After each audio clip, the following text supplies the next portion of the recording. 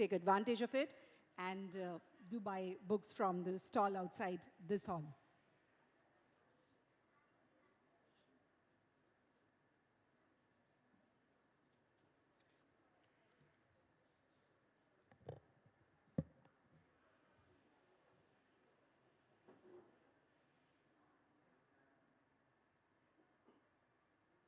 It's such a delight to see a house full here right now before we start with OLF 2025. It's good to see so many of you being here on a weekend to be a part of this literary festival, which is today an integral part of Odisha's literary events. Like I've always maintained, we were the trendsetter, started 13 years back, brought in that trend of literary festivals to Bhubaneswar, to Odisha. And it's good to see all these young people here in this hall as well. Can you all make some noise to know, we want to check your energy level. So those at the back, can you make some noise here? The young people, the young crowd?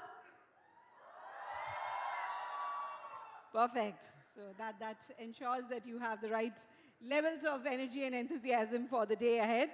We are hoping that level maintains throughout the day.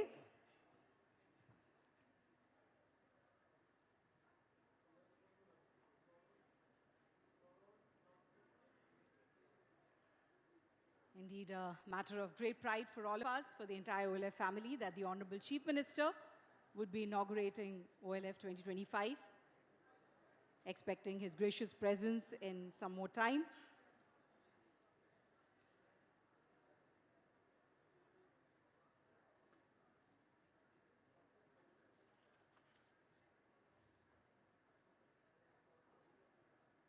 And of course, would once again like to take this opportunity to thank all our partners for their support to Odisha Literary Festival 2025. Our presenting partner, Aditya Birla Group, Gold Partners, KIT University, Rungta Sons Private Limited, Associate Partners, MGM Minerals Limited, Jindal Steel, S&M, IMFA, AMNS India, Sai International School, MCL, Sonsi Euphonia, Paradeep Port Authority, NALCO, our outdoor partner, Ajanta, book partner, Oxford Bookstore, hospitality partner, this wonderful Mayfair Hotels and Resort, knowledge partner, edX Live, radio partner, 92.7 Big FM, print partner, Pramay, and TV partner, News 7. So thank you once again to all our partners. पुणी थरे आपण समस्त को अनुरोध करी mobile phones को दयाकोरी आपण माने साइलेंट मोड रखी दियंतु माननीय मुख्यमंत्री खूब शीघ्र आम गहन आसी पहुँचे एवं आज कार्यक्रम शुभारंभ हम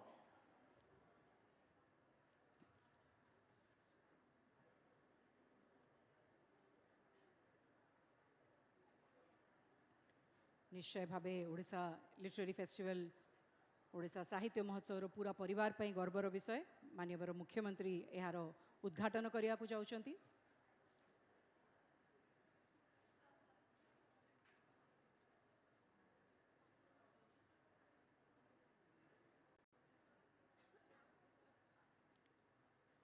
मु पुणी थे अनुरोध करी पिला माने जो माने पछरे छिड़ा होइछंती आपण माने एंट्रेंस टाकू ब्लॉक करिवे नाही टिके बाम पटुकू डाहाण पटु हेकी ही रहिबे एंट्रेंस टाकू खाली रखिबे माननीय मुख्यमंत्री एंट्रेंस पई।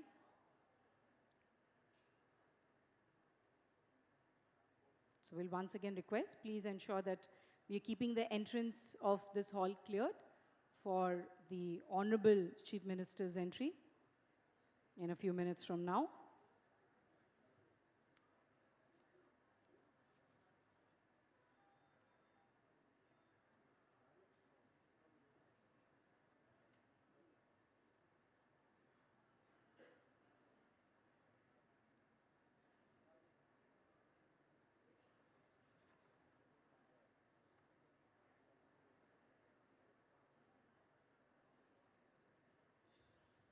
We would also like to inform that post the inaugural session, once the Honorable Chief Minister is departing, I'll request people to please stay back in the hall.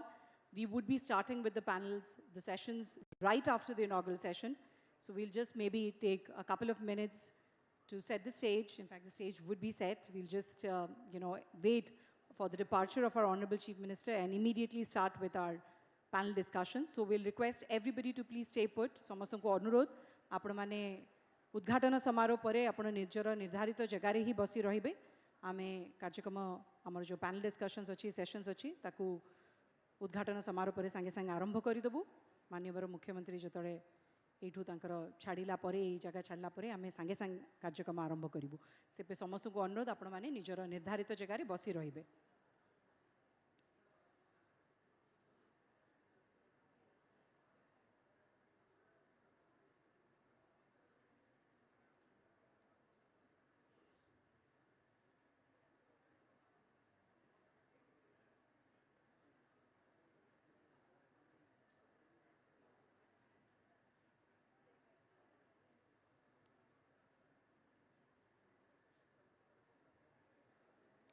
While today we have started by 11 a.m., we would just like to inform for tomorrow the schedule starts exactly at 10 a.m. So we are expecting all of you to be there. It's a Sunday, and I know a relaxed day for a lot of people, but we are expecting everybody to please join us here at this hall by 10 a.m. for OLF Day 2. We'll be wrapping up by the afternoon, and then we'll be having the Devi Awards later in the evening. So we'll request for your participation for tomorrow as well. And we have some very, very interesting sessions planned for tomorrow as well, which would be concluding with a contest. So a lot to look forward to.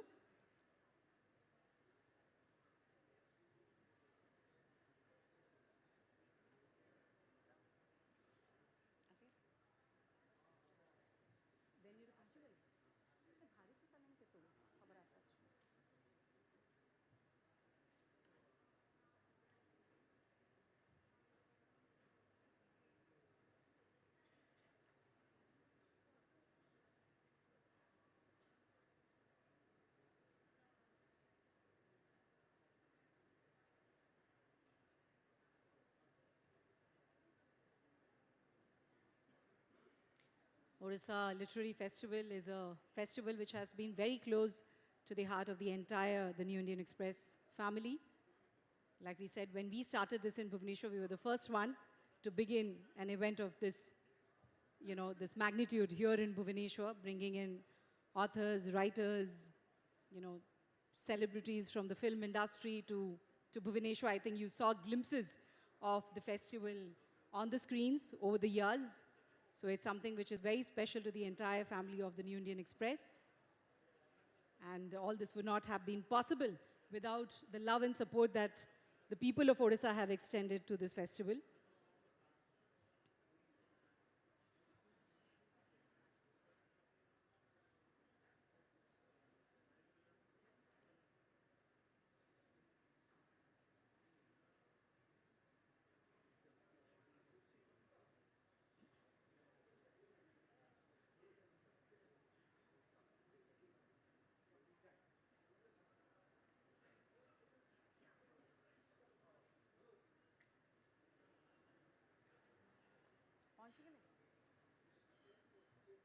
We've just got the information. He's already arrived at the venue. And he should be joining us in the next couple of minutes.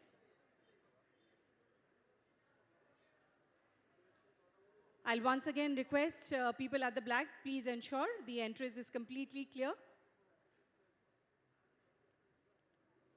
Out ke apna mane chahile out ke side hei jai paranti.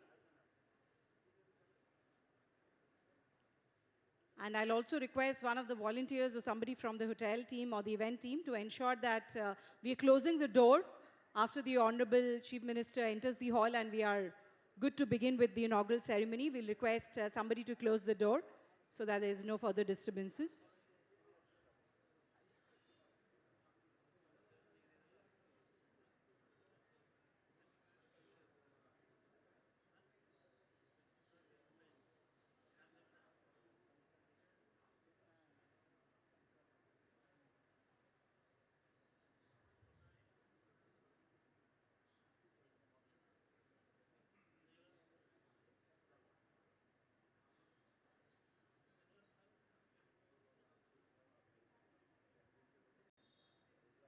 We are extremely delighted that the keynote address for OLF 2025 would be given by our Honorable Chief Minister.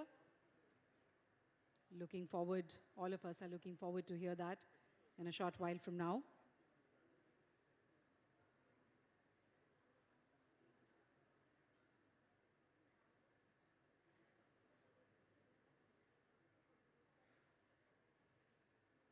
And we would actually like to also thank all the young people who are standing right at the back. I've been requesting you, all of you, to go to the sides, but thank you because you still haven't place to sit, but I can see the enthusiasm in all your faces for the event, and we are grateful. This is the love that brings us back to the city year after year.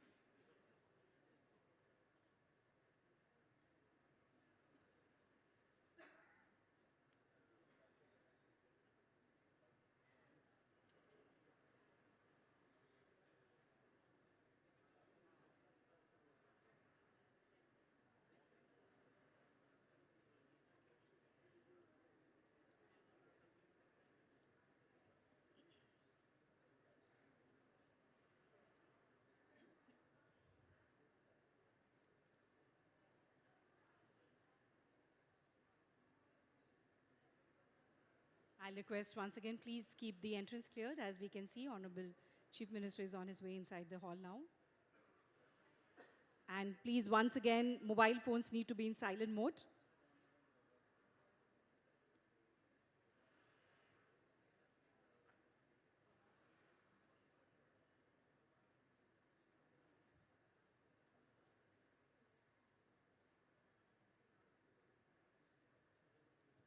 Going through the book stall before he enters the hall.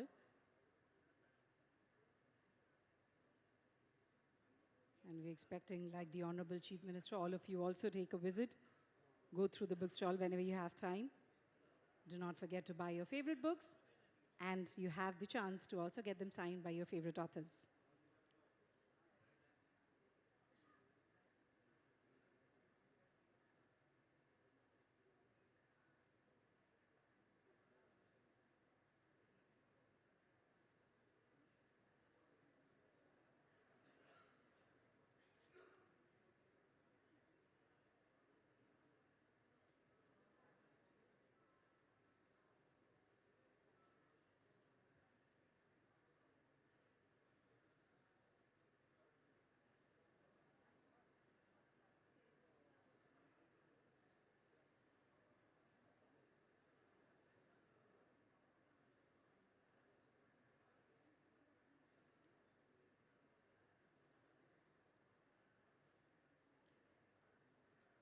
We are indeed grateful to our Honorable Chief Minister for taking out time from his hectic schedule to be a part of OLF 2025 and to inaugurate the festival in Bhubaneswar.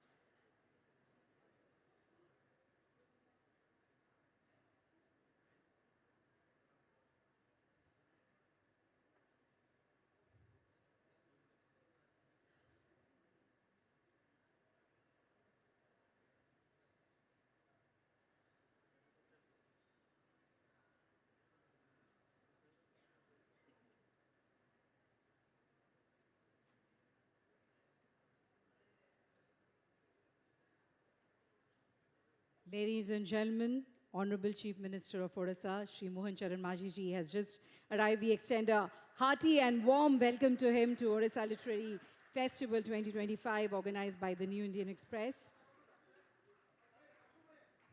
Indeed, a matter of great pride and prestige for us, and we'll request him to light the ceremonial lamp and officially inaugurate the Odisha Literary Festival 2025, accompanied by the editorial director of the New Indian Express, Mr. Prabhu Chawla, CEO, Ms. Lakshmi Menon, and resident editor, the New Indian Express, Bhubaneswar, Mr. Siba Mahanti.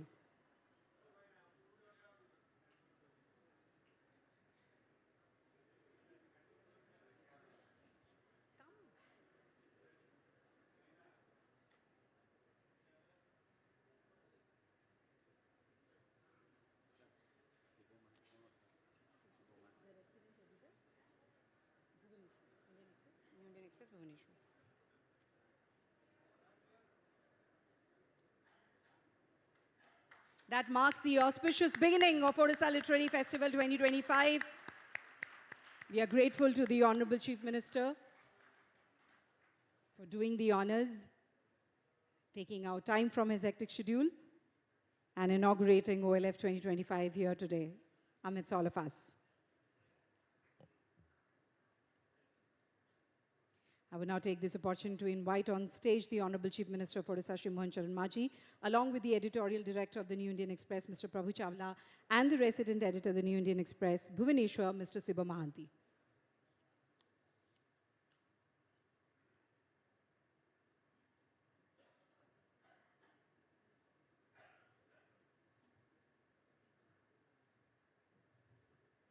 A hearty welcome to our Honorable Chief Minister once again. And of course, a warm welcome to all of you once again to Odisha Literary Festival 2025.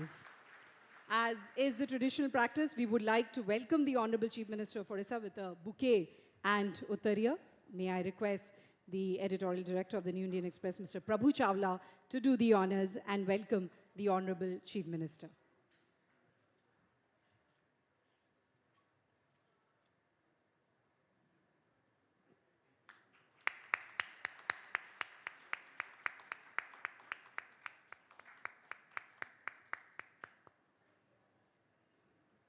Thank you so much. Ladies and gentlemen, every journey of learning begins with the divine blessings of Goddess Saraswati. As we commence today's event, let us unite in prayer through Saraswati Vandana, presented to you by Ms. Niharika Meher, a Hindustani classical trained singer and live show performer. Check.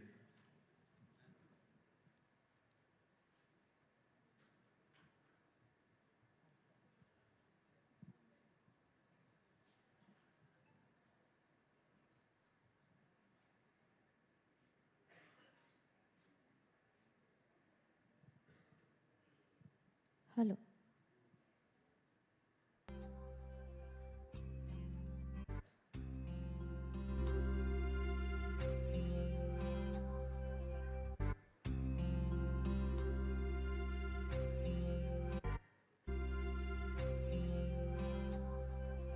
या कुन्देन्दु तुषारः रथवला या शुभ्रवस्त्रावृता या वीणा वरदण्डमण्डितकरा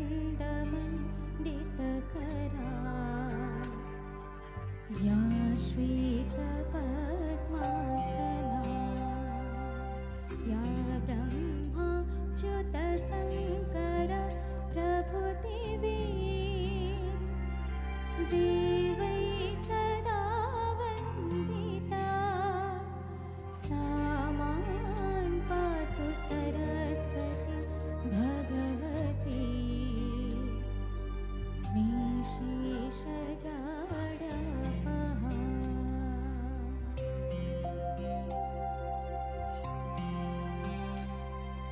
शुक्लं ब्रह्मविचारसार परमा आद्यां जगद्व्यापिनीं वीणा पुस्तकधारिणी अभयदा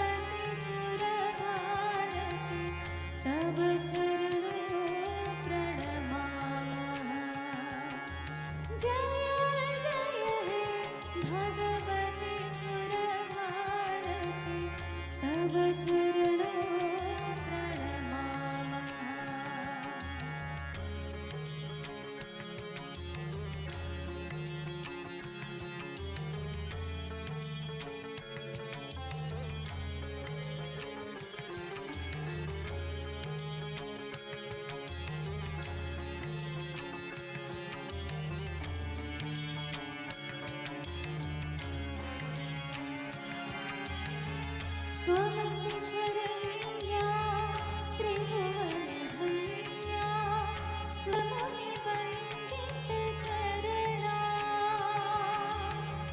त्वमसि शरण्या त्रिभुवनधन्या सुरमुनिवन्दितचरणा नवरसमधुरा कवितामुखरा नवरसमधुरा कवितामुखरा स्मितरुचिरुचिरा हरणा जय जय हे भगवति सुरभारति तव चरणों प्रणमामः जय जय हे भगवति सुरभारति तव चरणों प्रणमामः तव चरणों प्रणमामः तव चरणों प्रणमामः धन्यवाद Thank you so much for that lovely rendition. May I now request the resident editor, New Indian Express, Bhubaneswar, Mr. Sibha Mahanti, to present the welcome address.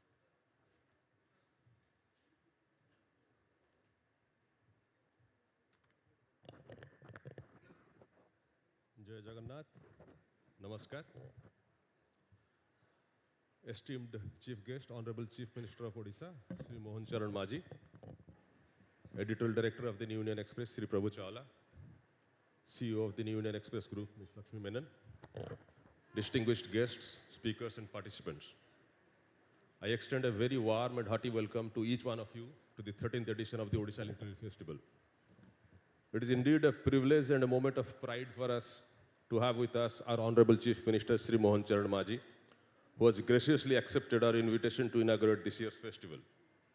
Sir, your presence today not only adds great significance to this occasion, but also inspires us to celebrate Odisha's rich literary heritage and its promising future with renewed energy and purpose.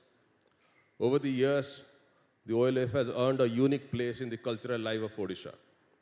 It is not just a festival of books and writers, it's a platform where literature, art, and ideas converge and flourish. Today, OLF has become one of the most important cultural events of our state, something that Odisha takes pride in presenting to the whole country. Odisha has always been known for its rich literary and artistic heritage and made a remarkable contribution to India's cultural identity. OLF has strived to build on that legacy and evolve into a platform where tradition meets the contemporary, connecting the past with the present and charting a course for the future. This year, our theme, Notes from the Field, New Narratives, Living Realities, is both timely and meaningful. Literature and art are not just imagination and creative expression, they genuinely reflect the experiences of people and the ground realities. They are the notes from the field, real, raw, and powerful. The expressions, be it in alphabets, strokes, rhythms, or musical notes, each gives birth to a narrative that has always had the power to shape realities. It can emerge from the most commonplace, like a farmer's field, a tribal household, a poor man on the street, but stir the human consciousness into reflection and action. Over the 2 days, beginning today, the OLF spanning 16 sessions over 15 hours with 30 speakers, all legends and distinguished personalities from varied fields of literature, art, music, and arts will bring you to the notes from the field through their works and experiences. Our Honorable Chief Minister, Sri Mohan Charan Majhi, is such a powerful story in himself. His rise from the humble beginnings in one of the most backward tribal villages to the highest office of the state encapsulates so many narratives within it. His struggles, his determination to succeed, his commitment to the people, and exemplary sense of service portray a narrative of hope and optimism. He inspires many. Sir, I once again welcome you to the Odisha Literary Festival. Apananko upasthiti pai ame कृतज्ञ. The OLF this year has brought together an unparalleled combination of leading writers, artists, actors, performers, intellectuals, political thinkers to create a space for dialogue, challenge ideas, and create new perspectives. In whole, we will be celebrating the diversity of thought and creativity over these 2 days. Before I finish, I would like to take this moment to acknowledge the people who have made OLF possible.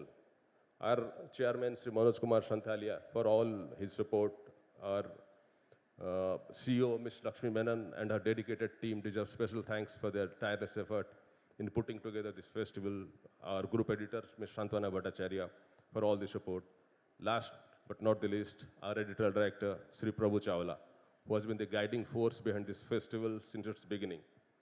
His vision, his commitment, the youthful exuberance that he has shown all through all 13 years have ensured that OLF continues to grow stronger each year. I thank him from the core of our heart. We are deeply grateful to our patrons, our sponsors, and not the least, the much engaging audience of Bhubaneswar, whose support and enthusiasm have turned OLF into a landmark. Without your support, this journey wouldn't be possible.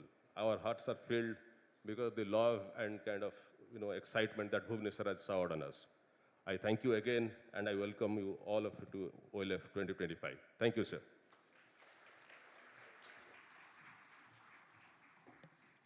Thank you so much, Mr. Mahanti, for the warm welcome. Ladies and gentlemen, it's a matter of great pride and prestige for us that the Honorable Chief Minister of Odisha, Shri Mohan Charan Majhi ji, has graced this platform today as the chief guest.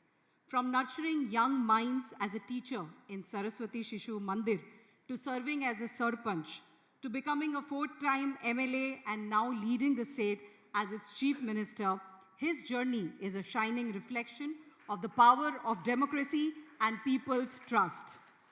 He has brought to governance the sensibilities of a teacher and the dedication of a grassroots leader, ensuring every policy carries the imprint of inclusivity and the voice of the common people.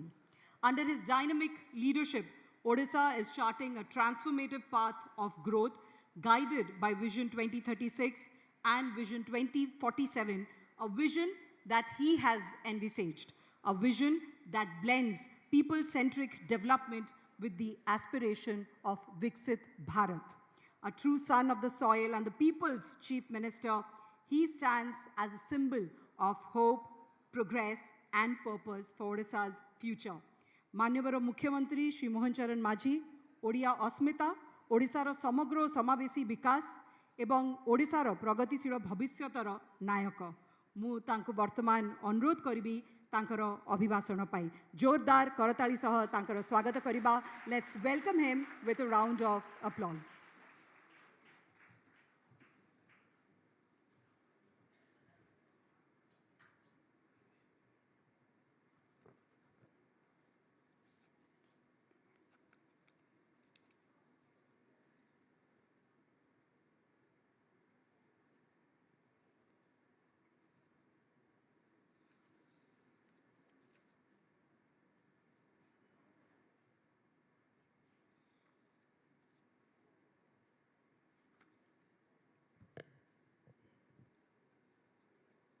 जय Jagannath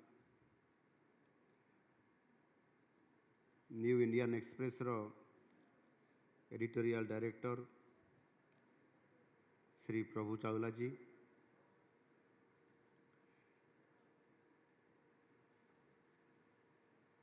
the resident editor Indian express Bhubaneswar Shri Shiv Mahanti महाशय, new Indian express रो संपादक reporter बंधुगण, एठारे उपस्थित लेखक साहित्यिक एवं शिक्षाविदगण एवं गणमाध्यम प्रतिनिधि वृंद, आज यही भाषा और साहित्य कार्यक्रम को आपण मानकु स्वागत।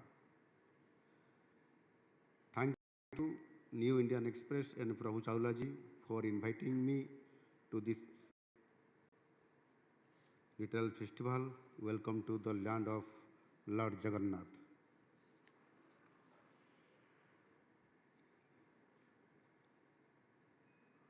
आज ये मोर परम सौभाग्य एभली एक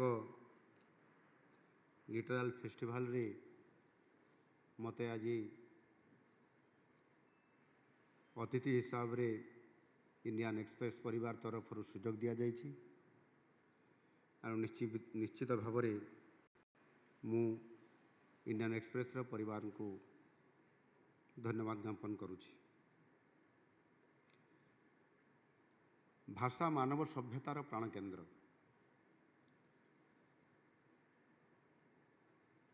ये निश्चित भाव में आमे जानिछंती यही न्यू इंडियन एक्सप्रेस पक्षरु जो यही लिटरारी फेस्टिवल ये कार्यक्रम आज 13 वर्ष हला ये कंटिन्यूअसली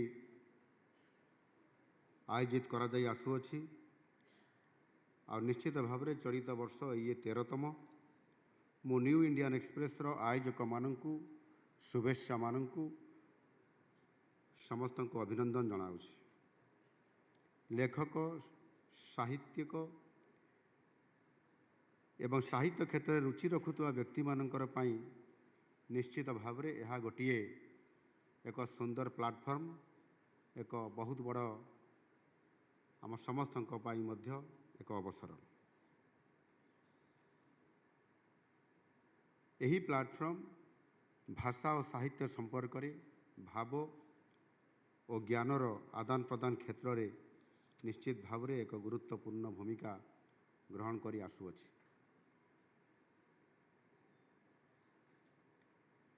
भाषा मानव सभ्यतार प्राण केन्द्र एक कथा मुझे आपण पाखरे पुनर्बार थे रखुछि। इंडो यूरोपीय भाषा परिवार भारतीय आर्य भाषा शाखार एक वरिष्ठ सुदूर प्राचीन भाषा होछि आम ओडिया भाषा। ख्रीष्टपूर्व प्रथम शताब्दी समयर खारबेलଙ୍କ हाथीगुंफा शिलालिपि तृतीय शताब्दीर धौड़ी और जौगड़ बौद्धपीठर विभिन्न उपादान बहु प्राचीन अभिलेख ताम्रफलक अनुशासन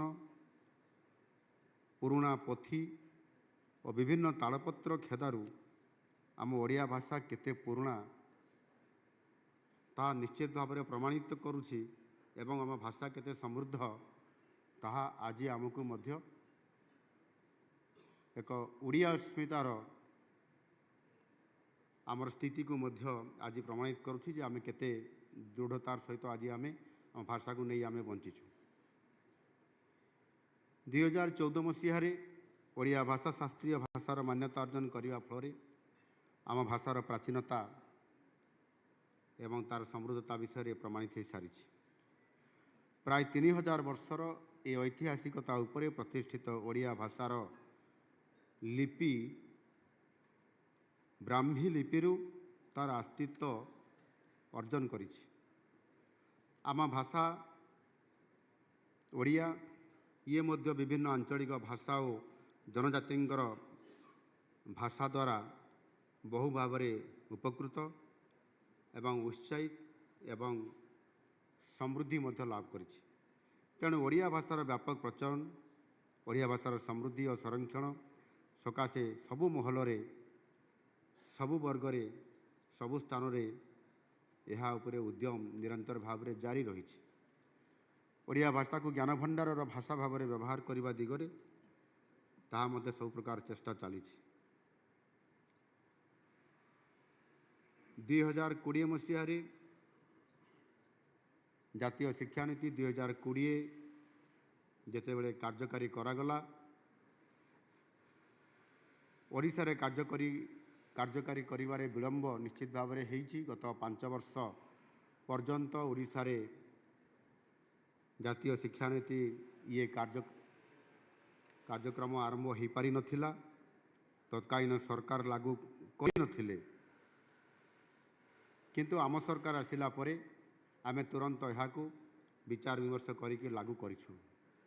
केंद्र सहित तांको सहयोगरे ये कार्यक्रम को आमे बहुत आगको नेबा पई मध्य सबु दिगर रास्ता खोली देइछु। आउ ये जातीय शिक्षानीति 2020 अनुजाई केंद्र सरकार विभिन्न पाठ्यपुस्तक एपरिकी आमे डाक्तरी पाठ पढ़ा केवल इंग्राजी रे एबे ए जातीय शिक्षानीति 2020 आसवा परे एबे डाक्तरी छात्र माने मध्य पाठ पढ़िबे ओडिया रे इंजीनियरिंग पाठ एवं अन्यान्य जेते सब वृत्तिगत विद्या अछि ताहा मध्य ओडिया भाषा रे समस्त प्रकार पाठ्यपुस्तक को आमे ओडिया रे ताहार कार्यकारी करिया पई चेष्टित अछु। ओडिया साहित्य भाषा याकू धरी क्रमोन्नति धीरे धीरे आमे अग्रसर होउछंती। तेबे जदि ओडिया हिस्ट्री बा ओडिया भाषार इतिहास को आमे अनुध्यान करिबा ताहले केबे ओडिया ताहार रुधिमंत हो पारिथिला एक कथा जदि आमे इतिहास को टिके फेरी जिबा ताहले निश्चित भावरे शूद्रमुनि सारला दास तांको पूर्वरु ओडिया लोक साहित्य अभिलेख साहित्य और लिखित साहित्य मध्य रही आसी अछि एवं ता सहित लोकगीत लोक कहानी लोक नाटक विभिन्न अभिलेख ओडिया भाषा को रुधिमंत जते बेले तांको द्वारा करा जाई पारिछि ठीक चर्या साहित्य बा सिद्ध साहित्य जाको कहा जाउछि प्रथम लिखित साहित्य भावे आम ओडिया रे ताको ग्रहण करा जाइछि।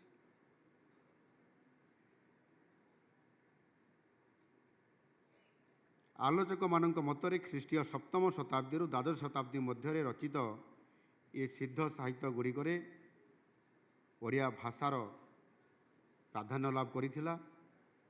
विभिन्न व्रत कथा चौतीसा कोइली गीत रचना सांग को आमर सबुठारु पुराणा पांजी मादला पांजी आम साहित्य भाषार ये अग्रगति को निश्चित भाव में ये सूचित करुछि। तापर जेतेबेले शूद्रमुनि सारला दासंकर ओडिया महाभारत एवं लक्ष्मी पुराण आदि रचना जगु ओडिया साहित्यर पृष्ठभूमि सुदृढ़ हो पारिछि। सारला महाभारत आम साहित्यर एक निश्चित भाव में एक अमूल्य संपद। सारलांक जुग को आम साहित्यर एक महान जुग भाव मध्य वर्णना करा जाइछि।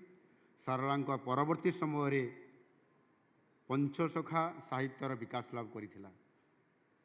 पंचसखांक रचना रे आध्यात्मिकता दर्शन सामाजिक सांस्कृतिक दिग गुड़िक विशेष भाव में आलोचित होइछि एवं लक्ष्मी पुराण निश्चित भाव में महिला सशक्तिकरण नहीं यह एक श्रेष्ठ रचना मध्य कहा जाई पारे। अन्य पक्षरे अति बड़ी जगन्नाथ दासंकर भागवत यह आज ओडिशा रे घरे घरे परिचित। यह एपरी एक ग्रंथ जो ओडिशावासींकर स्वाभिमान और अस्मिता को आज मध्य उजागर कर रखी आसुअछि। प्रति ग्राम रे भागवत टुंगी ओडिया सांस्कृतिक आध्यात्मिक जागरण रे यह सहायक हो पारिछि। भागवत ग्रंथर जन्मदिन मध्य पालन करा जिबा निश्चित भाव में यह एभली एक विरल घटना जहाँ विश्वर कौन सी ठारे मध्य आज पर्यंत यार लक्षण किंबा लक्ष्य देखा जाए ना।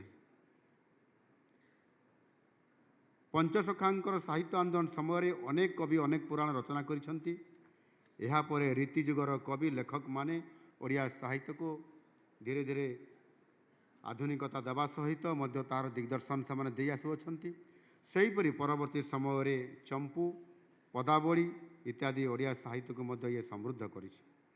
ओडिया सांस्कृतिक जीवनधारा रे और विदेशी शिक्षा प्रभाव में आरंभ होइतबा नगजार जागरण जेतेबेले छापाखाना प्रतिष्ठा करागला एवं विभिन्न पत्रपत्रिका मध्य धीरे धीरे प्रकाशन आरंभ होला सेते बेलको अनेक लोक आम ओडिया भाषा ओडिया साहित्य प्रति धीरे धीरे समाने यहा उपरे आक्रमण आरंभ करथिले एवं ए समय रे मध्य किछि लोक कहउथिले ओडिया एक स्वतंत्र भाषा नई।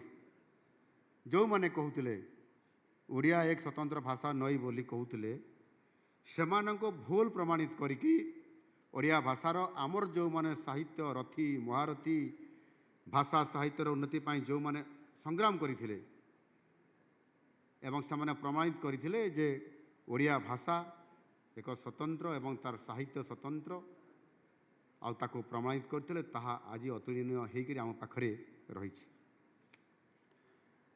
ପରବର୍ତ୍ତୀ ପର୍ଯ୍ୟାୟରେ ସନ୍ଥ କବି ଭୀମ ଭୋଇ, କବିବର ରାଜନାଥ ରାୟ, ଭକ୍ତ କବି ମଧୁସୂଦନ ରାଓ, ବ୍ୟାସକବି ଫକୀରମୋହନ ସେନାପତି, ସ୍ୱଭାବୀ କବି ଗଙ୍ଗାଧର ମେହେର ଏବଂ ପଲ୍ଲୀକବି ନନ୍ଦକିଶୋର ବଳଙ୍କ ଇତ୍ୟାଦି ଯେଉଁମାନେ ଆମର ଲେଖନୀ ଅମର ଲେଖନୀରୁ ଯେଉଁ ସାହିତ୍ୟ ସୃଷ୍ଟି ହୋଇଥିଲା ତାହା ଆମ ଭାଷାର ଏକ ଅମୂଲ୍ୟ ସମ୍ପଦ ହୋଇକରି ରହିଛି। ଯେଉଁ ସନ୍ଥ କବି ଭୀମ ଭୋଇଙ୍କର ଇଏ ସମାଜ ପ୍ରତି ଇଏ ସଂସାର ପ୍ରତି ଯେଭଳି ଭାବରେ ତାଙ୍କର କବି କାବ୍ୟ ଯେଭଳି ଭାବରେ ସେ କରିଥିଲେ, ବଜୀବନ ପଛେ ନର୍କେ ପଡ଼ିଥାଉ ଜଗତ ଉଦ୍ଧାର ହେଉ, ଏଭଳି ଲେଖା ଭାରତବର୍ଷରେ କୌଣସି କାବ୍ୟରେ ଲେଖାଯାଇ ନାହିଁ। ପ୍ରାଣୀଙ୍କ ଆରତ ଦୁଃଖ ଅପ୍ରମତ ଦେଖୁ ଦେଖୁ କେବା ସହୁ, ଇଏ ନିଶ୍ଚିତ ଭାବରେ ଆମର ସାହିତ୍ୟ କେତେ ରୁଧିମନ୍ତ ଏଥିରୁ ପ୍ରମାଣିତ ହେଉଛି। ଏହାପରେ ସତ୍ୟବାଦୀ ଯୁଗରେ ସତ୍ୟବାଦୀ ସାହିତ୍ୟ ପଣ୍ଡିତ ଗୋପବନ୍ଧୁ ଦାସ, ଗୋଦାବରୀଶ ମିଶ୍ର, ପଣ୍ଡିତ ନୀଳକଣ୍ଠ ଇତ୍ୟାଦିଙ୍କ ଲେଖନୀରୁ ସମୃଦ୍ଧ ହୋଇଛି। ଜାତୀୟତାବାଦୀ ଚେତନା ଓ ପ୍ରଗତିବାଦୀ ଚିନ୍ତାଧାରା ସେମାନଙ୍କର ଲେଖାରେ ନିଶ୍ଚିତ ଭାବରେ ଏଥିରେ ପ୍ରତିଫଳିତ ହୋଇଛି। ସ୍ୱାଧୀନତା ପୂର୍ବବର୍ତ୍ତୀ ଓ ପରବର୍ତ୍ତୀ ସମୟରେ ଅନେକ ଲେଖକ ଓ ସାହିତ୍ୟିକ ସମସାମୟିକ ସମୟରେ ସାମାଜିକ ସମସ୍ୟା ଗୁଡ଼ିକ ଉପରେ ଆଲୋକପାତ କରି ସେମାନେ ମଧ୍ୟ ଗଭୀର ଭାବରେ ତାର ପ୍ରଭାବ ପକାଇ ସାରିଛନ୍ତି।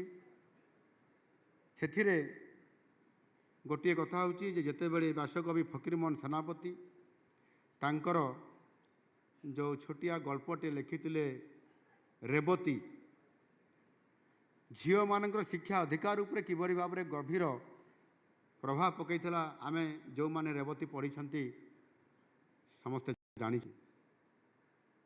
ଏବଂ ତାଙ୍କ ସହିତ କେବଳ ଇଏ ଝିଅମାନଙ୍କର ଅଧିକାର ଉପରେ ନୁହଁ, ତାଙ୍କ ସହିତ ଜମିଜମା ସଂକ୍ରାନ୍ତୀୟ ବିଭିନ୍ନ ସମସ୍ୟା ତାକୁ ଆଧାର କରି 6 ମାଣ 8 ଗୁଣ୍ଠ ଭୂମିହୀନ କୃଷକମାନଙ୍କର ସମସ୍ୟା ଉପରେ ମଧ୍ୟ ସମାଜକୁ ଇଏ ଲେଖା କେତେ ପ୍ରଭାବିତ କରିପାରିଥିଲା, ତାଙ୍କ ଲେଖାର ଇଏ ସାହିତ୍ୟର ଶକ୍ତି ବା ତାଙ୍କର ବରିଷ୍ଠ ପରାକାଷ୍ଠାରୁ ଆମେ ଜାଣିପାରୁଛନ୍ତି।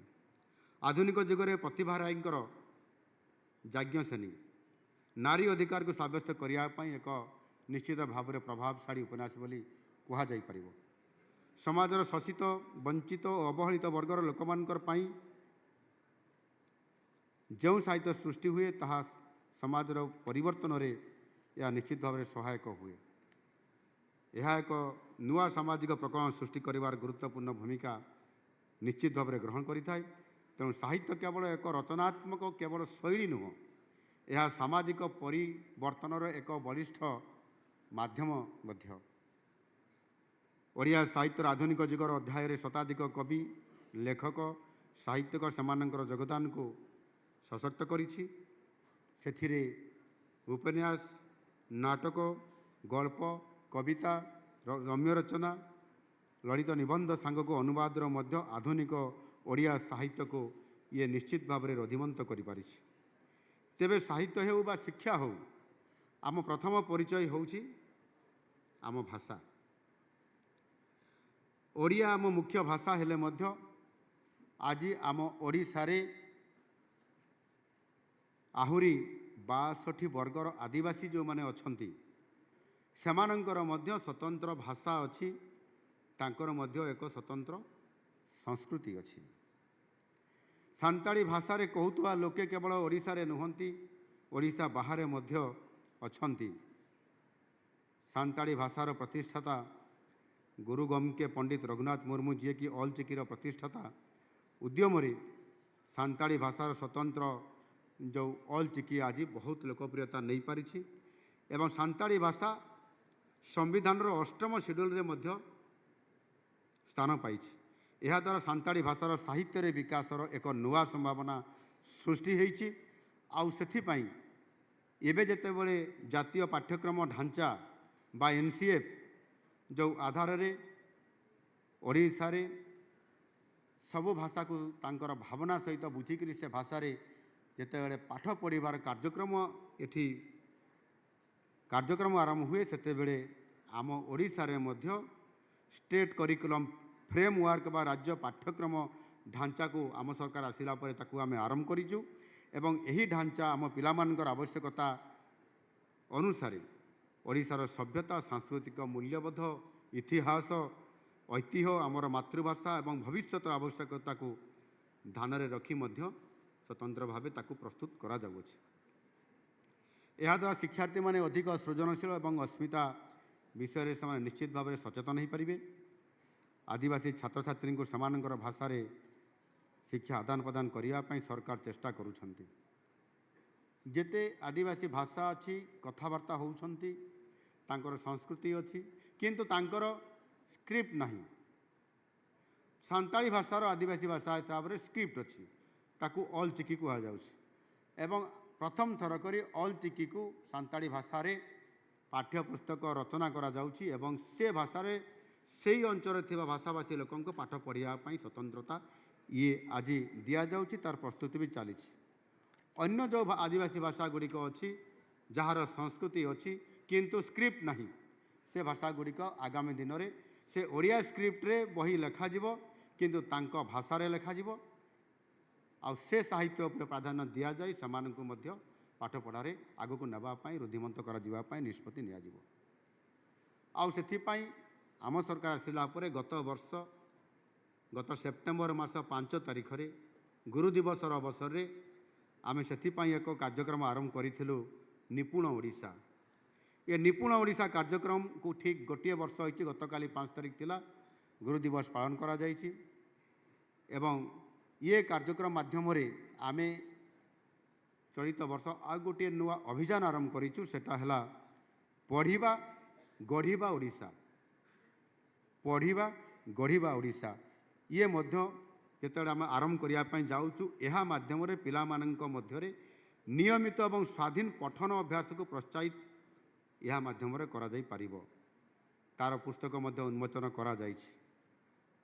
सरल कहानी पुस्तक माध्यम छोट पिला मध्य पठन एवं बोधगम्यता को यह माध्यम विकसित करा जाई पारिबो। एथि सहित विद्यालय गुड़ी को सुंदर एवं आकर्षणीय पठन स्थान भाव में विकसित करा जिवो। यह एकाधार 3टी स्तर रे प्रभावित करिवो भाषा साहित्य और अस्मिता। ये प्रक्रिया रे पाठ पढ़ा जेतेबेले पाठ पढ़ी पिला सबुबले यही 3टी विषय प्रति सबुबले सचेतन रहिबो एवं शिक्षक माने भी से प्रति ध्यान दे पारिबे। सबुठारु बड़ कथा होची आमर मूल कथा होची आमर अस्मिता। आमे जदि आम मातृभूमि को भल पाइबा मातृभाषा को भल पाइबा निज संस्कृति को भल पाइबा एवं निजर सबु ओडियार अस्मिता को नहीं आमर खाद्य चलणी परंपरा ताकू प्राधान्य जदि आमे देई पारिबा ताले निश्चित भाव रे आमर विकास निश्चित भाव रे अवश्यम्भावी। आपण यूरोप को देखंतु अमेरिका को देखंतु तांकर भाषा साहित्य प्रति सामान्य केते सचेतन रहउछंती किंतु आमे धीरे धीरे आमर संस्कृति परंपरा भाषा साहित्य को छाड़ी आमे पाश्चात्य आड़ को धीरे धीरे से आड़ को अग्रसर होउछंती किंतु सेमाने कुआडे जाउछंती सेमाने आम आड़ को आज आसुछंती किंतु आमे आमर भाषा साहित्य संस्कृति को रुद्धिमंत करने बदल में ताकू आमे छाड़ी दउछंती। एणु ये प्रति मध्य आज आमको ये जो गोटे बड़ प्लाटफर्म आज जो न्यू इंडियन एक्सप्रेस ग्रुप जो आज तरफ करा जाइए मु निश्चित भाव में कृतज्ञता व्यक्त करुछि जे 13 वर्ष धरी यही प्लाटफर्म को नियमित भाव उज्जीवित करी आसुछंती आउ आम अस्मिता प्रति सचेतन हेबारे यह एक बहुत बड़ प्लाटफर्म कहुब द न्यू इंडिया एक्सप्रेस ताको ग्रुप तरफ जो करा जाउछि।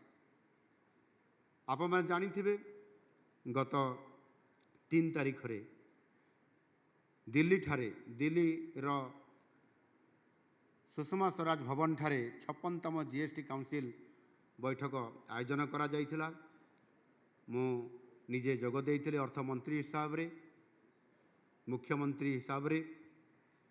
ଆପଣମାନେ ଜାଣନ୍ତି ମଧ୍ୟବିତ୍ତ ଏବଂ ଗରିବ ଲୋକଙ୍କର ଯେଉଁ ବ୍ୟବହାର କରୁଥିବା ପ୍ରାୟ ସମସ୍ତ ଦ୍ରବ୍ୟ ଉପରେ ଜିଏସ୍ଟିକୁ କମ୍ କରାଯାଇଛି ଏବଂ ସମ୍ପୂର୍ଣ୍ଣ ଭାବରେ କିଛି କ୍ଷେତ୍ରରେ ଛାଡ଼ ମଧ୍ୟ କରାଯାଇଛି। ଏହା ଏକ ଐତିହାସିକ ନିଷ୍ପତ୍ତି ନିଶ୍ଚୟ। ଦେଶର କନଜମ୍ପସନ୍ ବୃଦ୍ଧି ଓ ବ୍ୟବସାୟିକ ବାଣିଜ୍ୟ ବୃଦ୍ଧି କ୍ଷେତ୍ରରେ ଏହି ନିଷ୍ପତ୍ତି ଏକ ଯୁଗାନ୍ତକାରୀ ସାବ୍ୟସ୍ତ ହେବ। ଯେଉଁ ବିଦେଶୀ ଶକ୍ତିମାନେ ବିଭିନ୍ନ ବାହାନାରେ ଭାରତର ଅଭିବୃଦ୍ଧିକୁ ରୋକିବାକୁ ଚାହୁଁଛନ୍ତି ଏବଂ ସେଥିରେ ତାରିଫ ପରେ ତାରିଫ ବସାଇବା ପାଇଁ ଚାହୁଁଛନ୍ତି, ସେମାନେ କେବେ ହେଲେ ସଫଳ ହେବେ ନାହିଁ। ଏହାର ପ୍ରମାଣ ହେଉଛି ଯେ ଚଳିତ ବର୍ଷରେ ଯେଉଁ ଧାର୍ଯ୍ୟ କରାଯାଇଥିବା ଆମର ଦେଶର ଅଭିବୃଦ୍ଧି, ତାହା ଉପରେ ଗୋଟିଏ ଯେଉଁ ଅଭିବୃଦ୍ଧି ଆମ ପାଖରେ ଆସିକି ତା ରେଜଲ୍ଟ ପହଞ୍ଚିଲା, ଯାହା ଟାର୍ଗେଟ୍ କରାଯାଇଥିଲା ତାଠାରୁ ମଧ୍ୟ ଅଧିକ ଦେଶର ଅଭିବୃଦ୍ଧି 7.8%ରେ ଆଜି ପହଞ୍ଚି ପାରିଛି। ଦେଶର ଅର୍ଥନୈତିକ ଅଭିବୃଦ୍ଧି ପାଇଁ ଆଜି ମୋଦିଜୀ ଯେଉଁ ପଦକ୍ଷେପ ନେଉଛନ୍ତି ତାହା ନିଶ୍ଚିତ ଭାବରେ ଆମର ଆର୍ଥିକ ଅସ୍ମିତାକୁ ମଧ୍ୟ ସୁଦୃଢ଼ କରିବାରେ ଏହା ବୈପ୍ଳବିକ ପଦକ୍ଷେପ ବୋଲି କୁହାଯାଇପାରିବ। ଏଠାରେ ମୁଁ ଅସ୍ମିତାର କଥାକୁ ବାରମ୍ବାର କହୁଛି, କାରଣ ଅସ୍ମିତା ହିଁ ସମସ୍ତ ବିକାଶର ହେଉଛି ମୂଳ ମନ୍ତ୍ର। ଆମ ସରକାର ଆସିବା ପରେ ଅସ୍ମିତାର ସୁରକ୍ଷା ପାଇଁ ଅନେକ ପଦକ୍ଷେପ ନେଇ ଆସିଛନ୍ତି। ଆମେ ଉତ୍କଳ ଦିବସକୁ ଉତ୍କଳ ଗୌରବ ମଧୁସୂଦନ ଦାସଙ୍କର ଜନ୍ମପୀଠରେ ପାଳନ କରୁଛନ୍ତି। ସମସ୍ତ ମହାପୁରୁଷଙ୍କର ଜନ୍ମପୀଠକୁ ବିକଶିତ କରିବା ପାଇଁ ଯୋଜନାବଦ୍ଧ ଭାବରେ ଆମ ସରକାର କାର୍ଯ୍ୟକ୍ରମ ନେଇଛନ୍ତି ଏବଂ ଆମେ ଆହୁରି ଗୋଟିଏ ସ୍ୱତନ୍ତ୍ରତା ଦେଇଛୁ। ଉତ୍କଳ ଦିବସରୁ ଓଡ଼ିଆ ନୂଆବର୍ଷ ପର୍ଯ୍ୟନ୍ତ ଯେଉଁ 14 ଦିନ ଅଛି, ସେ 14 ଦିନ ସମୟକୁ ଓଡ଼ିଆ ପକ୍ଷ ଭାବେ ପାଳନ କରିବା ପାଇଁ ଚଳିତ ବର୍ଷ ଏ ପ୍ରକ୍ରିୟାକରଣ ଆମେ ଆରମ୍ଭ କରିଛୁ। ପ୍ରତ୍ୟେକ ଦିନ ଆମ ସଂସ୍କୃତିର ଗୋଟିଏ ମହତ୍ତ୍ୱପୂର୍ଣ୍ଣ ଦିଗ ସହିତ ଯୋଡ଼ା ଯାଇ ଏ ଉତ୍ସବକୁ ଆମେ ନିରନ୍ତର ଭାବରେ 14 ଦିନ ଧରି ପାଳନ କରୁଛୁ। ଇଏ ଓଡ଼ିଆ ଅସ୍ମିତାକୁ ଜାଗ୍ରତ କରିବାରେ ବହୁତ ବଡ଼ ଆଜି ସହାୟକ ହୋଇପାରିଛି। କଟକର ବାଲିଯାତ୍ରା ଏବଂ ବିଭିନ୍ନ ସ୍ଥାନରେ ହେଉଥିବା ବାଲିଯାତ୍ରା, ପଶ୍ଚିମ ଓଡ଼ିଶାରେ ହେଉଥିବା ବରଗଡ଼ର ଧନୁଯାତ୍ରା, ଏଭଳି ଯେଉଁ ପ୍ରସିଦ୍ଧ କାର୍ଯ୍ୟକ୍ରମ, ବିଶ୍ୱ ପ୍ରସିଦ୍ଧ କାର୍ଯ୍ୟକ୍ରମକୁ ଆମେ ମଧ୍ୟ ଜାତୀୟ ଏବଂ ଅନ୍ତର୍ଜାତୀୟ ସ୍ତରରେ କିଭଳି ଭାବରେ ପ୍ରସାରିତ କରାଯାଇପାରିବ ତା ଉପରେ ମଧ୍ୟ ଆଜି ଆମ ସରକାର ସ୍ୱତନ୍ତ୍ର ଭାବରେ ତାକୁ ଫୋକସ୍ କରୁଛନ୍ତି।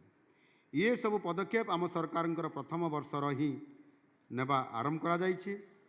ଏହା ଆରମ୍ଭ ହେଇଛି ମାତ୍ର, କିନ୍ତୁ ଆଗକୁ ଆମକୁ ଆହୁରି ଅନେକ ପଦକ୍ଷେପ ନେବା ପାଇଁ ପଡ଼ିବ। କାରଣ ଅସ୍ମିତା ସହିତ ଆମେ ଯଦି ସମସ୍ତେ ଯୋଡ଼ି ହେବା ନାହିଁ, ତାହେଲେ ବିକାଶ ମଧ୍ୟ କେବେ ଠିକ୍ ବାଟରେ ଯାଇପାରିବ ନାହିଁ। ବିକାଶ ହେଲେ ମଧ୍ୟ ଆମେ କେବେ ଆତ୍ମନିର୍ଭରଶୀଳ ହୋଇପାରିବା ନାହିଁ। ଏଣୁ ଓଡ଼ିଆ ଅସ୍ମିତା ଆମ ସାଙ୍ଗରେ ଯୋଡ଼ି ହେବ, ଆମେ ତାକୁ ନେଇକରି ହିଁ ଯିବା ପାଇଁ ପଡ଼ିବ।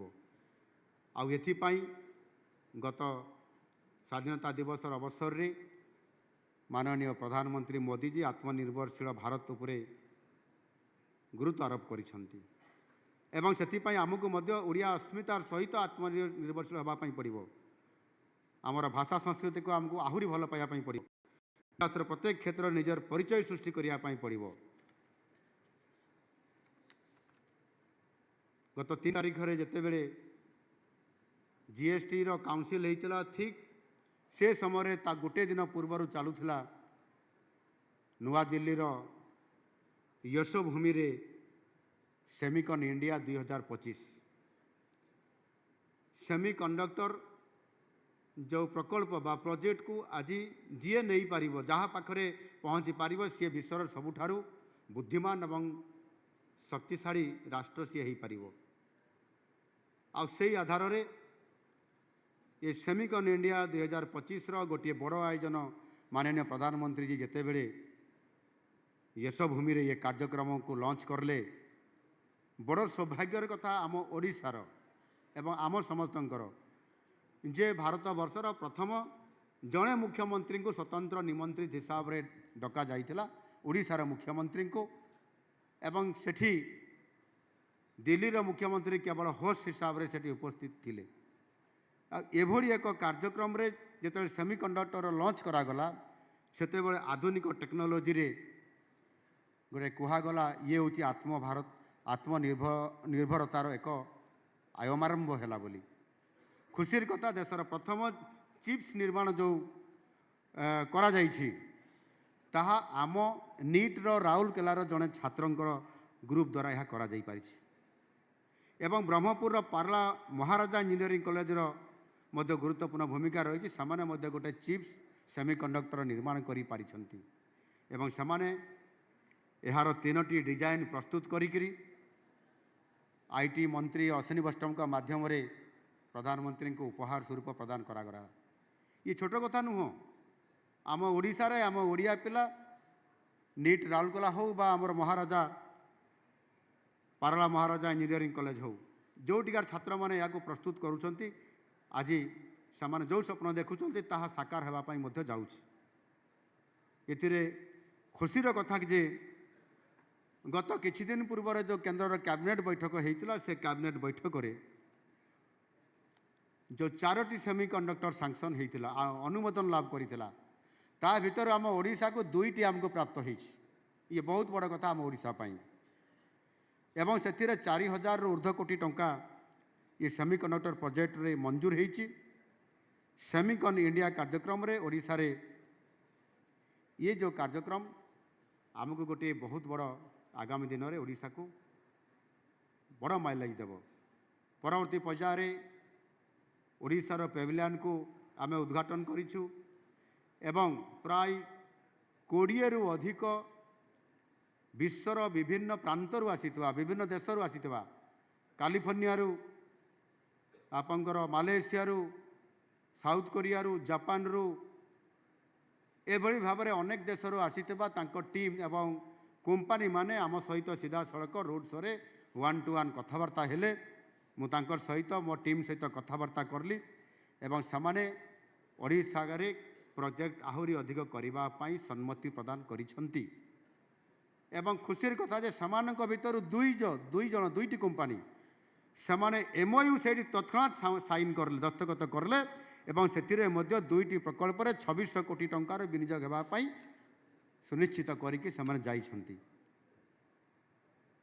पूर्वर आरआईआर पावर इलेक्ट्रोनिक्स गोटे silicon carbide wafer fabrication unit मध्य से प्रतिष्ठा करुछि आसंता वर्षे 2 वर्ष मध्य ओडिशा सेमीकंडक्टर क्षेत्र में देशर एक पावर हाउस बनिया पे जाउछि आम सरकार आसिबा परे ओडिशा अति त्वरित गति रे विकासर मार्ग रे अग्रसर होउछि 17 लाख कोटी टंकार निवेश शिल्पायन क्षेत्र में एवं 13 लाख नियुक्ति पाई मार्ग प्रस्तुत आज हो सारी एवं से 2 लाख कोटी टंकार आम ग्राउंड ब्रेकिंग कर सारीचु ये विशेष करके महिला कृषक मानकर सामाजिक सुरक्षा एवं तांकर विकास को आम आखि आगे रखी तांकर विकास पाई सुभद्रा एवं समृद्ध कृषक योजना परी कार्यक्रम मध्य समानक जीवन में ये कार्यक्रम कार्यकारी करा जिबा द्वारा आज गोटे व्यापक परिवर्तन होबार लक्षण देखा देछि एवं परिवर्तन मध्य आनी पारिछि सेथिरे महिला मानक क्षेत्र में जिते बड़े लाखपति दीदीर कथा को माननीय प्रधानमंत्री नरेंद्र मोदी जी आह्वान देइथिले आमे लाखपति दीदी बनैबारे सुभद्रा योजनार प्रभाव कारण आम देश में 17 लाख लाखपति दीदी तैयारी माने सेमानको लाखपति दीदी बनई पारिछु जो थे कि भारत वर्ष में प्रथम स्थान अधिकार करिवार सौभाग्य मध्य ओडिशा एथिरे लाभ करि पारिछि भविष्य प्रति समाने एवं पूर्व अपेक्षा आहरी अधिक आशावादी एवं आत्मविश्वासी सहित काम करने बहुत बड़ गोटे प्लाटफर्म आज आसीपारी गत 14-15 मास धरी आम सरकार नूतन कार्यक्रम विकासर एक नुआ दिग आड़ को गति करुछि आमर कार्यक्रम समस्त मध्य आत्मविश्वास आज स्वाभिमान सृष्टि करि पारिछि एही आत्मविश्वास ओडिया अस्मिता को साथी रे नहीं आमे आउ 2 पाद आगु को जीवापाई 2036 रे जो विजन डॉक्यूमेंट आम प्रस्तुत करिछु समृद्ध ओडिशा तथा विकसित ओडिशा एवं मोदीजींकर जो आह्वान अच्छी विकसित भारत 2047 रे सेतिरे ओडिशार बहुत बड़ा भूमिका बा योगदान देवार कार्यक्रम मध्य रही सारी एवं निजे मोदीजी मध्य विश्वास और भरोसा दे ओडिशा को फोकस करुँच संभावना राज्य हिसाब से अनेक समय आमको गुरुत्व आरोप कर दिग्दर्शन और विकास क्षेत्र में प्रत्येक अस्मिता और आत्मनिर्भरतार एक बड़ प्रभाव आज ओडिशा उपरे ओडियांको उपरे पड़िबारे आरंभ होईछि। बंधुगण विकास प्रक्रिया उपरे मु सम्यक तथ्य उपस्थापना करली कारण ये मौलिकता यार मौलिकता एक साहित्य कार्यक्रम माध्यम साहित्य हेउछि समाजर दर्पण समाज जीवन व्यक्ति चरित्र व्यवस्था को नहीं निश्चित भाव में साहित्य सृष्टि होता है। जड़े सत् साहित्यक समाजर अघोषित व्यवस्थापक कारण से ही समाजर संस्कार संशोधन गुणात्मक परिवर्तन और मानविकतार प्रतिष्ठा पाई सी ही आगबर होगी आसी था एवं ता कलम उन्नरे तार शक्ति को से प्रदर्शन करी लोकों पाखे पहुँचाई पारि थाए। सारा देश में यही एवं आम ओडिशा रे जो परिवर्तन गोटे आज लहर देखापी आसूँ सबु क्षेत्र में परिवर्तन आपण मैंने भी अनुभव करें से टेक्नोलोजी क्षेत्र में गोटे विराट जो परिवर्तन होउछि आज आमर चिराचरित सामाजिक चलनी रे व्यापक भाव में यह एक बड़ परिवर्तन आज आनी देछि। तेणु साहित्य रे ये परिवर्तन प्रतिफलित मध्य हब बोली मु निश्चित भाव में आशा करी।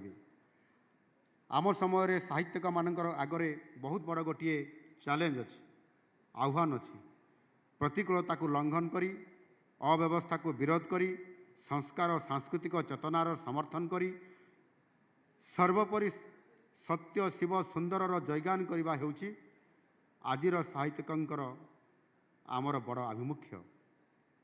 मोर आशा आमर साहित्यिक माने ये दिगरे यथेष्ट उन्मुख हेबे साहित्य उत्सव एपरी सुजोग मान सृष्टि करुच्ची जो देशर विभिन्न स्थानर विभिन्न भाषार लेखक माने जगदे परस्पर मध्य मत विनिमय करने सहित नूतन सृष्टि संधान में से उत्साहित होउछंती। मोर आशा और विश्वास एपरी उत्सव आम समस्त को अनुप्राणित करने सहित साहित्यर सामग्रिक जययात्रा यह निश्चित भाव में सहायक हो पार। धन्यवाद। वंदे उत्कल जननी।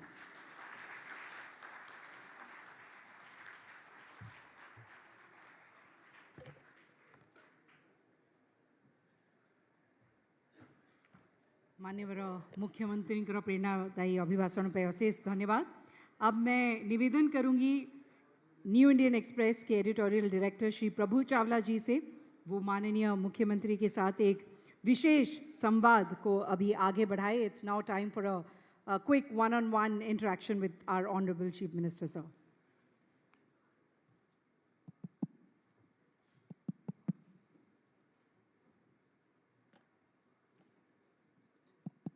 Hello. Working, huh? Can you hear me? Yeah, thank you.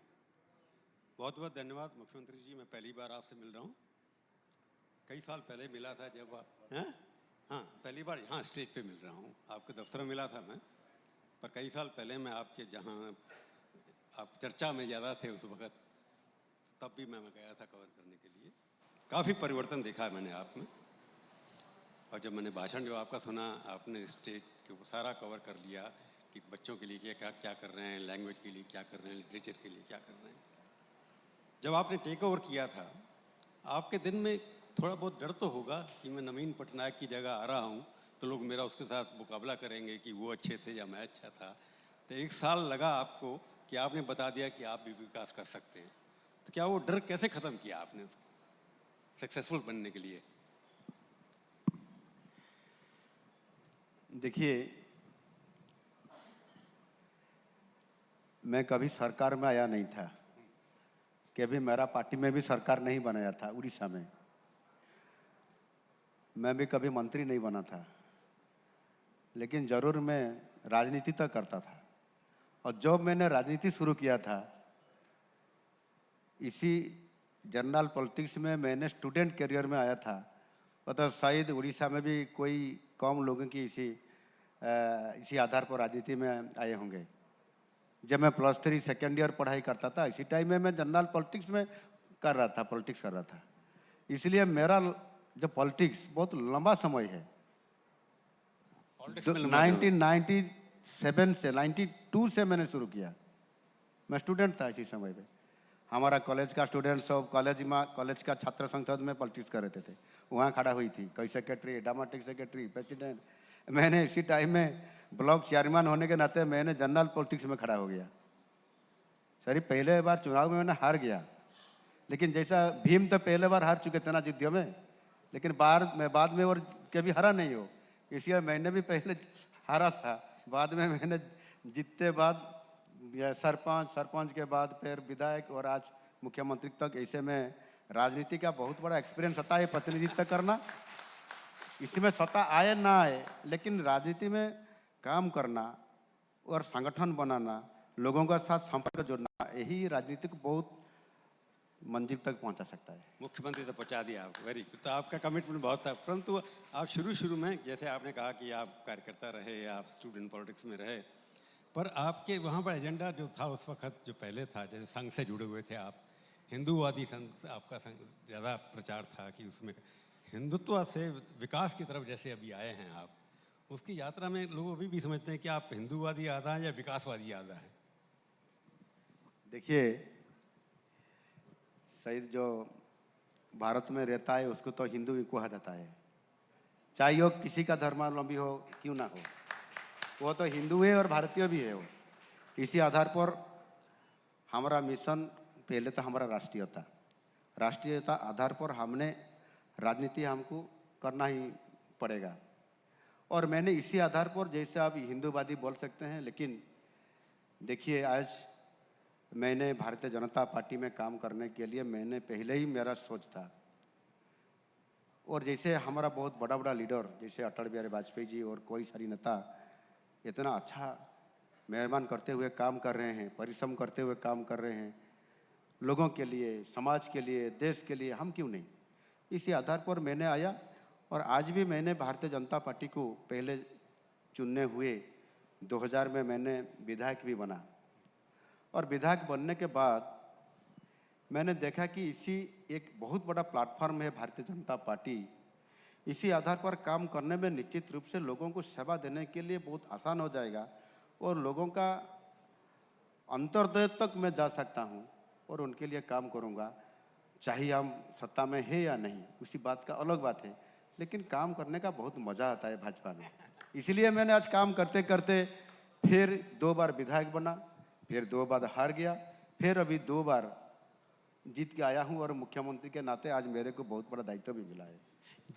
धन्यवाद बहुत बहुत आपका। मैं जैसे ही बने मुख्यमंत्री, मेरे को लगता है यहाँ पर उड़ीसा में इंडस्ट्री के बारे में बहुत चर्चा होती है, आपने सेमीकंडक्टर के बारे में बहुत कुछ किया जी। तो 2-3 चीज़ें बताइए जो आपको लगता है कि इंडस्ट्रियल स्टेट कैसे बन सकता है। यहाँ पर सब कुछ है, माइंस हैं, मिनरल्स हैं, परंतु उसका प्रयोग यहाँ का इंडस्ट्रियल डेवलपमेंट करने के लिए नहीं हो रहा, तो आप कैसे लाएंगे? लोग पहले भी आते थे पर यहाँ उतना विकास नहीं हो रहा जितना इंडस्ट्री में होना चाहिए। नहीं, आपने सही बोले कि हमारा उड़ीसा में माइंस है और जो माइंस हमारा उड़ीसा में कोई दूसरा स्टेट में, प्रदेश में नहीं है। आयरन और है, मैंगनीज है, बॉक्साइट है, क्रोमाइट है, कोल है और कई सारी माइंस भी है।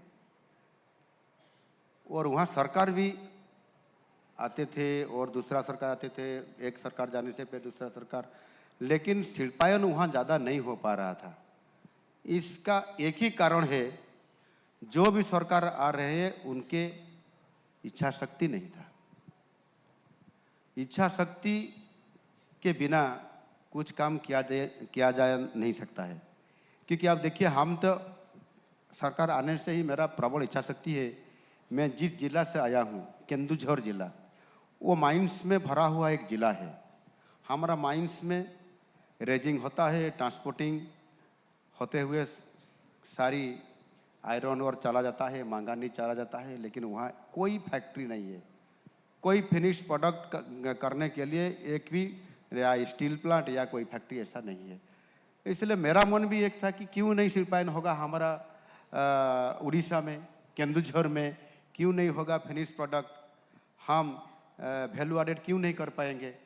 जब मैं 2000 से विधायक बना, इसी आधार पर हमने सरकार को क्वेश्चन करने लगा और करते करते मैंने कैसे हमारा उड़ीसा में ज़्यादा से ज़्यादा शिल्पायन करने के लिए मैं कोशिश तो कर रहा था, लेकिन मेरा शक्ति इतना नहीं था कि मैं क्या कर पाऊँ या नहीं। लेकिन आज मेरे पास ऐसे शक्ति आ गया कि मैं आज करने के लिए जा रहा हूँ। इसी जो शिल्पायन के बारे में हमने जैसे आज Utkarsh Odisha make in Odisha conclave के नाते हमने शुरू कर रहे हैं। आज देखिए हमने 17 लाख करोड़ का हमने प्रपोजल लाया और 13 लाख का एमओयू साइन किया, 13 लाख जॉब सृष्टि भी हमने किया। और इसी करते करते स्वयं प्रधानमंत्री उधर आते हुए हमको दिग्दर्शन दिए और मार्गदर्शन के देने के नाते जैसे एक बहुत बड़ा माहौल बना। जो पोस्को वहाँ एक दिन आया था, साउथ कोरिया का पोस्को बहुत बड़ा कंपनी जो स्टील बनाने का कंपनी, आज मेरे उड़ीसा में इंडस्ट्री शिल्पायन करने का जो हमने आज मैंने एक न्यू पॉलिसी के नाते काम करने जा रहा हूँ और ग्राउंडिंग भी कर रहा हूँ। पोस्को फिर सोचा कि मैं उड़ीसा या इंडिया कब जाऊँगा, कैसे जाऊँगा, कौन मेरे को लेगा। मैंने बोला मैं लाऊँगा। और देखिए मैंने पोस्को को साउथ कोरिया से इंडिया लाया और 72 घंटा तक आपका न्यूज में छपा गया कि पोस्को आ गया इंडिया, पोस्को आ गया। तो मोदी जी भी उनको स्वागत किए और स्वागत करते करते बोले अरे आप तो इंडिया आ गया, बहुत स्वागत की बात है, लेकिन आपने अच्छा किया कि आपने लोग ढूंढ रहे हैं पोस्को इंडिया आ गया तो कहाँ गया। और आपने मोहन माझी आपको बुला लिया उड़ीसा चीफ मिनिस्टर आ रहा, आप उड़ीसा चले गए। वो भी बात हुआ। मैंने उड़ीसा को पोस्को को ले आया और उड़ीसा के साथ मेरा केवंझर डिस्ट्रिक्ट को भी मैं ले आया। अर्थात मैं चाहता हूँ कि मैं जैसे मेरा जिले में इतना माइंस है आयरन और है, तो क्यों फिनिश प्रोडक्ट नहीं होगा, वैल्यू एडेड इंडस्ट्री नहीं होगा। इसी आधार पर आज हमने एक डिस्ट्रिक्ट मेरा केंदुझर जिला में नहीं, हर डिस्ट्रिक्ट में माइंस इंडस्ट्री होगा। इसलिए हमने हर डिस्ट्रिक्ट में इंडस्ट्री बनाने के लिए ज़्यादा इंफ्रास्ट्रक्चर और उनके साथ साथ कैसे किया जाएगा इंडस्ट्री, इसी आधार पर कर रहा हूँ। और जैसे मैंने एमओयू साइन किया और बाद में हमने जो प्रधानमंत्री को बुलाने के बाद फिर लोग पूछने लगे 2 महीने के बाद आप तो इसे एमओयू साइन कर लिया, लेकिन ग्राउंडिंग कब कर रहे हैं। आप चिंता मत करिए, हमने जा रहा हूँ उसी करने के लिए। 4 जगह में हमने ग्राउंडिंग भी किया, करीब 2 लाख करोड़ की भी आज हमारा ग्राउंडिंग प्रोजेक्ट शुरू हो गया और मैं पीछे नहीं हटने वाला हूँ, बहुत आगे बढ़ने वाला। जैसे सेमीकंडक्टर आज बारे में बोल रहे थे, हमको 2 मिला था और 2 हमने जाके दिल्ली से सेमीकॉन इंडिया 2025 में जो सब भूमि से फिर ला के आया। जी मैं आपसे आपने एक बात कहा कि यहाँ माल सारा है, माइंस यहाँ पर है, क्या आप ये सोच रहे हैं कि ऐसा नारा लगाना कि यहाँ का माल यहीं बनेगा, raw material make in Orissa policy, ऐसा सोच रहे हैं कि उड़ीसा का माल उड़ीसा में ही बनेगा, यहाँ से बाहर नहीं जाएगा? नहीं, बिल्कुल इसी आधार पर ही हम काम कर रहा हूँ। जैसे come to Orissa, make in Orissa, make in Odisha, come to Orissa and make in Orissa, निश्चित रूप से पॉलिसी। इसी मेक इन ओडिशा का करने के लिए तो हमने उत्कर्ष ओडिशा नाम पर आज कर रहा हूँ।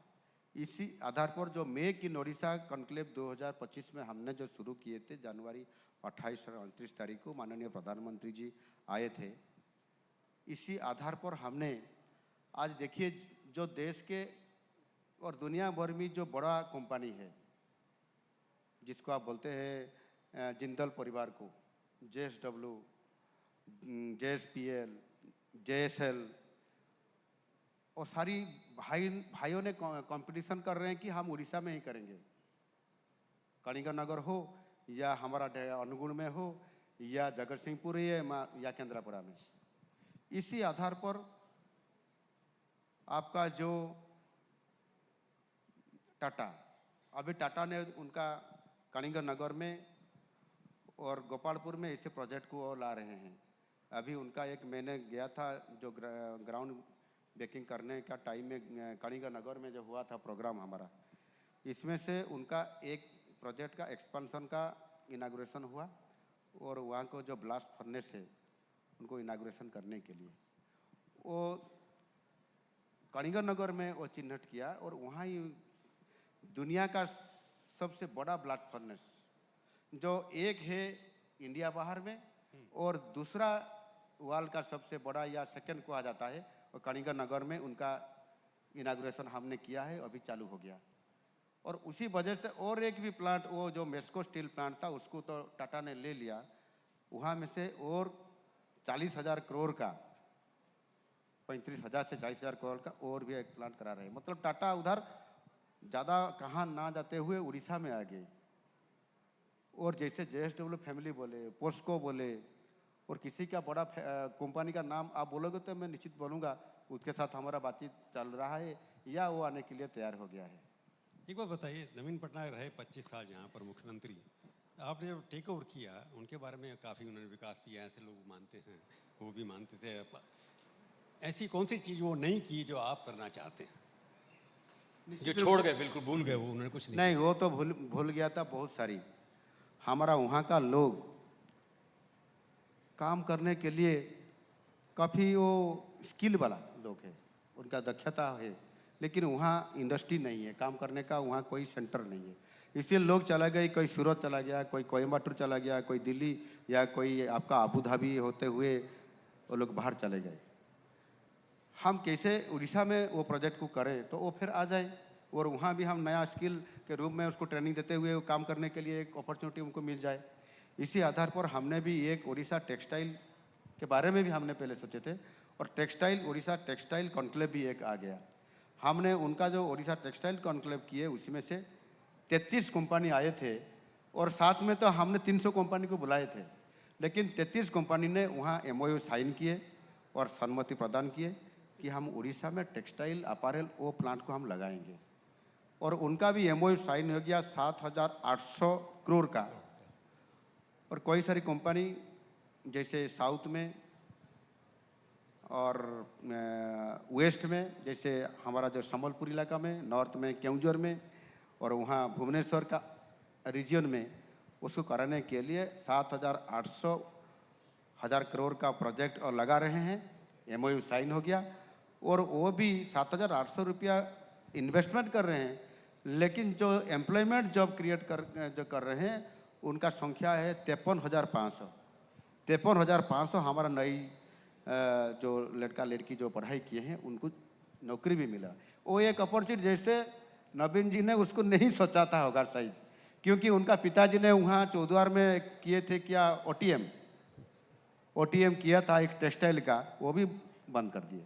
आपने उनके पिताजी का नाम लिया अभी, वो कहते हैं हमारे पिताजी के नाम पर कितनी स्कीम चालू की थी, उनको बदल दिया, नाम बदल दिया आपने। मैंने उनको नाम कहाँ बदला ले रहे हैं क्या पिताजी? बीजू पटना का नाम पर तो हमने इंटरनेशनल एयरपोर्ट है, हमने और कोई सारी जो पुरस्कार दिया जा रहा है ना वो बीजू पटनायक के नाम पर ही है, हमने बंद नहीं किए, वो बंद भी नहीं होगा। वो उनका हम बीजू पटनायक तो हमारा एक बरपुत्र था, इसी आधार पर हमने कभी उनको सम्मान करते हैं, उनके आधार पर भी हम चाहते हैं, वो नहीं होगा।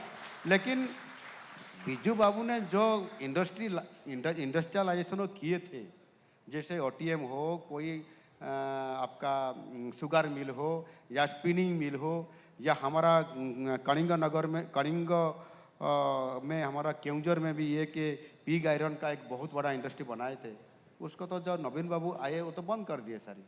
उनका क्यों उनका पिताजी का प्रोजेक्ट को रखा नहीं? मतलब उनका इच्छा नहीं था, और दूसरे राज्यों में दूसरा काम करने के लिए सोचा होगा। तो आपका ये मंशा नहीं है ना कि बीजू पटनायक के नाम से कुछ है वो सब मिटा देंगे हम, ये तो नहीं करेंगे ना?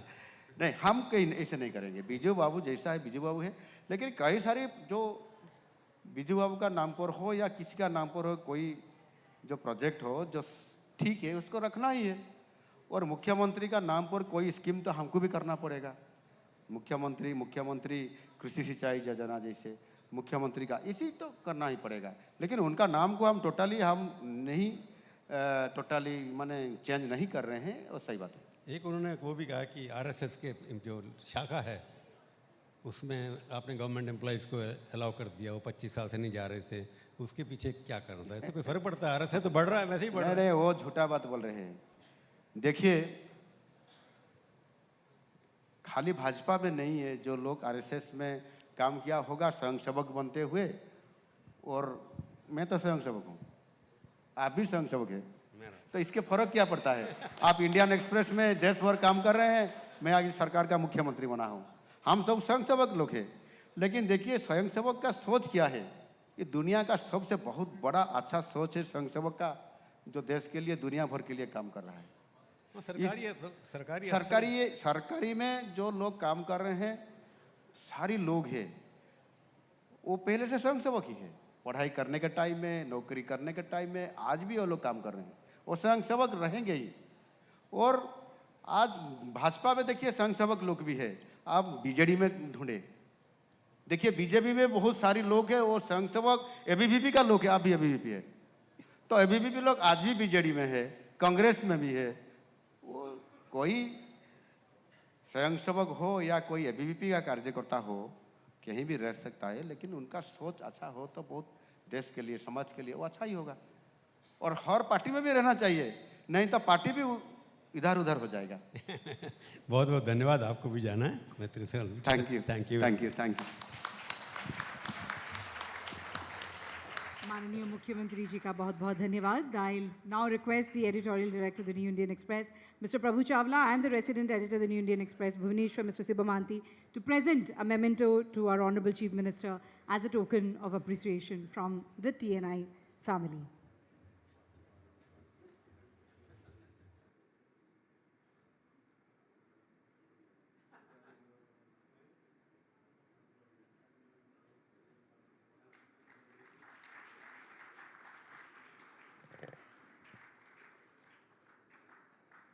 Thank you. Thank you so much. May I now request the New Indian Express CEO, Ms. Lakshmi Menon, to please present the vote of thanks.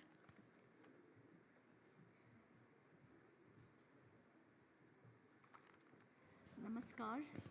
On behalf of the New Indian Express, I extend our heartfelt gratitude to the Honorable Chief Minister of Odisha, Shri Mohan Charan Majhi. Thank you for your gracious presence here today. Your words of encouragement have reinforced the spirit of this festival, that to celebrate literature, culture, and the power of ideas. Our sincere gratitude to our eminent speakers of this edition who've gathered here today, who've joined us for this edition. Your voices and perspectives are what make this festival so meaningful. Our sincere appreciation to all our sponsors for their unstinting support. To the audience at Bhubaneswar, lovers of literature and ideas who've gathered here today, you are the true heartbeat of this festival. A big thank you for your presence and encouragement. I once again extend my gratitude to the Honorable Chief Minister and all who've gathered here today as we look forward to 2 days of stimulating discussions and the joy of celebrating the written word. Dhanyavad. Apan mane samasta sahityare ihi porbaku upabhoga karantu. Thank you.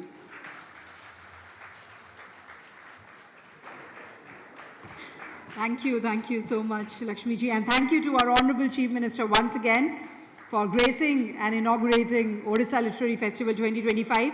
Could I request people also please stay put? I'll request everybody to stay seated. ସମସ୍ତଙ୍କୁ ଅନୁରୋଧ ଆପଣ ନିଜର ନିର୍ଦ୍ଧାରିତ ଜାଗାରେ ବସି ରୁହନ୍ତୁ.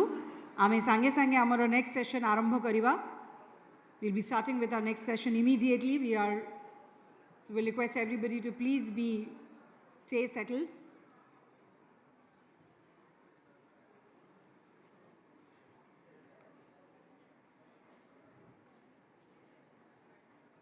So after a grand inaugural ceremony, we are ready to start with our sessions. And what a beautiful way to begin day one of OLF 2025 with a session on love, life and literature. I'll request everybody to please settle down once again. The Honorable Chief Minister might be giving a media bite outside, but I'll request the audience, please settle down.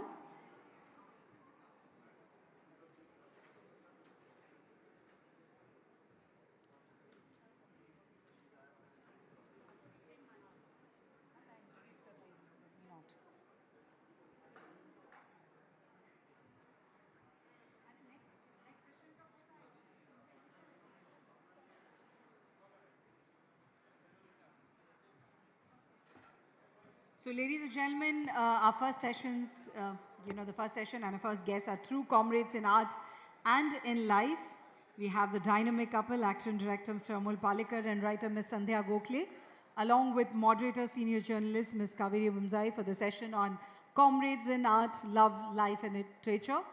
As we set the stage, I'll take this little time to introduce our guests, though I believe that they do not need an introduction, but it's an honor for us and for any MC to do this introduction for these wonderful people that we have with us for the first session.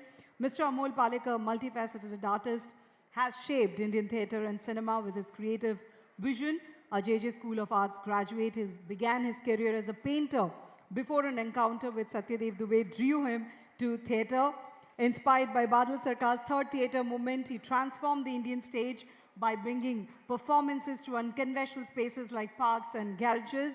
In the 1970s, his cinematic role as the relatable boy next door redefined Hindi cinema with 3 consecutive Silver Jubilee hits.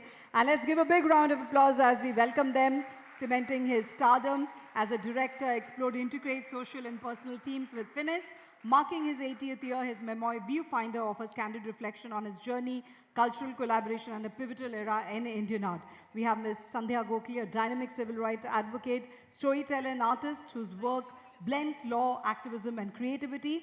Known for her bold narratives and deep empathy, she has authored 8 acclaimed feature film scripts, including Paheli, India's official entry to the 2006 Oscars, adapted from Vijayadan Detha's Duvidha.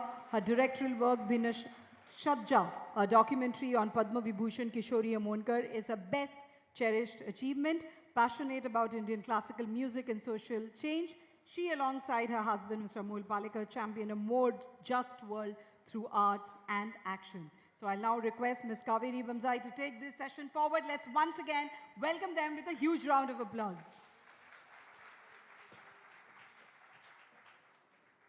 Thank you so much for your patience. And it's a particular privilege to introduce both of you.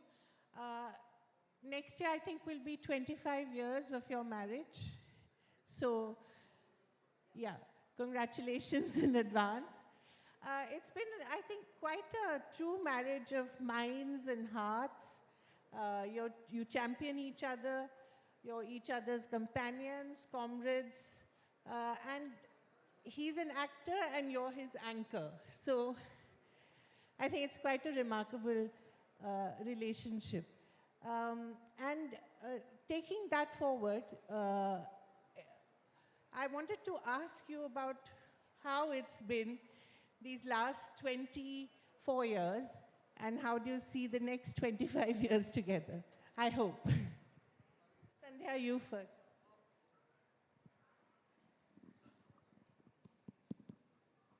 Hello. It's been very exciting. It's been wonderful.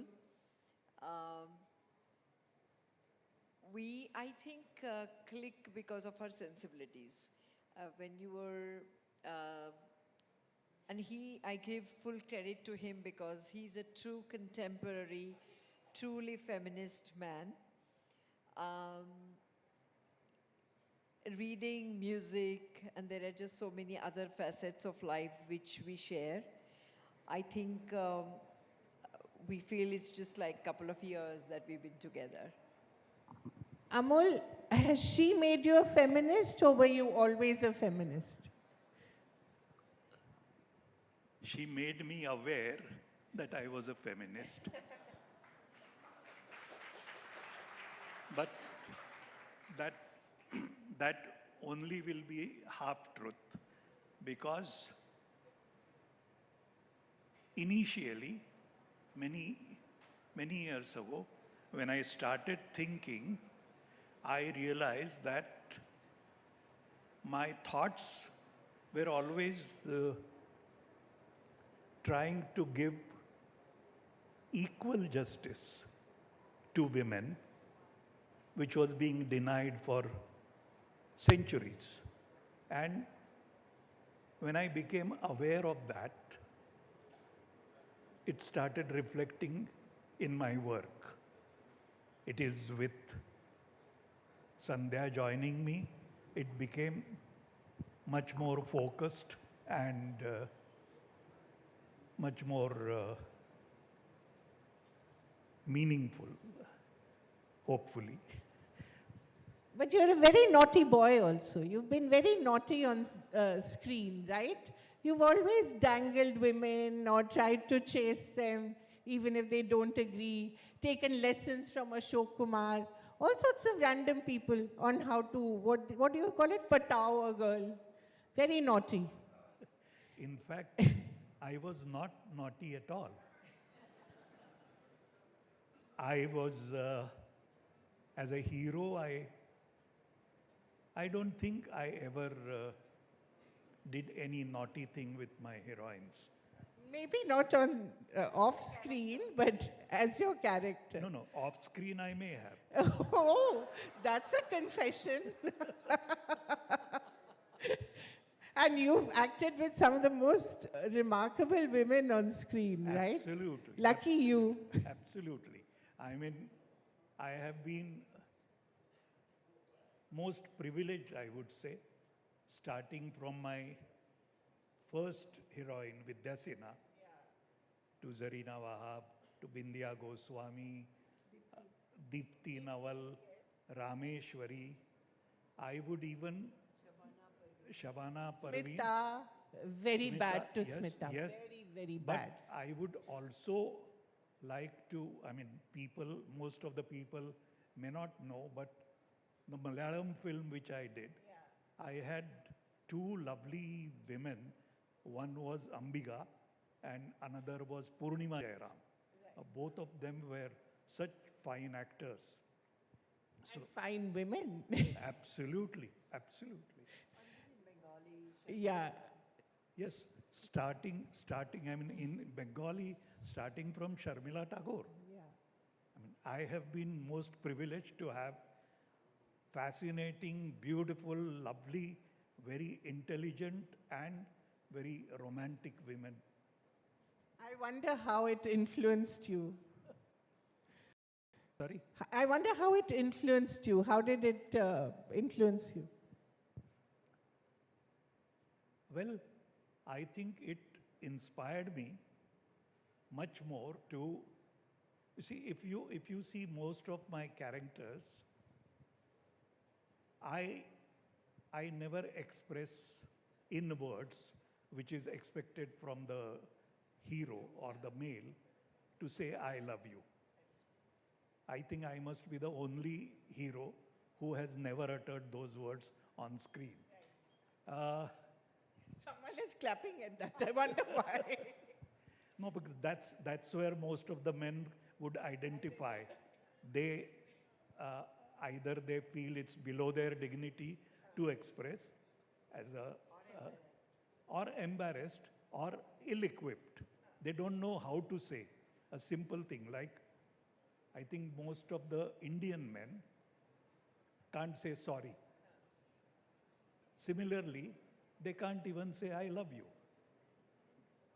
But with all those lovely heroines, I learned how to convey it to them without saying it, and conveying it in a very effective and affectionate, loving manner. Sandhya, I hope he's learned to say all these words now in real life. Otherwise, it would be very difficult. Actually, I must admit that he's very romantic. Yeah, I mean, between two of us at least. How does he display this romanticism? Well, when to begin with, I was a lawyer, his lawyer, and advocating one of his cases against censorship. And that was the time, all of a sudden, I started getting bouquets of roses. And I had no clue who's sending it to begin with. And they never used to be names and all that. It took me 2 years to figure out who was sending it. He was so embarrassed to say that it's he who was sending the roses. No, he would come with a very poker face. He's a fantastic actor. So he would come with a poker face. So I had no clue. Okay, so we also thought we'd do something a little different this time. We have a whole lot of photographs from Amolji's career and life, and we wanted to go through some of these photographs and ask questions related to it. So could we have the next slide, please? Yeah, this is the viewfinder. This is actually the title. Yeah, I think they can see because of the... So this is actually the title of his memoir as well. And there's a story behind it, Amolji. Talk to us about the story. Why is your memoir called A Viewfinder?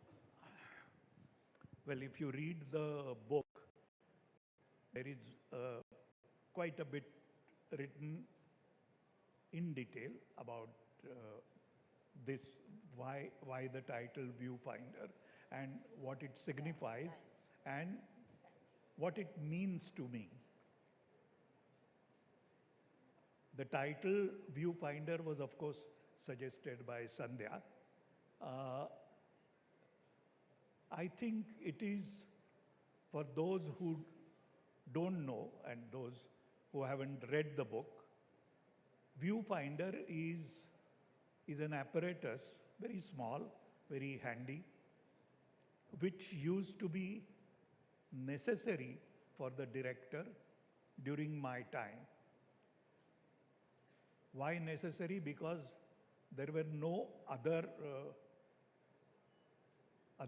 assistance or other help. There were no monitors. What is being shot or what I exactly want to shoot was not easily. Today now, on your mobile, you can do that. So, I mean, all those things were not available to us at that time. And so this viewfinder allowed you to not only choose a frame, choose the exact lens that will give you that frame, the angle, low angle, top angle, whatever, and all the things which the director needs to convey to his director of photography, that I want such visual, that for me to determine that visual, viewfinder was necessary. Now, the story behind it, I'll tell you in brief. When I chose to become a director and start my career as a director, I was sharing that with Rishida, who was very fond of me. In fact, he looked at me almost as his son. So I shared it with him and I said, this is what I want to do now. He just got up, went into his bedroom and came out with this viewfinder and gave it to me and said, keep this with you. Now, the most touching part of it was not only that he gave that to me out of so much affection, but that was the same viewfinder which was given to him by Bimal Roy. Bimal Roy had given his viewfinder to Rishida when Rishida made his first film called Musafir. So he gave that to me, was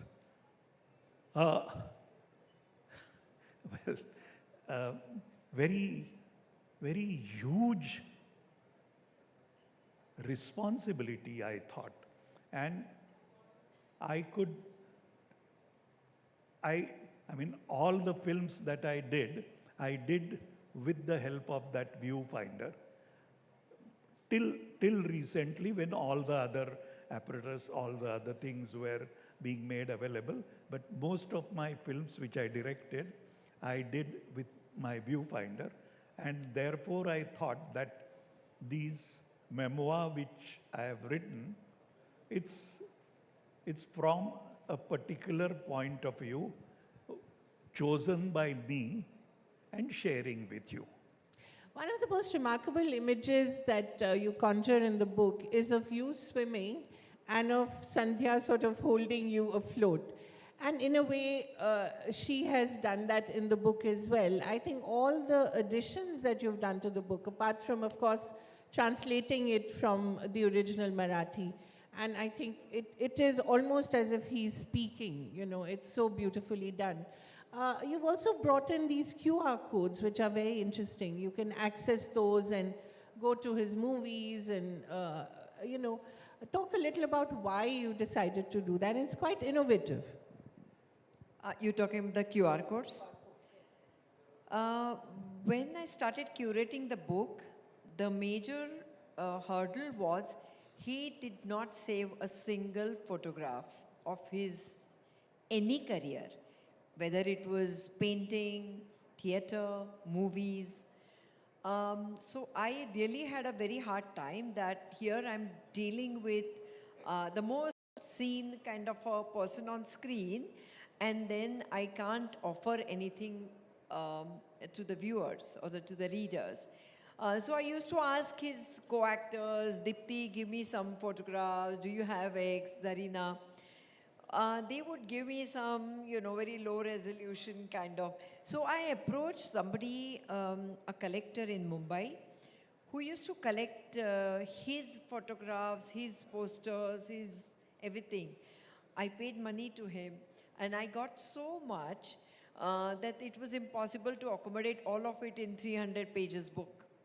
As a result of which I thought that maybe now that we have the possibility of, you know, scanning it and then seeing it on your laptop or on the large screen, I tried to embed the QR codes for the posters, for the photographs.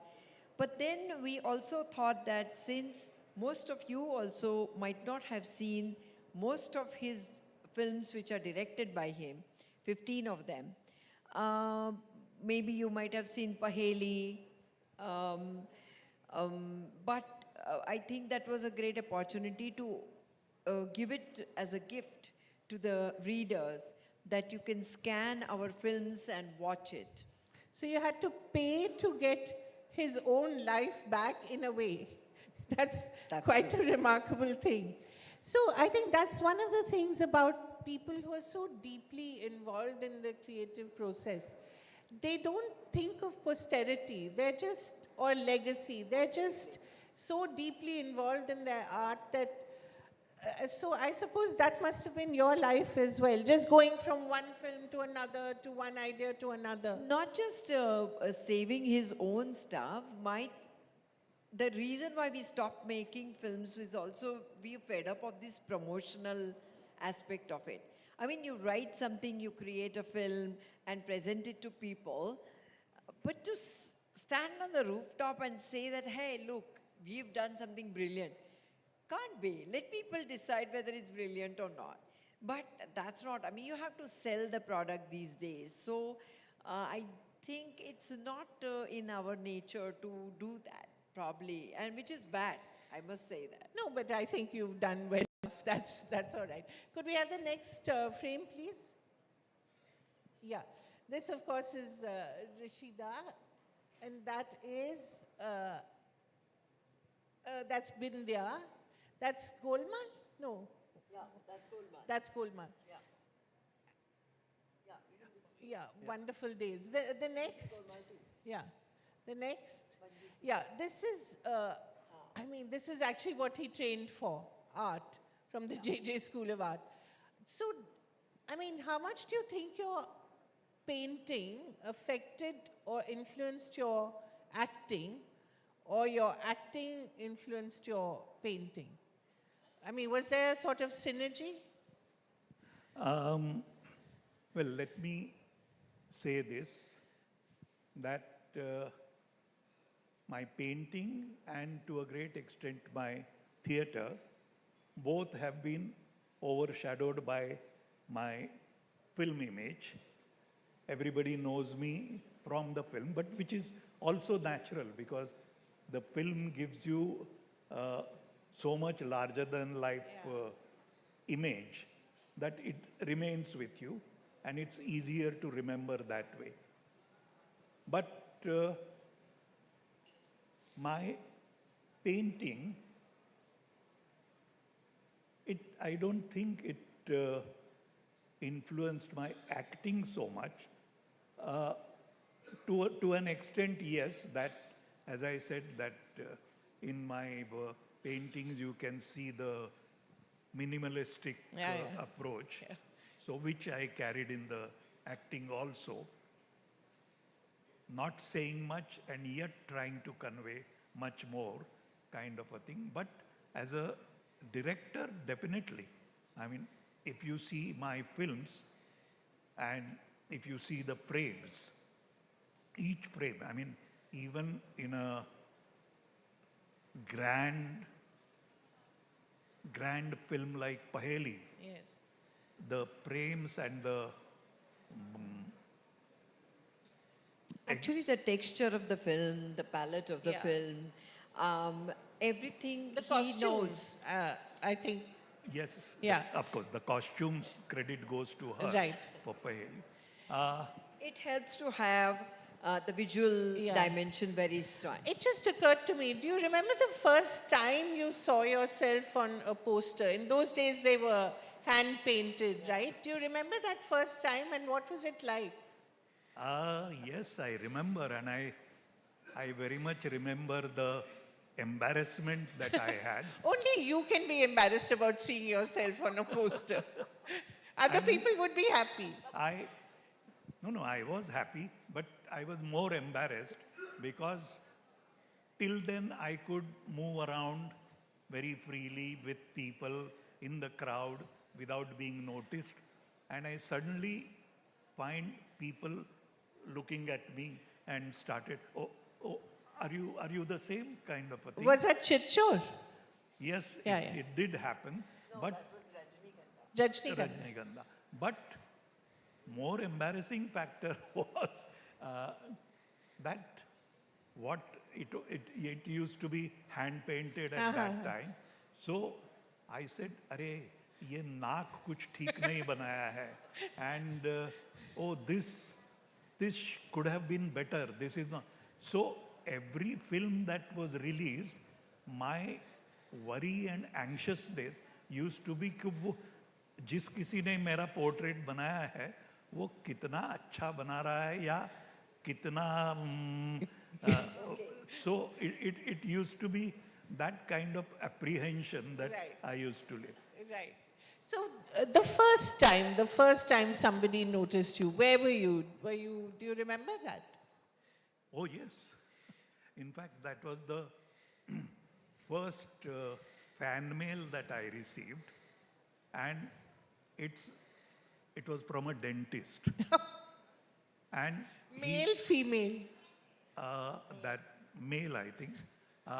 He said कि आपका ये दांत, it requires some treatment and etc. etc. And you have such a beautiful smile, but you need to have a better set of teeth. You had a gap here, right? Is it still there? No, I got it correct. I followed his advice and got it correct. I remember, I just saw that in I think a Chichor song, and there was a gap here, right here. So you followed his advice. All those flaws were because of my excessive smoking. Oh, right. Which also I gave up. So what, 40 a day or something? So he used to smoke 72 cigarettes a day for 35 years. I'm surprised your lungs are still... But no, he has lungs, his lungs age is 137 years old person. But he's quit also for last 30 years, so, and he doesn't smoke at all. At all. Why did you smoke so much? It was just sort of anxiety or? No. Just a habit? I enjoyed it. I mean, I remember I started smoking in college, and I used to love that. He loves the tobacco aromas. We used to have a pipe, we used to have cigars. Everything, and I loved it. I gave up, or I mean, I could give up easily was a miracle. Right. Because I myself never thought that I would be able to give up the kind of smoking I used to do. You won't believe, before going to bed, last puff and then go to bed. And the moment I got up, first thing I did was light a cigarette. Right. It was only when I was asleep that I That you didn't smoke. Thank God for that. Next slide. Could we have the next slide? The next slide, not this one. We have the...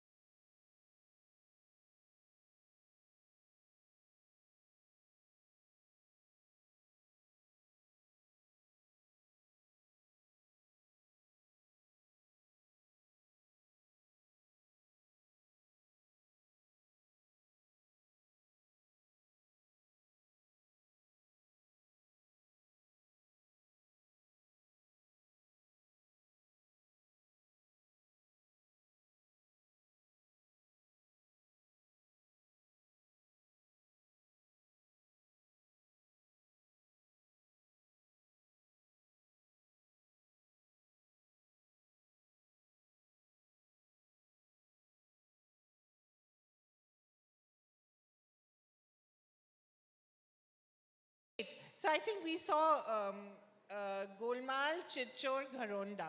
And in a way, it's actually the story of every man in a big city. You know, the urban Indian coming to terms with getting a job, getting a house, finding the woman you love. What was it about your character which sort of attracted so many people to you? This was also the time of Amitabh Bachchan as the angry young man, and he was articulating a different kind of idea of India. And yours was a more gentle kind of struggle, which everyone sort of identified with. Talk a little about that. What was it about these characters, these everymen, that attracted people? Well, I think to begin with, you mentioned only Amitabh Bachchan, but I will go slightly beyond that. I was not the angry young man who could beat up 30 people easily.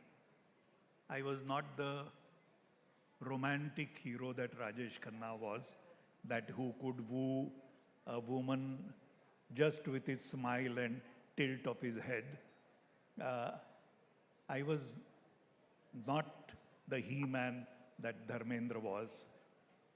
I was not even Jitendra, who could dance so beautifully and attract the female. In fact, मेरे पास इसमें से कुछ भी नहीं था. White shoes we need. No, so I thought that मेरे पास इसमें से कुछ नहीं है is my quality. And let me portray that without hiding it or without trying to pretend. Right. One thing which I realized while doing these characters slowly was that what was necessary was the vulnerability of this character, which no hero ever portrayed. The hero is not supposed to tumble, he's not supposed to fall down, he's not supposed to, I mean, he can do no wrong. That's our idea of a hero.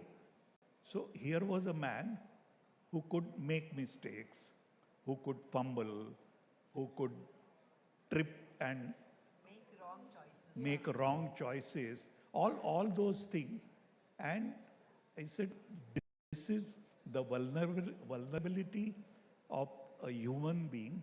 It's something which, if I can get that correctly, then that will relate, because most of us are with some flaws, with some shortcomings. We are vulnerable. We try to hide it. But that vulnerability is something which related to people. I think I was probably the first hero which normally hero ke liye the women fall in love with the hero and the men fall in love with the heroine.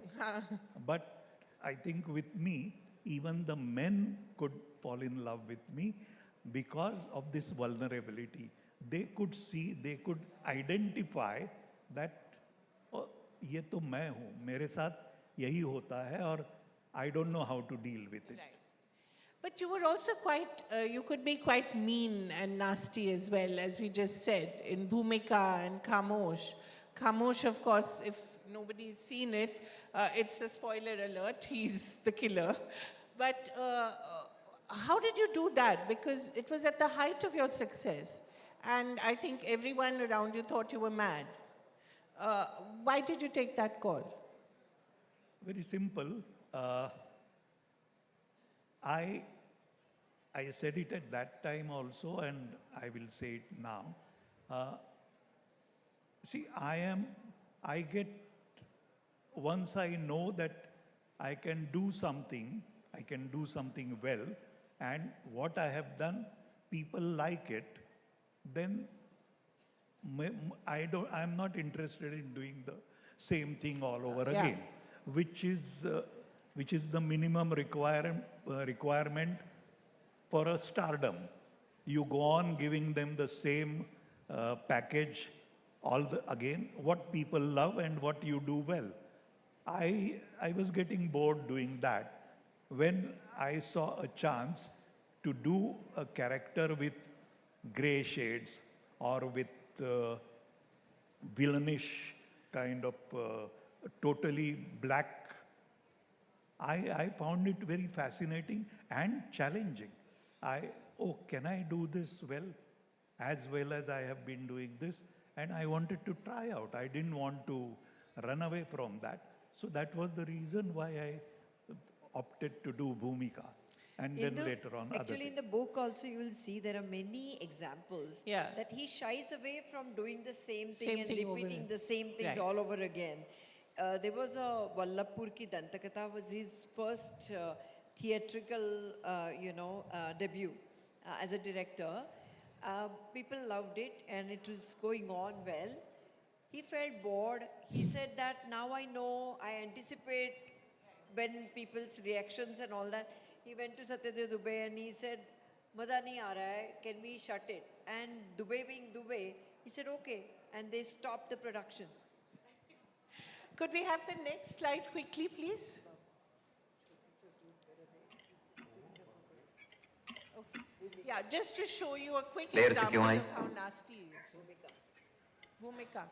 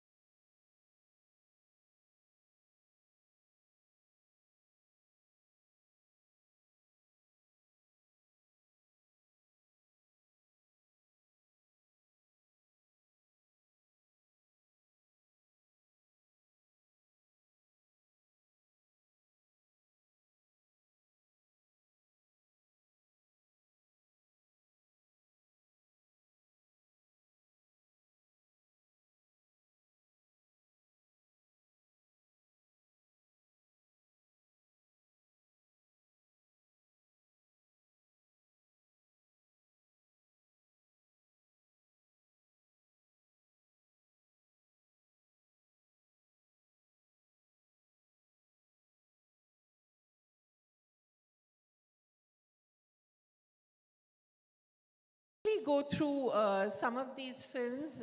These are all written by Sandhya and directed by you.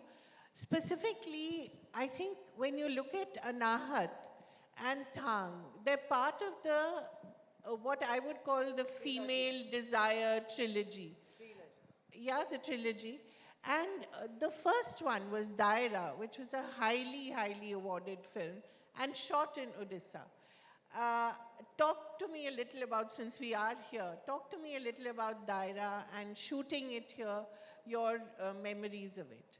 And what an amazing film, the love affair of a man who dresses as a woman and a woman who dresses as a man.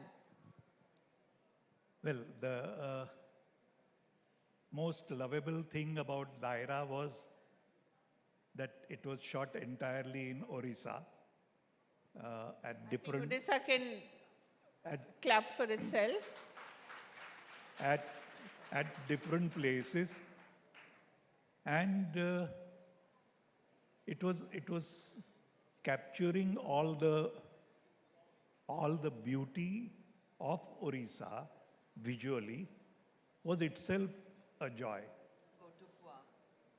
And then another thing which I had introduced into the screenplay was, I mean, it talks about a transvestite. Even today, I think one would, the moment I say transvestite, matlab kya aisa hoga? Because we are still only used to either binaries. We call him a chakka or a hijada or something. Much beyond that is a man who likes to be a woman. Now, I chose therefore the Gotupua dance form, which comes from Orissa, that the men used to perform the female roles without any vulgarity, with such authenticity. I have seen, I was fortunate enough to see Charan Mahapatra performing one of the most sexual and evocative scene as a man performing it without any external aids. So that was where I got that from this soil, and which was incorporated in the script. And at every possible level, it was sheer pleasure shooting here. Right. And you still chose to go back to theatre then, after being a director for so many years. You went back to theatre. I think we have a visual later. And after 30 years, and you did a one-act play at 75 for 1.5 hours, virtually all by yourself, Kusur. I mean, why would you put yourself through that torture and not, make more movies or be an actor, Actually, on screen? This I wrote when he completed 75 years of age. And people were like telling him, oh, we want to felicitate you, this, that, and the other, or we'll have a party. He's not into any of that. So I thought of a different idea that most people haven't seen his theater work. Yeah. So we thought if he performs once again and across India, then people will know his, skills as a thespian. And that's the reason why I wrote Kusur. If you buy the book, in the book there is a QR code, 17, and you can actually see his performance. We have managed to, he didn't like the idea that a theater is theater, you should not shoot it. But at least for the people in the coming years, people can actually see his performance, and you can scan it and view it on the large screen. So I even at that time I said to Sandhya that probably this was the biggest revenge that she took on me, and put me to such hard task. This performing kusur, as you mentioned, for about 80 to 90 minutes Yeah. on stage, and I am alone on stage, to do that used to be not only physically demanding, but emotionally draining. Yeah. And well, I was happy that she pushed me and made me do this. We performed in Bhubaneswar also, Right. actually. Just as a last question, you reunited recently with Sharmila on Gul Mohar, although in a very different role. What about doing more movies and allowing us to see you on screen a lot more? Farzi, for instance, you were so wonderful. Why aren't you on screen a lot more? Very simple answer. When something different is offered to me, then I say yes. Most of the times, nothing different is offered. What I have already done 15 times, if the same thing is offered, I'm not interested anymore. Is Nonetheless, there you will something that see has him- come your way recently? Yes, a couple of things are coming. Oh, really? Yes. Oh, so we're going to see you on screen. Yes, On OTT or? OTT. Wonderful. I think that's something to look forward to. Thank you so much for being here, for coming all the way. And maybe you should come back and do a sequel to Daira in this wonderful state again. In fact, we do have a script Oh. which can be shot entirely in Odisha. So if right things Whoever are... is willing to fund it, please Yes. come and meet Mr. Palekar Yes, after yes, the yes. session. It will be a pleasure to come and shoot here. Wonderful. Thank you so very much. Yes. Mr. Palekar's book, which I have read twice, and I can tell you it's the most marvelous account, and very frank for an actor. Usually he likes to, gloss over things. It's a very frank memoir. It's outside. Please do buy it and have it signed by Mr. Palekar. He'll be there, I think, to sign the book. Thank you so much. Thank you so much. Thank What you a both of you. fantastic session and what a beginning to our sessions today. I will now request the CEO, Ms. Lakshmi Menon, to please join us on stage and offer tokens of appreciation from the New Indian Express family to our esteemed speakers. A very engaging conversation to begin with, and we're just getting started. I request everyone to please keep mobile phones in silent mode.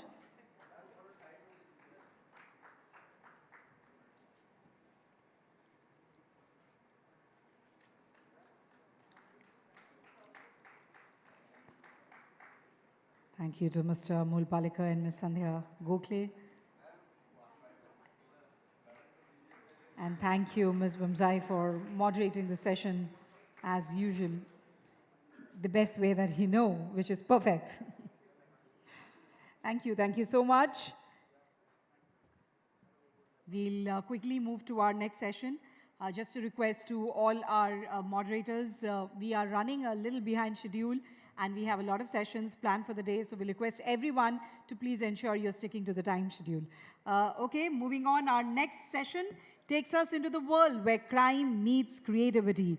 Crime Friction, where darkness comes calling, and we will have with us on stage for this session writer Ms. K.R. Meera in conversation with Mr. Ravi Shankar, consulting editor, Sunday Standard. As we get the stage set for the session, let me take this opportunity to introduce them. We have Ms. K.R. Meera, leading Malayalam writer, journalist known for her bold, socially engaged narratives, began her career with Malayalam Manorama in 1993 before moving to fiction full-time, winner of the Kendra and Kerala Sahitya Academy Awards, the Vayalar Award, and the PUCL Human Rights Award. She has authored acclaimed novels, short stories, children books, and screenplays. Her landmark novel, Arachar, Hangwoman, was shortlisted for the DSE Prize and established her as a path-breaking literary voice. She has also contributed to the national award-winning Malayalam film Ore Kadal. And we, of course, have Mr. Ravi Shankar, veteran editor, author, media strategist, has held key editorial roles in India Today, including managing editor and editor-at-large, where he led major redesigns and helped shape its political and lifestyle coverage. Currently serves as the consulting editor at the Sunday Standard, where he pens the political column Provocator. He is also an acclaimed novelist with works such as The Tiger by the River, The Village of the Widows, The Book of Shiva, Killing Time in Delhi, and The Brahmin, some of which have actually been published across 18 languages. So, fantastic panel that we have here. A big round of applause as we welcome them on stage. And I let Mr. Ravi Shankar, who has also been an integral part of the Odisha Literary Festival since its inception, to take this session forward from here. Thank you. Am I audible? Yes. Excellent. Meera and I have one thing in common. Both are Malayalis. I think it ends there because, in my opinion, she's a great writer. And greatness is something where, you know, you take something ordinary, something which is part of your life, your mind, your emotions, and you elevate it to an extent where it stays immortal. I always thought Jen was the greatest writer, but I think Meera comes pretty close, or maybe even better. So I'm going to start reading the first part of the book.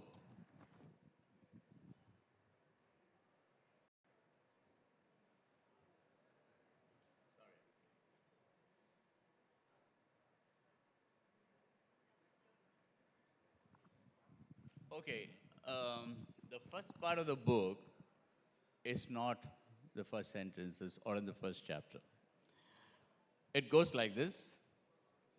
My search for the truth had started with a question. Have you ever faced an attempt on your life?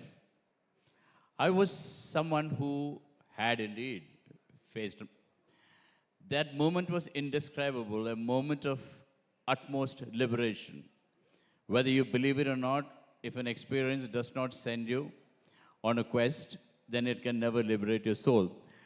So it's a very interesting insight from someone who's facing death. So why do you think someone who's about to be assassinated, by the way, the name of the book is Assassin, why do you think a person facing death finds it a liberation? Is it working? The question is? That mic was echoing. Sounds. Yeah, I said that. I said that a person, see, I say here that if an experience, whether you believe it or not, if an experience does not send you on a quest, then it can never liberate your soul. So you're saying that, have you ever faced an attempt on your life? And indeed, you had. So you're kind of calling it a liberating experience. Why do you call it a liberating experience? I mean, I would call it a fearsome experience. Oh, why? I would call it a fearsome experience. You Is it? Huh? Oh, certainly. sorry. No, I didn't ask you in Malayalam. So you are asking me whether how it comes a liberated experience, no? Because when you die, you are supposed to be liberated from all your problems, all your bonds, all your emotions, everything, no? But this exactly is a very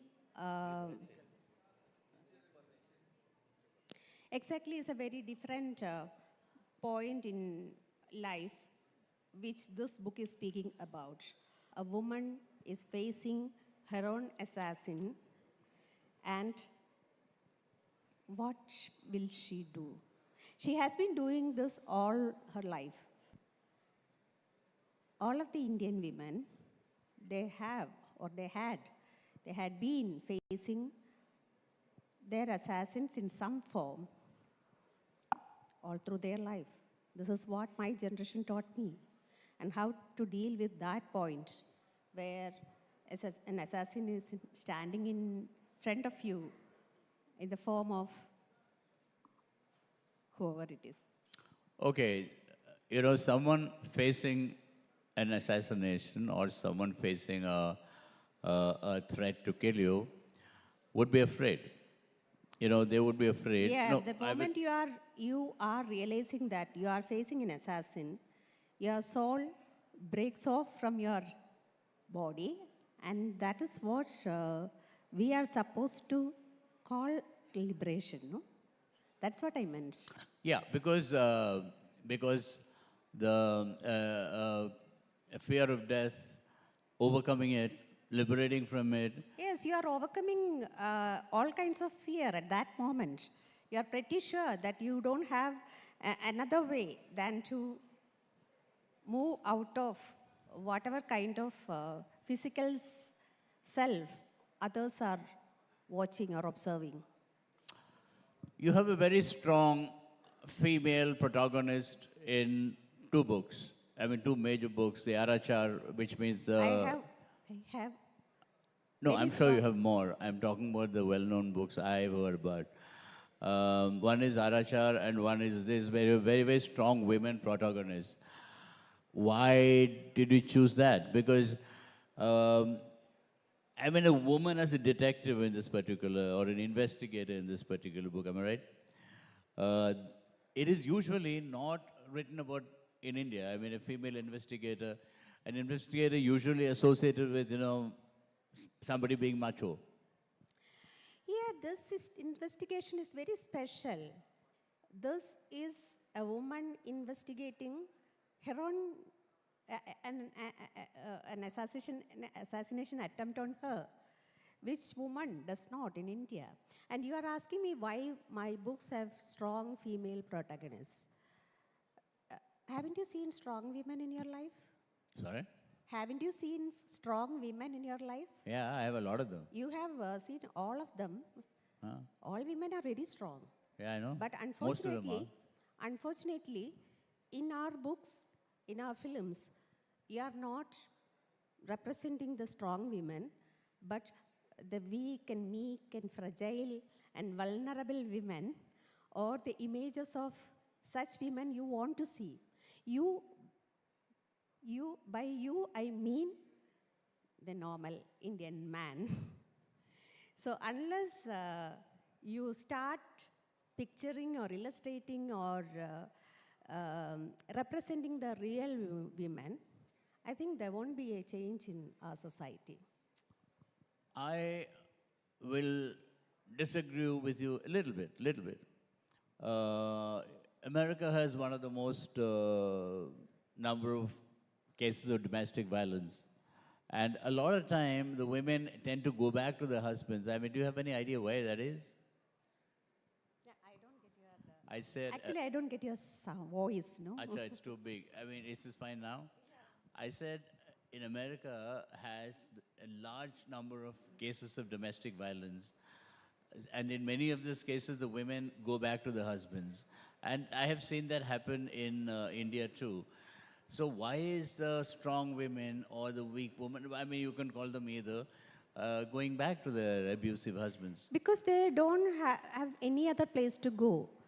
They will be forced to go back to those who assaulted them a bit more stronger.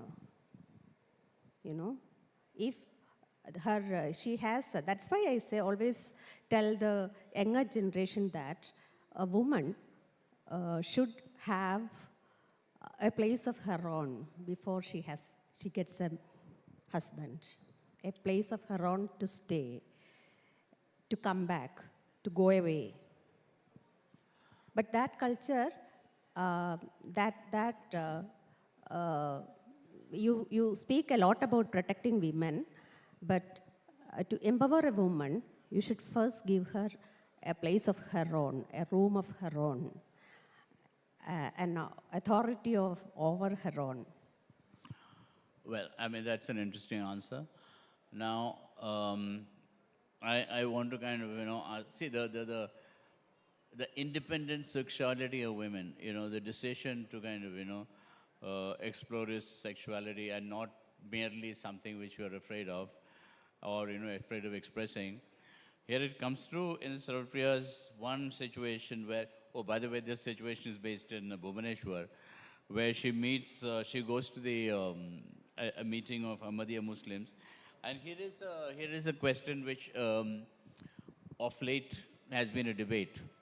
So she meets a person, and one person says, is it, are all Muslims Indian? So he says, not Muslims in India, but Muslims who are Indians. Now here, after this ideological, discussion, she meets Samir, who is a Muslim, and here she talks about the sexual encounter, which is his hand was smooth, cool and strong, like a python curled on a branch. I nicked it off the branch and wrapped it around my neck. It strangled me. The truth was that I too was a python.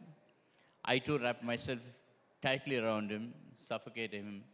Hindu or Muslim, a python is a python. What happens when two pythons coil their bodies around each other fiercely? What can possibly happen? After a while, they will tire and they will slip of each other. So here you are exploring the freedom of sexuality, the freedom of a woman's choice. And the same woman is not typical of the Indian woman you're talking about. So why does she find a strong place in this? This woman is a special woman. You already said that she's a strong woman. You already said that she has liberated, she has understood the meaning of liberation. And this is a woman who was born in our generation. Actually, this is one book which you all may think that it is a crime investigation book. It's like an autobiography of the author and other women who were born in my generation, born and brought up in Kerala, who received proper education, who had the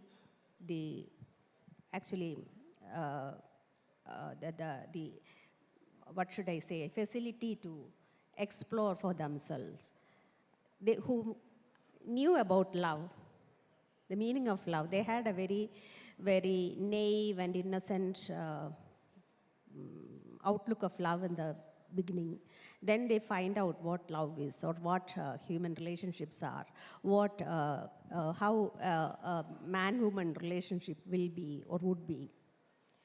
So this is the woman of my generation. I just wanted to document the travel or journeys of women of my generation through the history of that period. Okay, I don't watch Malayalam movies a lot, but some I do. So how are the women, are we talking about Kerala only, or are we talking about women in general? Yeah, I started as a Malayali woman's sojourn, no? So how are the women or the girls in Kerala different from women of your generation? Are they more independent? Are they more free? Are they more kind of decisive, or relationship decisions open?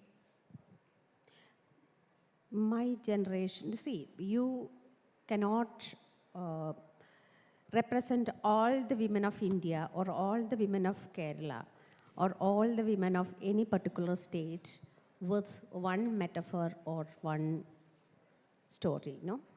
Every woman, each and every woman has a different story of themselves. The thing is, there will be a common thread or common story for those who are born and brought up under the middle school. So those who are educated in the middle school of Indian society will have a common story.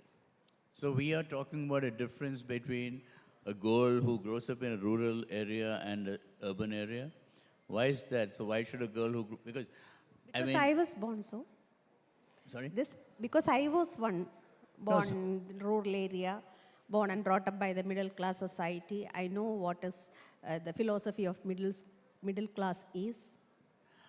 Yeah, okay, so we shall kind of let that pass. What is very interesting about this book is that it the woman, her story, the people she meets, the situation she finds herself in, the relationships she has. I don't mean necessarily sexual. All that is knit by a narrative which starts with demonetization, or in that kind of, I suppose it involves the financial independence of women, and ends in not ends leads to the excuse me leads to the death anniversary of Gandhi. I found this sentence very, very interesting. In truth, it's almost an economist, a socio-economist could have written that.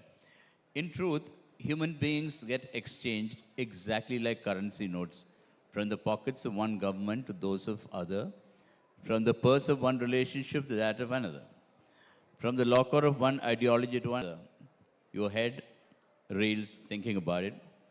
These are all worldly truths. Justice is everywhere, from toothbrushes to sanitary napkins. Everything is a symbol of something else. So when you look at this extremely poignant, like a commentary, how does it relate to the feminist narrative you're talking in terms of financial independence?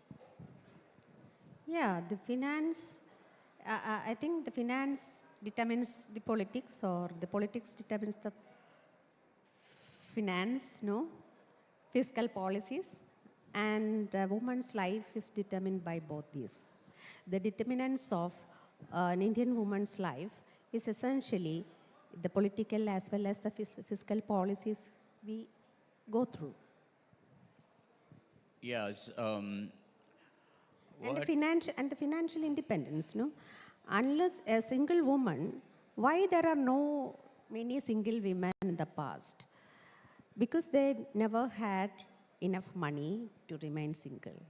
Yeah, that's a very... It is applicable to a single man also, no? Okay. No, that's an Unless interesting... you have money, you can't remain single. Oh, okay, I know. You mean And women... for a woman, money is the best protective armor you can against the society. No, I agree with you. I mean, I absolutely agree with you.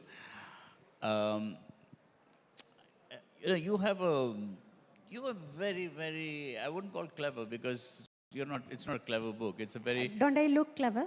No, I said it's not a clever book. I mean, there are clever books, but it's not a clever book. But there are some images which transcends literal situations. See, for example, what I found fascinating is that Mahatma Gandhi's face, I wouldn't say transposed, maybe fades into, or maybe segues into, a bald head of Godse with Gandhi's spectacles. So in a way, correct me if I'm wrong, you are identifying a similarity between the killer, the murderer, the assassin, and the victim. And the theme of your book is the assassin. How did that image, how did that concept reflect on this by tying into this book?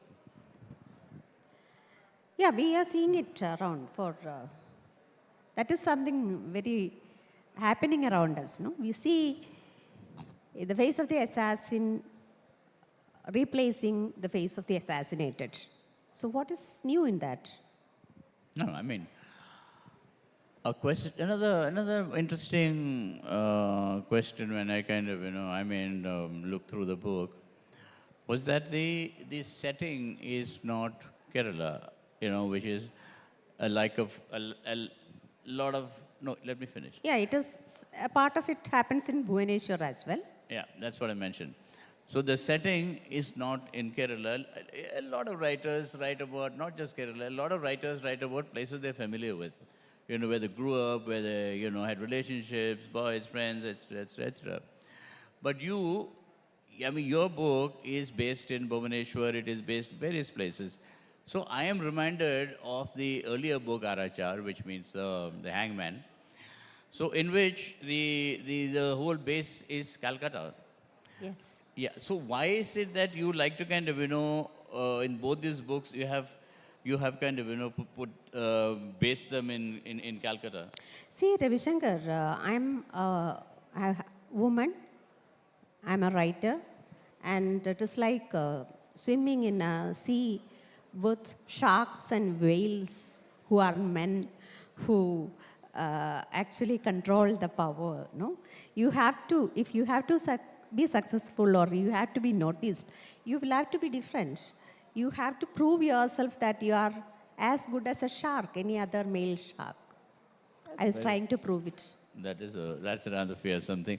So going back to Arachar again, I mean, you know, this Chetna Malik, she becomes the hangman in the end. She inherits, or I mean, her father, you know, Bhani Bhushan, he was against it, wants to shield her from the people. No. He wants to shield her from the maid until her brother gets chopped off.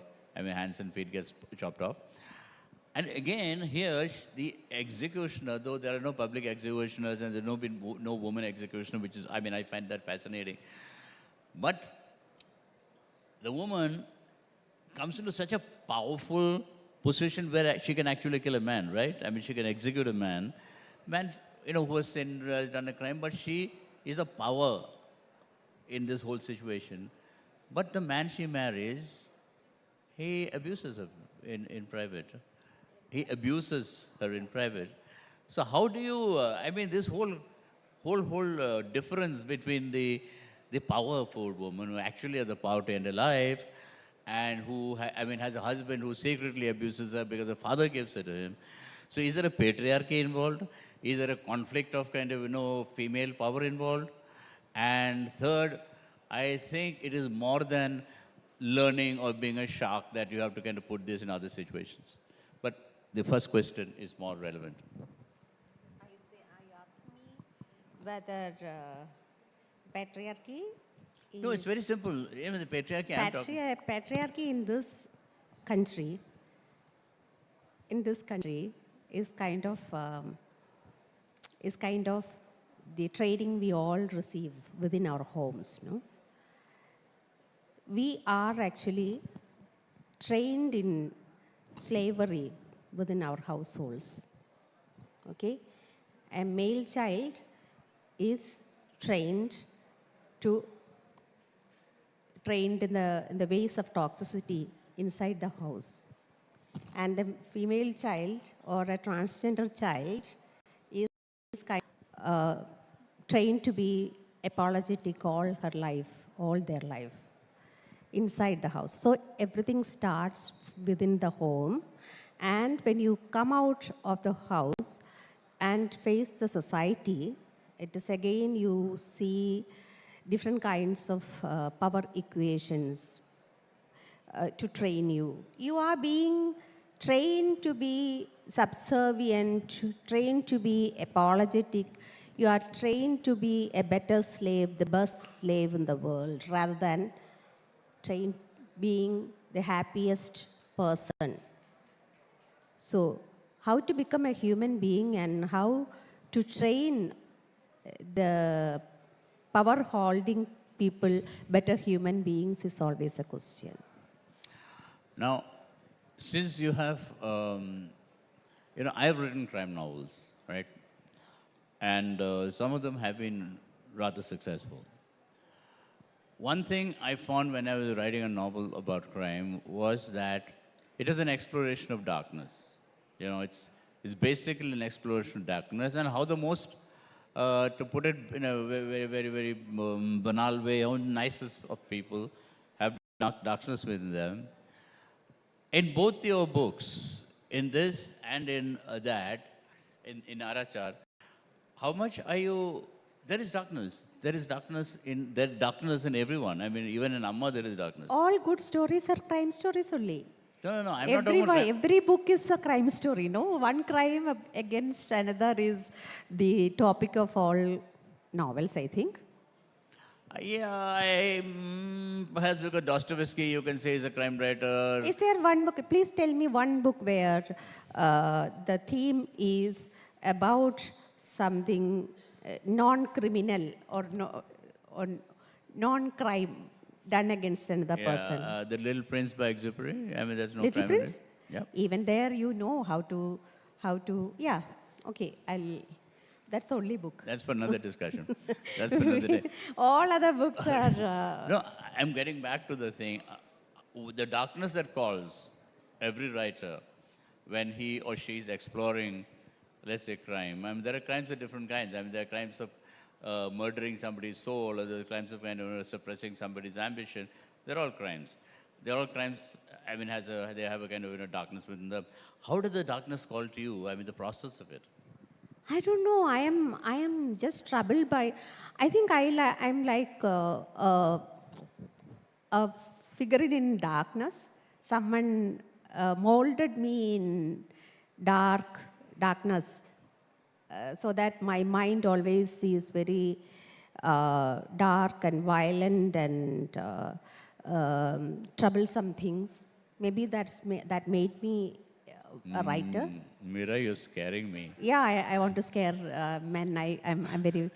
I enjoy scaring.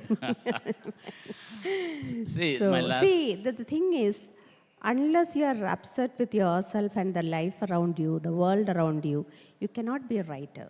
That's what I want to tell you. Well, that's a very grim perspective about the world. I mean, And I'm worried about the kind of violence which is being escalated, the violence which we are trained with around the world, especially in our country, no? I am worried about it, of course. I mean, no, it's not a personal opinion, but I think that there's darkness in everybody, and in yours it comes out stronger, perhaps. My last question would be, what is very important to every writer? I was just recently discussing with a very eminent history professor about research. Now, in one of the books I wrote, part of it was based in Berlin. So my agent went to the extent of hiring somebody based in the 1930s to find out whether one particular road was one way or not way in 1930s. So that was the extent to which research was done. So when you do research on other places, or you write about other places, how much of research actually goes into it? That I cannot describe, in fact. That is done very subconsciously, in fact. So whenever I am in doubt, I will have to travel, I have to read, I have to find out how it is done, where it is done, everything.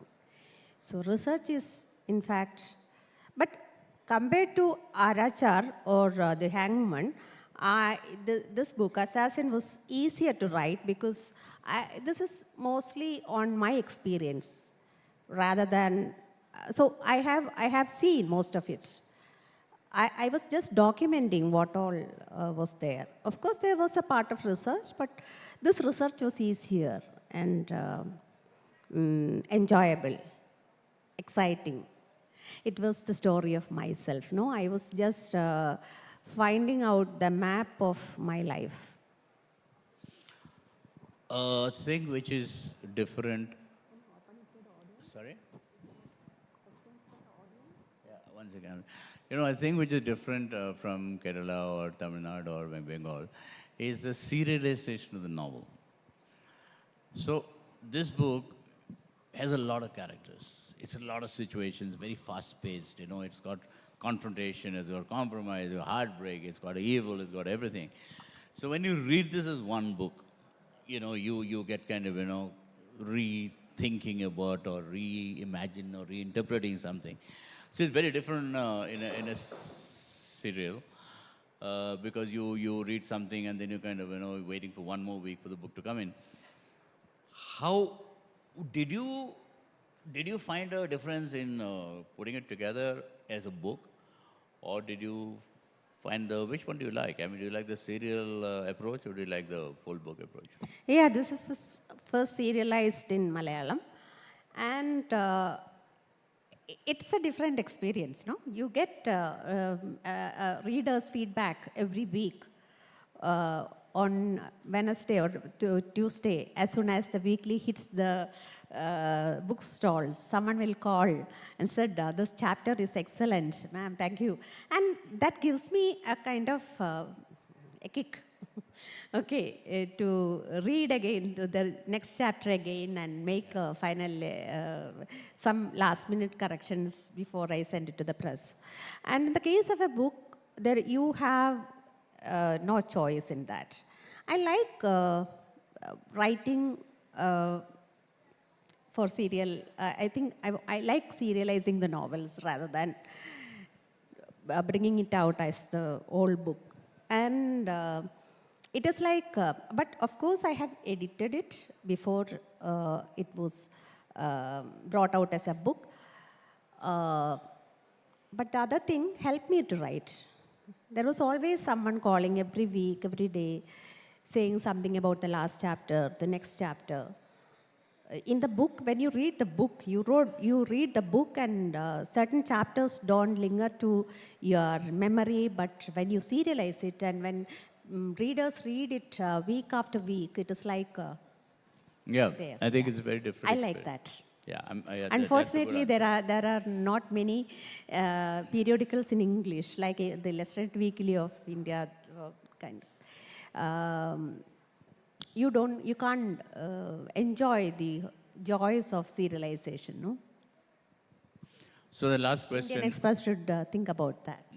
The last question before, no, I think I will,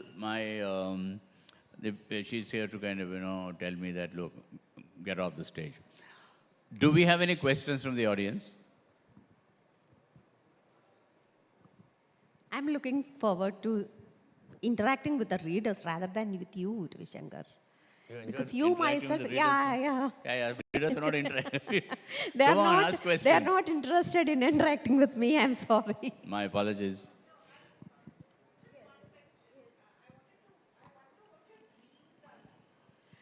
My dreams are very weird. I can't reveal them because you will be scared and you'll kick me out of all the literature festivals. I have very, very violent, weird dreams. Yeah. I'm not a very peaceful person at all. Everything affects me. I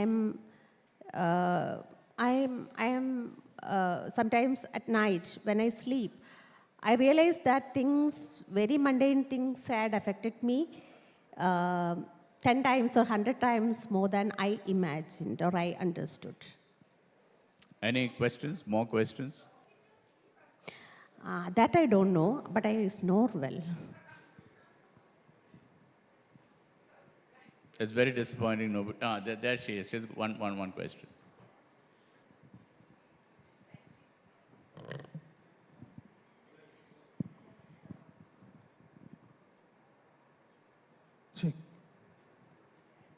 Thank you so much, Meera, for telling us about how you come to write your works. I found it very fascinating that you keep going back to patriarchy, to women's lives, and how that becomes the center of your narrative. But I think what also came through very interestingly is the way in which you situate it within a broader geopolitics. That was something that I wanted to hear a little more about. How do you, is it particular instances, incidents, or is there a larger politics that you wish to address when you frame your narratives? That is my secret, no? How can I tell you? It is like writing the story and giving you away the secret which I have, secret treasure which I have hidden in the story. That's for every writer to find out, in fact. But the thing is, of course, geography and geopolitics is which governs our life every day, no? It's a fantastic opportunity to interact with one of India's great writers and an opportunity to kind of, be here and talk to everybody. So thank you very much. Thank you. Thank you. Thank you for this fantastic session. I'll request our CEO, Ms. Lakshmi Menon, to please join on stage and do the honors to felicitate our speaker.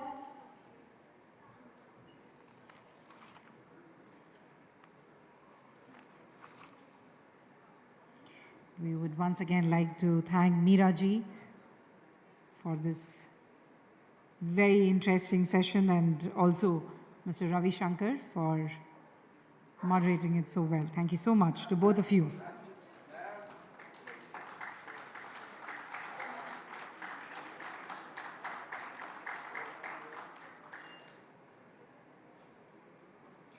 Thank you so much. Ladies and gentlemen, we'll just take a short break now we are expecting to resume our sessions exactly at 2:30.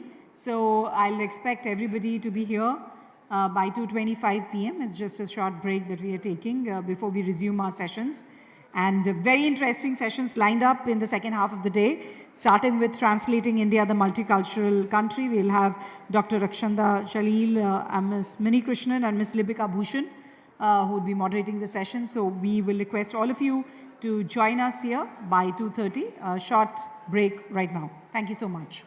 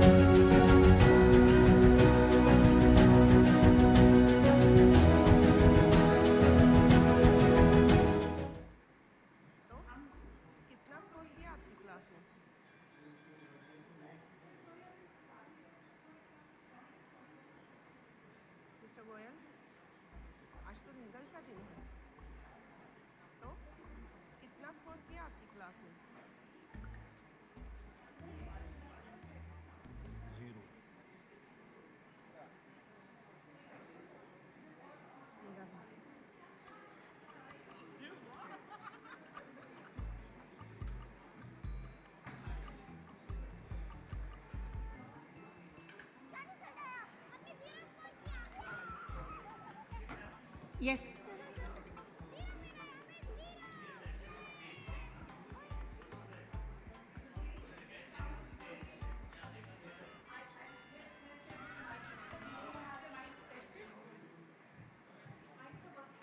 We'll just get the mics tested, but before that, let me take this opportunity to introduce our speaker for the session. We are very, very privileged to have with us Mr. Arun Maira, a distinguished management consultant, former member of India's Planning Commission.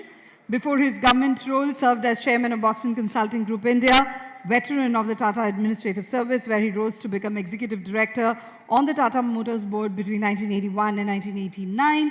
A thinker and writer, he has authored influential works such as Transforming System, Why the World Needs a New Ethical Toolkit, Transforming Capitalism, Improving the World for Everyone, and his latest, ladies and gentlemen, Reimagining India's Economy, which traces the nation's economic journey since 1947.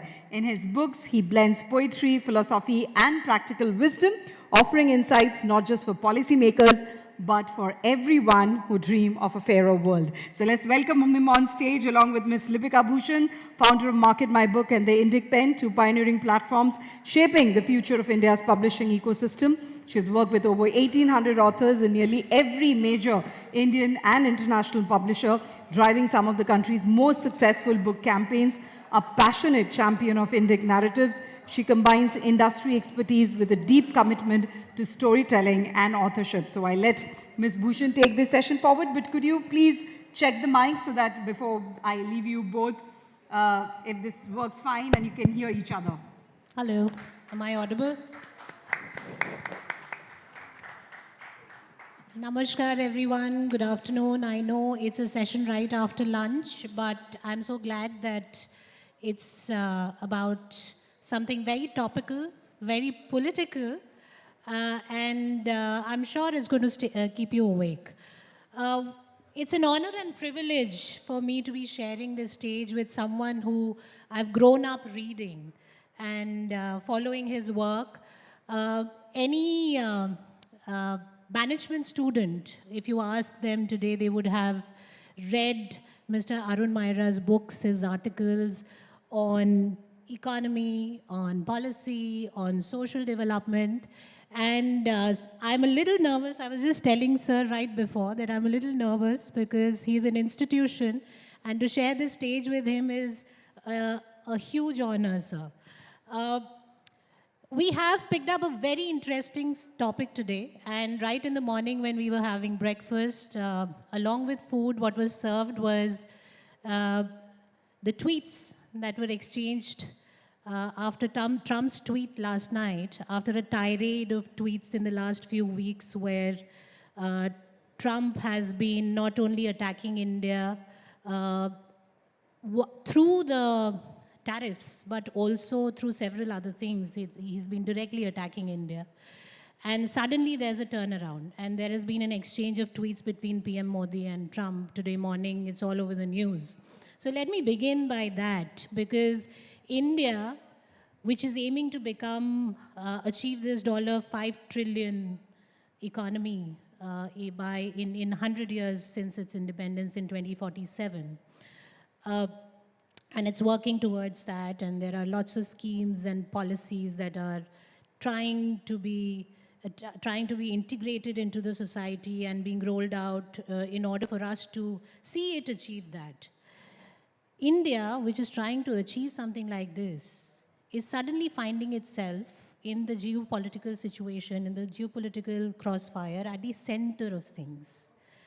I would like to begin by asking you, how do you view this entire situation at the moment, where we have on one end America continuously increasing its pressure on India, And then suddenly you see the BRICS where, you see Russia, China, and India kind of, coming closer.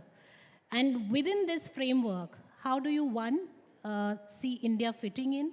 And how do you see it taking or continuing on the path of growth?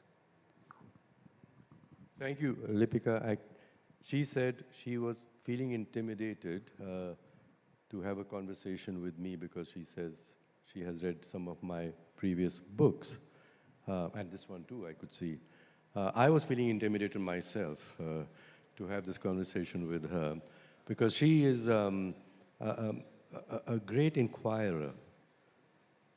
She knows how to engage people and get something out of them. That's what you are doing here, and you do that in your podcast in Dick Penn and otherwise. So I was feeling very intimidated, and I asked, I said, what is this person going to ask me about? And you did send hints, 6 hints. Yes. So I'm prepared. And you've taken it right on because you made it something very current, that here's India in this situation. It's caught between a rock and a hard place. We are caught in a global battle for hegemony between China and the United States. How did we come to this situation that we are not as strong as China is? After all, in the late 1980s, until the late 1980s, India's and China's economies were comparable. India's per capita incomes was slightly higher than China's. Economic sizes were comparable. At that time, until the late 1980s, India used to produce better machinery, better like commercial vehicles, trucks, capital goods than China. In fact, India would export, like my company Tata's, our trucks and buses to many countries around the world in competition with American and European and Japanese companies. That was then. Today is a situation this way, that when I joined the Planning Commission, and I'll come to that about what the Prime Minister asked me to consider, but while I was there, our Indian ambassador in China, this is in 2011 or 12, came and back to India for a visit and requested the Prime Minister for a special meeting of the National Security Advisory Council and asked me as a member of the Planning Commission to be specially present. And here's what the ambassador said. He started the meeting by saying to the chair of the meeting, I want everyone here to be aware that India has become a colony of China. Now you can imagine we here with China sitting right on our borders and having continuous skirmishes with them, being told by our ambassador that we become a colony of China. So the chairman of the meeting startled and said, what do you mean? He said, look at the trade pattern between India and China. India's two largest trading partners are China and the United States. China is a little larger. India is exporting very basic stuff, and India is importing all manufactured goods, including very high-tech goods. And of course, we import 3 times as much as we export. This, he says, is the relationship between a colony and its industrial master. How has this come to pass? So I go back to 1991, when India had to reform under pressure because we felt that our economy wasn't doing well enough, and it wasn't.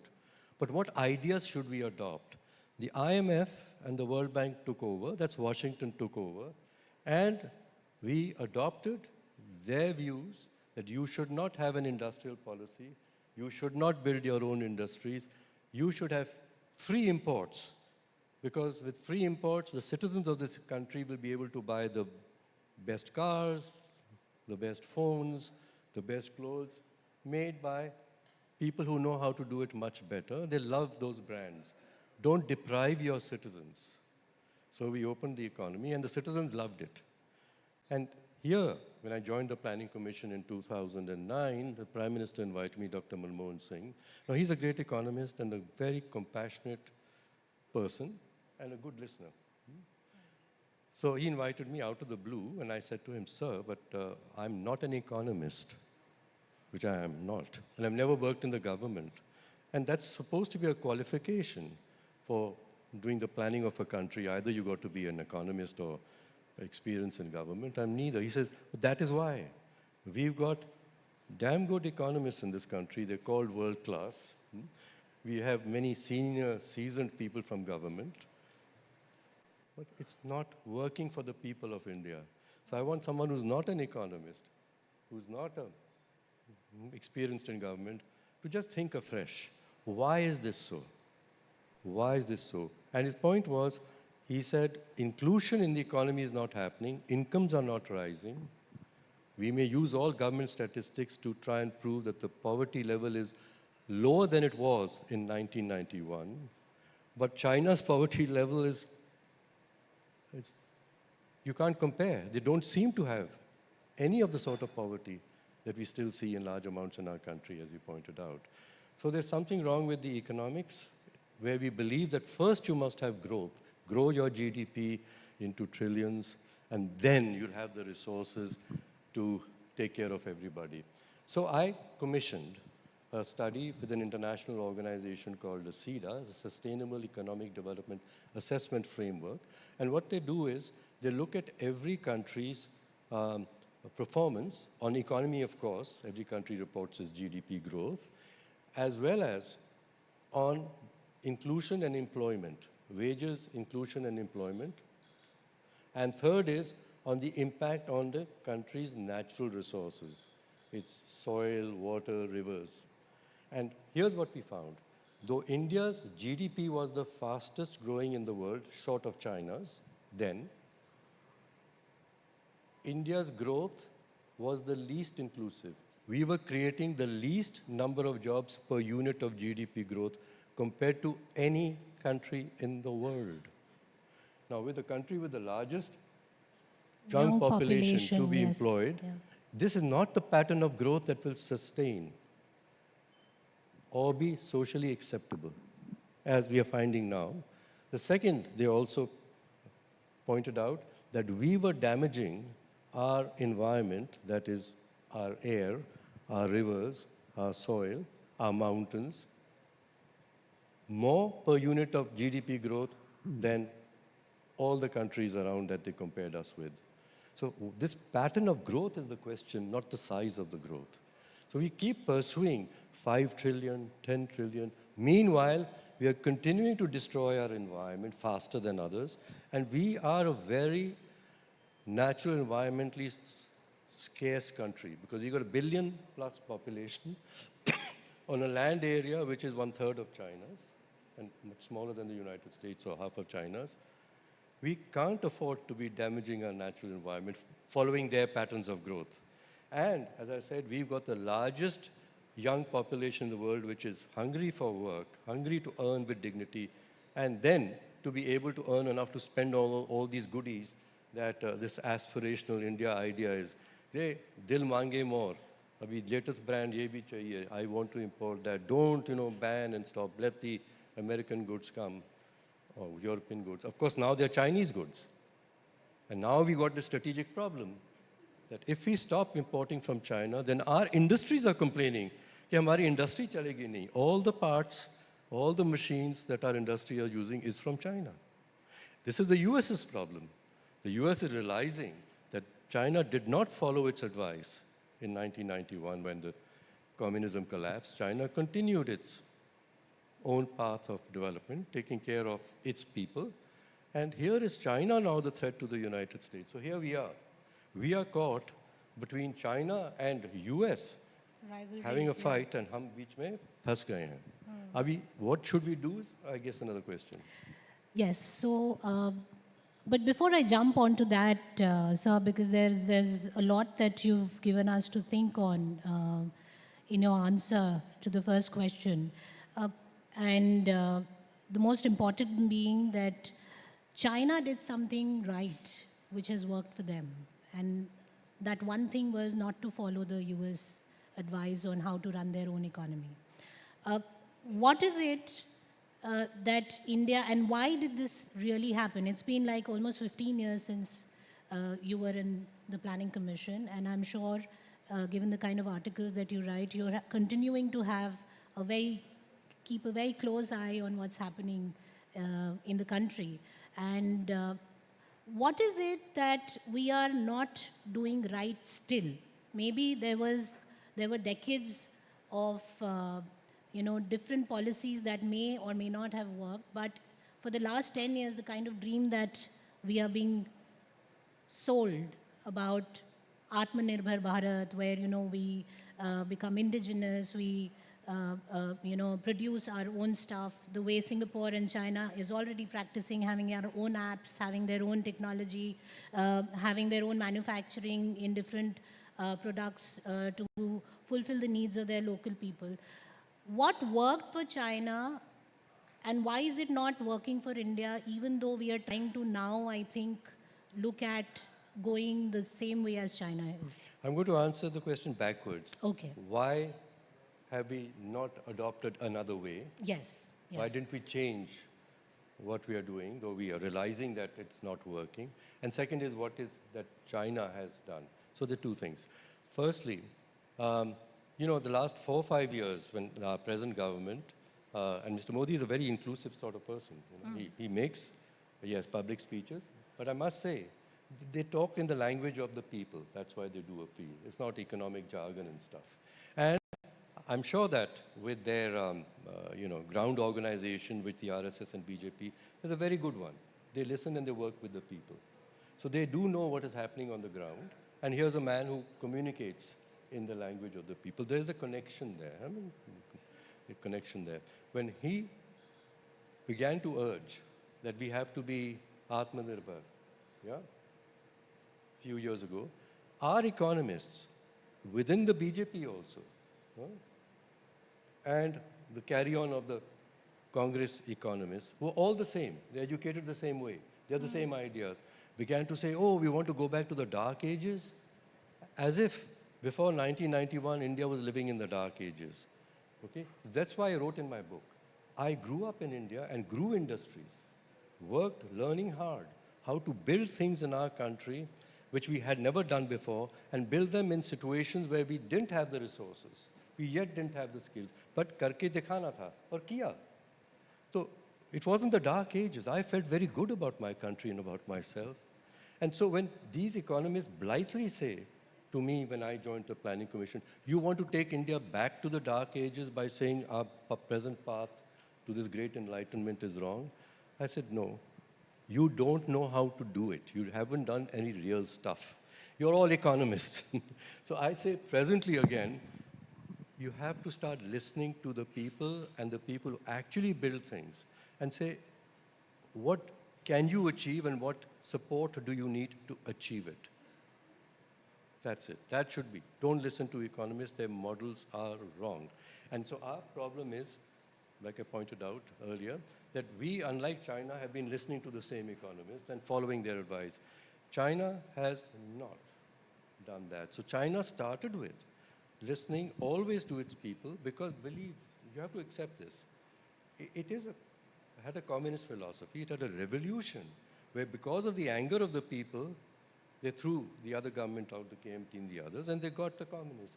This government and those Communist Party of China is very aware that if the people become restive, there can be another revolution. You see, so they always are in connection and listening. So it is internally, within the Communist Party, write down a very democratic process, and they count on their people on the front lines who are actually with the people to tell them what is going on, and they may adjust their policies to suit what people need. We are doing it by statistics. Our economists are just counting people as numbers and then making poverty itni gir gayi vagera. There's no real voice, no real nothing being heard. But are you suggesting that the communist way of functioning or working on the economy is the right way for us? Pardon me? Are you suggesting that the communist way of Don't use running the the word. economy. What is? Yeah. I was going to say socialist. Yeah. Get Yeah. it? So the socialist way of running the economy, the way China does that work for Every India? government, what is a government created for? A government is created for ensuring that the people are able to live with dignity. Right. Yeah? Our vision of Purna Swaraj, Gandhiji's vision of freedom, that is still the vision we have. We got our tryst with destiny in 1947 to what? To, we said, some years in the future, we'll achieve this tryst with destiny where every Indian man or woman will be able to hold their heads high. They will have full freedom, which is not just political freedom, the right to vote their governments. They will also have social freedom, which is like the Dalits will feel with equal dignity they're able to live in this country and the tribals. That was the vision. And third, equal economic freedom, meaning I also have the possibilities of accessing an economic opportunity when the markets are opened up. And they will not be hogged by those who already have the resources to invest and grow their markets ever further. This was our vision. The third part, as you say, it's about a socialist idea of an economy, that people themselves with their own work, they create the economy. Yeah? It's not created as big factories by investments, which is in the communist model, which is why Gandhiji said, I don't like communism and I don't like capitalism.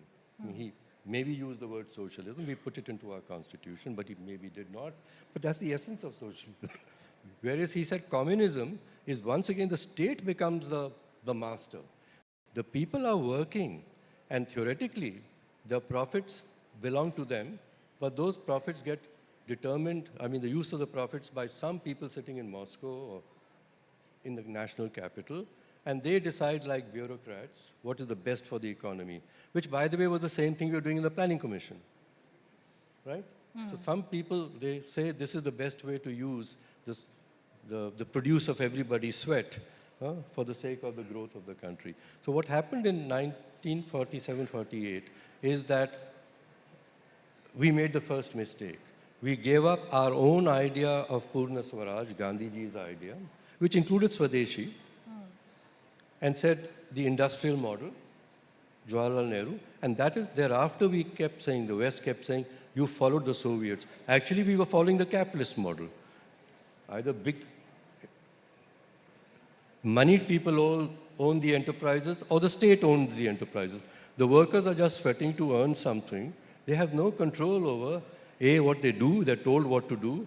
They have no control over, after the surplus is produced by them, what is being done with it. Whereas cooperative enterprises, like Gandhiji said, village enterprises, cooperative enterprises, women's enterprises, I mean, you are controlling the use of your own time, and whatever you produce because you've done it hard and well and efficiently, it is your wealth to invest again, either to improve your own incomes and your family situation or into the enterprise. The art of governing by the people is what we're missing. Democracy is said to be government of the people, for the people, and by the people. It's of the people when the people elect the government. It should be for the people, always. That's the purpose of having a government. The big industrialists and capitalists can look after themselves. They don't need a government. In fact, that is why in America, they got a big thing, just throw out the government. Have Elon Musk and Doge, the Department of Government Efficiency, get rid of government and let the private sector, they'll create good lives for everybody. Well, they'll create good lives for themselves. So government also has to be for the people. That's socialism. But the genuine thing is the decision-making at local levels and in their enterprises must be by the people who are working and creating the wealth in their community or in their enterprise. I'll come back to the question again, sir, and maybe rephrase it, that if you are talking about the government should be run by the people and it should be inclusive and a man, a woman, everybody should be contributing, not only contributing but benefiting out of whatever is being rolled out. In the current policies, which are, a lot of them are directed towards women, which are directed towards helping women contribute more to the economy. How do you view that, in terms of whether they are the right policies, so to say, to get more inclusive and get more women into the system, or do you view that there's still a gap there? You said women contributing to the economy. Lipika, our economists keep saying the problem with the Indian economy is there are not enough women in the workforce and therefore contributing to the economy. Correct. As if Indian women don't work. And I say, actually, Indian women, especially those who are not living in fancy houses and can afford this, out in the villages, out in our cities, they work much harder than men. They wake up before anyone in the family. They make sure everyone in the family is looked after. After they've gone, maybe if they're in a village, they'll go out and tend their cattle and cows or do some work on the fields and come back and make sure the children have food and make sure when the husband comes back saying, "Maina itna kaam kiya hai," he eaten and he can go to sleep in time. Indian women work much longer hours than men. So if you're going to count the number of hours women give into an organized economic enterprise, a factory or an office, yes, you would like to put more women there to grow what? The economy. But what you're destroying is the quality of your society and the quality of your families. This is the problem of the West today. They are saying we need the women and everybody to grow the economy, but gosh, childcare has to be provided then. Children are getting, to drugs and depression, so we have to take care of that, for which, well, someone has to pay for all of that. Right. And if you expect that the family itself is going to pay also for the childcare, because the woman is at work, then she must earn enough to take care of the child. And the poor child is being looked after by someone who's not his mother or her mother. So this whole concept of a society vis-a-vis an economy, in the economy we use the model of efficiency, Adam Smith's factory. Everybody must do just that one task and do it very efficiently and for a certain number of hours all together so that the machine is very efficient. In a family, people do things for each other when it's required and when they have the ability. A family nurtures a society. It's the fundamental unit of a society. And in communities, families look after each other's families also. This is our village, as Gandhiji said. And this is the reality. And now I'm reading economists pointing out that the solution to this problem that I said is our pattern of growth in the whole world is destroying societies, is destroying the environment, is let's go back to local community solutions to these big global problems. Let the community live like a community. And within the community, the units are not individuals, but families as units. We've become too individualistic as a society. Everybody in the West, the liberals, say a woman or a man has a right to be whatever sex they want to be, right? My space, protect, don't interfere with it. But I share space, it's their space also. So unless we learn to live together as, let's call it community, family, and respect the social needs, our own society's needs, we can't be sustained. We'll just be angry like women fighting for women's rights. And women are having to work harder.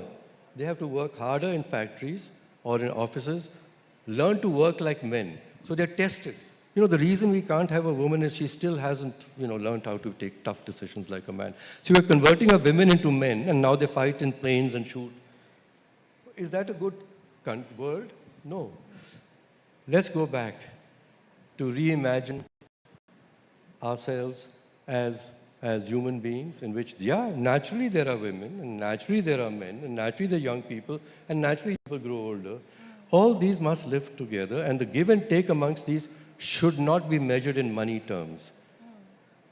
How much a poor mother does for her child, how would you value that in money and say it is less or more than what a rich mother gives in terms of gifts to her child?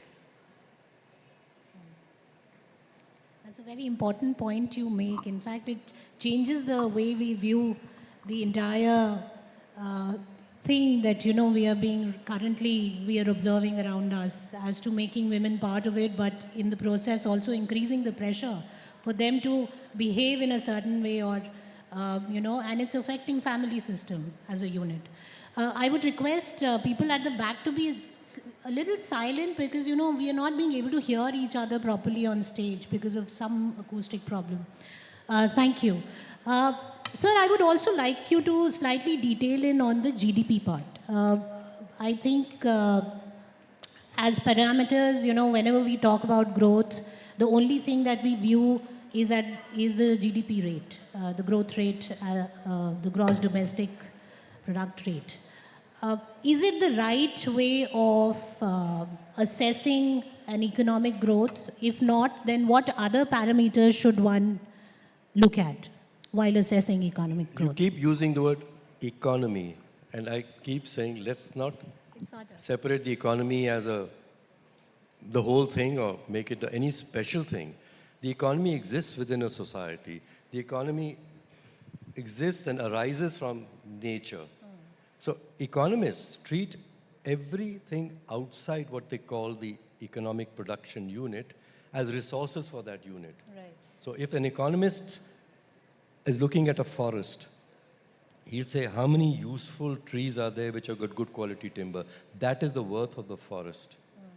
The value of the other bushes and the other trees and the birds buzzing around and all that, useless stuff. So when you want to plant a plantation, I mean, create a economically productive plantation, you clear it up and plant these straight trees in a row. And what have you done? You've destroyed the nature's ability to look after itself and the soil. That's what we're finding. Similarly, you'd say all these human beings are there, unproductive, क्या कर रहे हैं? एक दूसरे का ख्याल कर रहे हैं, growing their own crops and all in small things. Let's make them resources for the economy. So you pluck them out and you put them into the economy. The economy will grow. At the cost of what? Destroying the society and destroying nature. So please don't keep asking the question, what is good for the economy? I say, what is good for the system?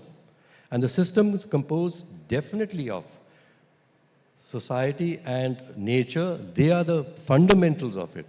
A way of measuring what is going on in them is using money as a measure of the various transactions. And this is where the problem lies. Two problems.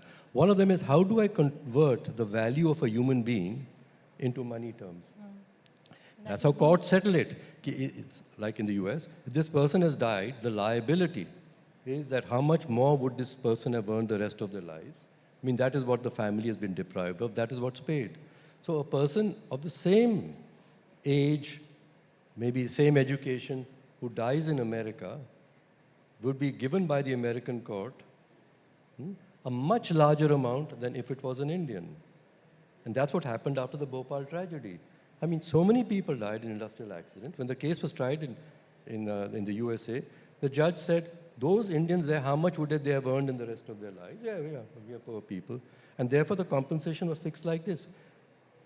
In America, smaller accidents with far fewer people, the compensation, the liability of the companies is many times that large.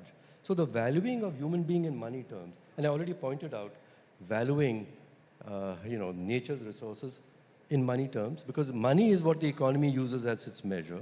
All our business enterprises, how do you measure the performance of a business enterprise, you tell me? You said you read my books, right? Yeah. How much revenue they have and profit they make with a stock market price. All money, money, money. But the human element is missing, the assessing. How do you value it? Do you value it at all? You don't. That's why automation and all that, frankly, like Henry Ford said, for an efficient enterprise, he needs a pair of hands. But the pair of hands, he says, comes along with the whole human being. He said, why can't I have a pair of hands without a human being? But today we've got that. You can have automation, right? Robots. You just get the hands and you don't have this fussy human being with feelings and emotions and so on. And also now with artificial intelligence, you don't even need the human being's intelligence. You say the machine has the intelligence. But believe this is where capitalism is destroying the world, because who owns the robots? Who owns the artificial intelligence companies?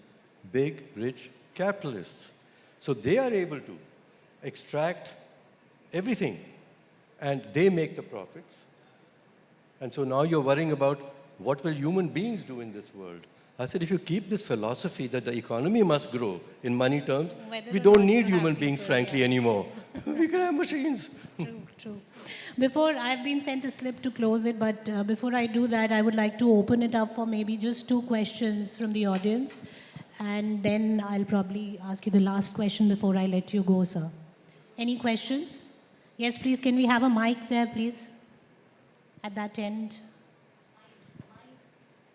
A mic, please.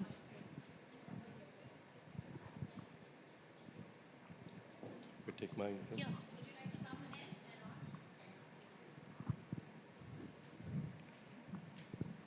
Hello, sir. It was absolutely wonderful to listen to you speak. Sir, my question is basically, women are labeled as homemakers because the capitalist deems their work as unproductive. Do you think this form of discrimination would have existed if the Gandhian philosophy existed in the system? Exactly. There's a family form of enterprise, I'm using family form of enterprise, which is a cooperative enterprise in which every transaction doesn't have to be measured in terms, and nor is, if I do it now, then you must pay me back right now. It's in the future, it's measured in different terms. That's a family form of enterprise. And you can have, and we do have, enterprises that produce garments and things which organize themselves on the family form, the cooperative enterprises. And then you have the factory form enterprise, where, as I said, everything, the factory is a machine, and every part of it is a part of a machine.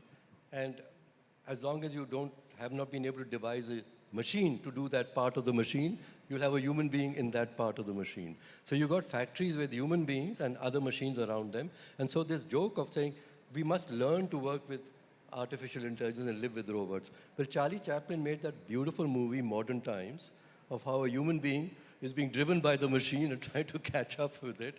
I mean, we are going to be driven by machines. And who owns the machines? Not the worker. He gets no value out of his work. That goes into profit. The person increases capital further. I would just say one more thing. The financialization of economies, which has happened since 1991, around the world, it's nothing to do with only India. It is this freedom to move across borders. It's very easy for digital information to move across borders. It doesn't respect any borders. And then when finance also was digitized, finance moves around like that, you don't even know where it is.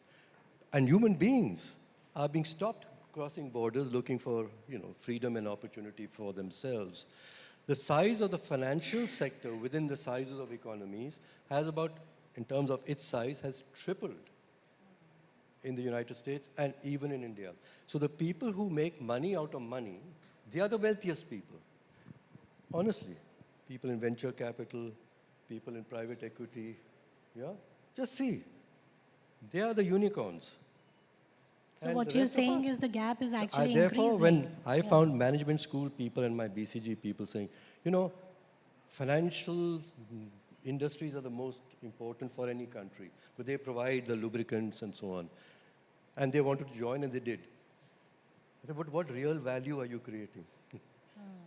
Have you learned, like I did, how to actually train myself and help others to learn how to pick up a spanner and to cut something and make something real, which I could sit on and drive and other people could drive? What is this money moving around? I mean, who's benefiting from it? And the money is not being reinvested in manufacturing or in agriculture, that's farms, but is being reinvested in other enterprises, derivatives. I don't know what are the names you have. You've done management. This is what has grown. The variety of ways in which people with money can invest and make more money has really grown. Crypto. Correct. Yeah, you have another question, please. We still don't have a mic.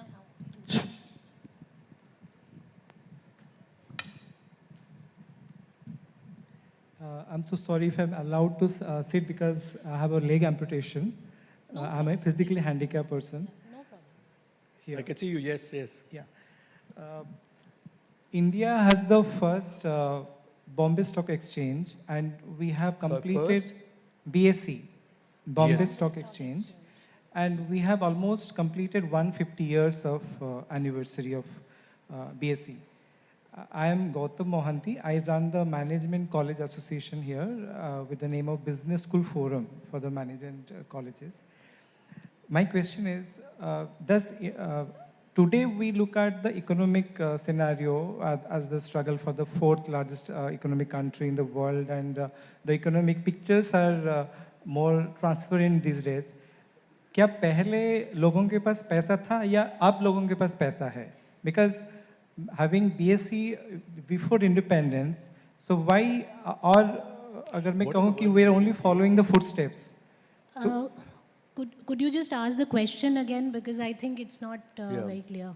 GST क्या कह रहे हैं? GST क्या नहीं? BSc. Bombay Stock Exchange, I'm talking. Bombay Stock Exchange, sorry. तो आज के ज़माने में जो हम लोगों के पास की जो इकोनॉमिक की जो पिक्चर है, जो इमेजिनेशन है या फिर विजुअलाइजेशन है, यह सिर्फ एक फुटस्टेप्स को फॉलो करना होता है, और आज हम लोगों को सिर्फ पैसा दिख रहा है, पहला पैसा नहीं था.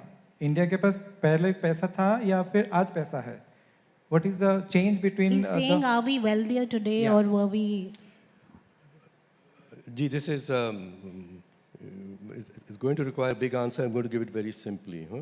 जैसे आप पैसा पैसा पैसा कह रहे हैं कि लोगों के हाथों में अभी पैसा आ गया है, कोई रियल वेल्थ आई है, किसी का प्रेम आया है, काफ़ी खाना आया है. That's inflation comes. पैसा तो आया है, but if I can afford less food and less care with the money that I have, is my life improved at all? So when we talk about, the worthiness of a person or the wealth that you have, if you're going to measure your wealth by how much money you have in the bank, you really are not. And honestly, that I'm not very happy though I've got more money in the bank. So for a country, when you also use the word fourth, I just get so amused that India is now fourth, maybe third. But I say keep comparing. Per capita, जो आप कह रहे हैं, even by money terms, forget the quality of the natural resources available to our people. Even in money terms, we are amongst the poorest countries in the world. So ये क्या मज़ा है to get fourth GDP? Look, a large body, a large human body is not necessarily a healthy body. On the contrary, they say, please manage the content of your body, your muscles and your blood flows and fitness inside the body. So measuring the health of a system by its size is conceptually a bad idea. If it's a system, it's a complicated system, you must look at the health of various things inside it, not the size of it.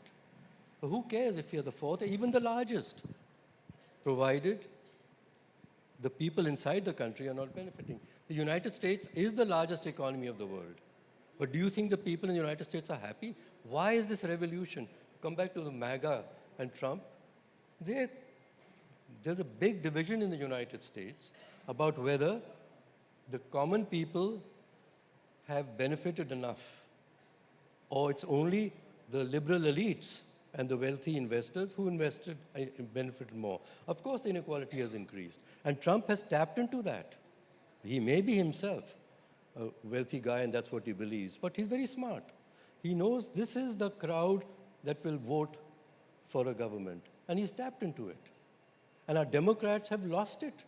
They're supposed to represent the common and working people, but they've been swayed by the elite universities, whether it's Berkeley or so. You see, please notice the experts of the world, they've been telling the governments of the world how to run their things. The governments are not listening to their own people. So BSc, वगैरह, it's a money measurement system to invest your money. So to measure the progress of India by how much the stock price has grown, in the COVID time, it's not just India. Global stock markets boomed and people were dying. True.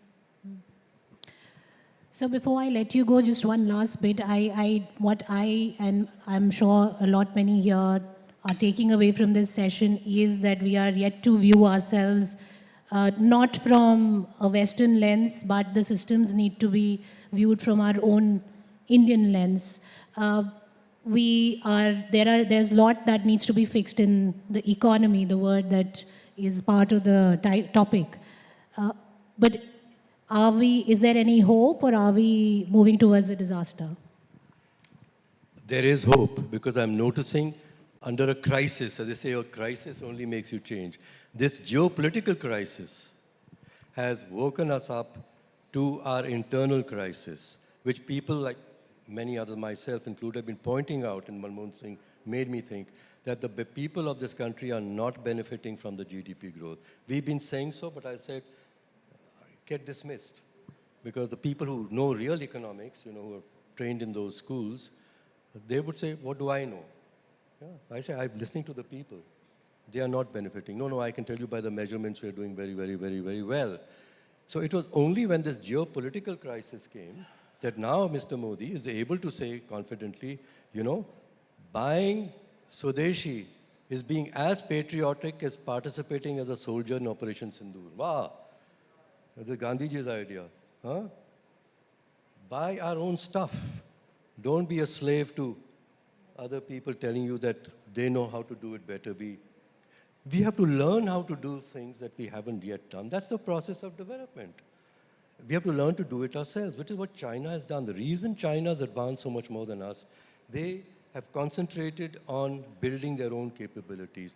Development, progress is a process of learning, of nations learning to do what they could not do before, of enterprises in the nation learning to do what they could not do before, of human beings in the nation learning to do, acquiring skills that they never had before. This whole system learns together. So if we look at development, not through the statistics of different parts, but how well and fast are parts of the system learning and the whole system learning, this is where China's taken the heads off. And what the World Bank, I asked them, I said, please don't look at China and us through the economic lenses of the statistics and the economic policies.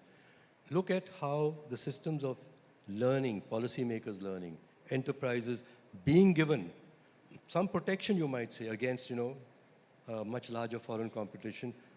But if they didn't catch up, in 5 or 6 years, there was a market. Someone else would get the chance. So there is competition and market and the will to learn to be better than everybody else. And we can be. We can be.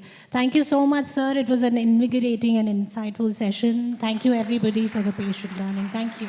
Thank you so much. Post-lunch session, but very engaging. May I request the editorial director of the New Indian Express, Mr. Prabhu Chawla, to please come on dais and do the honors to felicitate our speakers here. And we would first like to say we are sorry because we are requesting all the moderators of all our sessions to cut short their session by at least 10 minutes because we are running a little behind schedule, and that's why the apology first. But we will have to stick to the time schedule now to ensure that we are not ending up today's day at 9 p.m.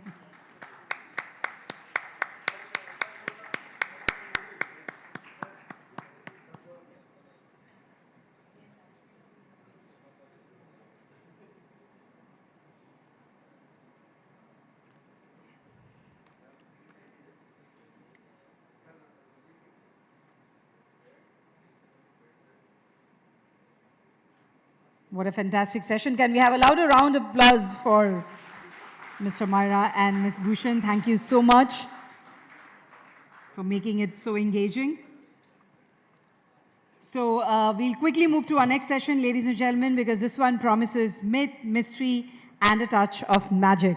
When Mr. Ashwin Sanghi takes the stage, history is just never history. It's an investigation, a thriller, and sometimes a hooranet. Let's welcome the author on stage with a round of applause for a conversation with Ms. Kaveri Bimzai on Myth and Mystery, Journeys into the Past. One of India's top-selling English fiction authors, often hailed as the Dan Brown of India. A big round of applause, ladies and gentlemen. His Bharat series includes bestsellers like The Rosaline Chanakya's Chan, The Krishna Key, Keepers of the Kal Chakra, The Vault of Vishnu, The Magicians of Mazda, and The Ayodhya Alliance. He's also co-author to international bestsellers, Private India and Private Delhi with James Patterson. His crime series starring Kutta Kadam began with the national bestseller Razor Sharp. Beyond thrillers, mentors young authors and edits the popular 13-step series on themes like luck, wealth, and health, recognized by the Forbes India in the Celebrity 100 list and the New Indian Express Culture Power list. He has won many awards, including the Crossword Popular Choice Award. So I'll request Ms. Bimzai to take the session forward from here. Thank you so much. Great. Thank you, Ashwin. What is the Ayodhya Alliance? I spent the whole of yesterday, of course, reading it, and my head's still spinning. It takes us from the... Spinning good, spinning bad. Good spinning. It takes us from DRDO to the Iron Pillar, Qutub Minar. It takes us from CERN to New Age battle tanks to fight the Chinese. I mean, it spans the globe, it spans But history. nowadays we are not fighting the Chinese. We are best friends. And it occurred to me, are you advising the government or is the government advising you? There's also a character whose name rhymes with, I think, Ajit Doval, who also happens to be the NSA here. You see, you can have Jai Shankar, you can have Doval, you can have Modi ji, but we do not know what is driving Mr. Trump. And as they say, you know, fact is stranger than fiction. These times that we are living in, they are proof of that. But coming back to the Ayodhya Alliance, interestingly, for those of you who have been to the banks of the river Saryu, you can actually see a park which is known as the Ramkatha Park.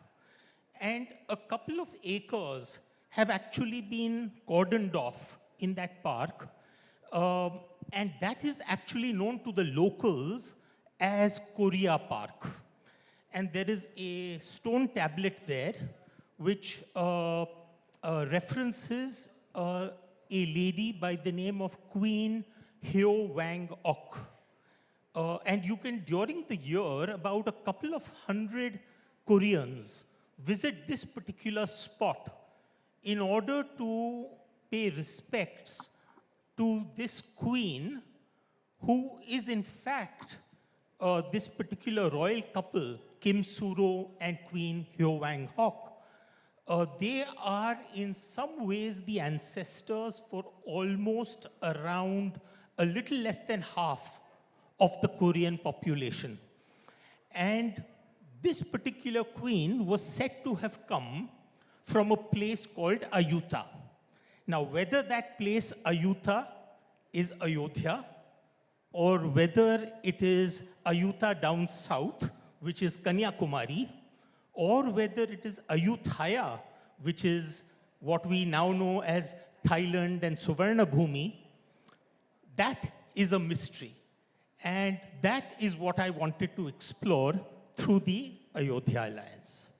And it has its modern resonance in the new alliance between Aditya Pillai and Sumi Kim. Yes. So the idea was that I just found it fascinating that at that time, I mean, this particular alliance is said to have happened sometime around 42 CE. So we are talking about 2,000 years ago. I just found it fascinating that this lady could have gone from India to Korea, at that time what was known as the Gaya Confederacy. And then I thought to myself, was it possible that this wasn't just a love story? Maybe there was something going on beyond that. And that is what then took me into the layer of exploration in terms of technology, particularly steel making.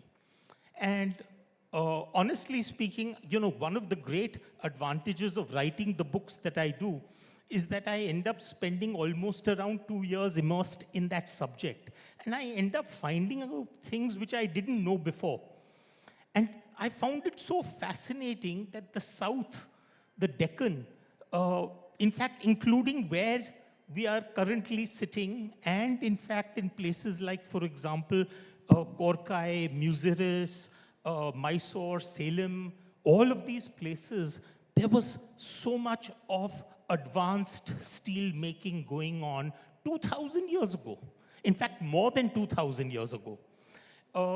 And what we now celebrate as the remarkable Damascus sword, which was said to be a sword that you could flick with your wrist and you could actually slice a feather in two in the air.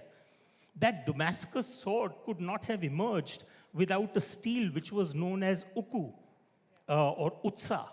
And of course, the foreigners called it woots, but wood steel. So the thought I had was that maybe that was the backdrop under which this particular alliance took place. And then the idea that could there be a reverse alliance going on today? Could that technology hold the secret for Bharat's future? And that is the reason why you have those two modern day players in that story. And yet the book is full of disclaimers that this is nothing to do with reality, that this is all fiction, and yet there are footnotes. So we're in a very interesting territory. You obviously don't want, You know what I always love saying, Kavri, that at the end of the day, as a fiction writer, when I'm always asked by, the press and media and all, and they say, what is your skill here? I say, well, as fiction writers, we are bloody good liars. We know how to tell a lie with a straight face. But the point is that if you're going to tell a good lie, then tell the lie close to the truth. So that makes the lie that much more believable. And that's what I typically want to do with fiction, which is, in other words, spin a tale, spin a yarn, and I make no bones about the fact that this is a yarn, but it is based on a bedrock of research and truth.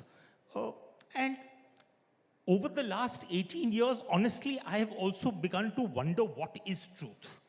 I'm sorry, I'm going into a different level out here, but which is actually the subject of our next conversation, which is what is truth? Reclaiming history. And I think Mahalakshmi and Chitra will have a lot to say about that. So, I mean, for example, people call me a mythological writer or a historical fiction writer or a conspiracy fiction writer. But the conspiracy theorist, conspiracy theorist, God alone knows what. But, I think it was C.S. Lewis who said, that a myth is a lie that reveals a deeper truth. So maybe in some ways, mithya is actually more like satya. And maybe in some ways, after all, you have an event which happened in 1857, which is known as the Great Rebellion of 1857. That's the way we learnt about it in our textbooks. Or the first war of Indian independence. But if you go to the UK, you're probably not taught that at school level. And if you learn it at college level, you're probably taught that it was the Sepoy Mutiny of 1857. So now, which version of those events should I accept? So in that sense, again, history is always shaped by a narrative. A narrator is relevant and his bias is bound to come there. One of my favorite definitions of history is George Santayana, who said that history is a pack of lies about events that never happened, written by people who were never there. So, which one do I believe? So, in that sense, I think what I find really fascinating with my Bharat series is to be able to narrate to you a story. I make no bones about the fact that it's a story. Take it as fiction. But remember one thing, that all of our fiction comes from something that probably we've seen, something that we have done, something that we heard. We have 300 versions of a Ramayana. Would we have spent so many generations writing 300 versions of an epic if there wasn't someone great called Ram? That's the only question I ask myself. You must be a nightmare for your editors. I mean, they must be having to cross-check each and every fact. And your lawyers. So, I mean, just to give you an example, the Ayodhya Alliance, of course, one part of it is that the book gets written. After the book gets written, then there is typically at least one or two rewrites which happen from my end. Then after that, it goes to, Is what, usually self-motivated or? yeah, typically to figure out that what is not moving a story. Where is the story dragging? Because the only intention that I have as a storyteller is that, and this is what I even ask my editors, Kaveri, that ultimately, did you turn the page or did the page turn itself? I mean, so if you can get that right, then you've told a good story. So that's what I try and do during my rewrites. Then after that, the next step is that the book ends up with my own personal editor, not the publisher. So it will go through at least 1 or 2 rounds of editing with my editor. After that, it then gets passed on to another person who is simply my fact checker. His job is basically to tell me that I'm dumb. His job is to tell me this. I hope he's paid well. No, he's more than whether he's paid well or not, he is the biggest pain in the you-know-what. So in this universe, if there is someone who really makes my life miserable, it is him. That this does not add up, this is logically inconsistent, this time period is wrong, this particular location was known as this at that time. So that is his job. Then after that, it moves to the editor within the publishing house. And that probably, again, goes back and forth at least a couple of times. So this is a long process. But I just want to take you back a bit to the Rosable line, which is where it all began. Tell people a little about that, and then that's really how you started on this mad journey of fact, fiction, and something in between. So Rosabal was very interesting because I wasn't going there to write a story. I was in Kashmir. I was in Kashmir, probably this was around 2001, 2002, something like that. And I was in fact there specifically to attend the wedding of one of my father's family friend's daughters. So father couldn't make it. He said, you go and attend for a day. I went. Unfortunately, my return flight that day got cancelled. You know, we were at the peak of terrorist activity going on there. So everything was completely silent. What was then known as the Oberoi Palace, which is now, I think, the Lalit, that was totally boarded up. The main hotel was boarded up. Only the annex was operating with about 10 rooms. If I walked through the passage, I could hear my own footsteps. It was so dark and eerie. On the second day, when my flight got cancelled, I told the driver, I said, take me to some interesting places because I'm now getting completely suffocated being in the hotel. He said, Saab, if you like, we'll go to Hazrat Bal. I said, I've been there before. He said, if you like, मैं Shankaracharya ले जाता हूँ. I said, I've been there. Chashma Shahi, I've been there. So I said, I've been to most of the places because as a child, I've been coming here for the last 20 odd years. So there's nothing. He said, will you go to Rosabal? I said, what is that? And that's when he ended up taking me into a district which is known as Kanyar. And in Kanyar, there is this very simple looking structure. Apparently going back and referencing a Muslim Peer from the 13th, 14th century known as Nasiruddin. Now, the thing is that when you go and you look at the structure from inside, you can see the direction of the burial. It is along the Mecca axis with the head pointing towards Mecca. But you can also see that there is a burial underneath that top burial. So in other words, there's a second body. Technically speaking, the first body, because it's below.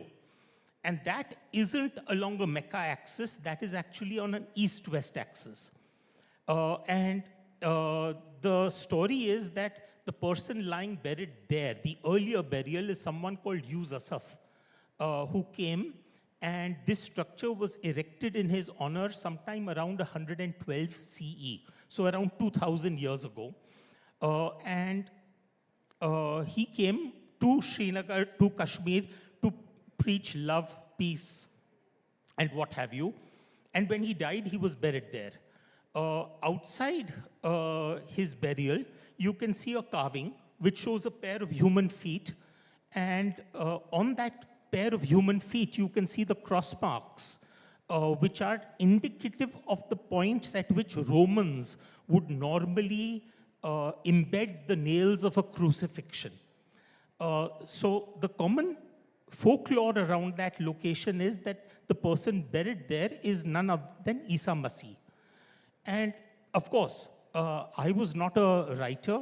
I hadn't been trained for writing. We are talking... What? You were businessman, Banya. My father is a Marwadi, my mother is a Banya. My father is from Jodhpur, my mother is from Kanpur. The only thing I was taught in life is that the two words important are debit and credit. So my total dictionary... like Mr. Myra said earlier, so the total dictionary was money out debit of and money. credit. Exactly. So I started looking at this story and I was fascinated. But you do know that Kashmiris love stories. Oh yeah, of course. But only stories. And when you try and research a story like this, oh my God, you know the number of cups of kawa you end up drinking because of the And you must have heard a different version of the same story from multiple Exactly. sources. We love multiple doing that. sources, of course. So, but that then became an obsession for the next 2 years.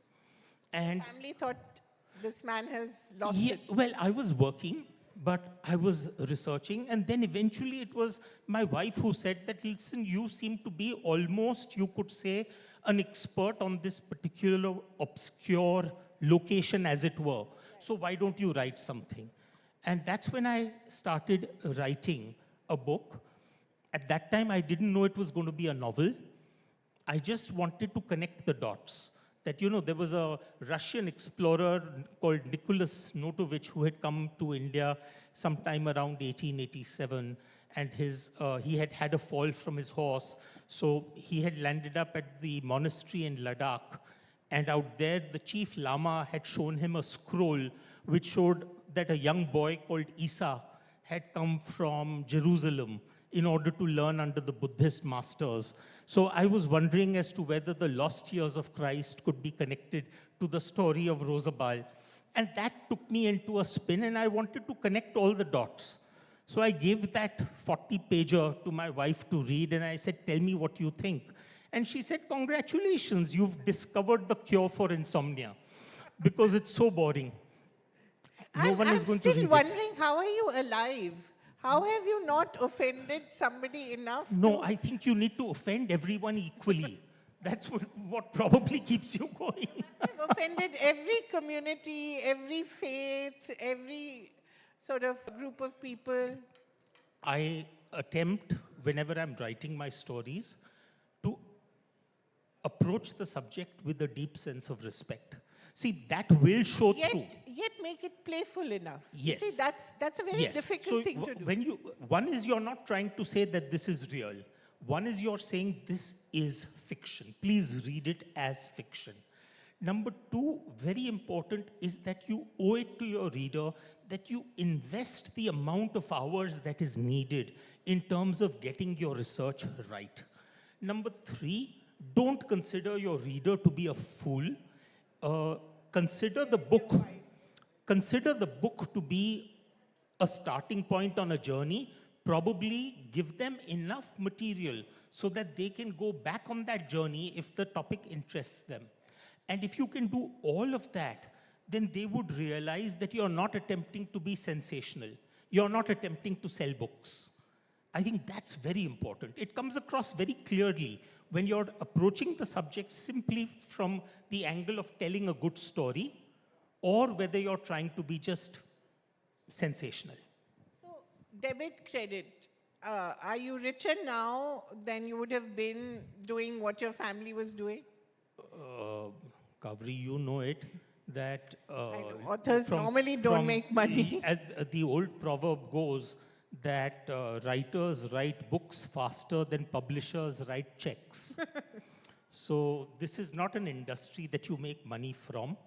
However, I was lucky because after the Rosabal line happened, the next book was Chanakya's Chant, which happened within 2 years. Right. And that really took off.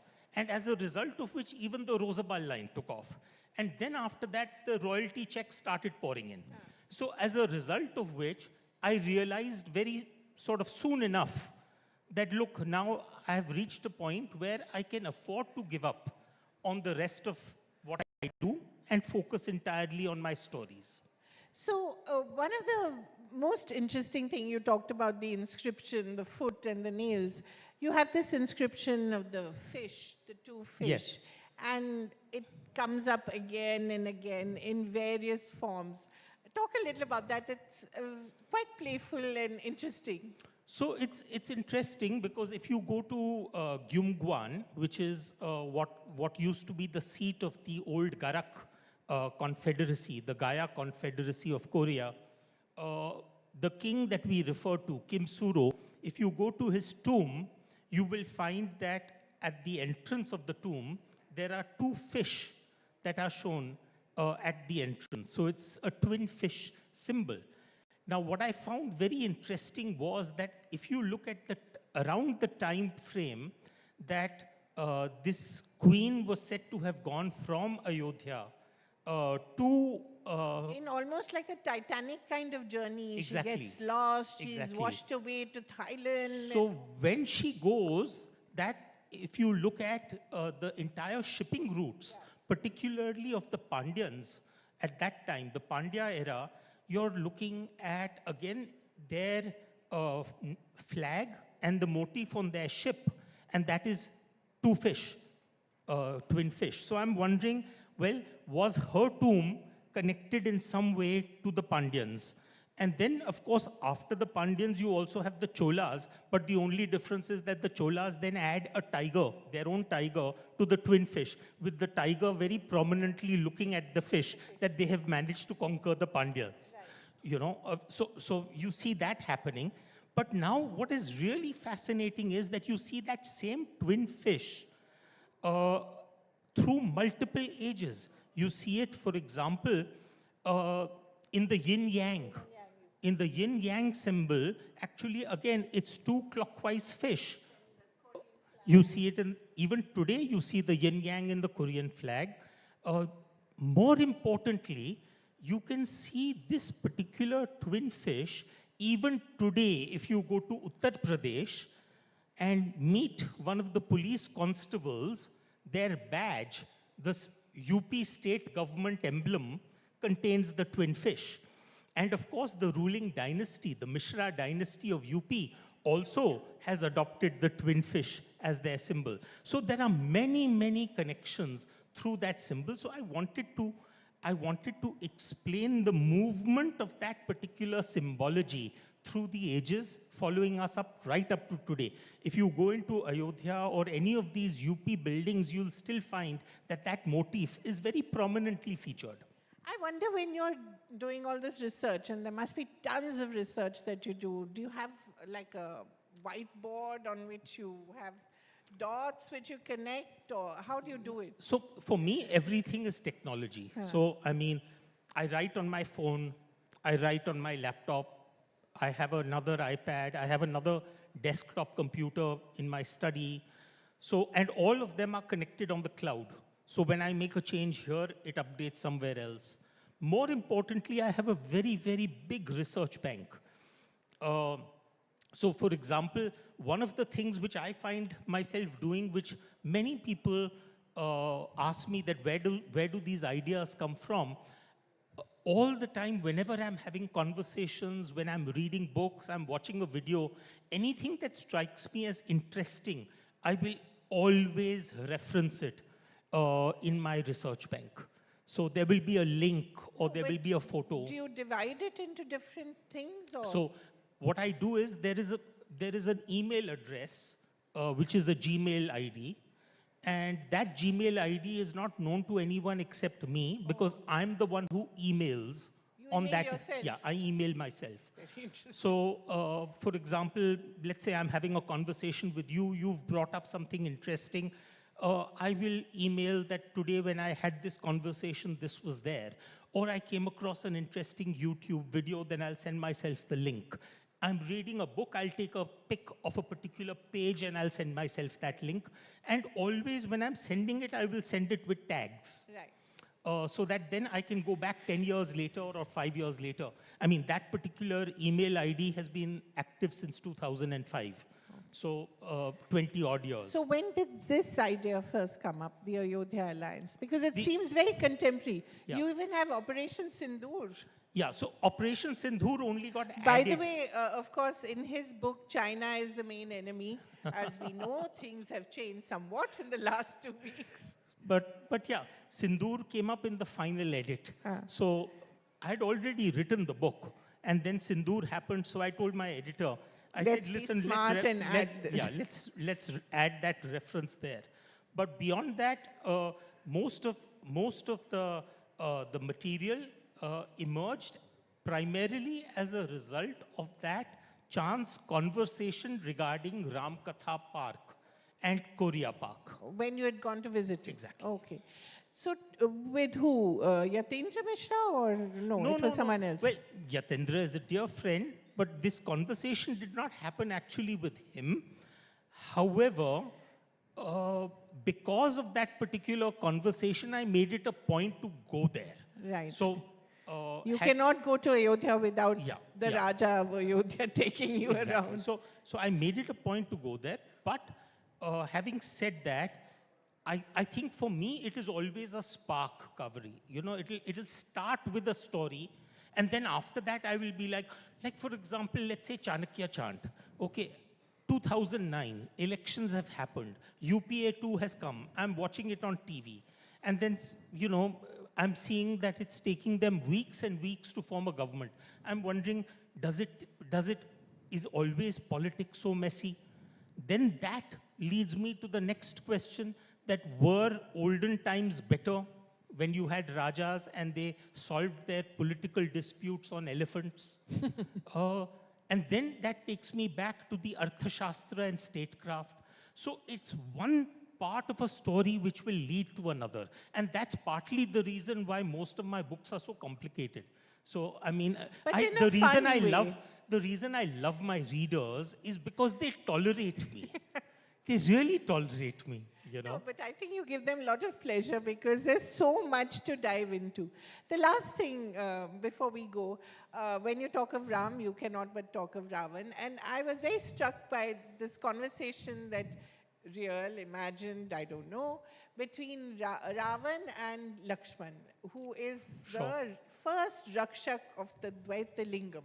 See, I've read your book so well.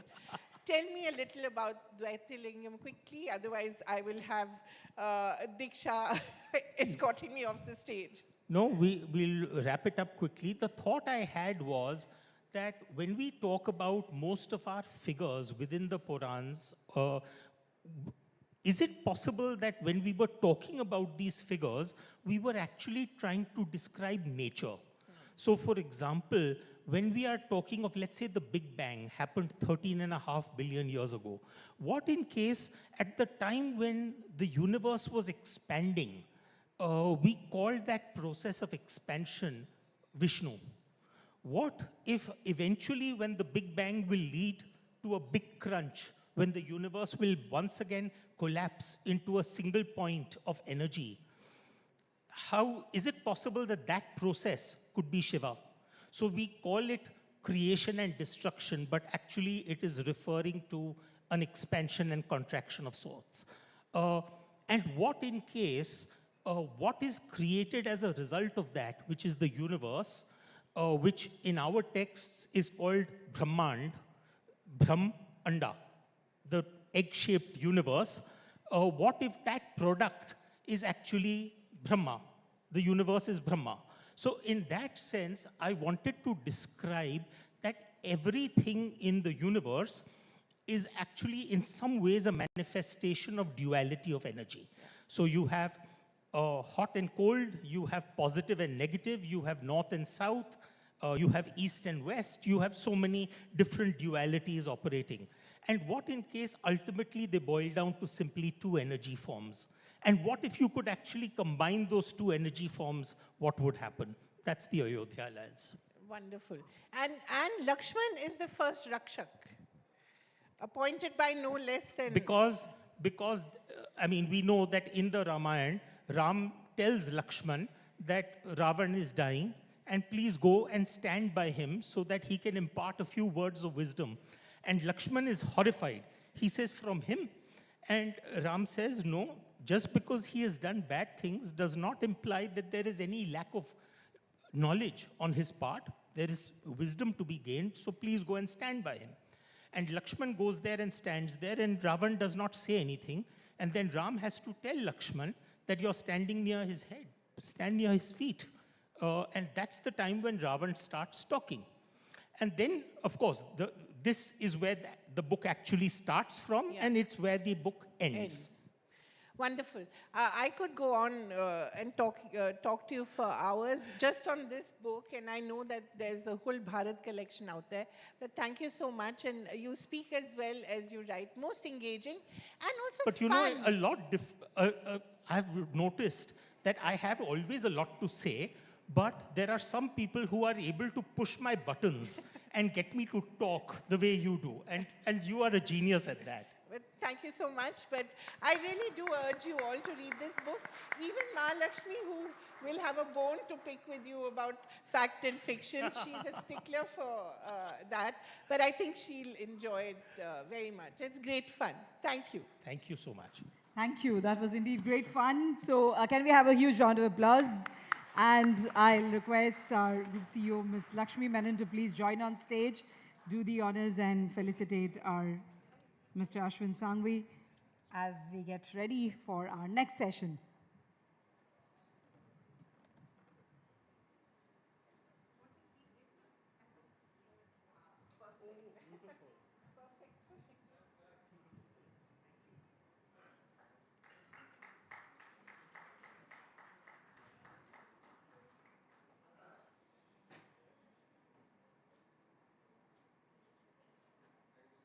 Thank you. Thank you so much.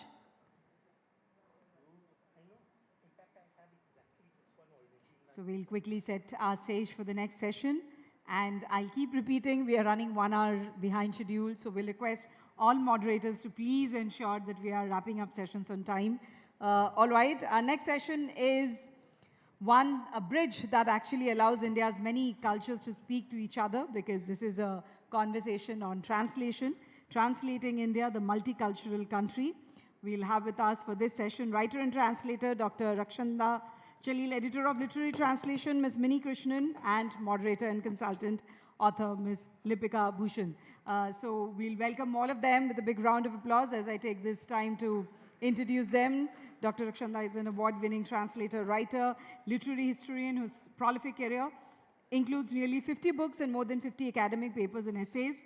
Her notable works include Liking Progress, Loving Change, a literary history of the progressive writers movement in Urdu, a biography, Dr. Rashid Jahan, a rebel and her cause, and acclaimed translations such as Intizar Hussein's The Sea Lies Ahead and Krishan Chandra's Gaddar, her essay collections, But You Don't Look Like a Muslim, Love in the Time of Hate, and the upcoming Whose Urdu Is It Anyway showcase her depth as both critic and cultural commentator. Ms. Mini Krishnan is a distinguished editor, translator with over 4 decades of experience in Indian publishing, has worked with Macmillan India, Oxford University Press, curating and editing 124 full-length literary translations that made Indian regional literature accessible to national and international audiences, currently serves as the managing editor of the Tamil Nadu Textbook and Educational Services Corporation, working with 20 English language publishers to make Tamil literature to take Tamil literature to global leaders. So I would now request Ms. Bhushan, we have already been introduced to her,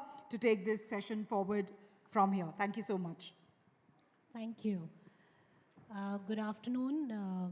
And it's such a delight to be sharing this stage with Rakshanda and with, Mini Ma'am, because Rakshanda, I think I've had the honor and pleasure of working with almost like a decade and a half ago. At HarperCollins. How old is your baby? I have now 2. I've got 2 now. So they are now, one is 13, the other is 8. We go back a long way. And I'm quite, at least for this session, in comparison to the last one where I was dead nervous, I'm much more comfortable because this is, so to say, my domain. I've been working in publishing for the last 18, 19 odd years now and have been observing it as a marketer, as a person who has deep interest in statistics and numbers and sales figures. And therefore, I do know that while publishers have been publishing translations for a long, long time, it takes awards like the Man Booker Prize for the translations, the books, to sell huge numbers. Up until a certain year, say 2022, when it was the first year when Gitanjali Shri's book, Ret Samadhi, won the Man Booker Award, and now we have Bhanu Mushtaq's book, Heart Lamp, which won the award this year for translations. The numbers for Indian translations used to be quite okay, but not the kind of numbers that you expect such fabulous books to do. And the kind of genres that used to sell even till today are the translations that are from English to Indian languages, coming from probably Japanese literature, French, or even English literature, or maybe for that matter, Russian literature. When I was growing up, I recall that most of the storybooks today, even when I go and buy books for my children, are translations from world languages. There are very few good translations that are actually being promoted well in the Indian market from Indian languages. And for a nation as diverse as ours, which is so linguistically diverse, so culturally diverse, we are sitting in Odisha. There's such massive Odia literature, which I think the rest of India in itself has to experience and explore and discover. But it takes an international award really to actually bring translations and books, translated books, back into mainstream conversations, if I put it that way. And that's why my first question, Minnie, is to you. You have had a huge, phenomenal experience in this field of translating and editing, and these two books are the books that you've edited. And I wanted to understand that how you've closely seen how these two books have worked. The Heart Lamp and the... No, I'm saying that there are many books that you've edited, and these two books have just won these international awards. You've seen many, many books, translated and edited. How do you view these international awards really bringing about a difference in how we perceive translated books, translated works? Thank you. First of all, the norms and rules for these two books, which are somehow held up as a great success of Indian huge effort and a huge achievement, the norms for these books being selected was set outside the country. Correct. They had to be published outside the country in the UK. Only then they became eligible. It doesn't mean that the huge numbers of books that Indian publishers, we're now talking only about English translations because that's our experience. It doesn't mean that those other books are not as good. Okay? There have been any number of very, very good translations. Of course. And by excellent translators, Indian translators, using very, very flexible language, which could not be considered because they were not published in the UK. There was this fixed rule. So what we should recognize or understand from this, once again, is that the globalization and the, what shall I say, commercialization of translation, that's what's working here. It's not the quality. I don't have anything against these. I'm not running down the translators. What you're saying is commercialization is what is commercialization of translation as a product, that's fine. Let it be. Let everything sell. Let things sell. Let it cut a swathe. But I don't think you should distinguish between, just say that because of this we've become famous. The market for translations of our literatures, and we're talking only about mainstream languages. We have so many languages which have never really. That's the real achievement that lies ahead of us. I mean, I'm speaking here in Bhubaneswar, which is, Odisha, the home of Sarla Das, more recently Manoj Das, Gopinath Mohanty. We have a distinguished publisher and writer sitting here, Manu Das. Manu Das. So these are people who worked very hard. True. And they have been, at least for 4 decades, Indian editors, Indian publishers, Indian translators who've poured their lifeblood into very good books. They are being taught. They are the books that have changed the landscape. The small publishers who come up with the new writers, Indian academia. It was a very huge shift after Indian independence in the late 70s, 80s, when Indian academics started to realize the value of what had not been looked at because material was not available. So they made it available. That is a great achievement. These are just blips. And now, of course, there is a gold rush to be translated. And just one other point before, because they said there's not much time. What does concern me, the problem with these kind of prizes, 2 problems. One, the prizes are all for living writers. The older writers are being neglected. Okay. Okay, because publishers don't want to run translations of writers who are no longer with us because they are not eligible for these prizes. Okay? Oh, so what you're saying is, in a way, it's actually worked. There is the negative side. Everything has a Negatively. positive and negative. Yeah. The other more dangerous thing, more insidious thing is this. Indian writers, in order to be translated, are writing using the kind of language that's easy for people to translate. I have one example. I don't want to mention a name, but there's a famous Kannada Dalit writer who wrote wonderful stories and terrific 2-part autobiography. His stories were being translated by a famous translator, a well-known translator. And she was struggling, it's the southern Karnataka dialect, it's the Dalit dialect. And after she finished those stories, she asked him, any more stories? Because these are just 8 or 9. And he said, yes, I'll send you a few more. And she told me these were so easy to translate. So I felt a real chill because it meant that he had already translated himself into a more translatable Kannada. So these 2 dangers are sweeping in the wake of these huge, attractive prizes and so on. These are all just passing phenomena. The real achievement would be for us if we can build a huge band of translators, because we are wonderfully bilingual. We shouldn't lose our languages. Our English is getting smarter. So I think that would be one of the great challenges. And I'd like also to say that Rakshi and I worked together 20 years ago on a website which the British Council set up, the South Asia Women Writers website. And that was a wonderful experience. So that's it for now.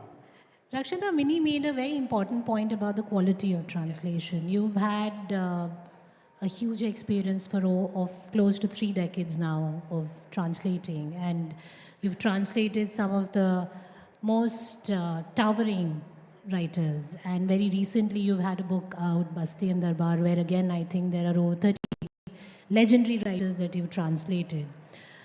If we start talking about the quality, the first thing that comes to my mind is the craft in itself. How does the writing of these writers, while you're translating, it shapes your own writing? Thank you. My first book was published in '92. It was a translation of Premchand at a time when HarperCollins had just opened shop. So there was a dearth of books.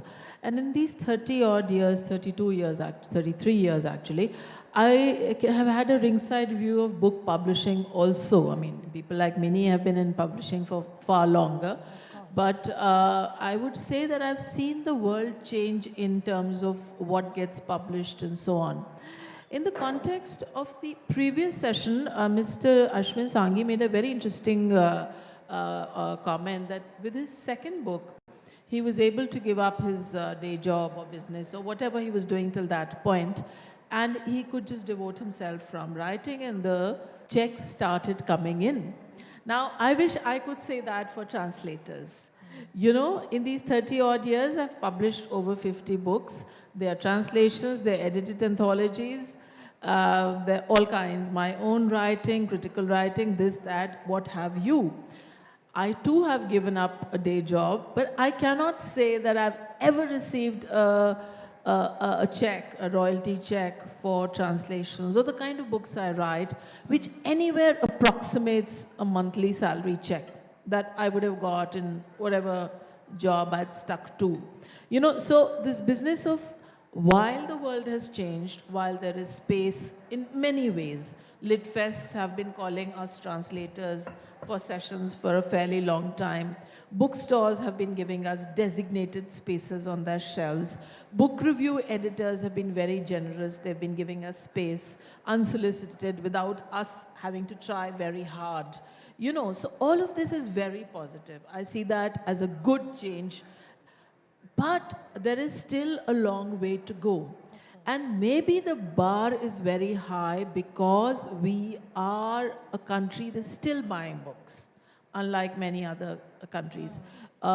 Even standalone bookshops, forget Amazon and other things, even standalone bookshops. I come from Delhi and I know Fakir Chand and Bari Sons, which are family-owned bookstores, are still doing the same fairly well. So in a country which has a book buying, book reading culture, our bar is high, you know. So we would expect that much more. I would have been happier if somehow we had done more translations from each other's languages without using English as a via media. We've been doing a lot of that. And the quality mini that you're referring to, that is a casualty. You know, awards have a good and bad side to it. But now, after this lady who got the Booker recently, I shall not take names, but some very big names in the world of literature called me with a fair amount of pique. Say, ऐसा क्या है उनकी किताब में? You know? And there is a certain eyeing the Western gallery. And in some ways, we've come full circle. The early generation of translators, the ones before me, my generation, these people were also eyeing the West. They were saying clarified butter for ghee. They were saying stringed cot or something like that for, or unleavened flat bread for roti. And then my generation started saying ghee and roti, and we figured, we expected people to understand. So it's sad that in a different way, but the circle has come full circle. Once again, we are eyeing the West. We ought not to be doing that. I think we ought to be that much more confident of ourselves. You know, what you alluded to, a kind of a self-translation, or already a bhasha writer is saying, how well this book will read in translation. And I stand a very good chance of getting an award. I think somewhere we are taking away from the business of writing. That's not what writers write for. Of course. You know? So I see that as problematic. But I'm hopeful that it's a phase, and this whole craze for awards and this and that will pass and things will settle down. But what I would want to see is more translations directly. You know, it'd be that much nicer if, let's say, somebody knows Urdu and also knows Marathi and translates directly from Marathi into Urdu, let's say, or from Tamil into Bangla, you know, instead of using English as a link language. And this was the mandate when the state-level Sahitya Academies were set up 75 years ago. The mandate was that, listen, not just encourage bhashas, but encourage translation between the bhashas. Somehow we were not mindful of that, I think. But that again brings me to the question of the craft, that when you're talking about the fact that, you know, we should encourage bhasha translations from one Indian language to another directly instead of making English as the medium for it. Coming back to the question, you know, what kind of pressure as a translator is there a pressure in the first place to actually live up to the expectations of the kind of people that you're translating, also to the expectations of the people who read you or follow you? What is there in the craft that actually one needs to be careful about? I can only speak for myself. I've never done Farmaishi program, which means I've never done something that has been commissioned or where the author says, listen, do this. I usually have picked up texts that speak to me in some way or the other. I've also abandoned a text that I midway realized that I detest, that I realized that I don't like this person's politics. I don't like where he's coming from. I abandoned that translation midway. So that also happens. And I think literary translators are a species that is distinct from a commercial translator, right? There are translators and there are translators, and there's AI translations also, right? Now, literary translators, I think by and large, pick up a text that in some way or the other speaks to them or is in consonance with their larger worldview, or, you know, somewhere there is some commonality. We are not commercial translators. We are not in the business of translating a washing machine instructions or how to put bleaching powder, because you don't need a context for those commercial translations. For literary translations, you need to be mindful of a context. You need to have, of course, there's the craft that you're talking about that can come to you with patience and with practice. But if you are blind to a context, or if you think my job is just to transfer from one word account to another vocabulary account, that's not what translations are about. And again, to dip into my own journey as a translator, in '92 when I published Prem Chand Mini, I wrote a very modest 2-page translator's note, because I thought my job is not to bring myself in this book, you know. So that was a very modest 2-page translator's note. And in these 30 years, I've come a long way where I still don't insert myself in the text, but I do feel that my job is to push the envelope a little more. And I've now begun writing these long introductory essays, because in my own discovery, in my own journey, I think the text, of course, has primacy, of course is important, but the context is equally important. And I think where I cannot insert the context in the text, I've occasionally used footnotes, and some book reviewers have picked on that and said, where is the place of footnotes? This is not a literary history. This is a flat-out work of fiction. Why is she using footnotes? But I, regardless, continue to use footnotes. But again, what I cannot accommodate in a footnote or in a glossary, I like to write long introduction where I can put a bunch of stuff. You're getting your slips. I'll come back to you on, the influences and your life experiences actually influencing the translations when you talk about the text and the context.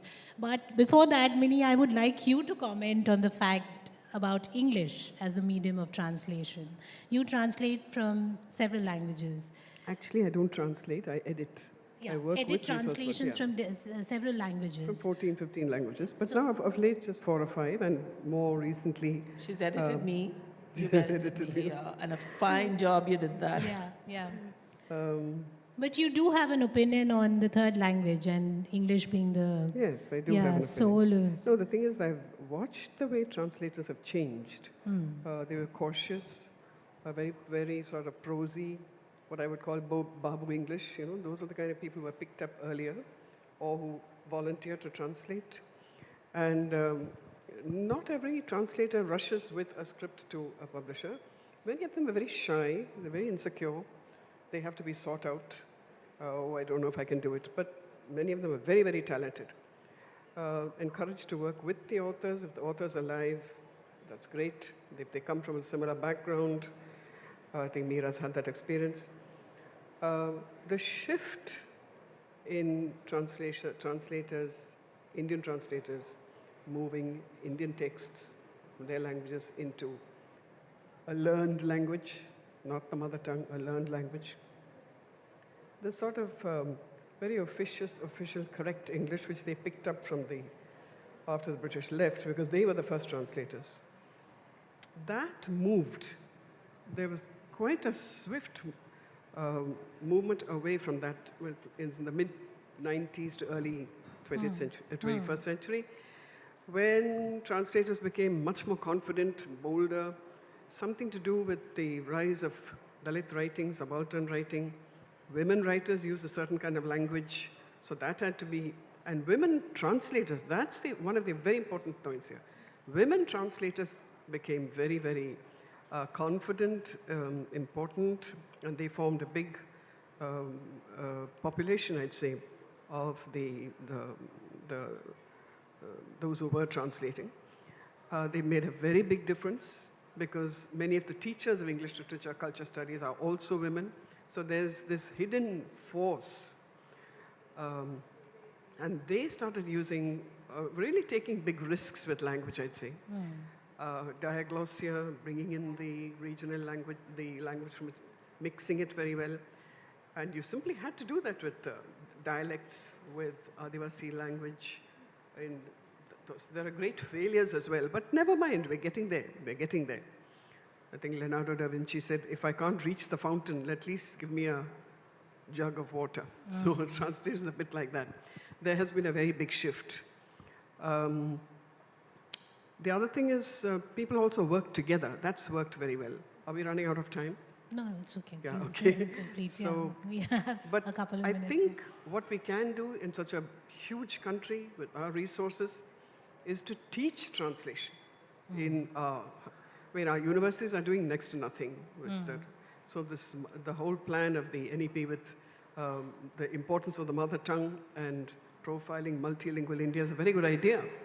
But some good, proper processes have to be put in place. And it doesn't have to be only academics. It can be translators, publishers, writers. And imagine bringing writer and translator into a classroom, how exciting it would be.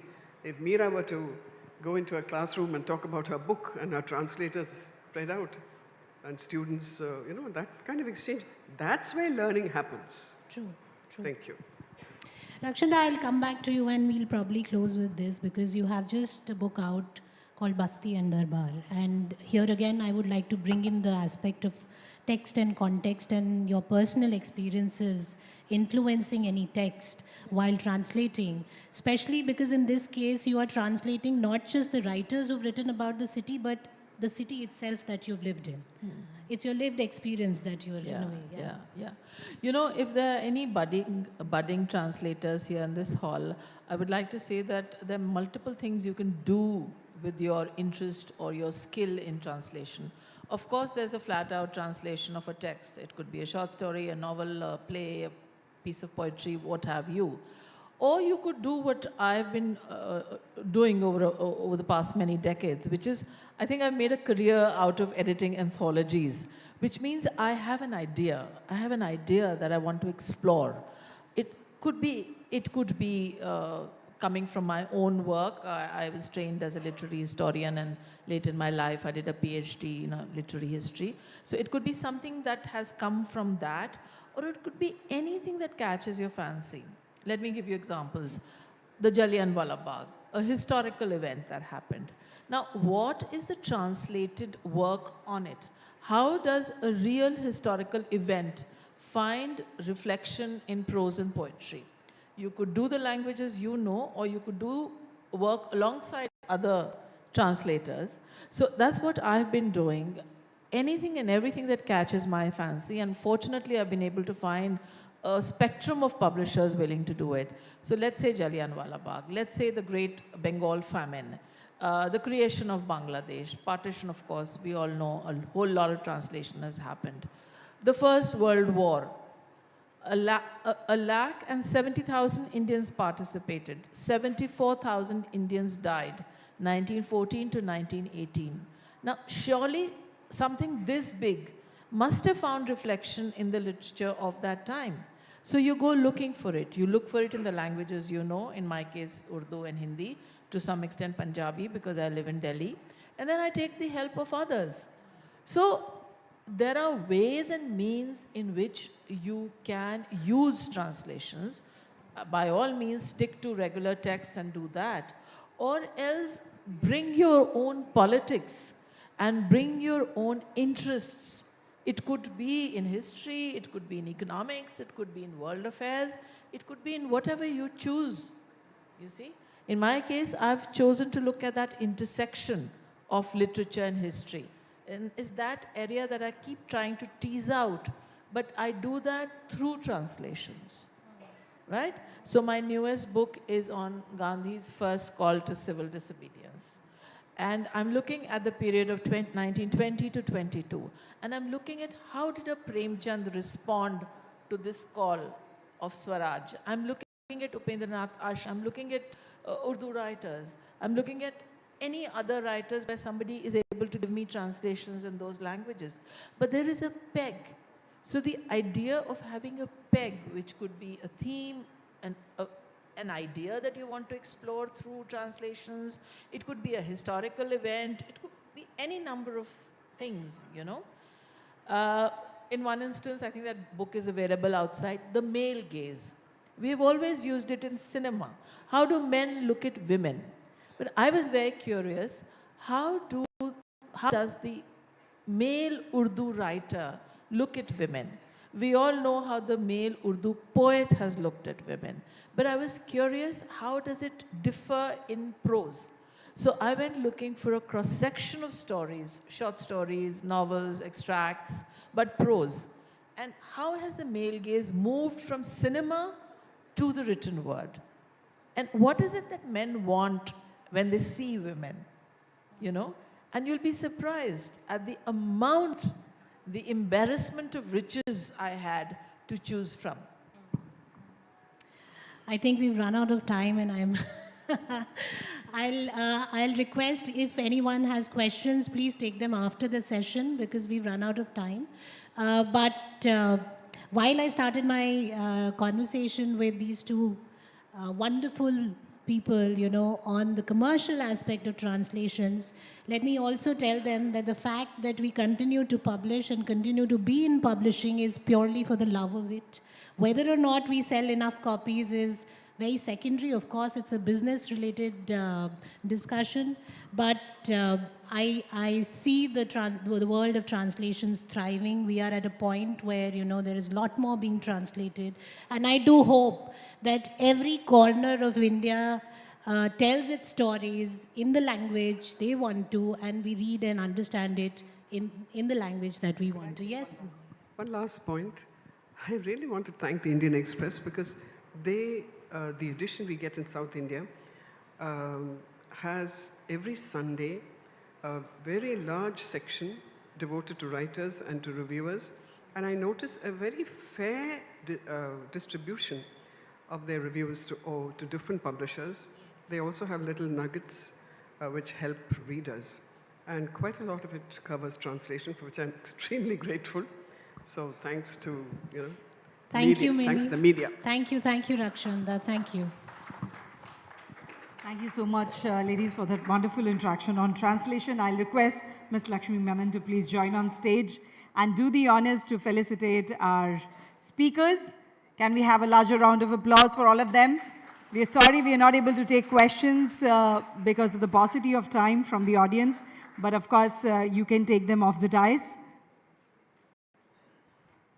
And we continue to apologize for all this delay, but we need to now stick to the time schedule since we are running really behind schedule.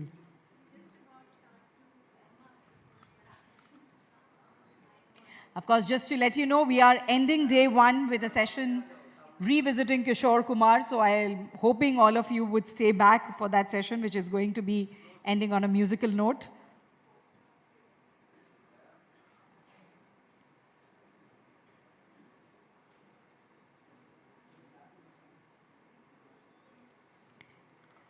Thank you so much to our entire panel.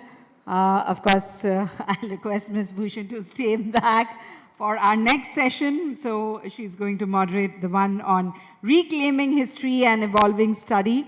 And as we just set the stage, let me take this opportunity to invite our panelists. Ms. Bhushan is already here with us to moderate the session. Let's welcome historians Dr. Mahalakshmi Ramakrishnan and Dr. Chitra Madhavan with a round of applause.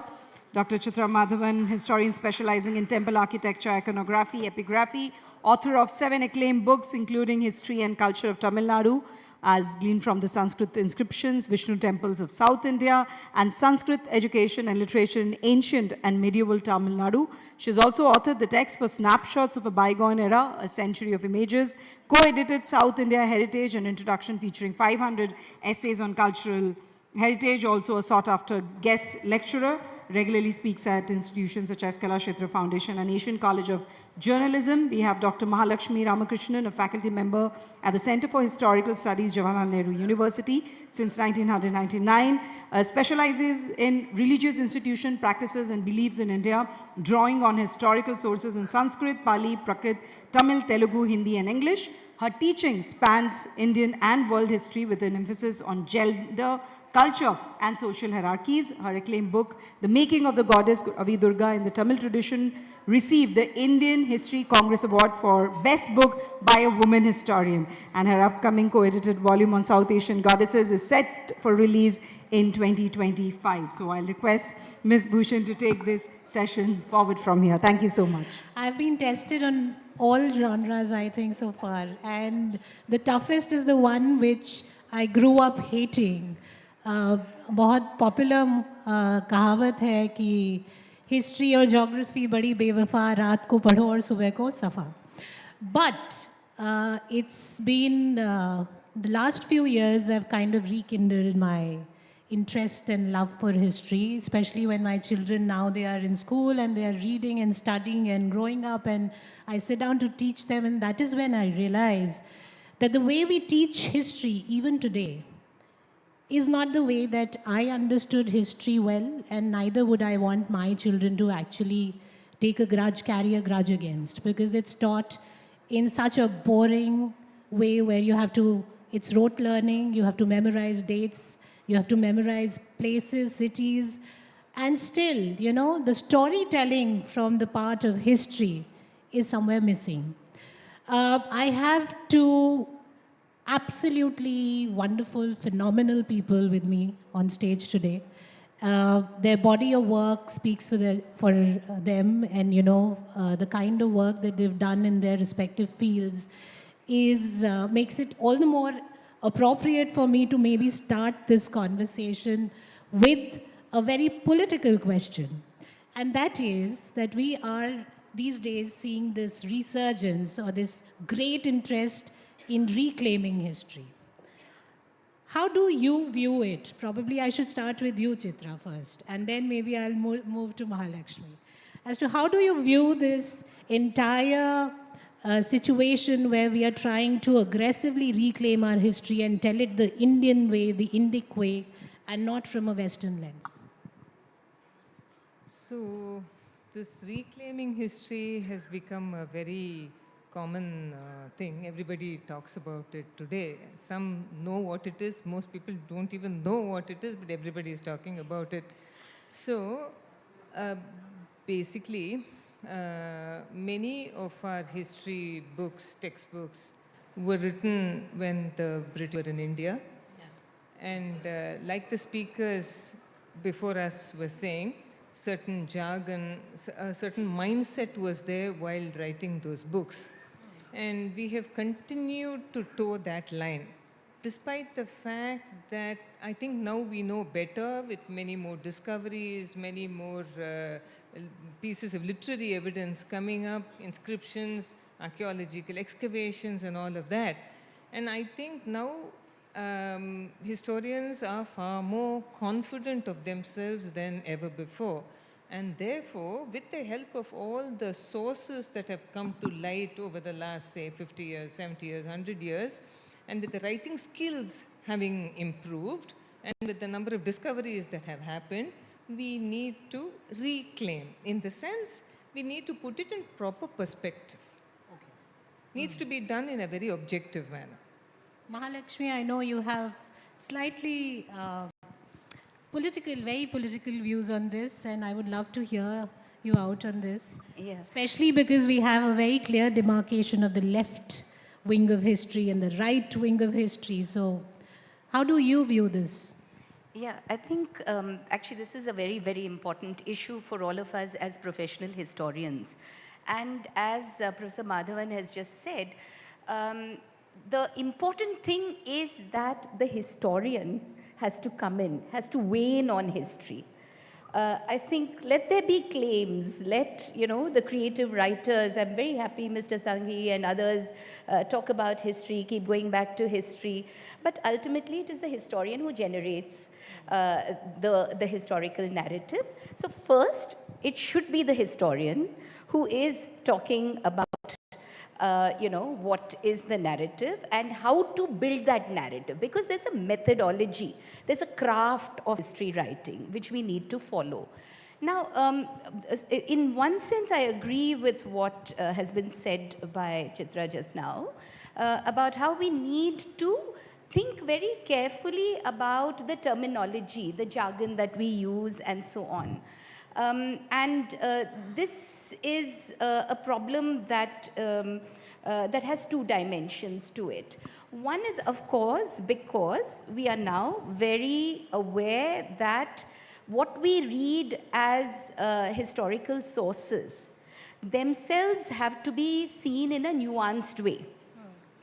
So when we are looking at a text, whether it is a Veda, whether it is a Manava Dharma Shastra or any other Dharma Shastra, whether it is a Baudhayan Shulva Sutra, whether it is a Purana, whether Markandeya, this, that and the other, whatever be the source we are taking up, whether I am taking a Tamil text of the 12th century like Kalingathaparani, we have to look at the context in which it was written. And that is what we should be working towards, rather than pull something out of context from there and present it as our history versus their history and so on. So a good professional historian does not buy this. I think it's largely a hype that's been created of a left versus right historian. All of us who are good historians know who we are.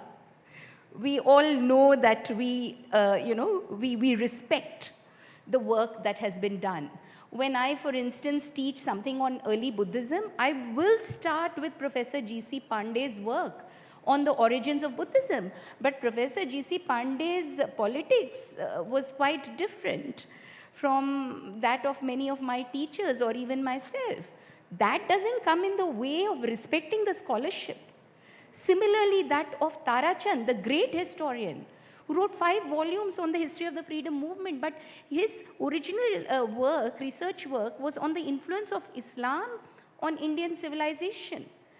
And, you have to appreciate a person writing in the 1920s and 30s when there is so much of a colonial understanding of history, where we have already set in colonial historiography a Hindu history, a Muslim history, and a British history. So in a way, actually, those who are claiming to reclaim history, unfortunately, fall into that colonial trap because they go with this kind of a demarcation. For historians who look at history, we look at the broad periods. Are there any significant shifts? So between, say, let's talk about the medieval, because the medieval is where a lot of this claiming, reclaiming is being talked about. If we are talking about the medieval periods, are we seeing, even in North India, any significant shift in terms of social structures? When does that, or socio-economic structures, in terms of administration, how does that happen? How does it get manifested? And so on. So these become the questions that we are looking at, and not who is the ruler, how many temples or other institutions did somebody destroy. These are questions that have been dealt with by other scholars. But I think that we also need to see how are we going to talk about the people. Mr. Myra said very importantly that let's talk about people. The same goes for history. How are we going to talk about the people if we are only going to be talking about the kings and the sultans and so on? There's something more. There's, in fact, a lot more to history than what they were doing. And I think, these then become the important talking points for historians, that when we say claims and reclaims, are we really talking about this from a historical perspective? Or are we bringing an ideological color to this discussion? But that's what probably my next question stems from. When we are in a situation of literally weaponizing history in the current times, you as historians, how do you set aside your observations and not be influenced with what's happening around? I would like you to, Chitra, talk about it. It's a very simple answer. Objectivity. You are reading something, you're a trained historian, you've been trained in methodology, you've been trained, like she very rightly said, to read books, profound books that have been written by historians in the past, but not to be swayed by their ideology. You know where to stop, you know how to sift the truth. You know how to take it. That's what training is all about. We are trained historians, professional historians. So we know instinctively and through training how exactly we should take the subject and not where the slant happens. And you also made a very interesting observation, Chitra, in your last comment that, historians today are a lot more confident because there have been a lot more advancements in the way we have been discovering and rediscovering our own, our own monuments and our temples and, how we are studying them. Has there been any recent, and probably you can quote from your own personal example of where we were being, there was an official narrative which has been challenged by what you discovered in any of the temples? I mean, especially because you study the temples in the south, and there's a lot more conversation happening around the southern India. Nothing controversial, really. No, I'm not looking for controversies, but still, anything that helps us understand. Been challenged, you're saying? Not particularly, not in my subject, because I deal in safe zones like architecture, sculpture, and inscriptions. Yeah. But what I have come to know in my research, and this is already well known, but I am getting into the nitty-gritties of it, is that today we talk about Tamil Nadu's history or Odisha's history, Bengal history. You see, it all really came together. We know that kings had multiple consorts. So Rajaraja Chola is known to have 13 queens. And one of those queens was a Lata lady from Lata Desha, which is Gujarat. And we also understand that in Tamil Nadu, we have quite a few Odia inscriptions. They've been written there on the walls of temples. There's one temple near Pondicherry. There's a place called Munnur near Pondicherry where there are 2 temples with inscriptions of rulers from Orissa. How did that happen? Because they had come all the way. The Gajapati kings had come to today's Tamil Nadu. You can't define borders like that in the ancient times. They had come here, they had conquered, they had come up to Kanchipuram, and all these inscriptions were of gifts, donations to those temples. We also understand that the Konark temple is one of the most beautiful temples designed like a chariot. And a very famous historian called C. Shivaramurthy has this to say. He says that a princess of the Chola country was married to a king of the Ganga dynasty of Odisha, of Kalinga. And with her came from the Chola country to this part of the world the tradition of making a temple like a chariot. Those temples in Tamil Nadu, the mantapas have been made like chariots. They're very beautiful. That tradition came here, and the most beautiful temple ever created like a chariot is in Orissa. So this is how ideas went back and forth and back and forth. Nobody can claim that idea as theirs. It was all over India and completely intertwined. But coming to the challenging of the popular beliefs and understanding, we are in the city which is known as the Kalinga of Ashok. And a very popular and a very recent change that even the NCERT books have made is that, this aspect of Ashoka, after reaching Kalinga and seeing the massacre, he had a change of heart and he became a Buddhist. Whereas it was challenged and said that, it happened much before he actually waged war here. There are certain such nuances that are coming into forefront and are being included in history textbooks. Mahalakshmi, how do you view this aspect of, trying to change history right from the point where children were being taught something from a colonial lens, yes, but the changes that are incorporated today, are you comfortable with those, or do you see, it not really doing justice to how we should be incorporating those changes in the way we teach history? Right. I hope you'll ask me about recent shifts in history later, because I do want to come in on that. But before that, what is the problem with the way in which history textbooks are being created today? The NCERT textbooks is one case study. However, I must say, Tamil Nadu did an extensive textbook revision maybe about 5 years ago. I'm not very sure whether it was 5 or 6 years ago. And I've seen those textbooks. This is the State Education Board. Let's also not forget that in India, majority of the children study in the state education system, under the State Education Board. But nevertheless, it's important to look at what the NCERT is doing.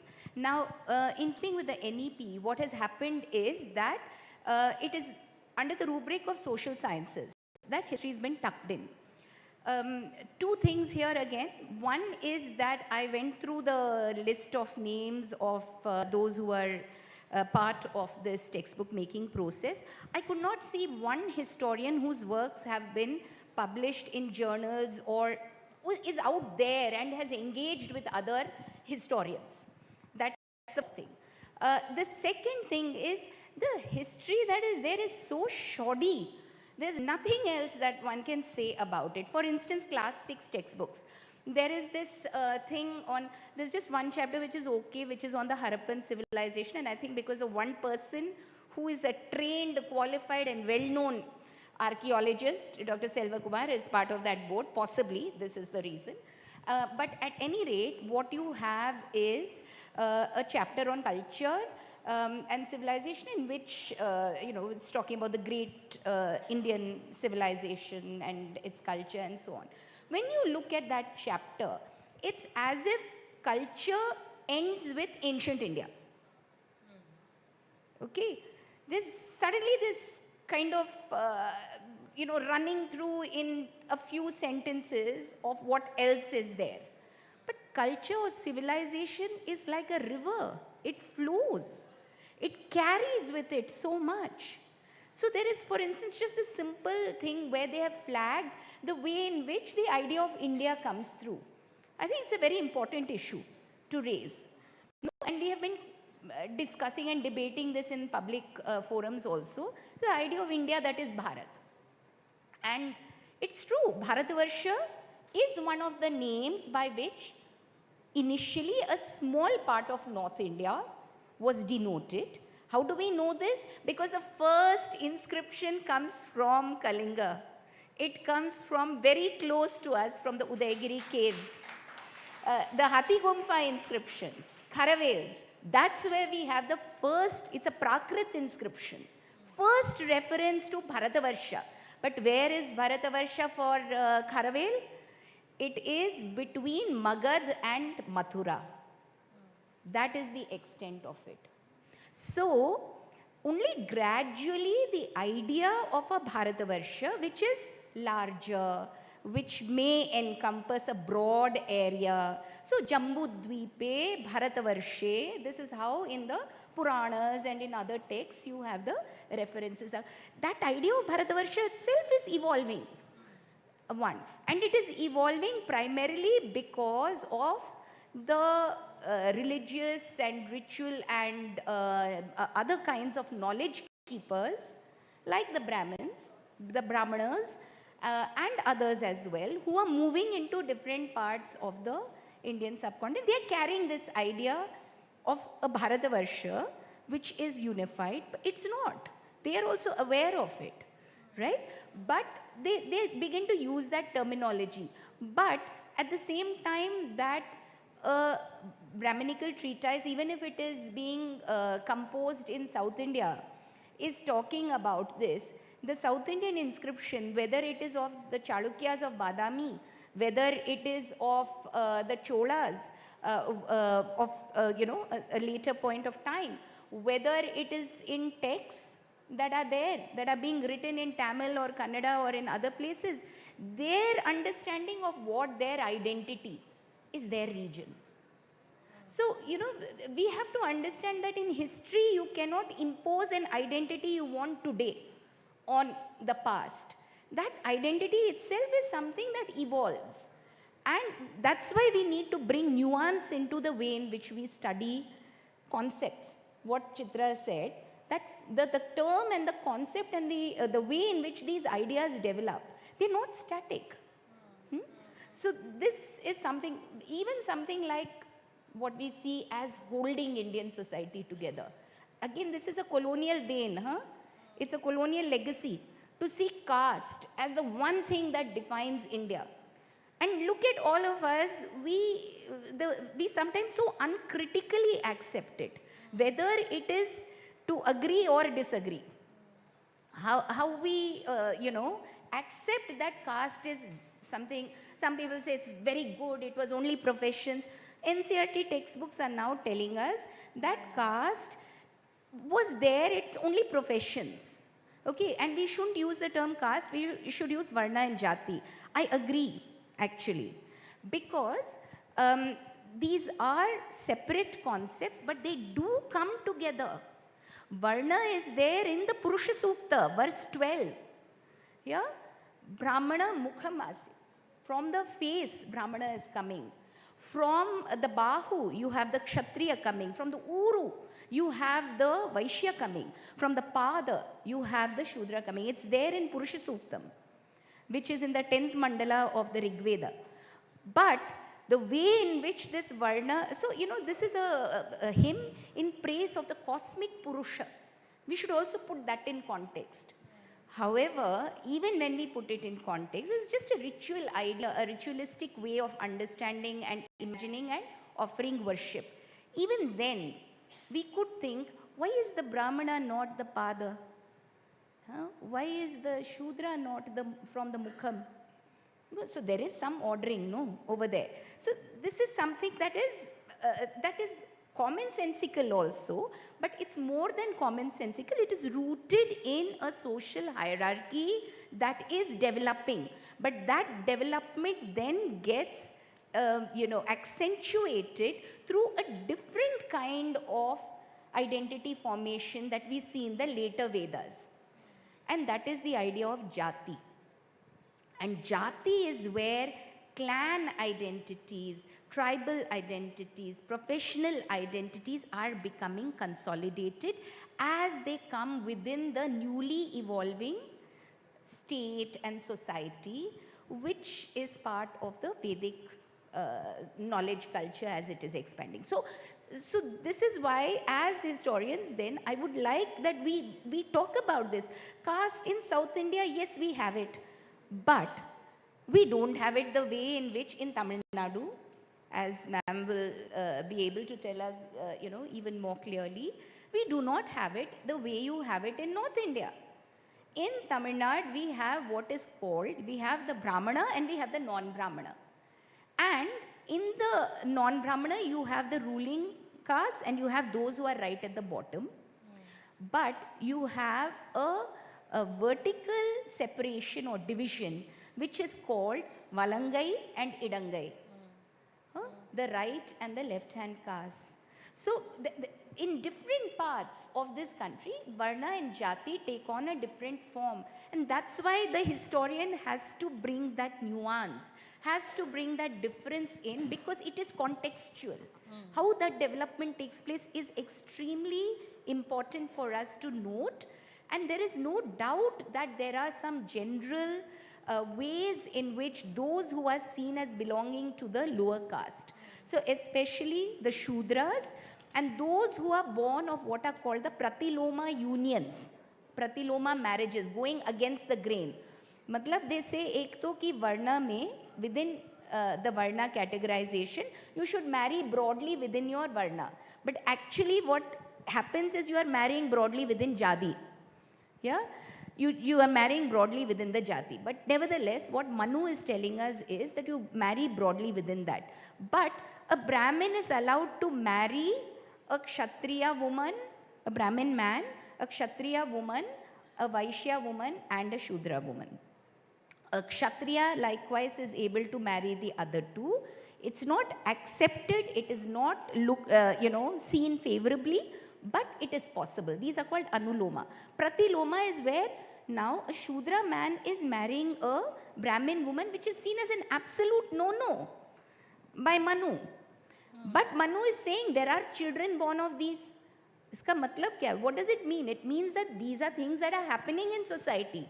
So on the one hand, we can say that, Manu is terrible and he has these prescriptions and so on. But Manu himself is aware that in society there are things that are happening which he has no control over.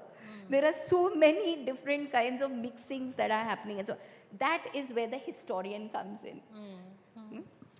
Chitra, if you were to include something from in the textbooks, school textbooks today, what do you see missing when it comes to your specific area of expertise of reading instructions? Because I feel this is an area in which children need to be trained right from a very early age in order for them to develop that understanding, nuanced understanding of things. Absolutely. What would you like to be included? A very strong dose of cultural history is what is needed in our history textbooks. Political history, yes, to set the background, you have to understand the dynasties, the dates and all that. Economic and cultural, social history also. For example, you have to tell a child what kind of trade went on. Take the Cholas, for example, how they traded with Southeast Asia, how they traded with China. All these countries were extremely important to them. To Sri Lanka, with so many countries, much earlier than that we had trade with Rome, etc. What is it that they gave us? What is exactly it is that we gave them? Why were we so important to them? Why were they so important to us? Where did they come all the way? These are things that will make children sit up and think. And in every state in India, in every city, town and village, you have cultural artifacts. You have something or the other. There is no dearth of that in a country like India. I'm wondering how on earth for so many decades we have managed to make history such a boring subject when all around us there is so much to appreciate and to, take in. This is what we should be doing. This cannot happen. These textbooks need to be completely rewritten, cultural history. Take a child out to, how much you have in Odisha, how much we have all over India, Tamil Nadu, etc., etc. Take them to the site and explain. The child will never, ever hate this subject again. Never, ever. And before I let you go, I would like to now come back to that question to you, Mahalakshmi, because I know you're very excited about the question in itself and you did your own bit of research and you want to share, and I would like you to share. What is it that, we have these digital mapping, there are better dating methods happening. How has the new technology changed the way we are viewing history? Right. Actually, there is so much that is exciting, and technologies are one part of it. But even traditional archaeology is giving us just so much to think about, so much in terms of re-evaluating how historical processes developed. The first example of that is what is the excavations in Tamil Nadu, which are the Kiradi excavations. And this is along the Vaigai River, and at least 100 sites have been identified, but only one has been excavated in such a detailed manner. And what have we found in this excavation? We have found a very flourishing urban site It has large and small bricks, meaning that you are putting in effort into creating a settlement that is a stable settlement. We find all kinds of material objects made of gold even. Gold beads have been found. Ivory has been found. Dice made of ivory have been found here. You have a lot of terracotta objects, but also iron objects that have been found, which is of a scale that is quite remarkable. And what has happened is, because of the dating methods that we have, we have been able to ascertain that the lowest level, cultural level, that we have been able to excavate, possibly, until I read the report, I don't want to say it definitively. As you all know, there is a controversy over the report, but we do know because some parts of these have been published. So on the basis of that, what I can say is that definitely it goes back at least 2 centuries before what we thought was the dawn of an urban civilization in the south. So it's amazing what this is doing. What is also happening with it is, we have always thought that writing, the script, the lipi that we have of Brahmi, it comes to the south because of Ashoka. Now, with the new dating that has been found, this dating actually for quite a few years, discussion has happened on this. These samples of the pottery with some paddy husk or something else, it is the organic material that can be dated. They've been sent to the best labs across the world. Beta Analytics is this lab in Miami, Florida. They have given us a definite dating. Other places have also given us within India this dating. It is definitely pre-Ashokan. It's going back before the time of Ashoka. What does it mean then? What does it mean? What kind of historical narrative can we create now when we are actually seeing a flourishing urban civilization that may be coeval with the civilization that has developed in North India at around the same time, between the 6th and the 4th centuries BC. At the same time you have in South India, but before they had evidence of script, they must have had writing. There was a lot of trade and exchanges and so on taking place. But in terms of evidence for it, that Brahmi script, which we see as so important, the earliest we find is from Tamil Nadu. It's amazing. I'm not being chauvinistic when I say that this is amazing. It just means that for all of us who have always said that Sangam literature, which is talking about this flourishing urban civilization, but the archaeology is not matching with it, that means these poets were just imagining things. It didn't really exist. But now we are being proven wrong. We are finding the evidence for it. So that's what is remarkable. The second most important thing is about technology.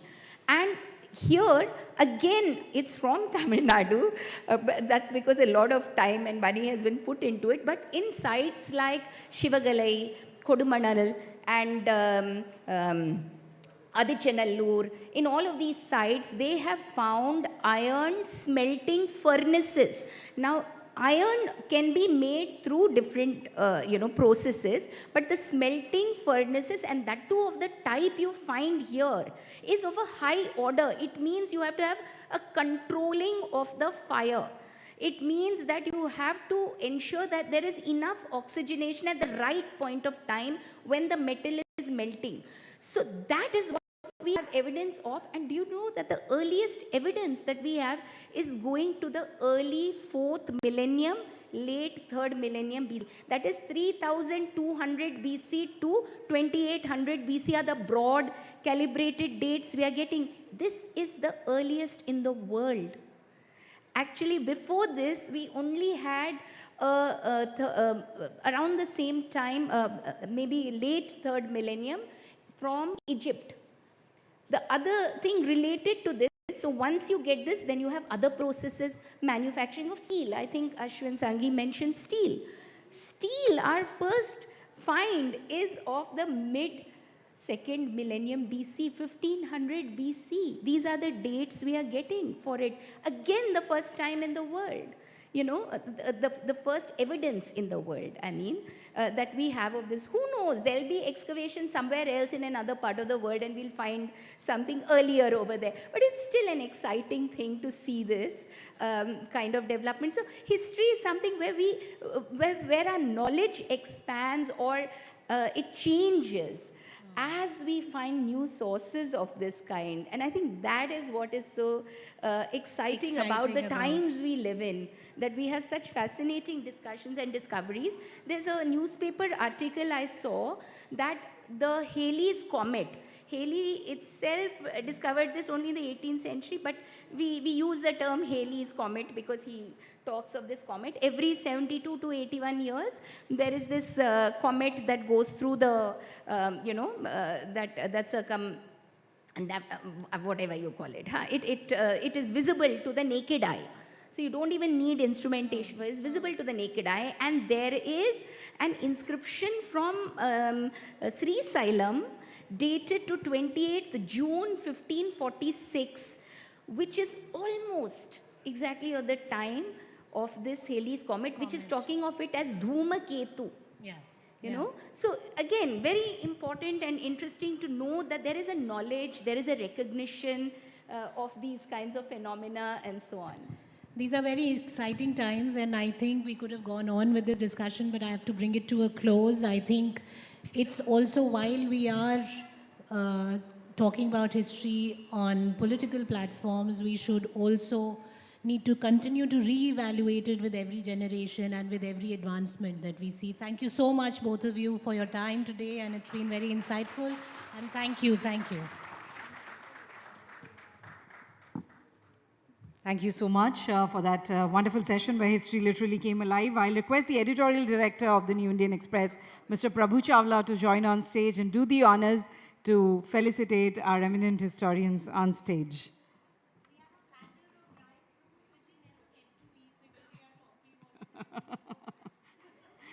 We'll ensure we are passing it on to the tables where you can have your dry fruits as well.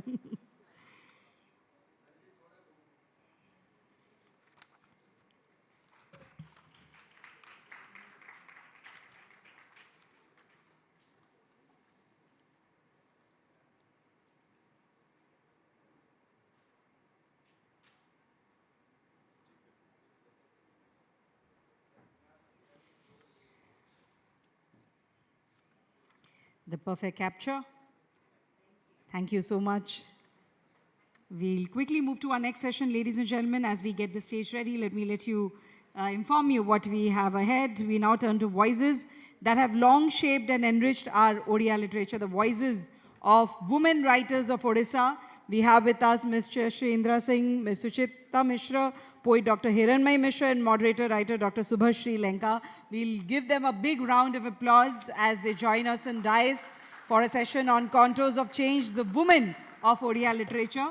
As I take this opportunity to also introduce them, Mr. Shrindra Singh is a celebrated poet, fiction writer from Odisha with 11 short story collections, 3 poetry anthologies. A celebrated collection, Sari, explores the many dimensions of womanhood through the metaphor of the sari. She's also a noted translator, having rendered the works of Bhalchandra Nemade, Namita Gokhale, and Jayanta Mahapatra into Odia.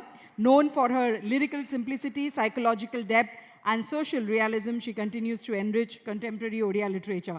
We have Dr. Hiranmay Mishra, a leading figure in Odia literature for over 3 decades, has authored 10 short story collection, 3 novels, poetry collection, essay collection, and a travelogue. Recently, she translated the autobiography of Odissi dancer Ileana Sitaristi. She is also a respected scholar holding a PhD in gender studies from the University of York and currently serves as associate professor and director of the Women's Study Center at UN Autonomous College, Cuttack.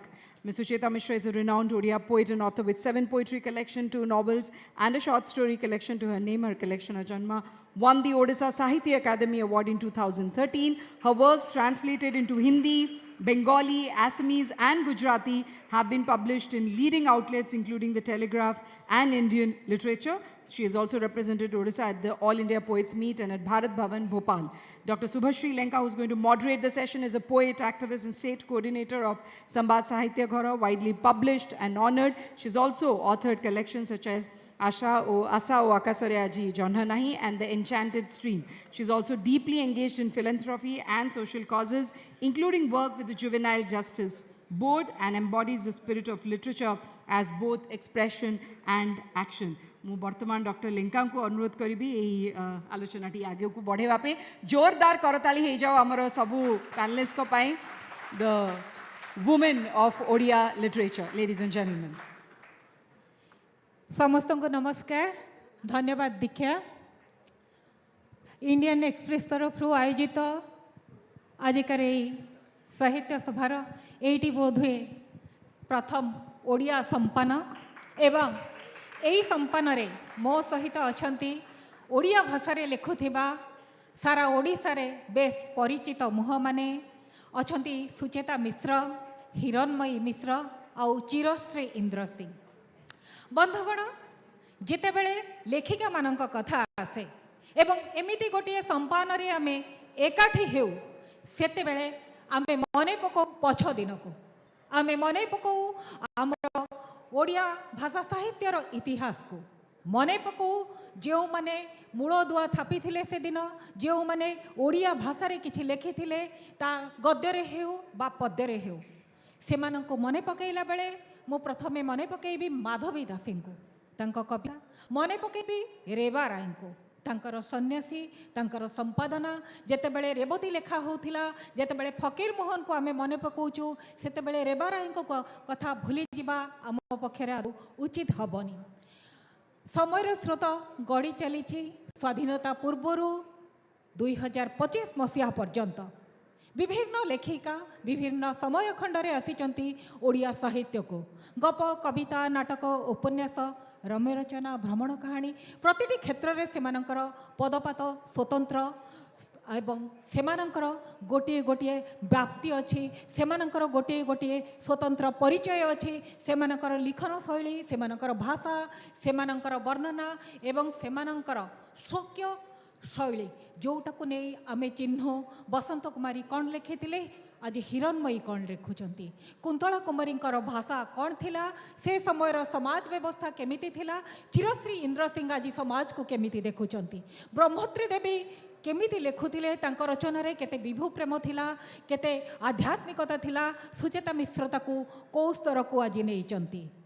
एमिति अनेक गुड़िए दिग अच्छी, अनेक गुड़िए स्तर अच्छी, अनेक ओडिया लेखिका आम सहित थिले अछंती और रहिबे मध्य तांको लेखनी माध्यम रे. तेबे आज जो माने अछंती तांकोठु आमे जानिबा सेमानक लेखा विषय रे, सेमानक जीवन विषय रे, आम ओडिशा को, आम भाषा को, आम साहित्य को सेमाने केते भल पाइचंती, केते भल भाव रे बुझिचंती एवं आपण मानक सामना रे सेमानकर उत्तर गुड़िक कौन हबो. मो पाखरे बसिचंती सुचेता अपा.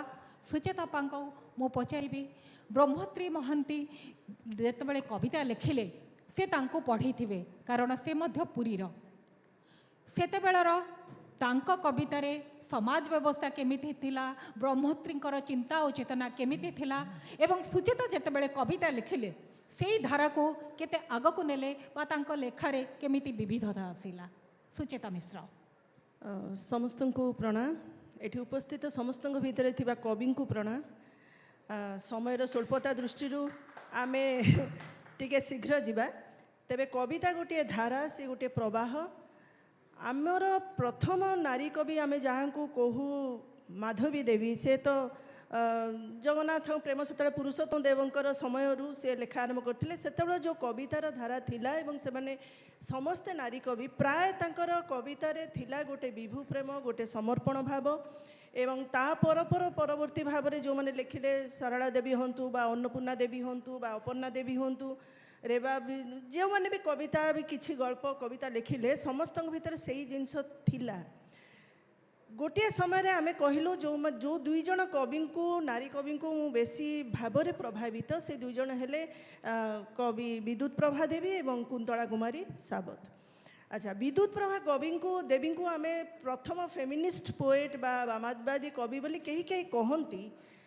एइथिपाई कहती जे तांकर कवितारे जो साहसिकता से देखैथिले सेही समय रे आमको बुझिबाकू पड़िबो जे से को समय भितर लेखुले एवं मात्र नवम श्रेणी पाठ पढ़ी सेटा सबुठ बड़ कथा किंतु तांकर बापा थिले जड़े कवि नंदकिशोर बल एवं तांकर गोटे काव्यिक परिवेश परिवार थिबो निश्चय आउ से थोड़ा से प्रभावित होइथिबे तांको कवितारे जो प्रथम स्फुलिंगटी देखाई जदिओ से बहुत रोमांटिक कविता लिखिंट बहुत देशात्मक बोध कविता लिखिंट जीवन को नहीं कविता लिखिंट किंतु सेही कविता भितर से बिग तांकर स्वर जोटा बहुत प्रखर भाव में देखा जाए शुणा मिले माने गोटे पुरुष को कही पारिबार जो स्वर जे मु जदि श्मशान माटी हेबी तमे कौन सेठी निजको आश्रय दब मु जदि उषा हेबी तमे कौन शुक्र तारा है सेठी मोर मो दुकूले आश्रय नब एभली जो शब्द धाड़ी गुड़िक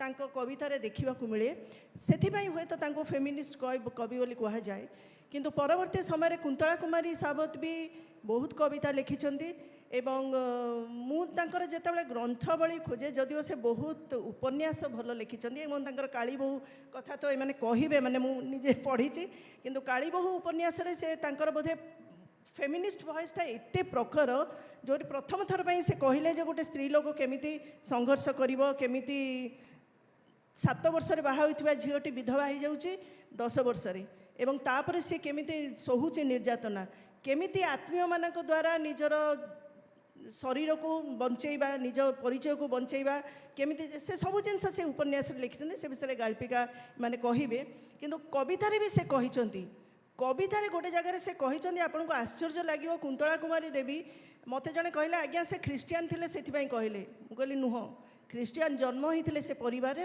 परे से ब्राह्मण समाज को जाइथिले ब्राह्मण को विवाह करथिले हिंदू को आपणई थिले किंतु से लिखिसंती जे रामायण पणा ए दुनिया पान करिवो सेथिपाई सीता को जीवाको पड़िला वनवास विधवा हब गोटे क्रौची आप जानी से प्रथम आमर लेखा आरंभ है वाल्मीकि लिखिले जो सराघातर गोटे जितेबले क्रौचटी मरी जाइए क्रौचटीर क्रौचीटी फिमेल ये जब कांदुची से कांदरू से रामायण लेखा आरंभ कले एवं सेठी आउ गोटे धाड़ी भी से लिखिं साहसिकतार सहित जड़े रत्नाकर वाल्मीकि हम से सीता को अग्नि परीक्षा देवाक पड़ो और सीता वनवास जीवे मत आश्चर्य करदेला जे से मुहूर्त से समय जी लिखिपारे से भाई तापर मु पलि आसबि ब्रह्मोत्री पाखक ब्रह्मोत्री महांती पुरीर लोक मुझे पुरी को आसिली एवं ब्रह्मोत्री महांती सहित देखाला कथा हेली से सी विभु प्रेम और विभु कविता धारा को पलि आसते किंतु तांकर 1981 मसीह प्रकाशित दृष्टि और द्युति एबे भी मु कहिबी आपण से बही खोजिक पढ़िबे से समस्त कविता गुड़िक तुलनीय कमला दास को कविता सहित तुलनीय मत आश्चर्य लगिला जे से माने कवि जड़े केमिति बदली गले से कवितारे से कहउचंती भयानक भूल करी तमे फेरी गभीर रात्रि रे मते कहउच जे मंदिर रे मु रामायण पाठ शुणुथुली यही जिनस कहबार साहसिकता जो नारी कविंकर थिला से समय रे से परवर्ती कहीं बदलिले से तो अलग कथा किंतु से भली बहुत कथा से कवितारे से कहिचंती एमिति भी कहिचंती गोटे आश्चर्य इच्छा बोली तांकर गोटे कविता अच्छी आपण केबे पढ़िबे भी से कवितारे से कहिचंती गोटे नारीर इच्छा केमती हो पारे माने धारावाहिक से गतानुगतिक प्रेम मते विरक्ति देलानी माने तार तांको कवितार जिस्ट यहाँ अच्छी मोर थरे थरे इच्छा हुए तमें मते कंदुक सम फिंगत एवं खसी पड़ा बेलू को मते जड़े धरत बुकुरे एते कथा कहबार कौन सी भाषार कवि कही ना मते आश्चर्य चकित करिथिला मु दौड़ी जाइथिली तांको देखिबा पई जे जो कवि एमिति कहूथिले तांकर धारा बदलिला काहींकी बदलिला एथिबाई से विभु प्रेम को आसीगले एवं से कथा भी कुंतला कुमारी भी होइथिला किंतु परवर्ती काल रे वर्तमान कवितार धारा रे आमे धीरे धीरे जेतेबेले नारीटीए तार निजर दृष्टि रे निजको सबु किछि देखिबा को चाहिला सेतेबेले सीए ता कथा कहबाको आरंभ होला बहुत दिन पर्यंत छाया कविता लिखिछन मु ताको छाया कविता कहबी जदिओ से मो बहुत मोर परवर्ती मोर समकालीन किछि कवि भी लिखुचंती किंतु गोटे नारीटीए पुरुष ठारू अलगा कि किछि दृष्टि रे अलगा नुहे जदि मु स्वाधीनतार कथा कहबी जदि मु शोषणर कथा कहबी मु जदि भोक शोष जंत्रणा कथा कहबी ताले से पुरुष और नारी सब समान किंतु जेतेबेले गोटे नारीटे कहबो जे गोटे नारी रे गोटे झीटे धर्षण हवा परे तार शारीरिक मानसिक अवस्था कौन गोटे पुरुष कहि परिबो कि प्रथम ऋतुमती हेबा ठारू विधवा हेबा पर्यंत बाहागर परे घर छाड़ी आसीबा पर्यंत धर्षणर शिकार होतुवा पर्यंत छाड़पत्र पाइथिबा नारीटीए बा गोटे नारीटीए परिवार पोषुथुबो टाउन बस रे झुलिके आसुथुबो धक्का खाउथुबो बहुत किछि अनुभव अछि आज्ञा जो गुड़िक पुरुष मु भाबुछि कहि परिबोनी अंतर भीतर को जाई कहि परिबोनी जने नारी ही कहबो वर्तमान परिस्थिति रे मु बहुत खुशी जे मोर समसामयिक नारी कवि माने एवं जो माने भी लेखुचंती से धारा को आसिले निजर अस्मिता कथा कहले निजको निज दृष्टि रे जहाँ देखुचंती ता अनुभव करचंती कहबाकू आरंभ कले ए कथाटू आगे नबा मु बेसी समय नहीं जाउची धन्यवाद सुचेता आपा मु वर्तमान हिरणमयी मिश्र को कथा को आग को नेबा को अनुरोध करी जो कथाटी सुचेता मिश्र कहले जे नारी मानक अस्मिता कथा एबे नारी माने कहउचंती नारीर अंतर्मन को देखुचंती किंतु मु भाबे जेतेबेले लेखा कथा आसे जेतेबेले साहित्य कथा आसे जेतेबेले लेखकर कथा आसे सेतेबेले नारी पुरुषर विभाजक रेखा गोटे काहेकि रहिबो एई विभाजिका रेखाटा रहिबा जरूरी कि एवं एइटा रहिबा द्वारा नारी आ पुरुष भितर लेखा लेखी रे तांकर मानसिकता रे समाज को देखिबा पई तांको दृष्टिभंगी रे किछि पार्थक्य आसे कि जदि आसे सेइटा कोन जदि न आसे आपण निजको जणे नारी भावरे केमिति करी वर्णना करिवे दर्शक मानक Thank you, Subhasri. Thank you, Indian Express, for including this only session in Odia literature. समस्त को नमस्कार जोटी छाड़ी सुचेता आपा मुझे कहबी जे से जो छायावादी कविता कथा कहते गोटे समय थिला जिते नारी माने बहुत भल भल सृष्टि करुले किंतु से माने विभू प्रेमर कथा कहते जहाँ प्रकृत में प्रेम कविता थिला ही किंतु ता ईश्वर प्रति बोली कहते जमती निर्मला देवी कथा कहले आज चंद्र चकोर राति है अंतरे आस साथी है स्वर्णाबदीप मंदाली कुंद कुसुम हृदय ढाली आज स्निग्ध विभरे माती है आज चंद्र चकोर राति है थरे अंतरे आस साथी है यहाँ पूरापूरी भाव गोटे प्रेम कविता आपण मैंने जो मैंने आज पाठक पढ़ से प्रेम कविता बोली ही भाव किंतु से जे स्वर्णाबदीप मंदिर जाली कुसुम गुंथी चिमाली ये जो समर्पण भाव कथा से कहते ये छायावादी कविता बा छायावादी कवि बोली से कह जाऊला जे से माने से कथाटा को जहाँ आज आम कहीपे आम पाखे जहाँ कहबार स्वच्छंद भाव में कहबार परिप्रकाश कर जो परिवेश अच्छी ता से पाखे नथिला सेटा से माने जे भाभी नथिबे सेमती कथा नुहे जो मैंने स्वाधीनता पूर्ववर्ती समय कवि बा लेखक बा लेखिका जी आरंभ करिथिबे तांकर से साहित्यर यात्रा सेतेबेले से माने जहाँ भी लेखिथिबे जेमती आमे सुनिचे जे कविता लेखिले नारी मानकु निंदित होबाकू पड़ुथिला महिला मानकु घरे असुविधा सम्मुखीन होबाकू पड़ुथिला जोथिपई आमे बारंबार विद्युत प्रभाकर से कविता पाखु फेरे जे नारी सहज नारी जीवनटा रड़निया तही साहित्य नारी जीवनटा रड़निया गृह जंजाल किरासिनी कविता लेखिले सुने गाली न लेखिले हुए खिनिबिनी এই जो चारि धाड़ीर कथा जे नारीर जीवनटा हूँ रड़निया से यहाँ हूँ गोटे किरासिनी भाया गृह जंजाल तो ये जो समय थिला जेतेबेले ग्रहण करा जाउ नथिला नारी मानकर खोला खोली भाव में निजर कथा कहवाई अभिव्यक्ति करने बा निजर स्वाधीन भाव में निजर मत व्यक्त करने सामाजिक व्यवस्था अनुसार साहित्य सेमती हो जाउथिला सेमानंक पाखरे असुविधा थिला जे से माने हुए तो बहुत कष्ट पाठ पढ़ुतिले एवं पब्लिक लाइफ जोटा आमे कहूचे से मोबिलिटी तांकर नथिला साधारण भाव में चलप्रचल कर स्वच्छंद समस्त को देखिबार से जो सबू मनीष मान देखिबार चिन्हबार समाजर विभिन्न स्तर मनीष मान सहित मिसिबार से सब स्वच्छंदता तांक पाखरे नथिला सेमानंक भितरे असुमारी सृजन शक्ति थिला ता आमको मानिबाकू पड़िबो सेमाने सेही भितरे थाई भी सेमाने लेखिचंती अंतपुर रे थाई भी सेमाने बाहरर स्वाधीनतार स्वप्न देखिचंती उड़ीबार स्वप्न देखिचंती एवं लेखिचंती बोली आज आम साहस करूचु लेखिबा पई साहित्य सब बेले गड़ी आसी सेमती समय सहित एवं जो शुभश्री जो प्रश्न पचारे एबे सेही प्रश्न को ही मु आसुची जे जने स्त्री लोकर जीवन सुचेता भी कहते जीवन जो विविध अनुभव थाए ता हुए तो स्त्री लोक जने भल भाव लेखिपार पुरुष ठारू बोली आम जुक्ति करें आम कहीपे किंतु मु भावे जे आजिर समय जितेबाला आम पाखे जो मैंने सब लेखालेखि करुँच जो मैंने ओडिया साहित्य अच्छा जो मान पाखे शिक्षा अच्छी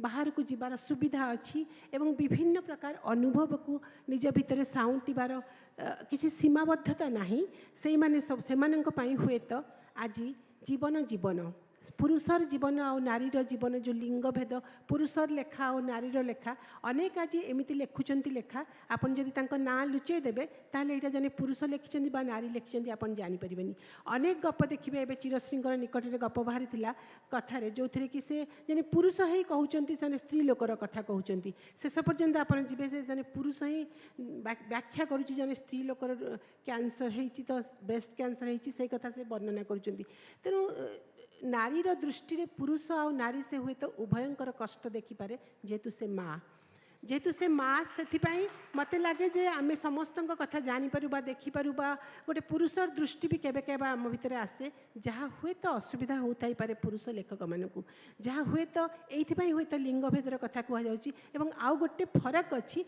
आम जिते लेखु आमको समाज गोटे शालीनतार सीमाबद्धता शिखई दे था आमको देखई दे था शब्द को नहीं कौन कौन शब्द व्यवहार करूँ आम हुए तो आम अनुभव को निश्चित भाव में व्यक्त करूँ किंतु शब्द को नहीं आम केते दूर जाईपारू तार गोटे सीमारेखा अच्छी प्राय सबू स्त्री लोक मान लेखारे किंतु पुरुष लोक मैंने से सीमाबद्धता आदौ अनुभव करते जेहेतु व्यक्तिगत जीवन में से सीमाबद्धता न थाए से साधारण भाव में पब को गला बेले साधारण भाव में बाहर थिला बेले साधारण भाव में सांग मान सहित जो भाषा कथबार्ता होती हुए तो स्त्री लोक मैंने ताठू टिके भिन्न भाषा कथबार्ता होती एवं जेहेतु ये जो फरक रही गोटे नारीर जन लेखिकार लेखा आ पुरुषर लेखा भितर गोटे फरक आसीपे केबे किंतु आजिर स्त्री लोक आजिर नारी जे लेखालेखि अच्छा जो मैंने यथेष्ट स्वाधीनता पाई जो मान पाखरे एमती बेसी किसी कटकना नहीं बेसी किसी आकट करने बेसी किसी ना बा जो मैंने डरू ना बोली कहबी से मैंने निजको बेस सहज भाव में सावलील भाव में प्रकाश करें गले बर्तमान जो एबे जो स्वाधीनता परवर्ती जमती आम यशोधरा मिश्र गपर देखा जमी सरोजिनी साहू गपर देखा से स्त्री लोकर जीवन को छाड़ी पुरुष लोकर जीवन भी अनेक कथा से कथार व्यक्त कर मत लगे जे ओडिशा रे लेखिका मानकर अनेक गप एमती अच्छी जो थी को आदौ आपन जानीपारे नहीं जदि सतरे आप ना जो कथा कहूली जे यहाँ पुरुषर लेखा कि स्त्रीर लेखा साहित्य निरपेक्ष हवा जरूरी किंतु लेखा जिते मुझे लेखुची कह जाए ना काया प्रवेश करा जाए करती बोली जमी चरित्र भितर काया प्रवेश करी जने मंच उपरे अभिनय करे बा सिनेमा रे अभिनय करे सेमती लेखकर भी गोटे काया प्रवेश भूमिका आसे जहाँ ना जने महिला लेखुले भी जने लेखिका लेखुले भी जिते से लेखक जो पुरुषर चरित्र लेखे से काया प्रवेश करने को पड़े एवं जने पुरुष लेखुले भी मु भावे से केबे केबे महिला को ता पाखरे ता चारिपटे चारिपटे देखुवा स्त्री लोक मान आखि आगे रखी लेखे मोटामोटी जने लेखक है स्रष्टा से महिला हो बा पुरुष हो। धन्यवाद बहुत धन्यवाद। तेबे आमे स्वाधीनता पूर्ववर्ती और स्वाधीनता परवर्ती लेखिका मानक कथा हेउथिले एइथिरु मु खियो बाहर करी चिरश्री इंद्र सिंह को पचारिबा पई चाहिबी से जड़े सुख्यात गाल्पिका तांकर कविता अच्छी उपन्यास मध्य अच्छी आउ 3 जण अतिथि 60 दशक गोटे लैंडमार्क गोटे विभाजनकारी रेखा आधुनिक महिला मानकर सेटा गोटे प्रथम पहाच बोली विविध क्षेत्र आमे गणी थाउ 60 दशक जन्म होइतिबा महिला माने आधुनिकतार स्पर्श पाई तांको लेखालेखि रे केते स्वाधीनतार सहित से कथा गुड़ा को व्यक्त करिसंती। चिरश्रींकर सर्फिंग परी गप अछि साड़ी परी पारंपरिक चिंताधारा को नहीं कविता अछि से उभय गप कवितार सिद्धहस्त एणु 60 दशकर नारी मानसिकता को नहीं आजिर नारी को से कोठी थोइबे।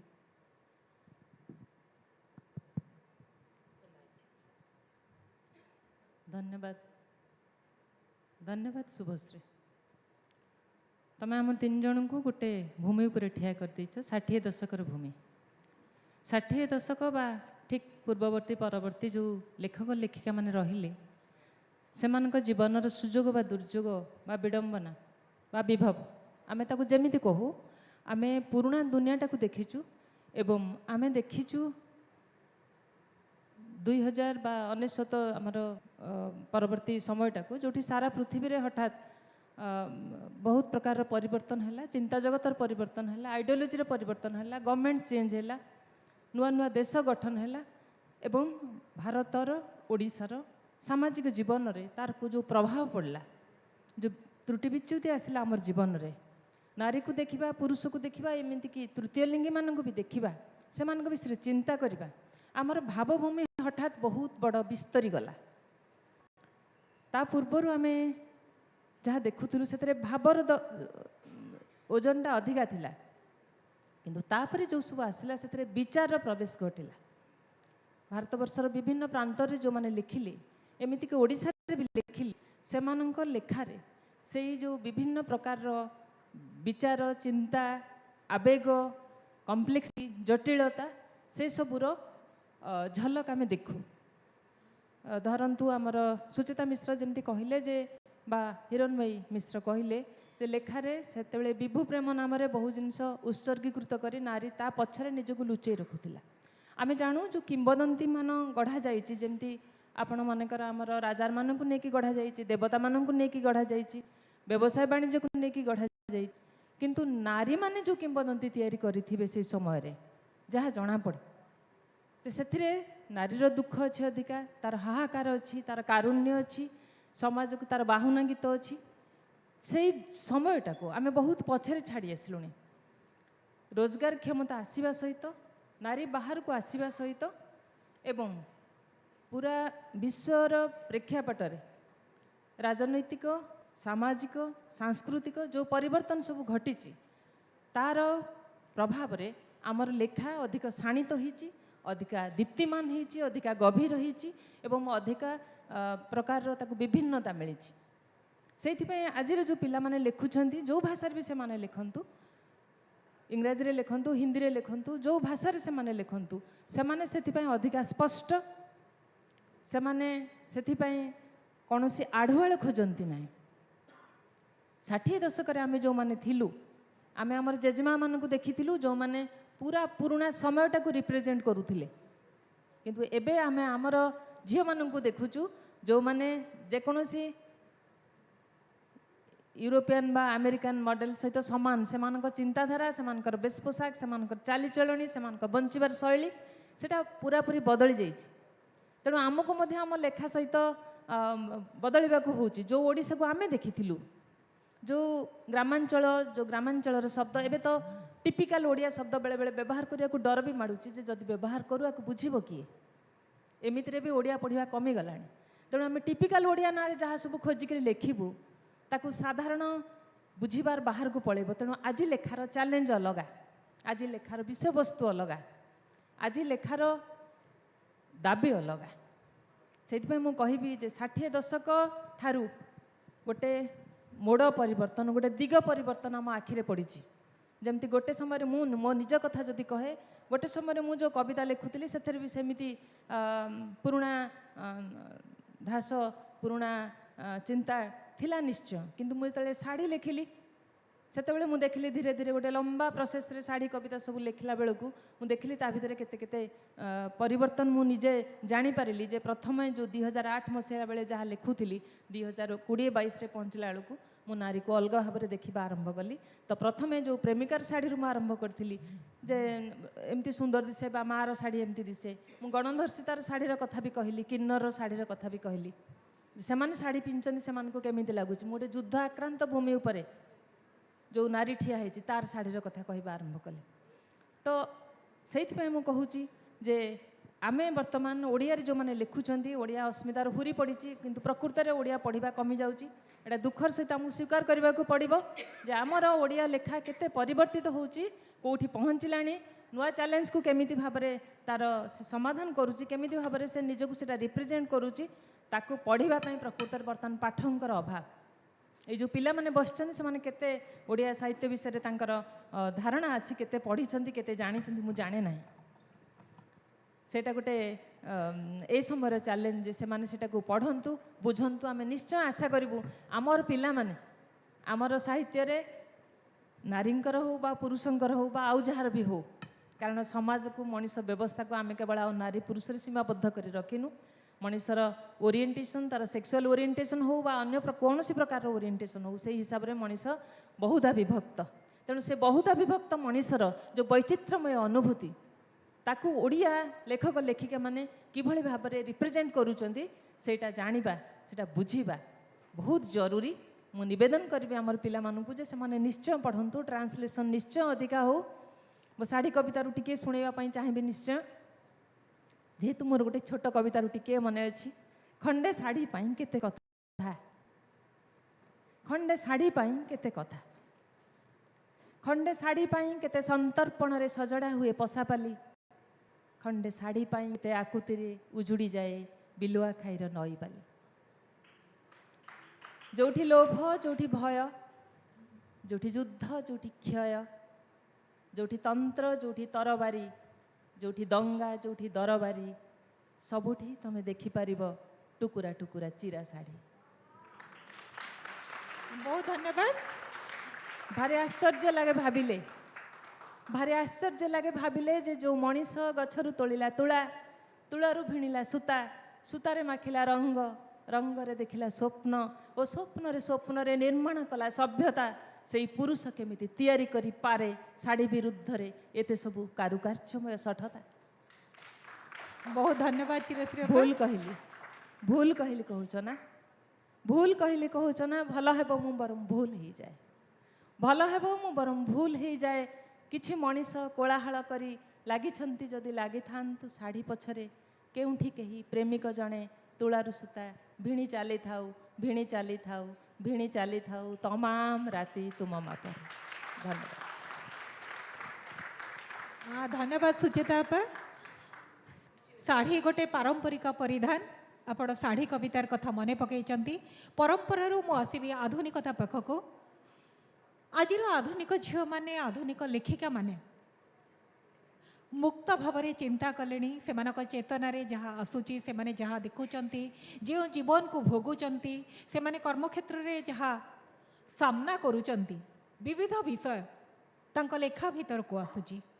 तेबे लेखिबा आउ स्वाधीनता स्वेच्छाचारितार भितरे जो झीन परदाटी अच्छी सेटा बेले बेले अंतर्हित हो जाउची। एई स्वाधीनता आउ स्वेच्छाचारिता को आमे कौन आधुनिकतार ना दे ताको कानी ढांकी रखिबा शाढ़ी रे ना, जोठी स्वेच्छाचारिता आसूची, जोठी केवल कथाटीए कहिबा पाई अनेक गुड़िए शब्द थिले मध्य बाछि बाछि लेखिका माने अनेक गुड़िए शब्द व्यवहार करुचंती।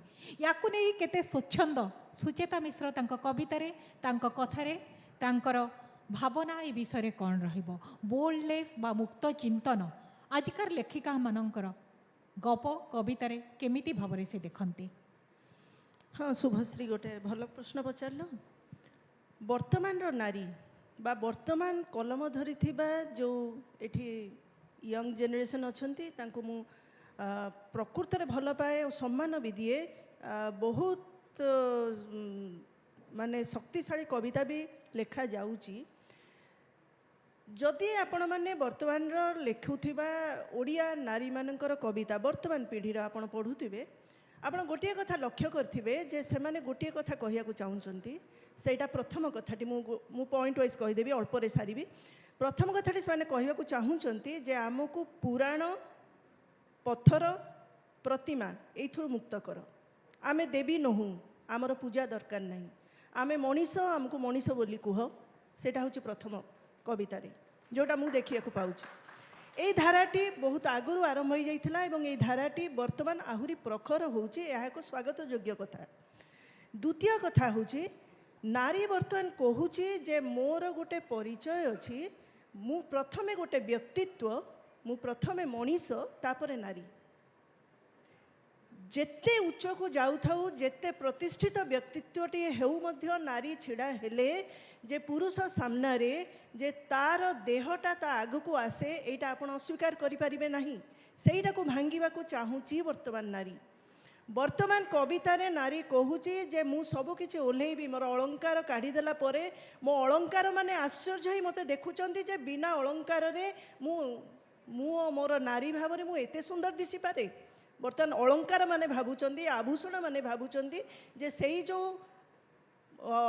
जिनस मु घोड़े रही काढ़ी देवा चाहूँगी अर्थात मु व्यक्तित्व नहीं बंचवा चाहूँगी मु जानी मोर अजन्मा कवितार मु धाड़िए कही दिने दिने मोर इच्छा हुए तुमको होटेल ले खुई सारी बिल पेमेंट करती मु पैसा दियंती मु दिने दिने मोर इच्छा हुए मु छिड़ा हुंती तुम छाई व्यतीत जगार तो यही स्वरटी आहुरी प्रखर ये केते दूर प्रखर होईची ना नारी एते दूर जमते रैडिकल फेमिनिस्ट माने कहूथिले जे संतान धारण भी गोटे पराधीनता नारी पाई से माने कहूथिले हुए तो आम सोसाइटी रे सेटा आसीनी बाहाई सारला परे माने झीओटे पुओ जन्म करदेले तार टिके भाउ आउरी बढ़ी जाए सेमती आमर हेइनी किंतु किंतु गोटे समय रे नारी विभिन्न निर्यातना सही सही निर्यातना देखी देखी एवं समाज रे जो अघटन सब घटुची सहिबा परे से नारी हुए तो कही पारे कौन कहबो से कही पारे जे मु दिने मोर सुहासिनी संपर्कित किसी बहुत कविता थिला सेठी सुहासिनी दिने कहबो जे मु तम देहर निया को मो गर्भरे धरिबा को सुहासिनी दिने अस्वीकार करिवो ए अस्वीकार करिवार जो क्षोभटी ता भितरे अछि एवं यही क्षोभ बारंबार प्रकाशित होउछि किंतु मते शुभश्री जो कथाटी पचारिले जे अनेक समय रे आमे विभिन्न शब्द व्यवहार करूचे विभिन्न भाव में नारी तार क्षोभ प्रकाश रागिकी पार्टी करवा एवं कविता लिखा दुईटी अलग कथा क्षोभ तो अच्छी विद्रोह अच्छी दुख अच्छी किए जलीगला किए पोड़ीगला छोट झीटे दर्शन होउछि आपण मानक भीतर भी आसुथबो से कष्ट से क्षोभ जेतेबेले नारीटीए झीटीए मु जेहेतु बहुत छोट झील शिक्षकता करे पिलांक सहित अच्छी वर्तमान जेनेरेशन आपण झील मानक पचारंतु से माने गोटे कथा कहिबे कौन कहिबे मु कैरियर करने को चाहे विवाह मोर द्वितीय ऑप्शन मु चाहिए बाहाई पारे मु चाहिए छुआ जन्म करि पारे एई सोसाइटी एई समय को आमे पहुँची गलेनी तेणु आम लेखारे भी से आसो निहाती भाव में आसो कहीं आसला कारण से झीटी ता माँ को देखिला ता आई ता जेजेमा को देखिला तांकर त्याग देखिला एवं त्यागर फलाफल जे किछि नाही बोली से बुझीगला एवं समाज रे प्रतिदिन घटुवा अघटन को से जेतेबेले देखिबो ता भीतर से क्षोभटे आसीबो छोट झीटी जिते पेपर खोलिकी देखो जे आज ये झीटी पोड़ीगला काली ताकू धर्षण कराला आज से मरीगला से झीटी सांगे सांगे कहबो जे बापा मोर बाहाबार नहीं मते कैरियर करिवार अछि मोर निजर छेड़ा हबार अछि जो झीटी देखला जे मोर 4टा डिग्री अच्छी मु कहीं गोटे डिग्री करथिबा लोक को बाहाबी तेणु यही जो समाजर वर्तमान भयंकर गोटे परिवर्तन दे आम जाऊे ताहा भी आम लेखारे प्रकाशित होउछि एठी केवल गोटे कथा मु कहबाकू चाहूँगी जे कविता होउछि एक उच्चांग कला पोएट्री इज ए आर्ट आपण केबे भी अस्वीकार करें हाँ आपणकर जदि बहुत क्षोभ अच्छी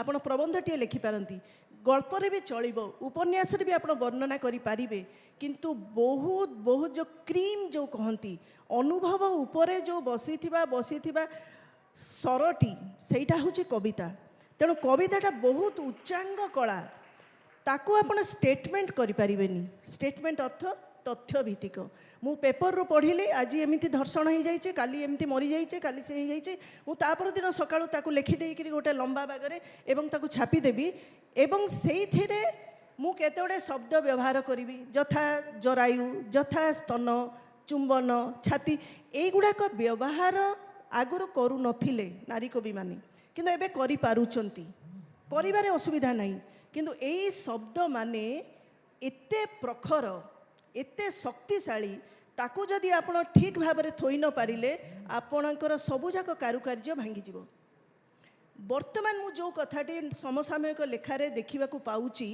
नारी कवि मानकर से माने साहसिकतार सहित यहाँ व्यवहार करुँच शब्द सबू व्यवहार करा जाई पारिबो किंतु ताकू नहीं आनी थोई पारले हैला किंतु ताकू मध्य अलग भाव में कह जाई पारिबो अलग भाव में कह जाई पारिबो कारण गोटे नांदनिक स्वर अच्छी कवितार कवितार गोटे कारुकार्य अच्छी कवितार मंदिरटी भांगी जीवो जदि आमे सीधा सीधा कथा कहबा मो क्षोभटा को मुझे सीधा सीधा कहबी ताहा एक तथ्य हम ता कविता हेब नहीं तेणु शुभश्री जो कथा भाभी मत पचारि मुझे भावुँ से कहीपारि जे से कथाटी हूँ जे कविता लेखा जाऊ कविता लिखा आज्ञा एवं बहुत कष्ट हो गलानी केमिति आउ गोटे पॉइंट कहबी कहीं ना आमर सोशल मीडिया आउ किछि बाकी रखिनी आपण देखिले यूट्यूब रे कहा घरे झगड़ा है सी आसी कहला किए डिवोर्स दब सी आसी कहला बेडरूम रे कौन है सी भी आसी कही दौरान आपण भावतु मुझे कविताटे लिखी नारी विषय के ता दुख विषय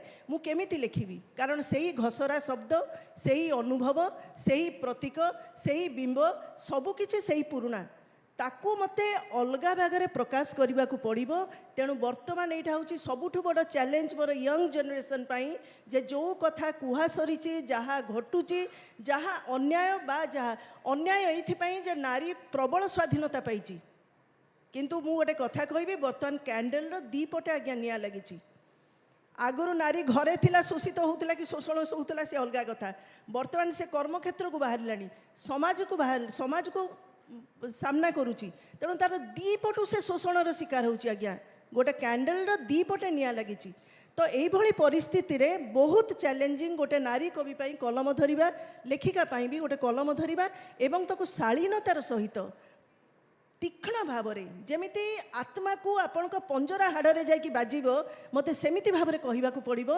से पुराणा कथा को से घसरा कथा को से नीतिदिन घटुवा कथा को मत से कहवाक पड़ो से मु भावुची आज मत लिखा मो बहुत बड़ चैलेंज जहाँ मोर नारी कवि मोर पूर्वसूरी लिखी आसी समय जोटा कष्ट थिला आज भी मो सेटा कष्ट कहीं मुझे अलग भागरे कहबी धन्यवाद धन्यवाद सुचेतापा एबे आधुनिक नारीर कथा कहले हिरण भाई मिश्र को मु पचारिबा को चाहिबी जे आमर समयर स्वल्पता महम्बतीर दी पटरे निया लगिबा एटा जहाँ को सब संयोगित करुच्ची एमिति गोटे समय आम रहीचु फेसबुक रो कथा सोशल मीडिया रो कथा कह जाइछि समस्ते संक्षिप्त रे कहउचंती सब जिनस समस्तक सामना रे घटुची परदा बा आढ़ुआल ए शब्द गुड़ाक लुचि जाइछि एठी मो मन को आउ गोटे प्रश्न आसूची आमे जेते बेले सबु कथा अति संक्षिप्त रे सारी दबा को चाहूचु सेते बेले आम लेखिका माने आ उपन्यास लिखिबा पई बेसी आग्रही होउनांती आपण तीनीटा उपन्यास लिखिचंती सामान्य असामान्य मेघ पक्षीर गीत एमती उपन्यास सब लिखिचंती आपण उपन्यास लिखिला बेले अनेक समय देइथिबे अनेक श्रम देइथिबे आज झियो माने लेखिका माने उपन्यास लिखिबा को काहेकि विमुख होउचंती तार कारण कोन सोशल मीडिया हेई पारे बा तार कारण कोन आपणकर कार्य व्यस्तता हेई पारे बा तार कारण अन्य किछि हेई पारे मु जो उपन्यास सब लिखी प्रकृत में उपन्यासिका बहुत छोट साइज्र मु भी लंबा उपन्यास जमती आम ओडिया साहित्यर उपन्यास बोली कहले आम जहाँ को मन पकू से भली उपन्यास मु भी लिखिपानी किंतु जहाँ जो सुचेता आपा छाड़े मुझे कहबी जे आज लिखापी बहुत प्रकार आह्वान एवं लिखापी बहुत कथा अच्छी जो पूर्व प्रश्न पचारि बोल्डनेस कथा उपन्यास रे सही बोल्डनेस बहुत सुंदर भाव में हुए तो देखा जाई पारे जेतेबेले पृथ्वीर एबे भी पृथ्वी गोटे अंश रे युद्ध चली जेतेबेले आज भी आम समाज रे ऑनर किलिंग अच्छी जेतेबेले आम समाज रे आज भी विभिन्न प्रकार सेक्सुअल ओरिएंटेशन लोक मानकर संग्राम चली एका भलिया अधिकार पाई आज भी राजरास्ता रे गे पैरेड हुए एबे भी ओरिएंटेशन पाई नहीं कि किसी लोग आज भी डिस्क्रिमिनेटेड होती बा मार्जिनालाइज्ड होती सेतेबेले मु भावेना जे देह को नहीं आउ अधिका बोल्ड हबार आमर आवश्यकता अच्छी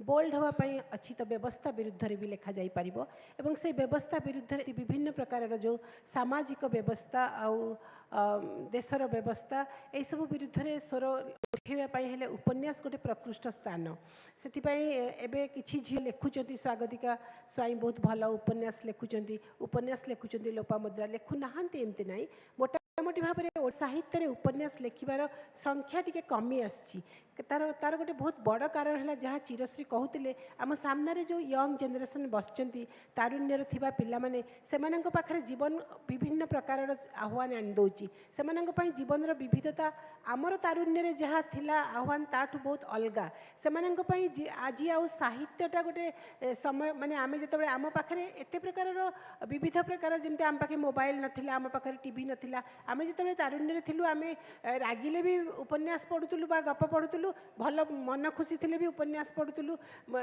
पाठ बही टिके मन को एड़े देवाई हेले आम पाखे केवल मात्र साहित्य थी एकमात्र विकल्प आज पिला पाखे एत विकल्प थिला बेले से फेसबुक 6 धाड़िया कविता कहीं न पढ़े 7 धाड़िया गप कहीं न पढ़े उपन्यास पढ़ा क्या पाखे समय अच्छी से हुए तो मुझे भावुची जे उपन्यास लेखुवा मनीष मानकर उपन्यास को लेखापी जो अनुभवर विस्तृति दरकार तार अभाव न थाई पारे किंतु लेखापी जो समय दरकार एवं पढ़ापी आम जो गोटे कथा लेखु आम सब तो निजपाई लेखुना एमती पूरापूरी भाव कहीं कहीपर ना छाती हाथ दे लेखक जे मुझे लिखी मो केवल मो पाखे मो लेखा रमती नुहे आम पाठक मान कथा भी भावु आज किए पाठक अच्छी जी कि माटी मटाल भली उपन्यास को पढ़ी पार वार एंड पीस भली उपन्यास को पढ़ी पार आम जहाँ सब स्कूल में पढ़ी दौलू से सबूर एवं गोटे छोट छोट कंडेन्स्ड वॉल्यूम देखुची बजार में मिलूँ तेणु उपन्यास लेखा अपेक्षा जेहेतु पढ़ा लोकों संख्या धीरे धीरे कमी जाऊँगी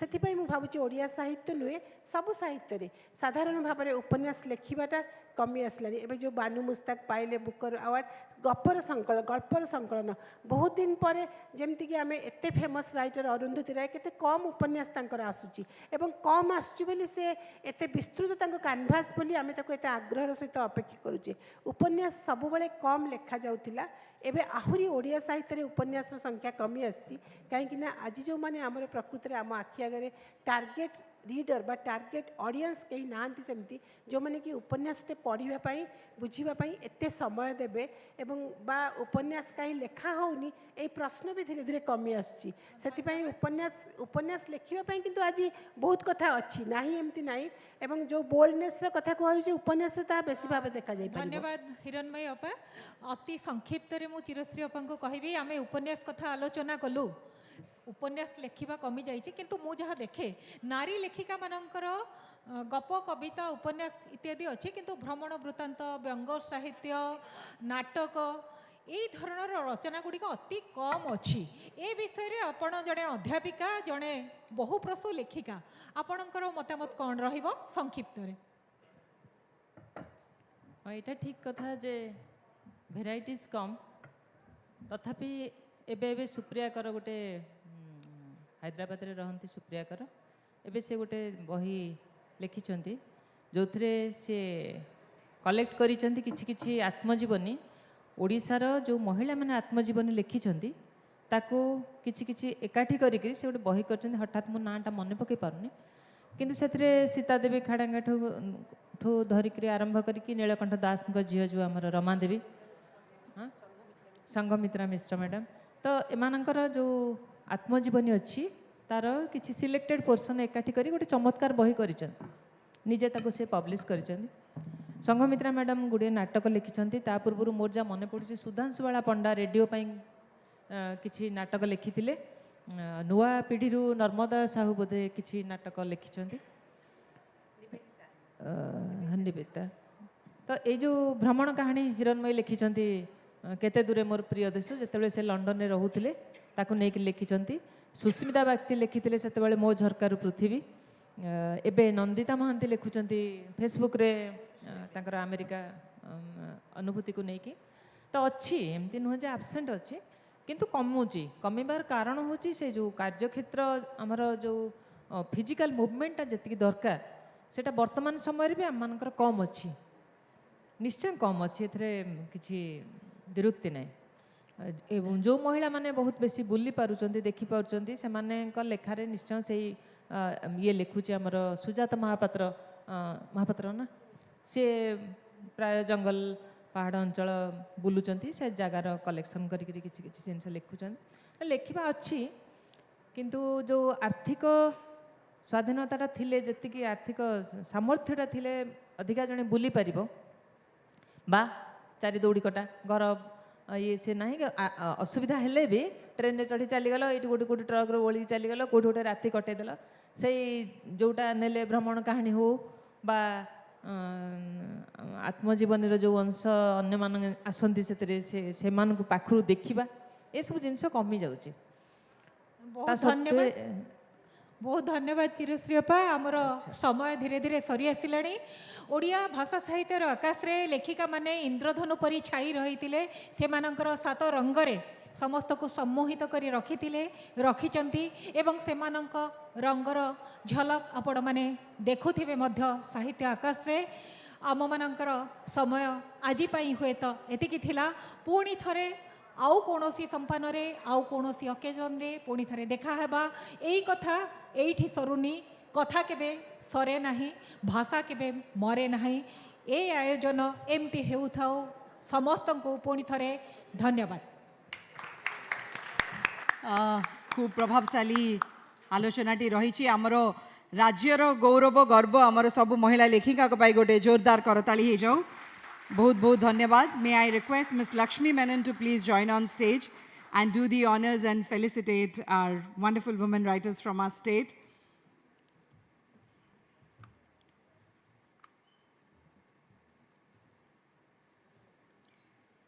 Ladies and gentlemen, just to inform, we still have some very, very interesting sessions lined up. I know we are running 1 hour behind schedule, but we'll request everyone to please stay put with us because we are ending it on a very high note, on a musical note, revisiting Kishore Kumar. So I'm expecting all of you to be with us as we conclude day 1 of OLF 2025.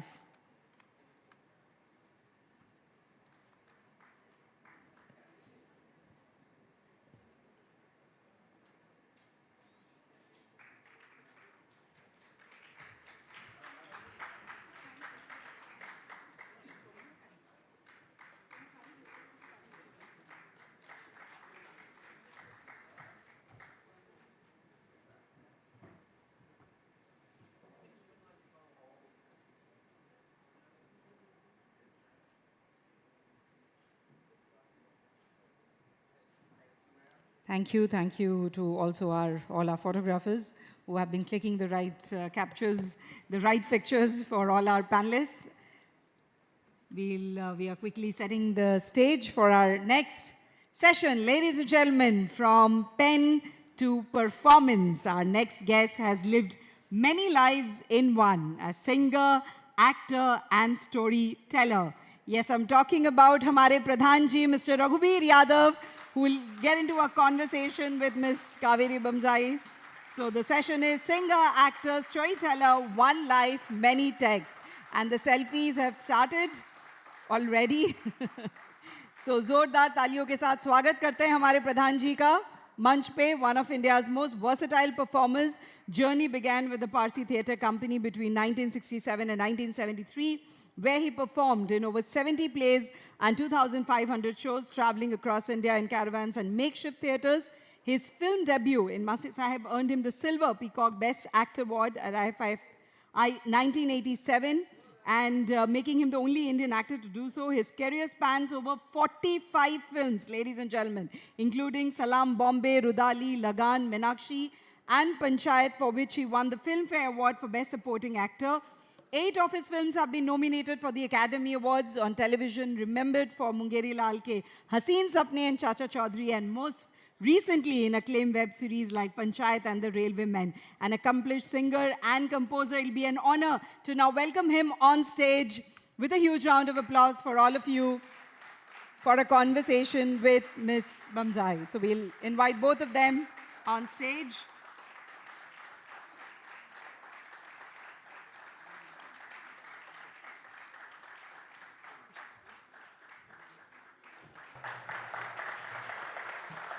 Happy to host him at Odisha Literary Festival 2025. So, please. हाँ जी, कावेरी जी को भी.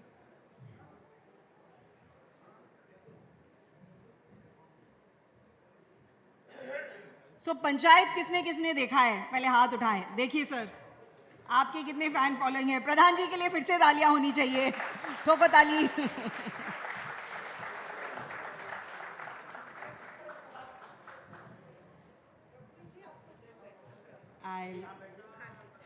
I'll request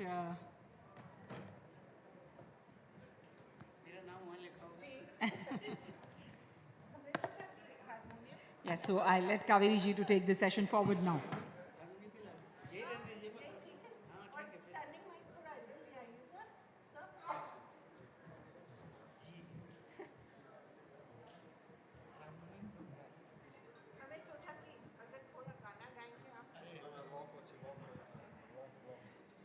Thank you, everyone. Very patient. Raghuveer ji, thank you so much for coming. तो कहाँ से शुरू करें?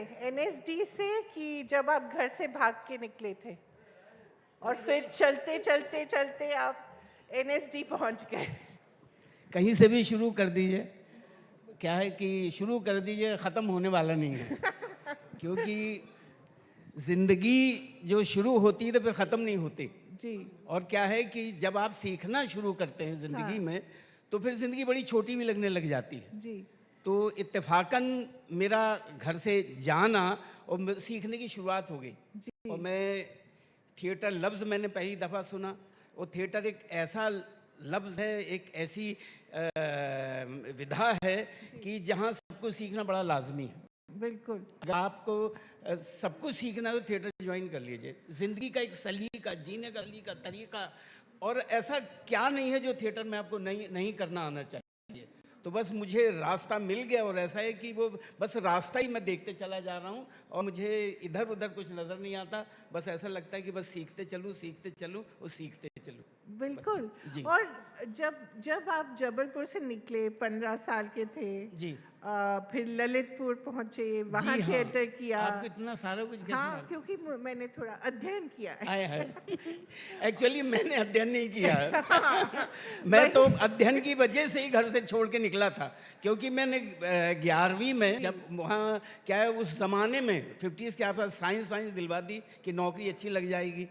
तो जब मुझे साइंस दिलवाई गई तो बस वो कि नौकरी के चक्कर में वो ज़बरदस्ती रट्टा मार के मैं 11वीं तक पहुंच गया। उन दिनों हायर सेकेंडरी 11वीं हुआ करती थी। तो वहाँ तक पहुंच गया। उसके बाद कब तक चलता रहेगा। और 11वीं में मुझे मालूम हो गया कि मैं फेल होने वाला हूँ। और फेल होने की शर्मिंदगी से मैंने घर छोड़ दिया।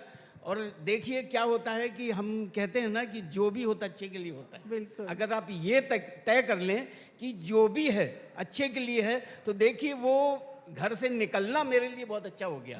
और मेरा फेल होना भी बड़ा अच्छा हो गया। इसलिए हमेशा मैं चाहता हूँ कि सबको एक बार फेल तो होना ही चाहिए। जब तक आप फेल नहीं होंगे तो पास भी नहीं हो सकते।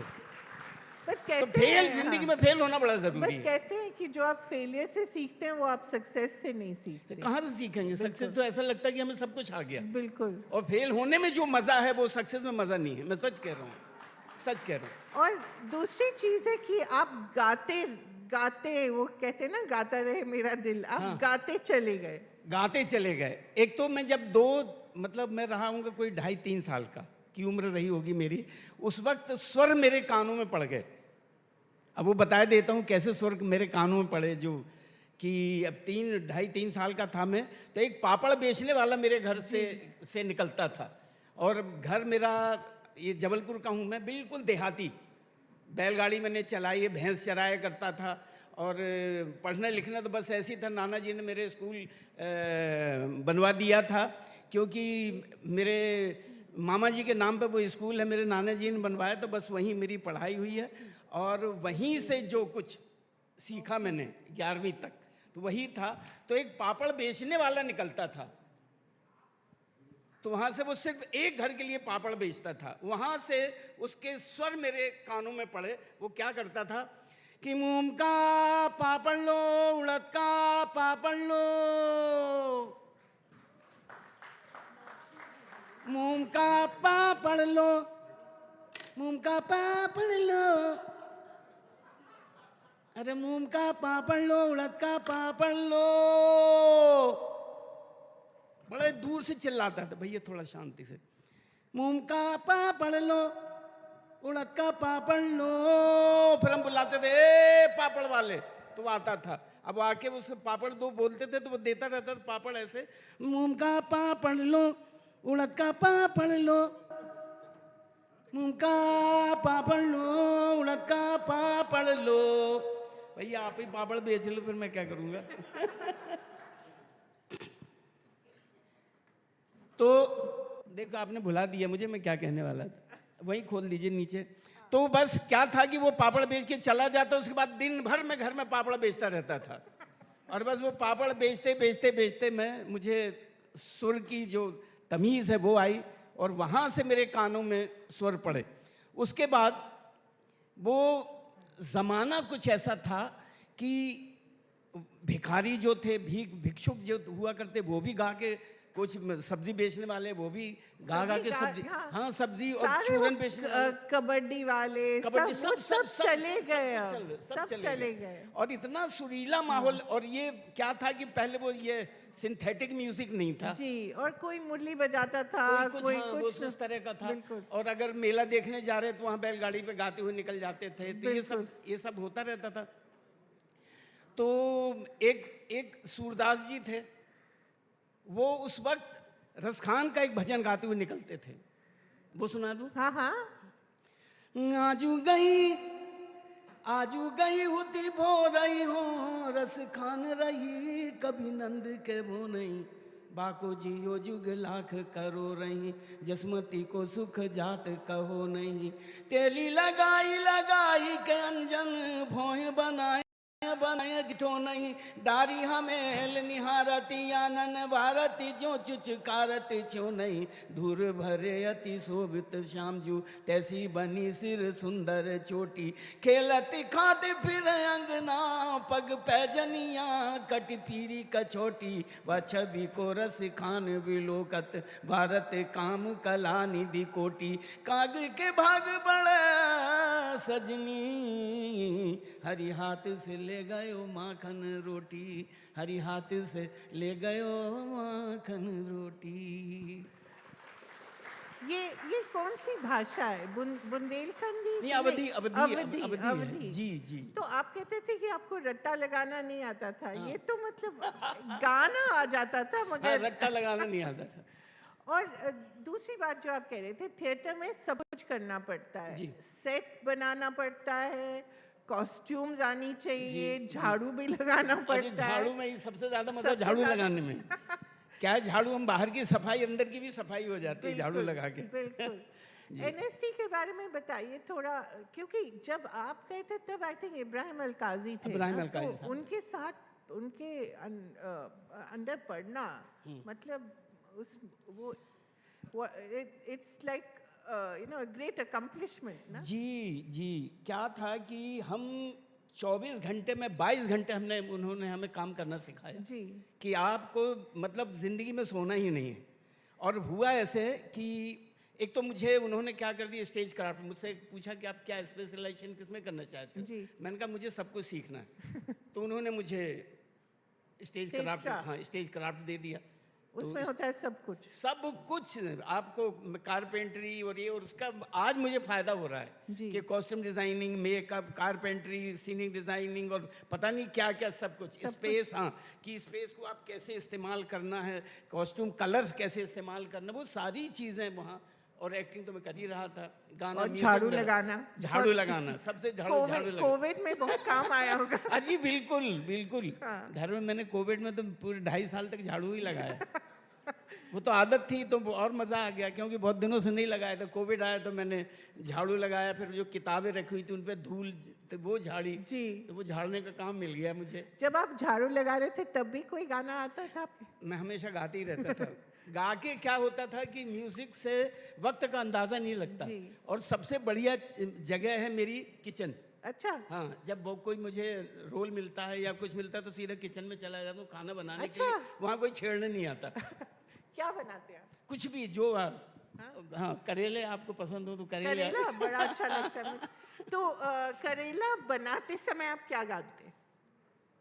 हमका जोगनिया बना गए अपन जोगी हो गए। इसको खोल दीजिए, आप हारमोनी पे गा देता हूँ। आई थिंक हम ऐसे ही गा देते हैं, हाँ, वो अभी खुलेगा नहीं, ये ऐसे ही रहने तो बस इस तरह जो भी, कहीं कोई गजल, कहीं पारसी थिएटर का कुछ गाना, कुछ वो सब, ये जो दिन में आता है। एरी सखी मुरे पिया घर आए, भाग जगे इस आंगन के, अपने पिया के मैं बली जाऊं, भाग जगे इस बिरहन के, एरी सखी मोर पिया घर आए। पिया गए परदेस आए ठाठ पुराने हो गरी और तड़कन लागे बांस, जिस सावन में पिया घर नहीं, आग लगे उस सावन को, एरी सखी मुर पिया घर आए। क्या बात है, थोड़ा हाँ। तो एक्टिंग और म्यूजिक मतलब दोनों साथ साथ ही चलते हैं, बगैर म्यूजिक के में एक्टिंग कर ही नहीं सकते। हाँ, और तो एक्टिंग के बगैर बिल्कुल। म्यूजिक नहीं कर सकते। जो पहली फिल्म थी आपकी 1986 में मैसी साहब जी, और मतलब बहुत ही वो इंटेंस फिल्म थी, और आपकी को स्टार थी अरुंधति रॉय। हाँ, अमेजिंग। जी जी जी जी। और उनके हस्बैंड तब पार्टनर डायरेक्ट कर रहे थे प्रदीप किशन जी जी। और बैरी जॉन, वो भी थिएटर के इतने जी, बड़े बिल्कुल, दिग्गज आदमी। तो मतलब वो एटमॉस्फेयर कैसा था आपकी film? And it did very well ना, वेनिस गए आप, उसमें आपको इंटरनेशनल जी। मैसी साहब के बारे में बताइए, क्योंकि वो आपने एनएसटी की रेपर्टरी के बाद काफी समय आपने रेपर्टरी क्यों छोड़ा? क्योंकि 10 साल तक मैं रेपर्टरी में था। पूरे देश में आपने ट्रैवल किया होगा? हाँ जी, पूरे सब जगह जाके शोज किए, वो किए। 10 साल में रेपर्टरी में था, 3 साल मतलब 13 साल तक मैं एनएसडी के साथ। जी हाँ, जुड़ा रहा मैं। और दूसरी बात कि मुझे याद है कि अलकाजी साहब मैं जो उन्होंने सिखाया है वो तो एक बार दफ़ा क्या हुआ था कि 3 साल मैंने कभी कोई छुट्टी नहीं ली। हाँ, वो बड़ा मज़ेदार किस्सा है, वो बताइए। हाँ, तो कभी छुट्टी नहीं ली और मैं हमेशा ही चला जाता, सिर्फ एक दिन, और वो कभी भी क्लास लेते। एक दिन दिवाली का दिन था, मैं कुछ दूसरे कामों में उलझा हुआ, तो उस दिन आपने कहा दूसरा काम था, आप कपड़े धो रहे थे। हाँ, कपड़े धो रहा था। अब तो मैं गया नहीं उनके क्लास में, तो उन्होंने बुला लिया 15 मिनट में, क्या आइए। तो मैं पहुंचा वहाँ, तो कहने लगे क्या कर रहे थे। तो हमारी वो बचपन की आदत होती ना कि स्कूल अगर नहीं गए तो दूसरे दिन मास्टर ने पूछा क्यों नहीं, तो क्या तबीयत खराब, बीमार थे तभी। तो मैंने वही कह दिया क्योंकि वो बचपन की आदत थी, कह दिया तबीयत खराब है। तो कहने लगे भी ये तो मेरे सामने आगे मरिए आप। इतने वो स्ट्रिक्ट थे जी। उस दिन मैंने तय कर लिया कि वाकई काम करते ही मरना है, अभी तो बिल्कुल बीमार होना नहीं है। बिल्कुल। और वाकई बीमार ही नहीं पड़ा मैं उसके बाद, कब बीमार हुआ कब ठीक हो गया कुछ, लेकिन काम उससे नहीं छूटता। सुबह अभी भी सुबह 4-5 बजे उठने की आदत है, उठ जाता हूँ।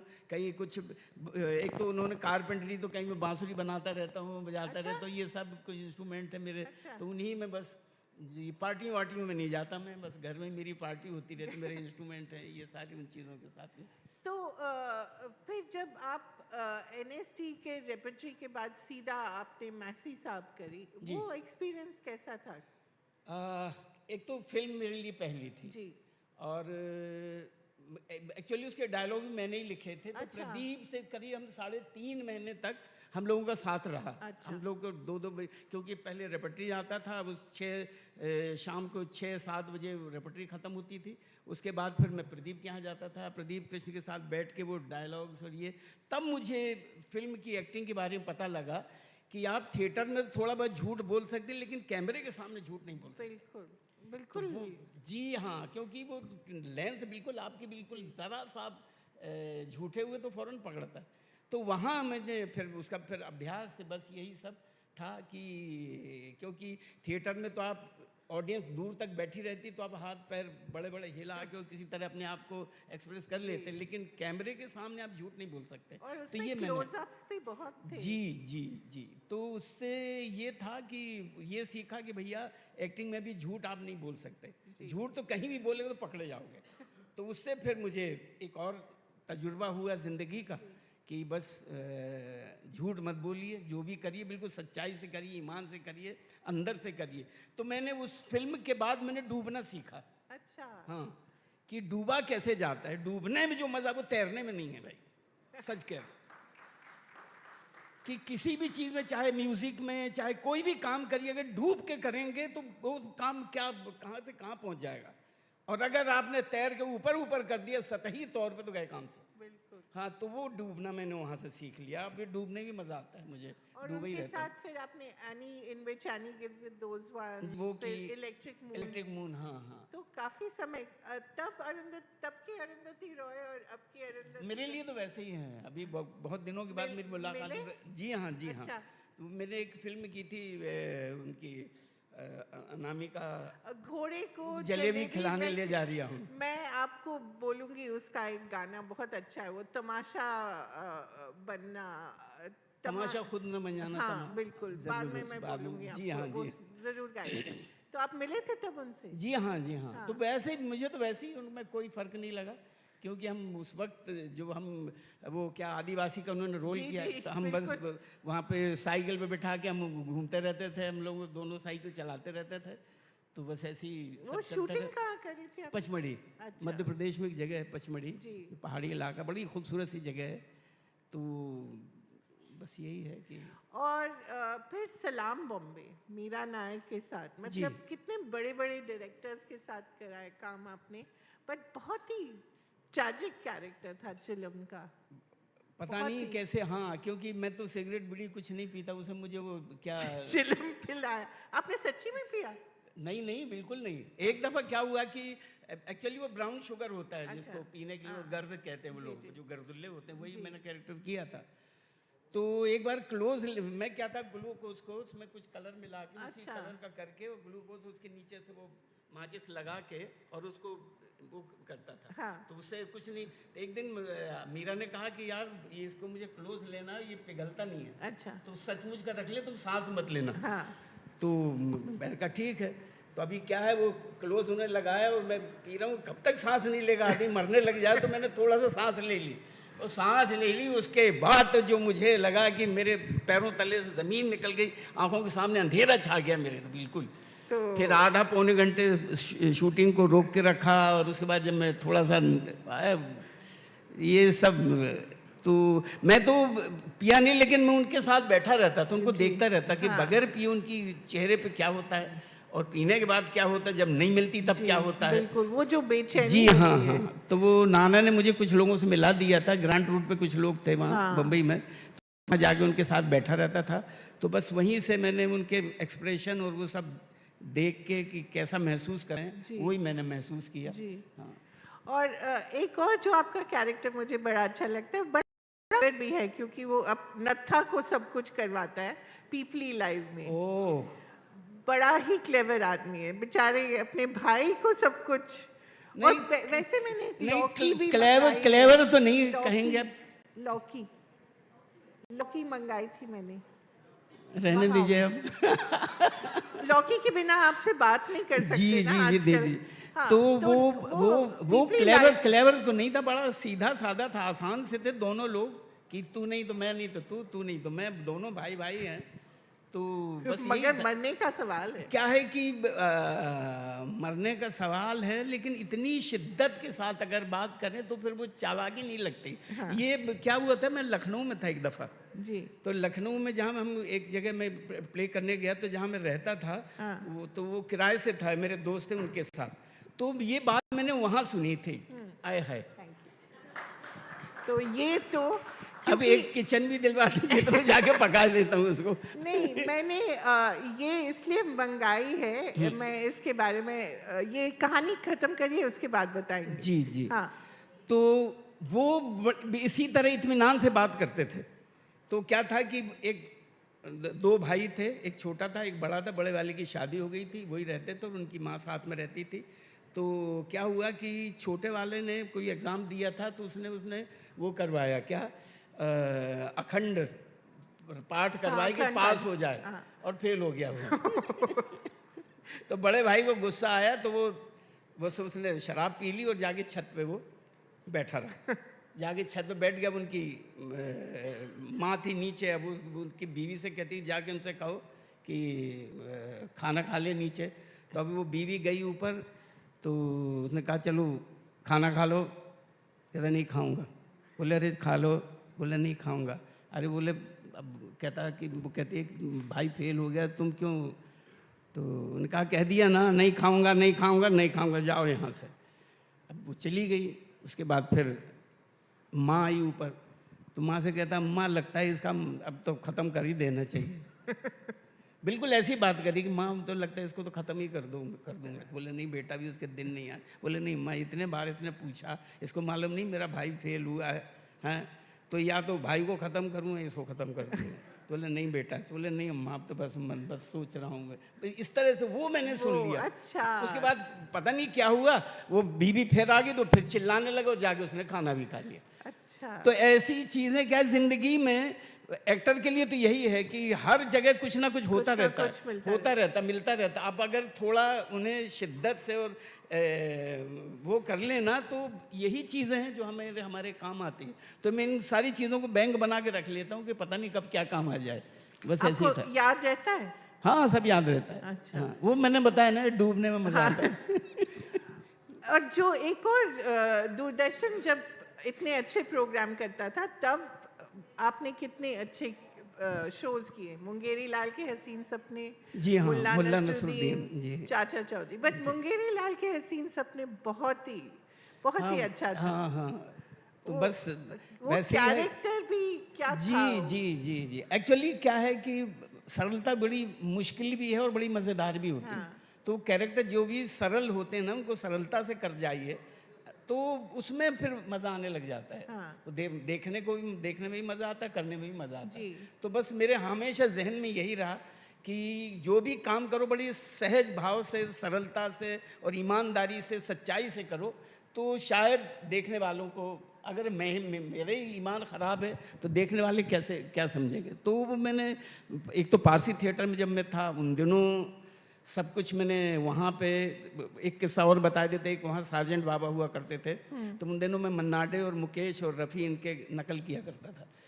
तो एक दिन मैं स्टेज पे बैठे गाना गा रहा, तो मन्नाडे का झनक झनक तोरी बाजे पहलिया, तो हारमोनियम मास्टर ने, वो सार्जेंट बाबा कोई 80-85 साल के थे, वहीं बैठे हुए थे, तो वो बीड़ी पी रहे थे। तो उनसे पूछा कि देखो कितना बढ़िया गाता, बिल्कुल डिक्टो वैसे ही मन्नाडे की तरह, देखो कॉपी कर रहा, बिल्कुल डिक्टो। तो उन्होंने कहा हाँ ठीक है। तो उन्होंने कहा हाँ ठीक है क्या, देखो ना बिल्कुल वैसे ही गा रहा, देखो ज़रा सा भी, और कैसे। तो उन्होंने कहा हाँ ठीक है। तो उसने पूछा क्यों बाबा, आपको अच्छा नहीं लगा? बोले अच्छा लगे तो लगे, ना लगे तो क्या है। बोले नकल बेटा, नकल होती है, जो तुझे अल्लाह ने दिया है उसको टटोल अंदर से। नकल करेगा तो नकल ही, जब वो जिंदा है वो आदमी, उसकी नकल करके तू कहाँ रहेगा। बस उस दिन के बाद मैंने त्याग दिया कि मुझे किसी की नकल नहीं करनी, मुझे अपने ही अंदर ढूंढना है, अपने ही अंदर ही खोजना है। जो अंदर आपके जज्बात, इमोशंस जो भी हैं, जो अंदर खुद ही को पहचानना है, बस वही है और कुछ नहीं। तो लौकी से याद आया, एक तो पंचायत जी, दूसरा इसका दाम है अभी 80 रुपीज़ a किलो। क्या बात कर रहे हैं। हाँ, तो उससे आप कौन सा गाना गाएंगे? महंगाई। हाय देखा कितना अच्छा मैंने कनेक्ट किया। अच्छा, तो आप वो गाना गाइए, वो पीपली लाइव का है। ये बजेगा क्या? पता नहीं, मुझे नहीं लगता।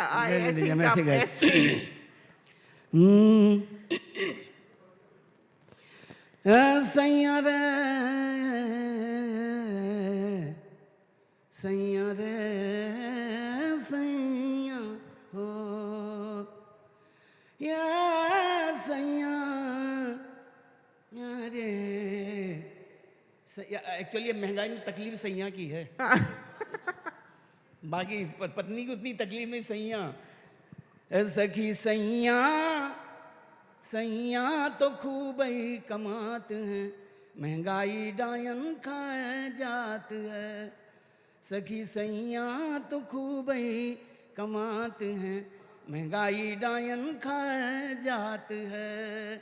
अरे हर महीना उछले पेट्रोल, डीजल का उछला है रोल, शक्करबाई के का बोल, और उषा बासमती धान मरी जात है, महंगाई डायन खाया जात है। सखी सैया तो खूब ही कमात हैं, महंगाई डायन खाया जात है। अरे साल घसीटत आ गो जून, महंगाई मेरो पी गई खून, और हाफ पैंट हो गई पतलून। अरे साल घसीटत आ गो जून, महंगाई मेरो पी गई खून, हाफ पैंट हो गई पतलून, और पड़े खटिया पे यही बड़बड़ात हैं, महंगाई डायन खा जात है, सखी सैया तो खूब ही कमात हैं, महंगाई डायन खा जा रे, महंगाई डायन खा जात है। बहुत अच्छा। ये गाना किसको सुनना चाहिए?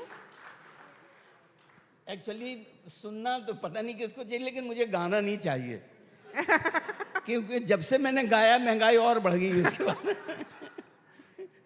तो लास्ट में जी एक बहुत ही अच्छी फिल्म जो लोगों ने ज़्यादा देखी नहीं होगी, जी, घोड़े को जलेबी खिलाने जा रहा हूँ। हाँ, उसमें ये बड़ा ही अच्छा गाना मुझे बहुत अच्छा लगा कि अगर वो क्या तमाशा देखने, तमाशा खुद ना बन जाना, अच्छा। तमाशा देखने वालों। हाँ, बहुत ही अच्छा। आई थिंक वो हमारे जो आजकल हो रहा है हाँ, उसके लिए बिल्कुल परफेक्ट है। अच्छा वो हाँ, तो मैं अक्सर गैर के आगे यूं आंखें बंद रखता हूँ, सबब यह है कि फिरता है जमाल यार आँखों में। तो लैला लैला न मुझसे पूछ मैं क्या देख रहा हूँ, और मैं कैस हूँ लैला मैं खुदा देख रहा हूँ। तुझको खुदा कहूँ या खुदा को खुदा कहूँ, दोनों की शक्ल एक है, किसको खुदा कहूँ। तू संभल कर बैठना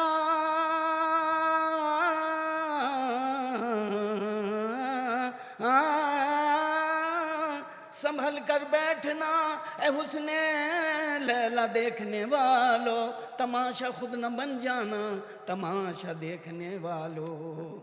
बिठाकर सामने लैला को देखें हजरत यूसुफ और करें खुद फैसला हुस्ने जुलेखा देखने वालों।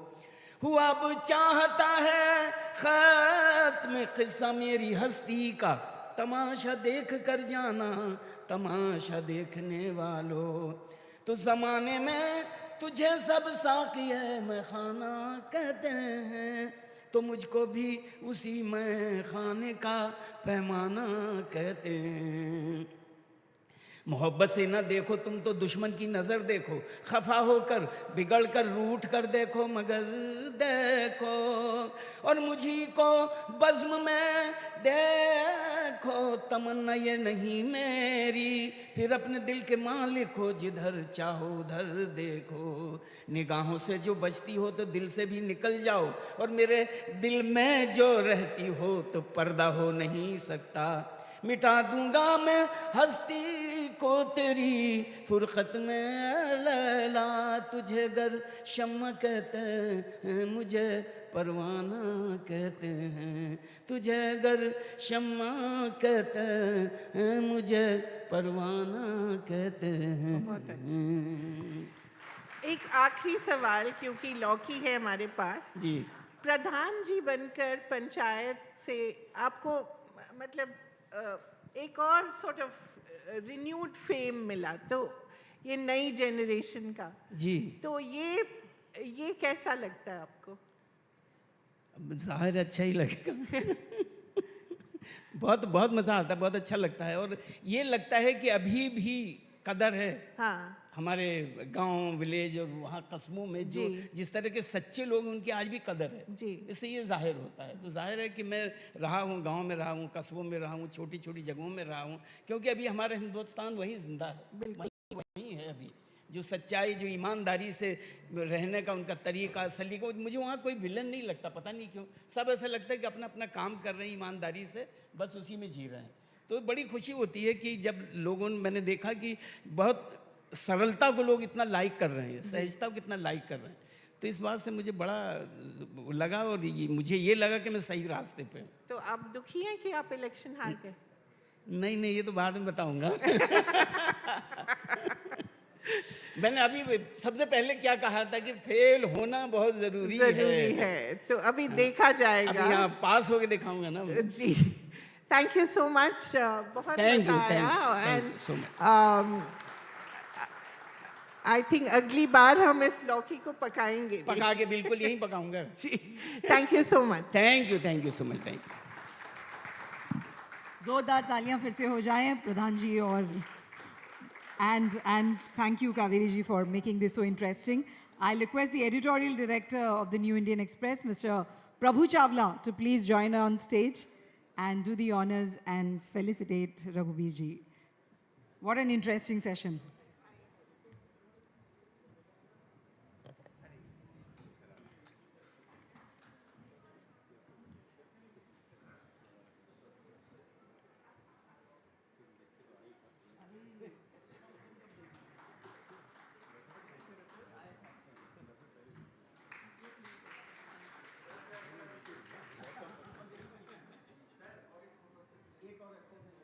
हाँ जी.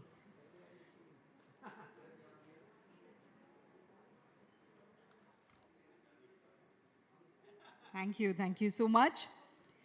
Ladies and gentlemen, we'll quickly move to our next session, but I'll request everyone, please stay put. Like I said, we are ending it on a very high musical note, revisiting Kishore Kumar.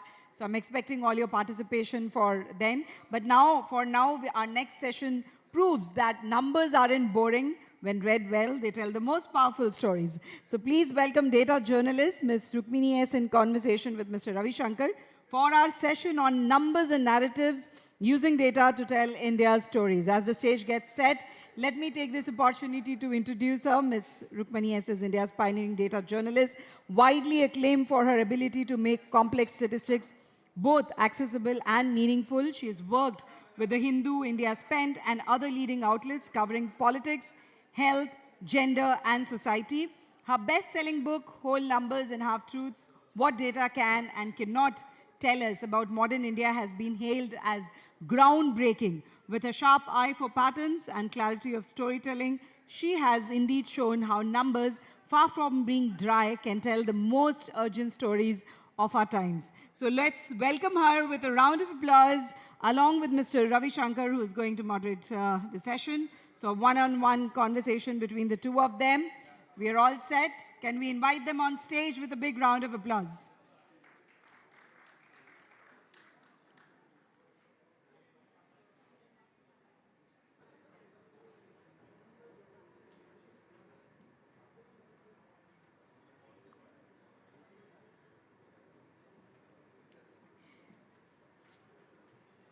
So warm welcome to Rukmini ji. She's already here, and also to Mr. Ravi Shankar again. I'll request him to now take this session forward. Numbers and narratives using data to tell India's stories.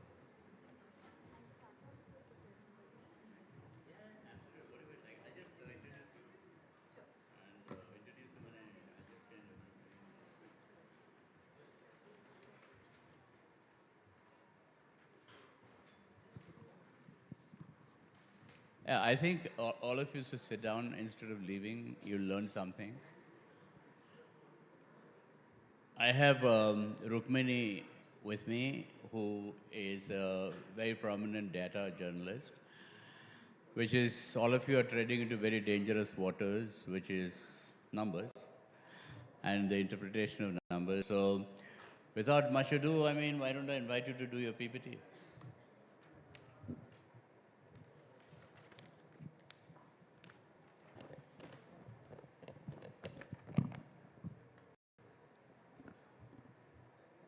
Thank you. Thank you. Could we get the PPT on?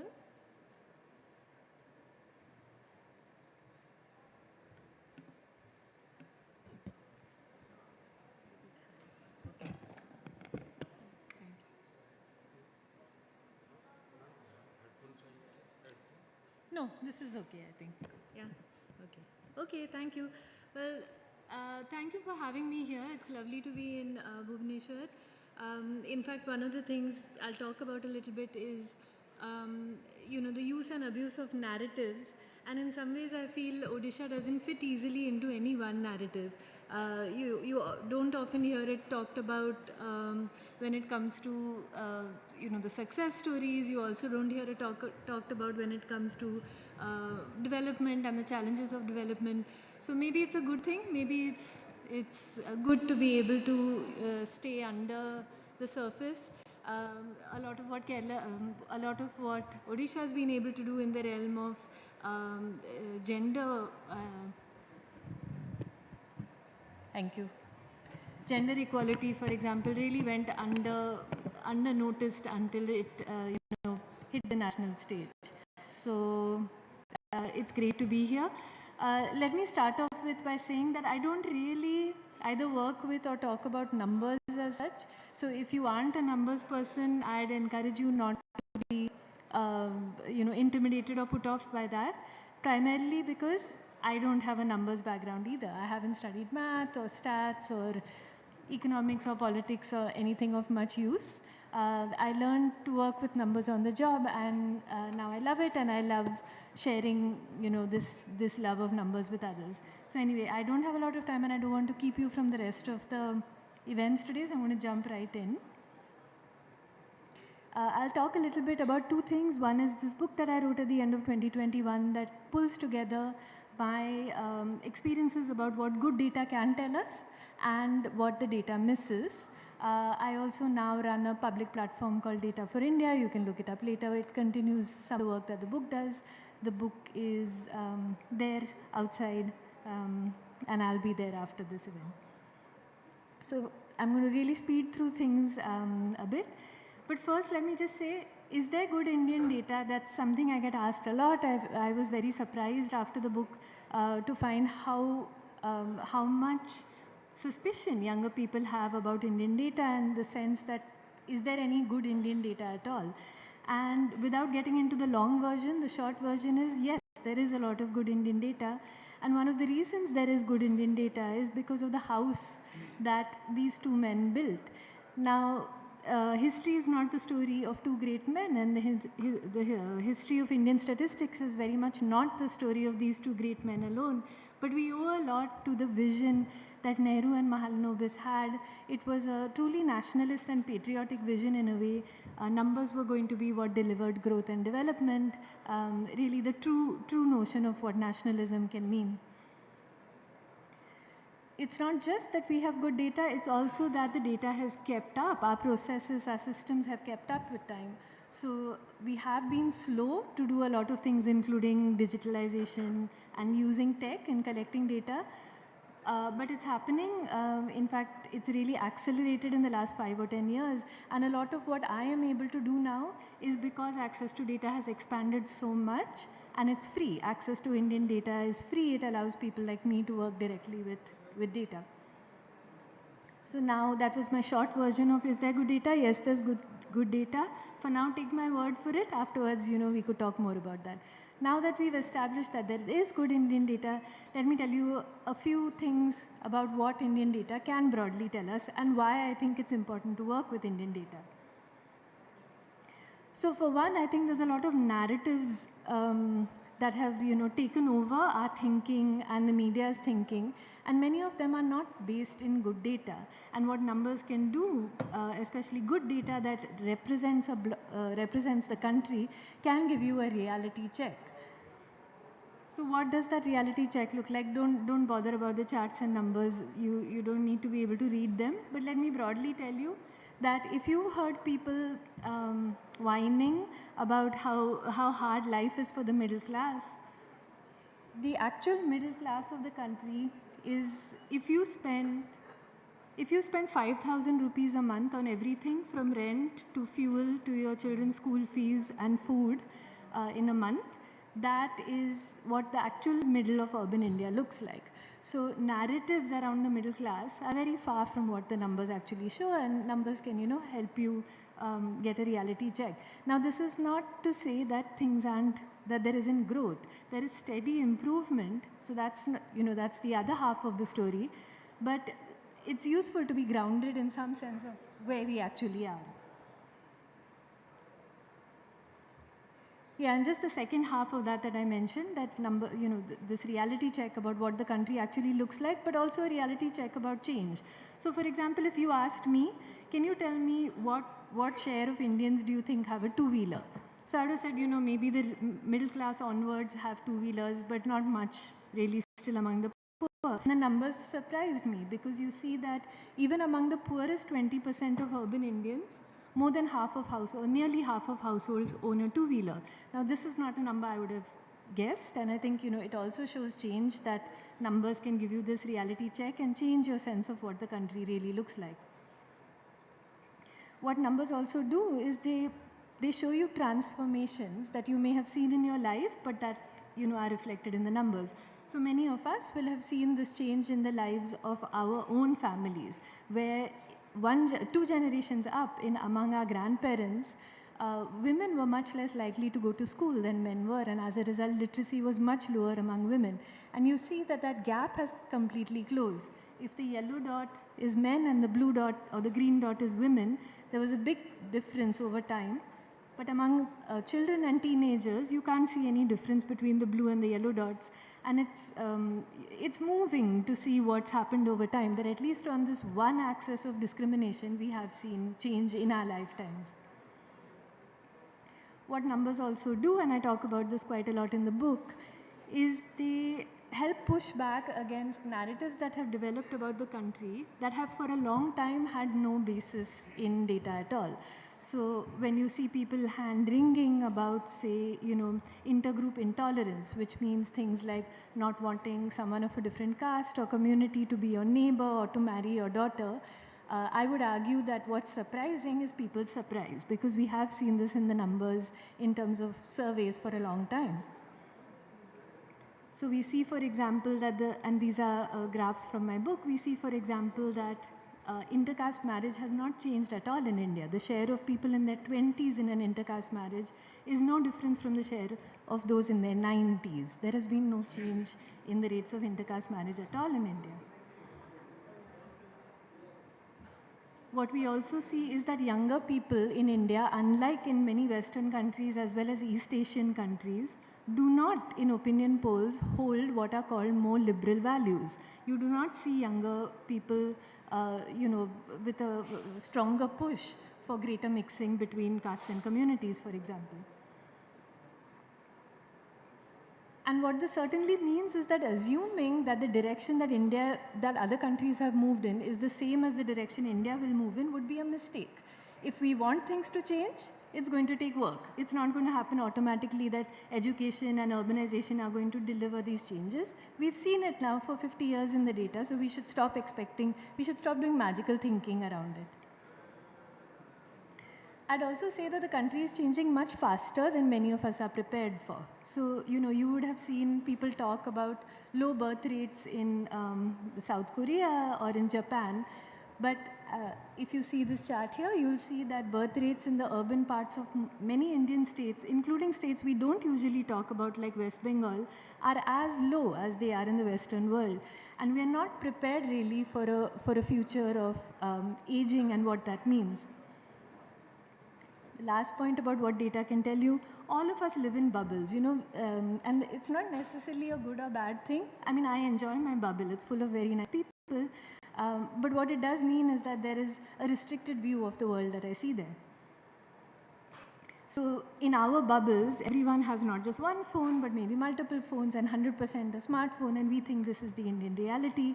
But if we look at Indian data, we see, for example, that 1 in 5 Indian women still do not use a phone. And both men and women, that's the yellow bar, both men and women, that's the purple bar, are much more likely to use a shared phone than to use their own phone. Now again, this is changing, this is neither good nor bad, but let's acknowledge that this is what the country looks like and maybe not what our bubbles look like. We also talk a lot about jobs of the future, AI, etc. We should be future ready, but we should also have a much better sense of what this country actually looks like right now, and what this country looks like right now is still extremely informal in terms of work. That's again a number that has not shifted over time at all. So I wish I could end this by saying, so what I want all of you to do is to start using data immediately. I would like more people, especially people, if you are like me, without a background in numbers, to use more data. But Indian data takes special work to work with, and my problem with a lot of the Indian media is that we don't put in that work. One of the areas we need to do work is when we make interstate comparisons. So if you're going to say that state A has more crime or more disease than state B, are you actually capturing that state having more crime or disease? or that state's ability to better capture crime or disease. So are we then, rewarding the wrong incentives there? Are we rewarding people to underreport when we make these sorts of comparisons? Just to give you an example of what I'm talking about. States in the bottom right include Delhi. These are the states which have the highest rates of crimes against women as reported to the police. States in the top left have the lowest rates of crimes as reported to the police. Crimes against women, it includes Bihar and Madhya Pradesh.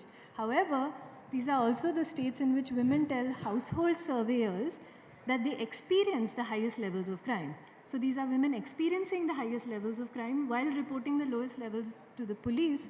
While if you do just a blind reporting of police statistics, you'll pick up exactly the wrong end of the stick. I'll just come to my final point and then I'm happy to have a discussion, as well as I welcome questions from the audience. And this is especially to friends in the media or in the business of communicating numbers. There is no doubt that it is hard to communicate numbers. None of what I talked about so far was easy, chatty, intuitive. I myself enjoyed the previous session much more, and I wouldn't blame any of you if you did. And the reason for this, I believe, is that we are naturally attuned to love stories. So the picture on the left hangs in the National Gallery of Modern Art. It's a painting by Amrita Shergill, and it's called The Storyteller. And that's a picture very familiar of an older man telling a bunch of children a story, and of course the woman is cooking, she's working. But when I saw it, it reminded me of the photo on the right, which is me and my brother with my grandfather. And that look of complete rapture when someone is telling you a great story, like the stories we just heard now, is such a universal feeling, right? It's probably how we look when we are watching Netflix ourselves. It's also how our children look at us when we tell them stories. So in the book, I use a lot of stories to communicate numbers. And to those in the business of using numbers, I would encourage you to do this, because ultimately nothing connects with people, whether they're children or old, as well as stories. I'll end over there. That's my book. And as I said, the platform I now work for is called Data for India. I'm happy to take questions about data, communicating data, what data tells us, what it doesn't. Thank you.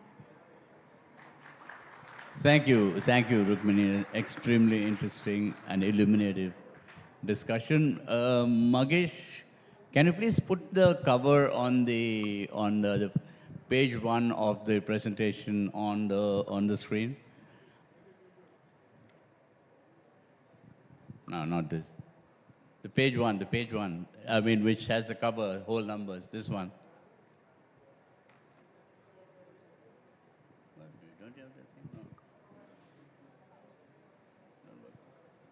Anyway. No, after the one after this. Yeah, that's it. Now, does this cover remind you of anything? Anything from your childhood? No? It reminds me of Pinocchio. The carpenter's, the wooden doll, which whenever it lies, it knows would go on and on. So I'm setting the tone for this conversation based on the reliability and the subjectivity of data. Now tell me something. On one hand, we indicate that there is a proper, or there's a lack of proper data, or it's kind of incomplete. Now, how do you trust government data? How do you trust corporate data? Because I think as Dr. Myra, he referred to earlier, when you see that read in the newspapers that your GDP is going up to 8, 9, 10, 11, 12, whatever, and you look around and there's neither G, no D, no P. P, poverty maybe, but otherwise no. So how do you make people trust data? That is the first, the beginning of where it is, yeah. Thank you. Let me start by quickly complimenting Nitya Subramanian, who's the designer who did the cover.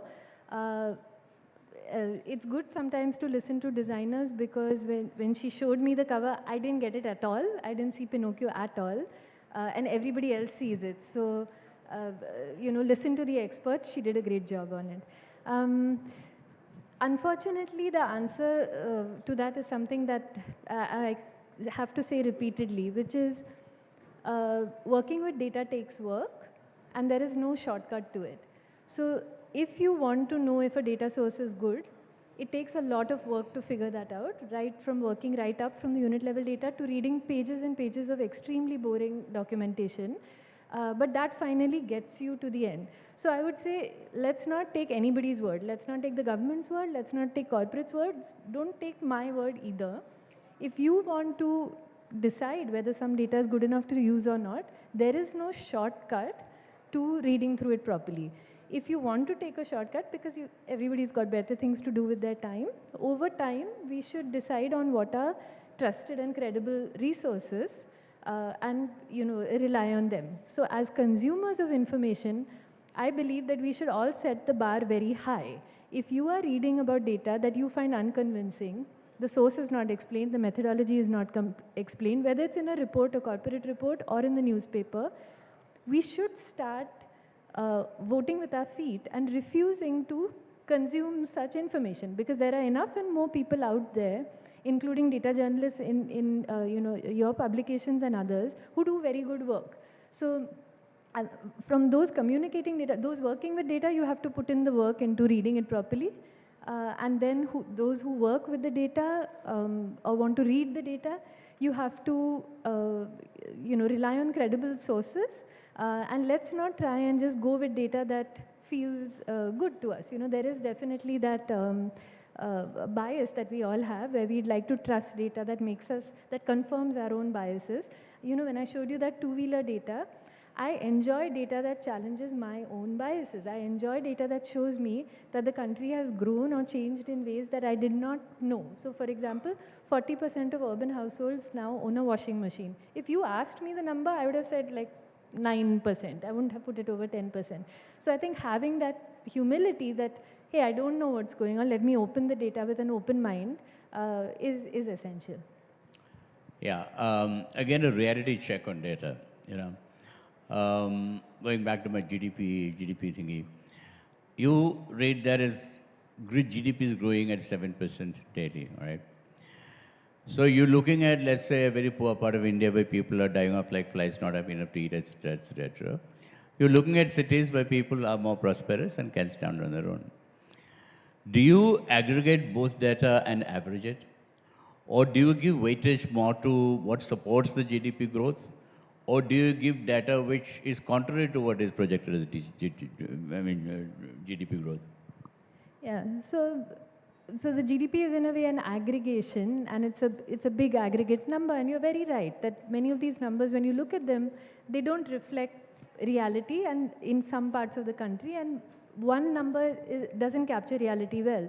I would say it's similar when it comes to things like population growth, which is so different still in different parts of the country. So there's a few different ways you could do it. One is, I do think it's important to use an overall number, because people don't have the time to read everything. So you need to give them one sense of things. Then it becomes important to look at averages in different parts. But it's also important to give people a sense of what the range is. What do things look right at the bottom and what do they look right at the top? And for people to understand where they fit in the middle of it. So yes, no doubt about it that averages hide the granularity of lived experience. So there is no substitute to more granular numbers, and there is no substitute to boots on the ground reporting as well as popular culture that gives us a much better sense of lived reality than numbers ever could. See, in India, I don't know, but overseas, I think it's much less bigger, the more prosperous societies. Indians have this dichotomy in perception. Indians trust the leader, but they don't really trust the government. Okay. Now, when you collect data, how different is it collecting statistics from the Indian situation and the West situation? How is it different the way both approach statistics? Thank you. That's a fantastic question.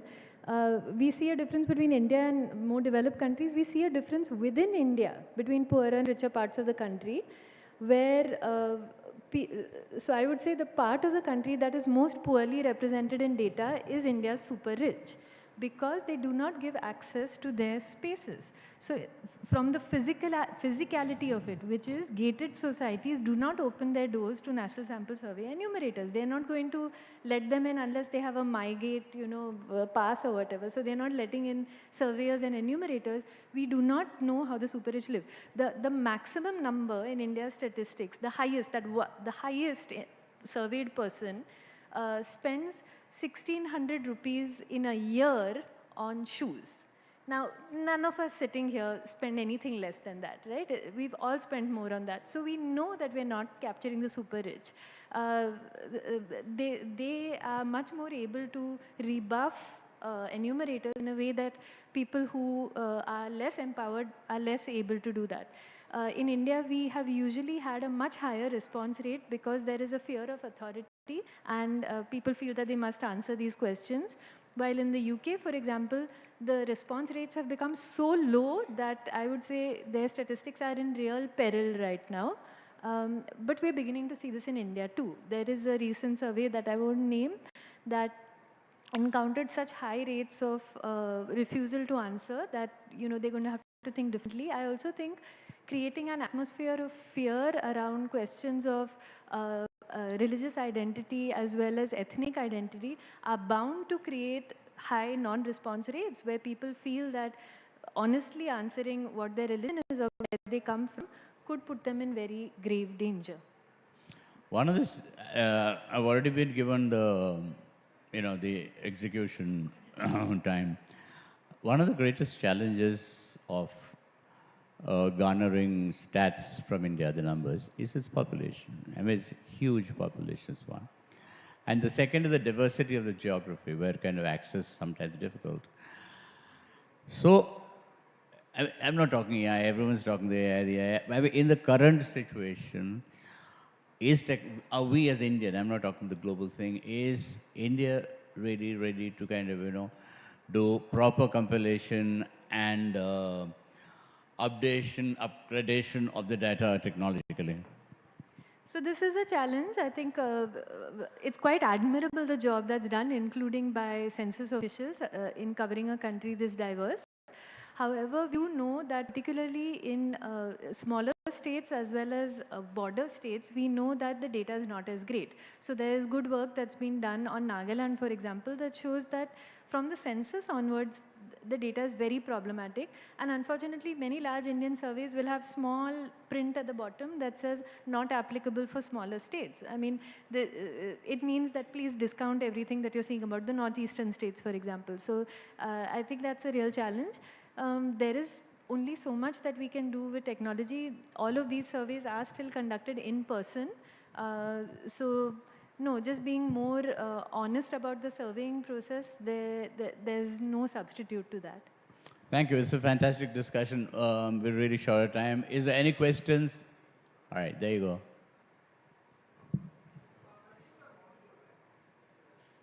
You should need to put it closer to the mic. You want the mic?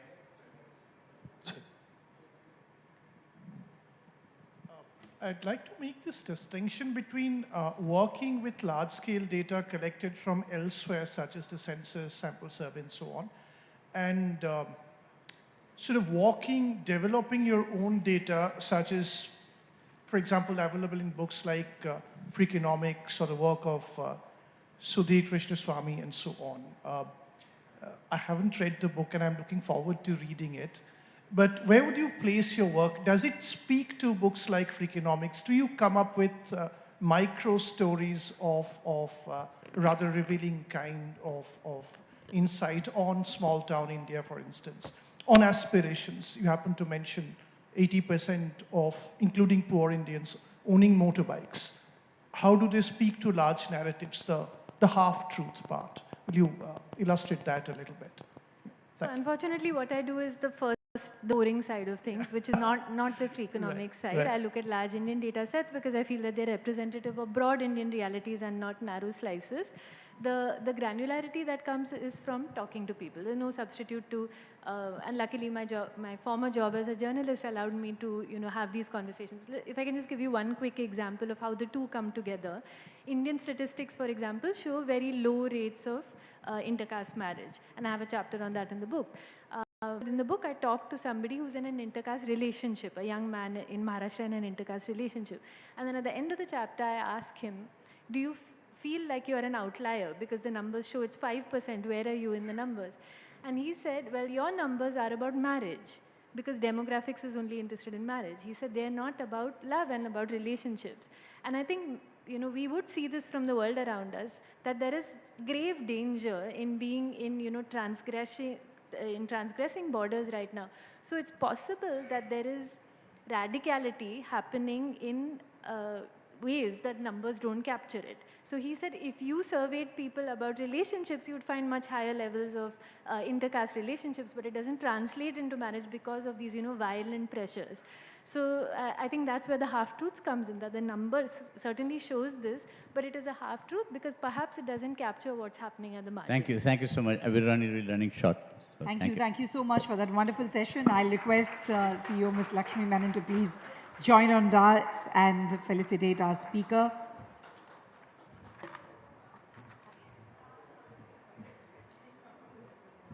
Thank you, Rukmini ji, and thank you, Ravi ji. Ladies and gentlemen, we are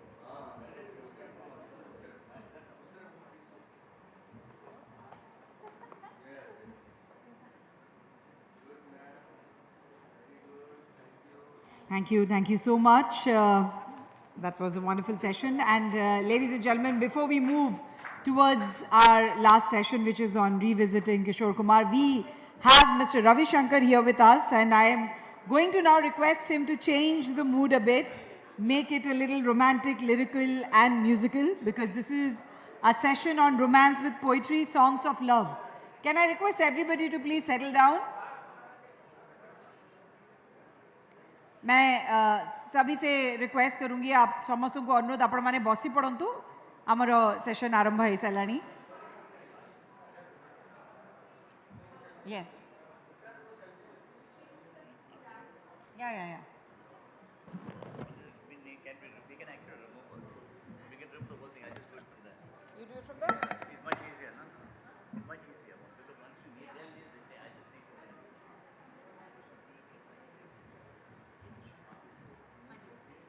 So a big round of applause for Ravi ji as he takes on this session, Romance with Poetry, Songs of Love.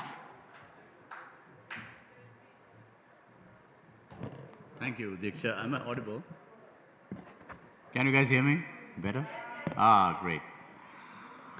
I must confess to something terrible. I've written poetry. I really didn't mean to. But it's an interesting process because in my case, I do not have a romantic streak, nor do I have a kind of, I see the clouds and I kind of, start writing poetry. No, it wasn't like that. It was more like a lyrical sense of inquiry which interested me. So I would write poems in between various things I would be doing. I'd write a poem between editing something, I'd write a poem between reading something or, drawing something or writing a column or reading an article. So eventually all the poems came together in a book called Rhapsody Road. Now, I am interested in technology. I'm always interested in the borders which technology tries to transcend and borders again humanity puts in its way. And I think the AI is one of the most important kind of examples of this kind now. So once I did that, I thought that being of an illustrative bent mind, I said, can we use the AI to illustrate these poems? And, it's not as easy as using ChatGPT or something. They don't do the drawings. I really had to kind of, find the right softwares, put the right number of prompts. Sometimes it would take a day, sometimes take it 2, sometimes kind of you have to mix up the illustrations, take it on Photoshop. I mean, it was quite a procedure. So we did manage to kind of come out with a lot of good drawings, which we put as an exhibition in Delhi. It went on for a good show. And then I thought, what about putting these poems to music? Now, this is going to be a very short session, so we're not going to have that many things. So, one of the poems I set to music, and the result was fantastic. Do you know how this works? Once you upload a poem or something into the AI actually reads the thing, or I mean, the most I can say, studies the thing. Then what it does is that it starts kind of, comparing and getting clues into the emotional cues which is kind of given on the lines. And then the algorithms, which are complex, put the lines together and the melodies together and make a song. This is, I'm just compressing it into how an AI creates the music. So Magesh, if you don't mind, can I have the first song?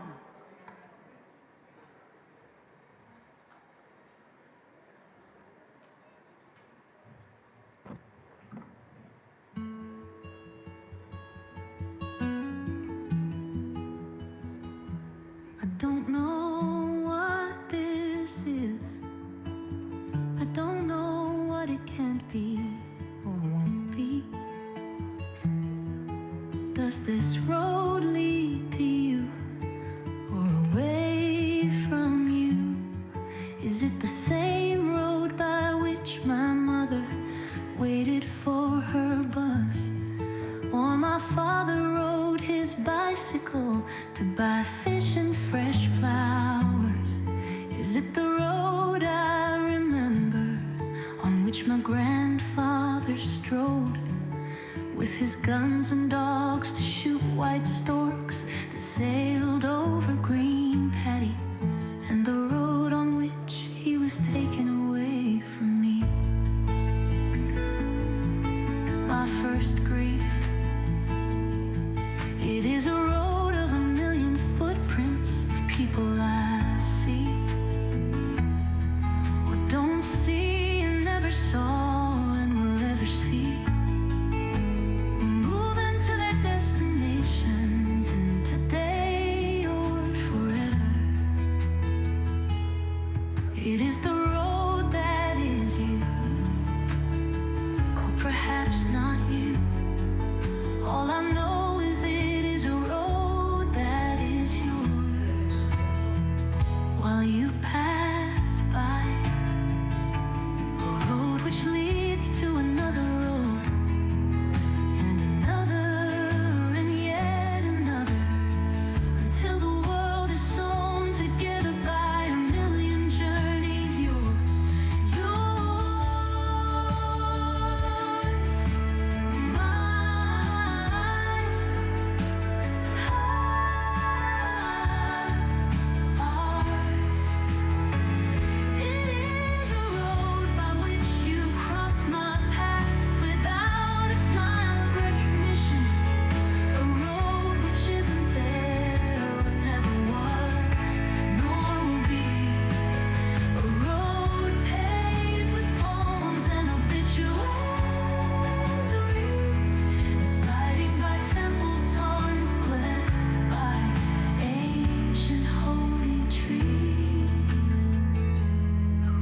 shops that sold sweet ice and candy to ragamuffins.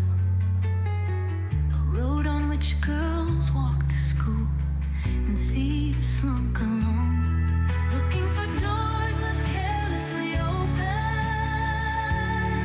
But it is just a road, beloved, on which our shadows fell briefly as the day whittled itself away.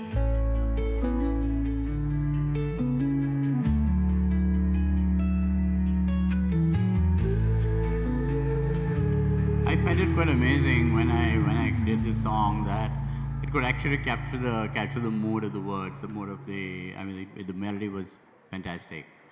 So this is all I have to give you today, unless somebody wants to hear anything in Hindi. Does anybody want to hear what AI can do with Hindi, a Hindi poem? If you're interested, I'll play it. Okay, you. 2, 3, 4. Okay, 4 or 5. 5 out of 10 is not bad. 11 is even better. Magesh, when we play that last Hindi one, and this is again how AI can actually do Hindi. It's incredible. It can do any language.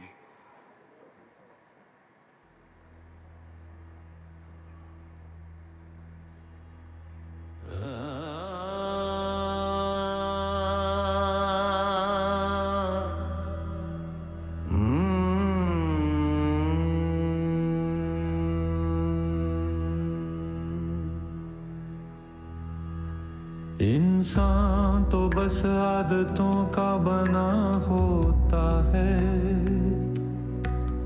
यादें भी वैसे ही आदत बन जाती हैं। तुम्हारे इंतजार में नींद उड़ जाती थी, अब भी वही आदत बाकी है। तुम्हारा चेहरा देख के दिल को सुकून मिलता था, अब भी वही आदत। तुम्हें चलते देख के बेचैनी होने लगती थी, वो आदत भी गई नहीं।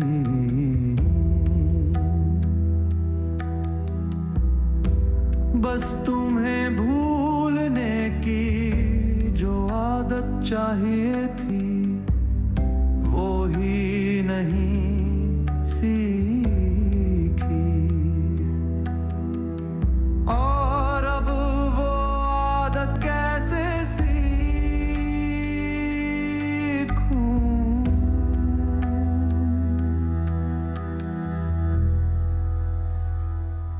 Thank you. That is the end of the performance, and I hope you enjoyed it. Thank you very much. And the next one is something I would really, really urge you to listen to, because an incredible performance by two gentlemen, and one of them sings Kishore like incredible. So if any of you have a forceful physical personality, I would urge you that you would go out and bring everybody inside, because it's really a treat worth listening to. Thank you.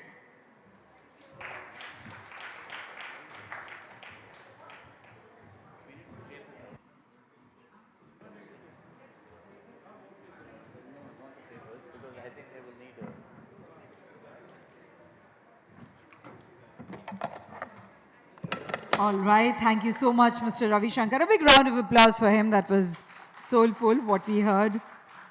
And finally, what better way to close day one than with the golden voice of Kishore Kumar. Nostalgia, melody, and magic await as we get ready for our last session. Could I request people to please come closer? We are towards the last session. So those at the back, maybe you can come a little closer as we get ready for our last session, the Gilded Age of Music.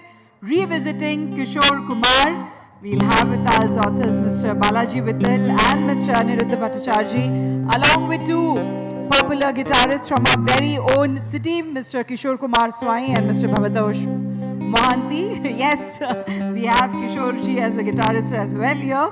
And to create the right mahol for this last session, they are here with us, so thank you. And I'll take this opportunity to introduce both of them, Mr. Balaji Vittal, an acclaimed author, commentator on Bollywood music, has co-authored R.D. Burman, The Man, The Music, which won the National Award, and Gata Rahe Mera Dil, which won the Me Award. His works also include S.T. Burman, The Prince Musician, and Pure Evil, The Bad Men of Bollywood.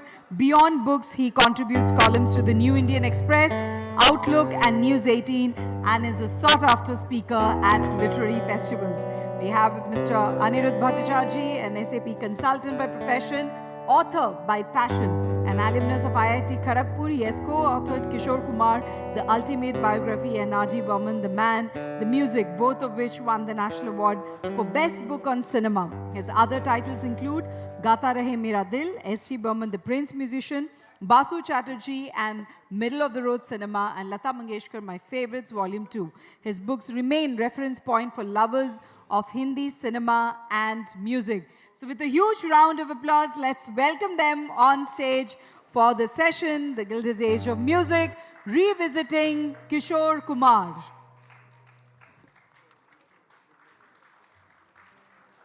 I let both of them take this session forward from here with the support of our wonderful guitarists from the city.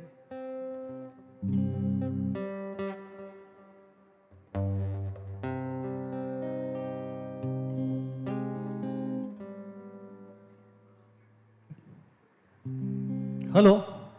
Hello.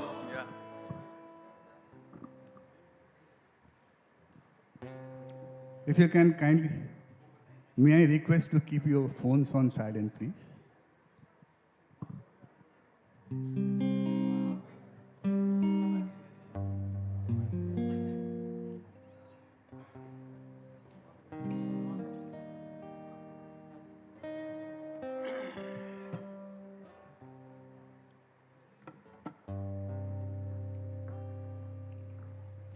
Sitting and singing is a very difficult task.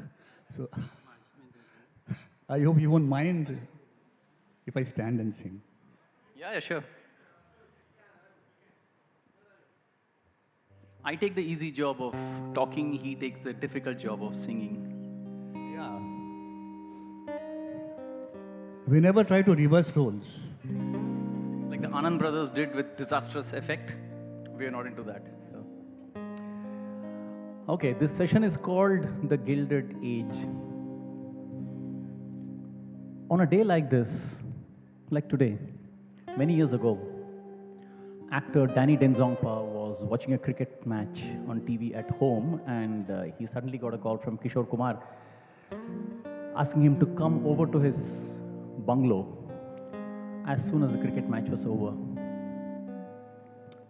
So a few hours later, Danny Denzongpa landed up at Kishore Kumar's bungalow, Gauri Kunj, and there he saw a few musicians assembled outside the bungalow. He said, "क्या हो रहा है? क्या दादा ने music session के लिए बुलाया आप सबको?" He asked Uttam Singh, the violinist, "क्या दादा, क्या है? सब लोग यहाँ पे assemble क्यों हो गए?" Uttam Singh said, "Don't you know? Look what? Dada is no more. He had passed away a couple of hours back." The date was 13th October 1987, almost 38 years back. Danny's brother once went to Kalimpong just after Kishore had passed away, and he saw a few Tibetan refugees lighting lamps in memory of Kishore Kumar. He asked them, "Why are you so passionate about Kishore Kumar?" They said, "We came from Tibet. We came to India. We didn't know any Indian language. We could not communicate with anyone. But we used to listen to Kishore Kumar's songs, and we used to get peace in our minds." They had never met Kishore Kumar. I don't know how many of us have met Kishore Kumar, but Kishore Kumar's voice meets everyone.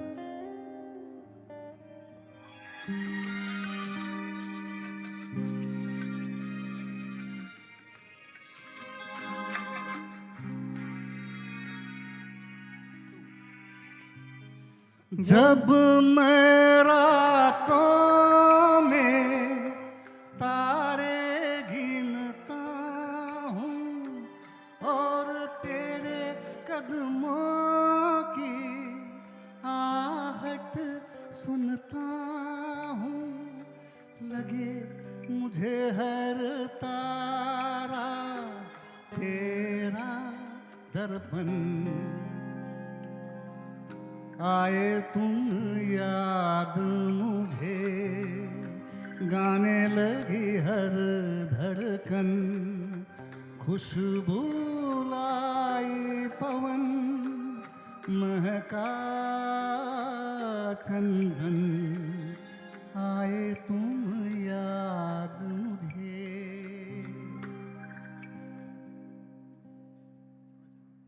Are you able to hear the background, the music? Are you able to hear the tracks? They can listen. Achha, feedback achha nahi ganta hai. There's no feedback system anyway. I cannot hear this at all. अच्छा. इसका feedback कोई feedback मिलेगा यहाँ पे? Because we are not able to hear, the audience can hear it, but we can't hear it. Anyway, let's. ठीक है. ठीक है. चलो. But you can hear the music, right? अच्छा, okay. So kindly, it's not my fault if it does not sync. So anyway, to go slightly back in time to another chapter of the Gilded Age, let's talk about 1969. It was a landmark year for Kishore Kumar. Why? Starting mid-60s, Kishore Das films were not doing that well. He had put on weight, he was no longer looking very young, his hairline was receding. and his films weren't doing well. So he was at crossroads कि क्या करना है? Should I become a singer actor or an actor singer? कि क्या करना है? कभी-कभी होता है ना ज़िंदगी में कि when you're looking for answers, the answers elude you, but suddenly you stumble upon the answer. You know, everything falls in place with a sweet click. So एक picture release हुई थी 1969 में, where all the answers fell in place with a click.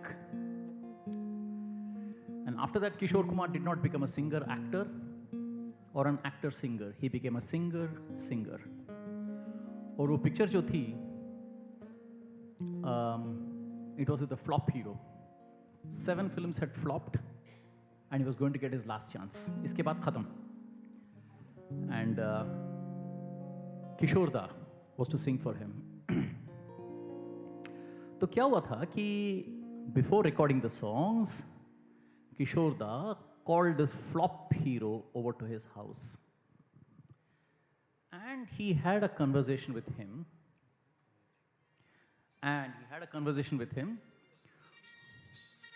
For about half an hour, observing his face, observing his facial features, his body language.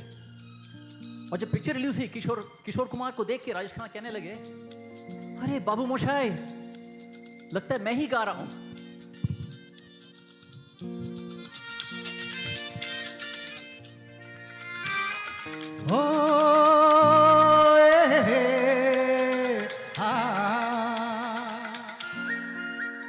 मेरे सपनों की रानी कब आएगी तू, आई रुत मस्तानी कब आएगी तू, बीती जाए जिंदगानी कब आएगी तू, चलिया तू चलिया. मेरे सपनों की रानी कब आएगी तू, आई रुत मस्तानी कब आएगी तू, बीती जाए जिंदगानी कब आएगी तू, चलिया आ तू चलिया.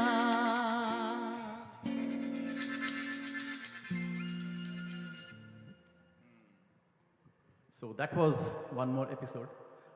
Please feel free to sing along with us. No problem. Yeah. We can discard this and. Okay. Now, Kishore Kumar was always known for his comic streak, right? कि comedy करते थे, तो हंसी मजाक करते थे, तो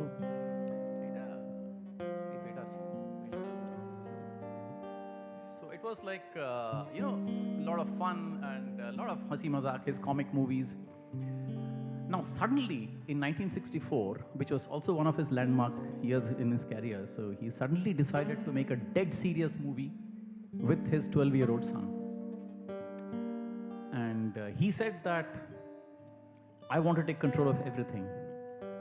I want to be the producer, I want to be the director, I want to write the story, and obviously I'll be the hero and I will sing myself. तो बचा क्या फिर? The lyrics. And he called his good friend Kaviraj Shailendra, the legendary poet, और कहा कि आप इसका lyrics लिखिए. इसके पहले जो होता था, तो Kishore Kumar used to write some funny limericks and ask Shailendra to approve it. वो approve कर भी देते थे. But this was far more serious. इसमें कोई हंसी मजाक की कोई गुंजाइश नहीं है. तो उन्होंने कहा कि भाई ठीक है, अब आ जाइए. So in his bungalow in Gauri Kunj, the basement of Gauri Kunj was Kishore Kumar's workplace. तो वहाँ बैठ के वो काम करते थे. तो उन्होंने शैलेंद्र को बुलाया, तो बैठिए, ये गाने का ये सिचुएशन है, very poignant, it's a father-son situation. And he has lost his family. ये सिचुएशन है. तो and then he said, tune उन्होंने बजा के सुनाया शैलेंद्र को. So ट्यून सुन के शैलेंद्र उठ के बाहर चले गए. मैंने कहा कहाँ? He's off. He was nowhere to be seen, and then he sent a servant कि ढूंढ के लाओ, कहाँ गए Shailendra? So that man went and saw Shailendra staring at the sea and puffing a cigarette. इस सोच में पड़े हुए हैं. तो he told him, घबराइए मत, मैं यहाँ पे हूँ, I'll come back. अब जाइए, मैं आ रहा हूँ, थोड़ी देर में आ रहा हूँ. So, and then he came back to Kishore Kumar's bungalow, he sat down, and then he said, आपने जो ट्यून दिया मुझे, उस पे मैंने ये लिरिक्स लिखा है. And immediately Kishore, on hearing it, approved the lyrics. और क्यों नहीं approve करते? Lyrics. Any idea about the song? आचल के तुझे was written not by Shailendra ji, by Kishore Kumar himself. So not this song.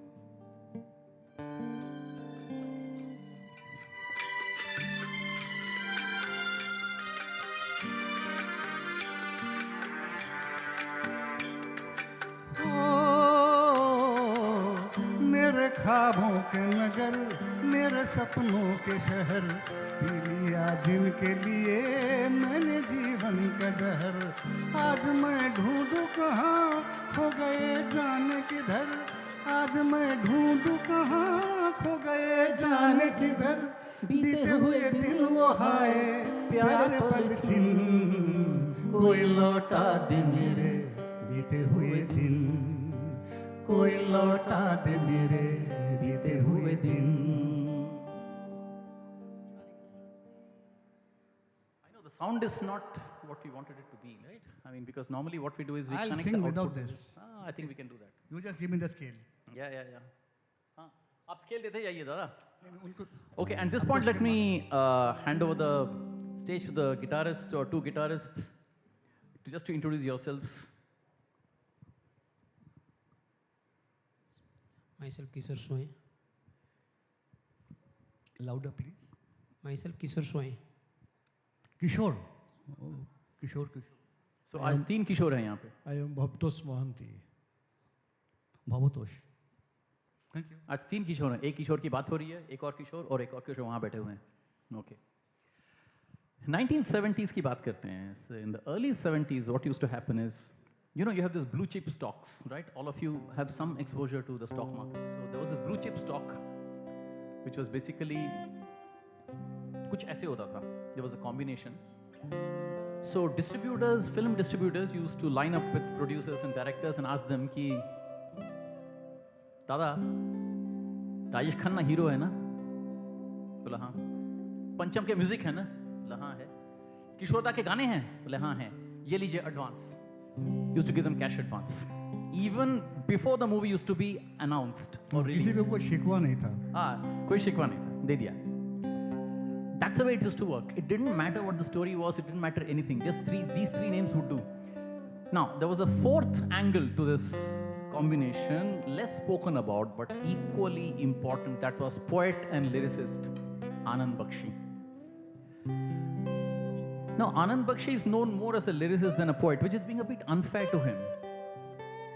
But how he was different, and Sahir Ludhianvi also was a great poet, but how Anand Bakshi was different from Sahir Ludhianvi is that while Sahir Ludhianvi's shairi carried that watermark of the Urdu erudition, Anand Bakshi wrote in colloquial, dialect-free Hindi of the everyman.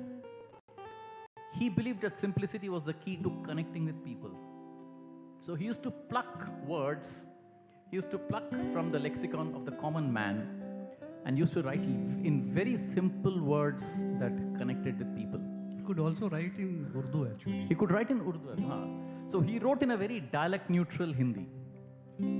और जावेद अख्तर साहब ने एक बार कहा था कि you know Anand Bakshi is perhaps the most underrated poets in the industry. He had a lot of shikwa in his life. हम क्यों शिकवा करे झूठा, क्या हुआ जो दिल टूटा. हम क्यों शिकवा करे झूठा, क्या हुआ जो दिल टूटा. शीशे का खिलौना था, कुछ ना कुछ तो होना था. हुआ ये क्या हुआ, कैसे हुआ, कब हुआ, क्यों हुआ. जब हुआ तब हुआ, वो छोड़ो ये न सोचो ये क्या हुआ. समझे ना.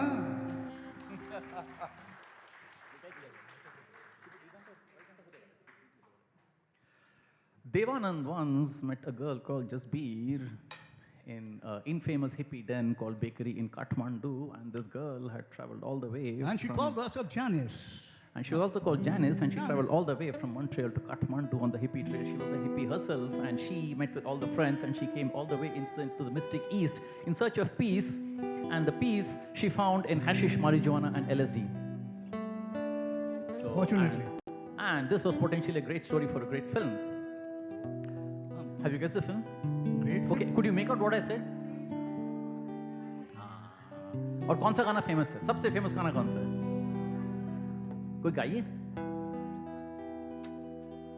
So what if Kishore is not in the song? आप गा सकते हैं.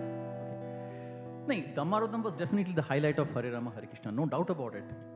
But what is equally important is Devanand was in his late 40s and he was pushing 50s. And he was in no mood to give up playing the young hero. Not in the coming decade or two. He had no intention of giving up that role. And but then he was not an action hero. So usko young kaise rakha jaye? Action hero ko Brad Pitt ko bhi you can put him in in an action movie and make him look young. वो तो ठीक है. But Devanand is not an action hero. तो क्या करें? The only thing which would keep him young was the voice. Was his voice. So Devanand's age reversal process from the late 40s to mid 20s. Yeah, mid 20s. Yeah, so that had to happen with the help of Kishore Kumar's voice. अगर उनकी आवाज़ नहीं होती, तो वो young कैसे होते, evergreen कैसे होते. अब देखते हैं इसके साथ बचता है कि नहीं. अगर बचता तो अच्छा है, नहीं तो. नहीं. I'll sing with them. You'll sing with them, ठीक है? Okay. Impromptu बहुत गाया हूँ, कोई बात नहीं है. Scale. राम को समझो, कृष्ण को जानो, नींद से जागो, ओ मस्तानो. राम को समझो, कृष्ण को जानो, नींद से जाओ, ओ मस्तानो. जीत लो मन को पढ़ कर गीता, जीत लो मन को पढ़ कर गीता. मन ही हारा तो क्या जीता, तो क्या जीता. हरे कृष्ण हरे राम, हरे कृष्ण हरे राम. जीवन को नशे का तुम गुलाम न करो, राम का नाम बदनाम न करो, बदनाम न करो. देखो ओ दीवानो तुम ये काम न करो, राम का नाम बदनाम न करो, बदनाम न करो.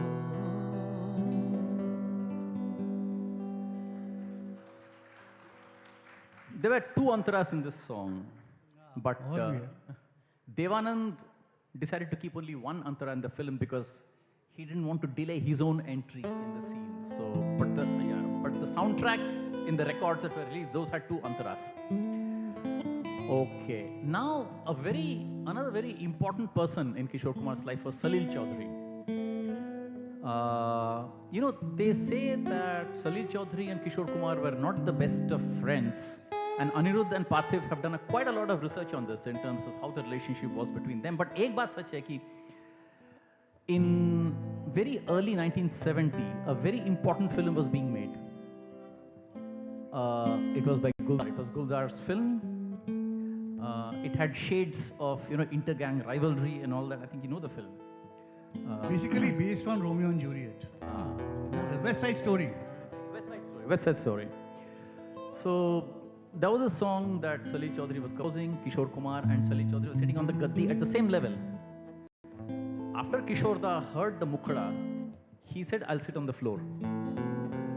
Because जो इतना अच्छा tune compose कर सकता है, it's unfair that I should sit at the same level as him. I should sit one level below.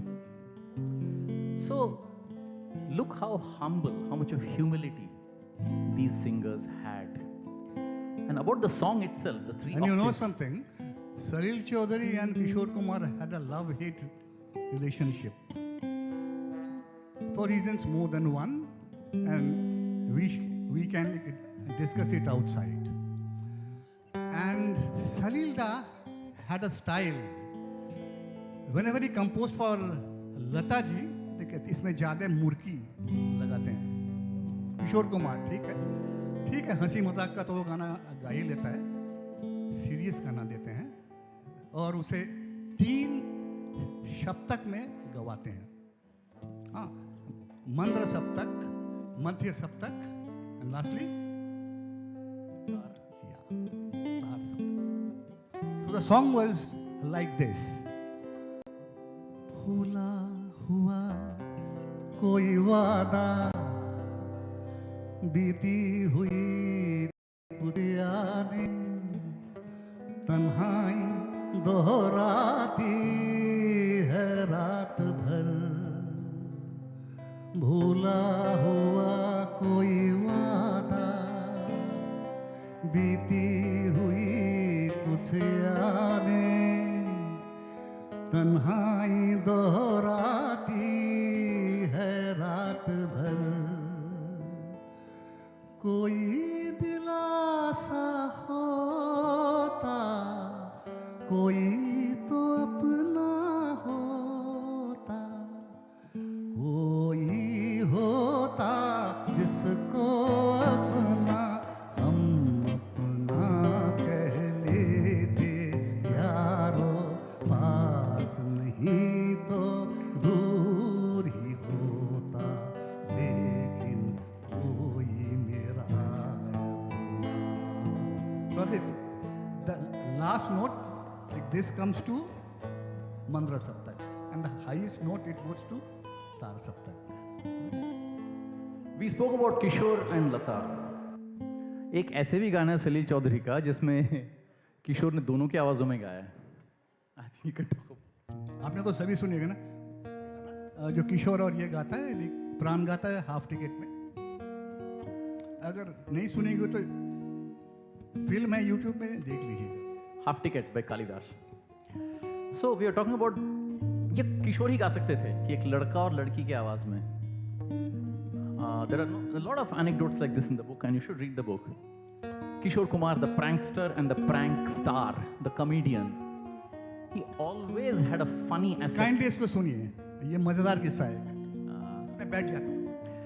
So he always had a funny aspect to him, a funny facet to him, and he never let people forget that he had a very funny side to him. So जब भी मौका मिलता था तो कुछ हंसी मजाक कर लिया करते थे. That I think all of you know. तो एक बार क्या हुआ था कि एक फिल्म बन रही थी धोबी डॉक्टर बाय फनी मजूमदार. तो किशोर दास में हीरो थे. तो शूटिंग चालू है. तो शूटिंग के दिन सुबह क्या हुआ, unfortunately Kishore Kumar lost a 100 rupee note. In 1950s, 100 rupees was a big amount. So he started telling everyone, good morning, hello, how are you? ऊपर से किशोर कुमार. ऊपर से Kishore Kumar.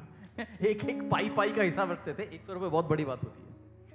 So hello, good morning, how are you? आपको पता है मेरा 100 रुपये गुम हो गया आज. अच्छा सॉरी. हाँ हेलो हाउ आर यू, कैसे हो? हाँ आपको पता है मेरा 100 रुपये गुम हो गया. सबको बोलने लगे थे. ठीक है भाई, शॉट रेडी है. तो रोमांटिक सीन था and Kishore Kumar was very uncomfortable doing romantic scene. So romantic scene था तो लड़की के सामने बैठे हुए बोले कि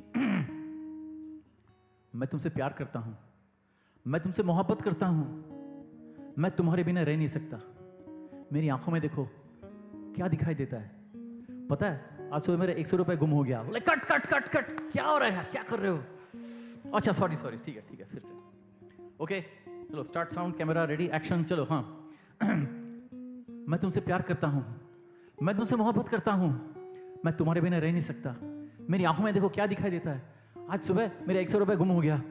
फिर से कट. अरे क्या. And everyone started laughing. But थोड़ी देर बाद it was not that funny. और प्रोड्यूसर के लिए तो बिल्कुल ही फनी नहीं है क्योंकि उनका मीटर बढ़ रहा है, काम नहीं हो रहा है. Till lunch it went on. ऐसे उस लाइन को जोड़ देते. तो लंच के टाइम पे जो स्टूडियो ओनर थे चंदूलाल शाह ऑफ रंजीत में हो रहा था. रंजीत स्टूडियोज के जो ओनर थे उन्होंने कहा he sent 100 rupees to Kishore Kumar during lunch. ये लो 100 रुपीज. हो गया He खुश. thought कि मामला मैनेज हो गया, मामला मैनेज हो गया, ऑर्डर इज उसके ओवर। बाद देखते हैं क्या होता है। तो देन ही किशोर दा बोले सॉरी फनीदा अब क्या करूं, the words keep coming to my mouth automatically, मैं रोक नहीं पा रहा हूं अपने आप को। ठीक है, अब तो 100 रुपये मिल गया, अब चलो शूटिंग स्टार्ट हुआ लंच के बाद। मैं तुमसे प्यार करता हूं, मैं तुमसे मोहब्बत करता हूं, मैं तुम्हारे बिना रह नहीं सकता, मेरी आंखों में देखो क्या दिखाई देता है। अब वो सुबह का 100 रुपये होता तो ये लेके 200 रुपये मेरे पास होते ना। और फनी मजुमदार अपनी पत्नी को लेकर सिंगापुर चले गए इस फिल्म के बाद, और कई साल तक नहीं लौटे। कोई कनेक्शन नहीं था, पर क्या करे बेचारा। तो एक और अच्छी कहानी। There was one more film, which was called Dilli Ka Thak. So Kishore Kumar did not know that this scene demanded a romantic expression, and he was livid. नहीं करना है. But unfortunately, he had to act romantic in the scene. Any guesses which song? आशा के साथ एक duet है. ये क्या बात है आज की चांदनी में,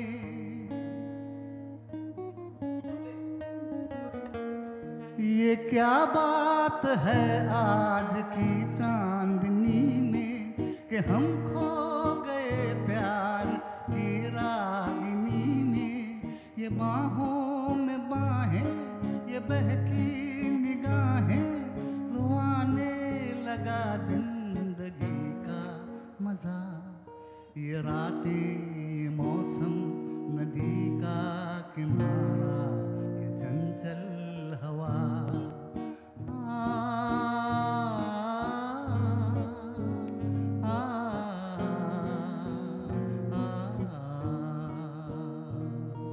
ये रातें, ये मौसम नदी का किनारा, ये चंचल हवा.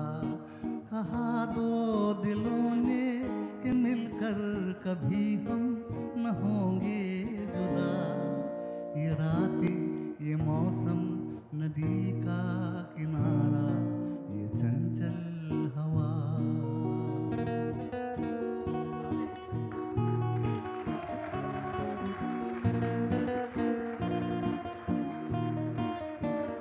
देखिए अभी जो भी हो रहा है सब इम्प्रॉम्प्टू. हम लोग स्टेज पे ये फर्स्ट टाइम मिल रहे हैं, right? And Of course, I have known them for a long time. It's fascinating. Since 6 p.m. today.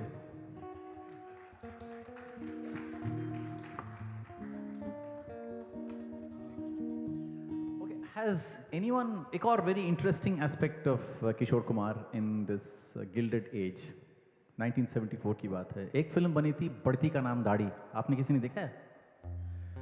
Okay, we have watched the film, so you don't have to. It was a crazy film. I don't think even Kishore, I don't know how many roles he played, 5, 6, 7. He just kept on playing role after the other, and it was his take on the silly things that happen in Bollywood, on the absurdities of Bollywood. It was a spoof. It was a spoof film, and he made it. And उसपे एक खूनखार villain होते थे ना, K. N.. Singh, आपको याद है 1950s 60s में? Apps उनको देख के ऑडियंस डर के भाग जाते थे, ऑडियंस में खौफ पैदा करते थे. इन्होंने क्या किया? He almost stripped him naked in the film. खड़क सिंह बना दिया उनको. I.S. Johar, he cast him in a role of a Sindhi, and he made him speak Gujarati Sindhi lyrics. Also sing songs. Also singing songs. Yeah. हाँ. He sang a song. He sang a song in that. And so, और K. N.. Singh तो role कर रहे हैं खड़क सिंह, और एक गाना भी था उसमें. ओ गोरी मान जरा पिया को जान जरा जान. Like this song is actually on screen. It is Kane Singh romancing 8 or 9 like young women in beachwear, if I remember correctly. Yeah, beachwear. वो important है ना? That's important. The shot near Uti Lake. So and that was his film. एक छोटा सा sidelight है. The song that I.S. Johar was singing, मेरा daddy कौन छे, मेरे मम्मी कौन छे. तू कौन छे, तू कौन छे. Interesting. तेरी खबर नहीं, तेरी मम्मी कौन छे, तेरे डैडी कौन छे. This line, these 4 lines were used in another film in 2009 called Sankat City by Pankaj Advani. He made a film called Sankat City starring, I think, K.K. Menon and Raima Sen. It was a sort of a crime comedy. So the villain used to sing these lines in that film. So very interesting. That Balaji ने जिंदगी में एक मच्छर को भी मारा नहीं है, लेकिन लेक्चर्स में ऑलवेज क्राइम, क्रिमिनल्स, बंदूक, स्मगलिंग. मच्छर बहुत मारे हैं, कलकत्ता में मच्छर बहुत होते थे, मच्छर बहुत मारे हैं. Beyond that, never tried anything. So we're talking about Badhi Ka Naam Daadi. Usme there was a very odd combination between 2 people, which got reversed in less than 2 years. This happened only once. It happened only once.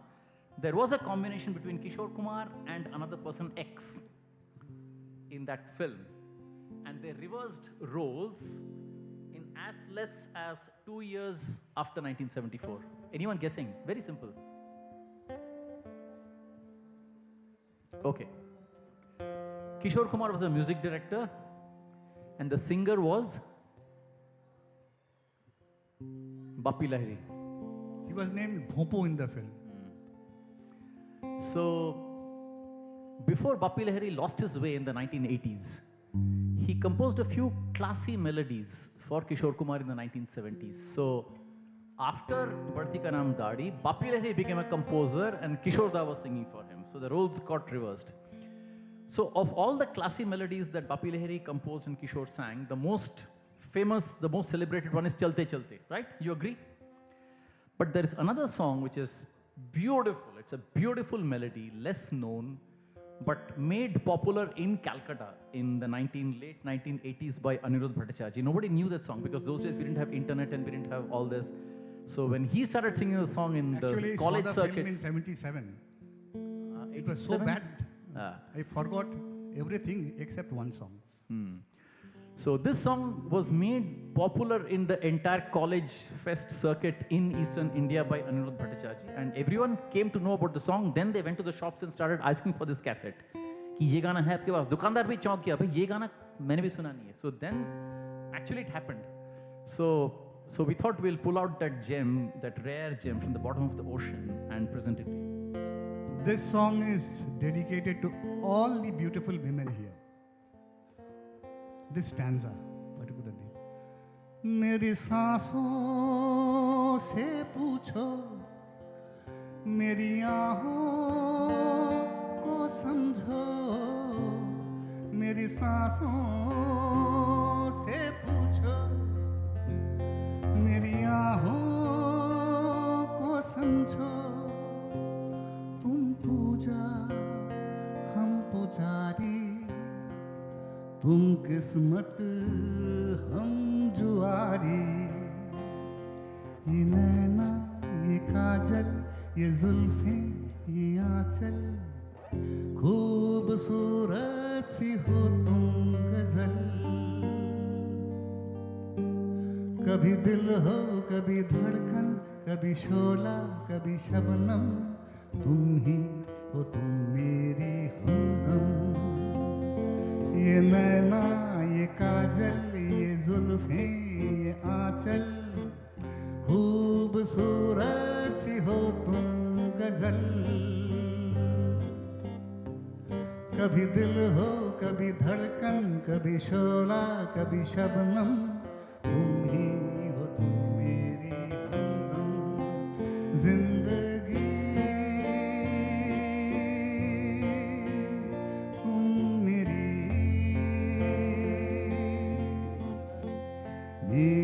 तुम जिंदगी.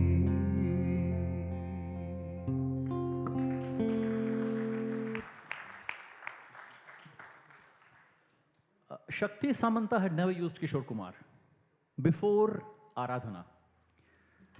So, the first instance of Shakti Samanta using Kishore's voice on a hero, the hero was Rajesh Khanna. That's what is the popular belief, but that's not entirely true, because the first planned occasion when Shakti Samanta decided to use the voice of Kishore was for another hero which was planned earlier to Aradhana. It was called Jaane Anjane. And he's Lipika's favorite star. Shami Kapoor. So it was planned on Shami Kapoor, but the movie released after Aradhana. So Aradhana became the first released film with Shakti Shamanta using Kishore's voice for a hero, but Jaane Anjane came earlier to that. Jaane Anjane के बाद में क्या हुआ कि somehow 70s was the forte of Kishore Kumar. I don't think any single male singer dominated the scene to the extent that Kishore Kumar did. Practically the 70s belonged to two people, R.D. Burman and Kishore Kumar. And this song set a kind of a precedent. Yeah. It was not that Kishore would sing all the songs in an album. No, it was mixed. But typically you'll find Kishore singing the theme song or the title song. So many are there, right?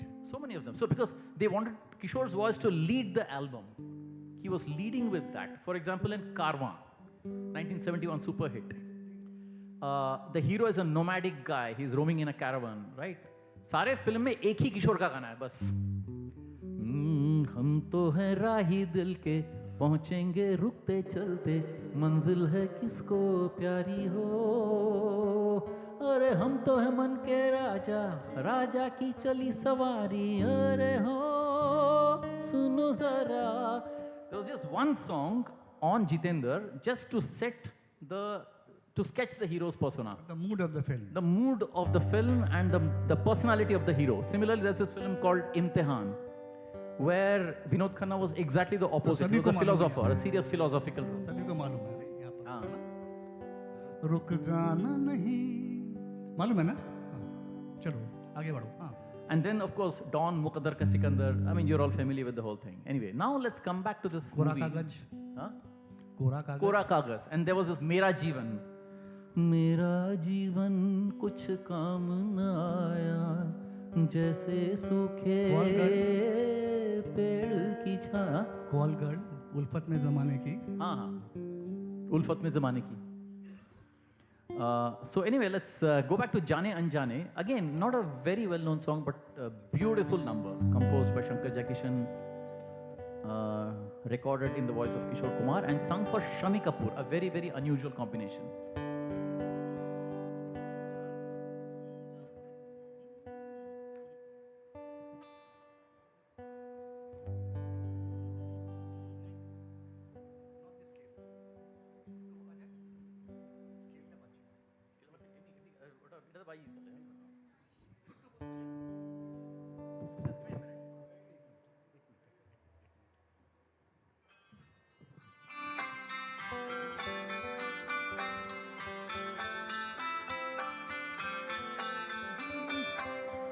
आस निराश की दो राहें पर दिल तो हमारा टूटा.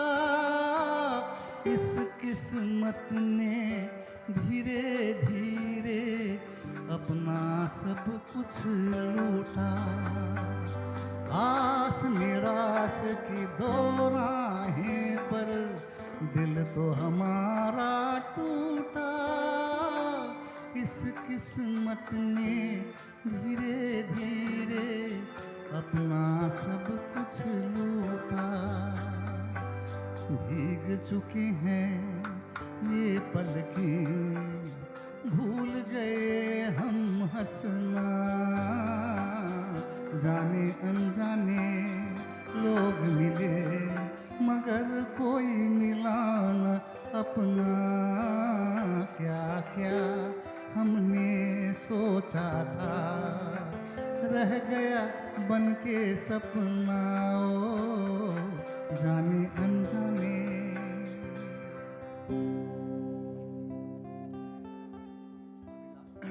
At the start of the session, we said in the 1960s, Kishore Kumar was at crossroads. Should he become a singer-actor or an actor-singer? So, दोस्त तभी काम आते हैं जब हम दुविधा में होते हैं. Suddenly, you know. Last song for today. Last song for the day. We are done. I know it's getting late for dinner. So दोस्त ऐसे ही काम आते हैं कि जब दुविधा में होते हैं, हमको पता नहीं चलता आगे क्या करना होता है, तो दोस्त अचानक कहीं मिल जाते हैं. तो Anandji Bhai of Kalyanji Anandji, he narrated a story to us कि किशोर दा एक्टिंग करते थे तभी, लेकिन बाद में उनकी films weren't doing well, and even किशोर दा was losing interest in acting. So एक बार क्या है, कल्याण जी भाई ने किशोर दा से कहा कि किशोर दा, आप इतना अच्छा गाते हैं, फिर धूप में क्यों मरते हैं? एयर कंडीशन स्टूडियो में बैठ के गाना गाइए ना. देखिए, फिल्म चलेगी, कुछ दिन चलेगी, लोग भूल जाएंगे, लेकिन आपकी आवाज़ जो है गूंजती रहेगी. Whenever people hear your voice, they will remember the film, they will remember your voice, they'll remember the song. और बिल्कुल वही हुआ. Kishore made a strategic decision to remain a singer, to choose the path of singing. And he kept singing, he kept singing. The journey continued. उनका सफ़र चलता गया. उनके बाकी ज़िंदगी का सफ़र, the 17 years after that, after he took a decision to become a singer, चलता गया, वो सफ़र ज़िंदगी का. Kishore Kumar would say that like, this is the song of my life. जिंदगी को बहुत प्यार हमने दिया,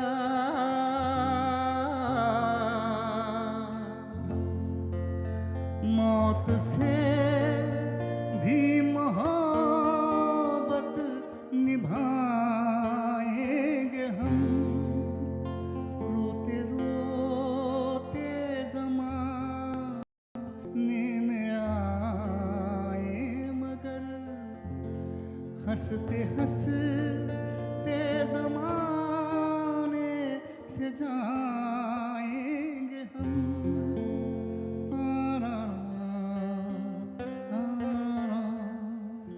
जाएंगे पर किधर है किसे ये खबर, कोई समझा नहीं, कोई जाना नहीं.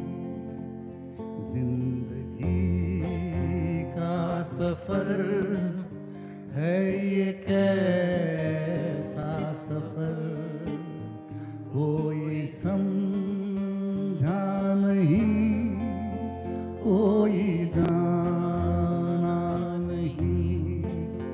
है ये कैसी डगर, चलते हैं सब मगर, कोई समझा नहीं, कोई जाना नहीं. Thank you.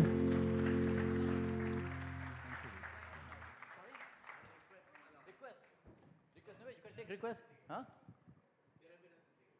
तेरे बिना तेरे बिना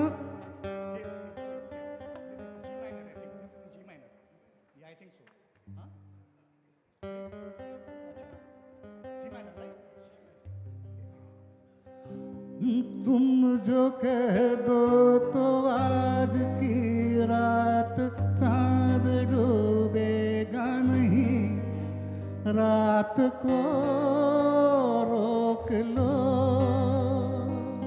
तुम जो कह दो कि आज की रात चांद डूबेगा नहीं, रात को रोक लो. रात की बात है और जिंदगी बाकी तो नहीं. तेरे बिना जिंदगी से कोई शिकवा तो नहीं, शिकवा नहीं, शिकवा नहीं, शिकवा नहीं. तेरे बिना जिंदगी भी लेकिन जिंदगी तो नहीं, जिंदगी नहीं, जिंदगी नहीं, जिंदगी नहीं. तेरे बिना जिंदगी से शिकवा तो किशोर कुमार, तेरे बिना जिंदगी भी जिंदगी नहीं. Thank you. Thank you so much. We made so many mistakes, completely unrehearsed, as you can appreciate that. So, all mistakes are mine. Apologies. Not at all. In fact, मैं वही कहने वाली थी कि आप जो कहते तो शाम को यही रोक लेते, लेकिन खत्म करना पड़ेगा क्योंकि कल फिर वापस आना है. So a big round of applause. What a lovely way to end day one of OLF 2025. So soothing, so soulful. I'll request the editorial director of the New Indian Express, Mr. Prabhu Chawla, to please come on stage and do the honors to felicitate both of them. What a wonderful ending to the first day.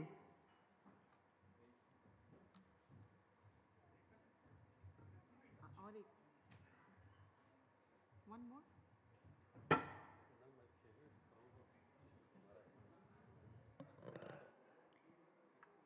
Of course, a big thank you to all those who are still here with us since morning. Grateful for your presence. And we are looking forward to a wonderful day tomorrow as well.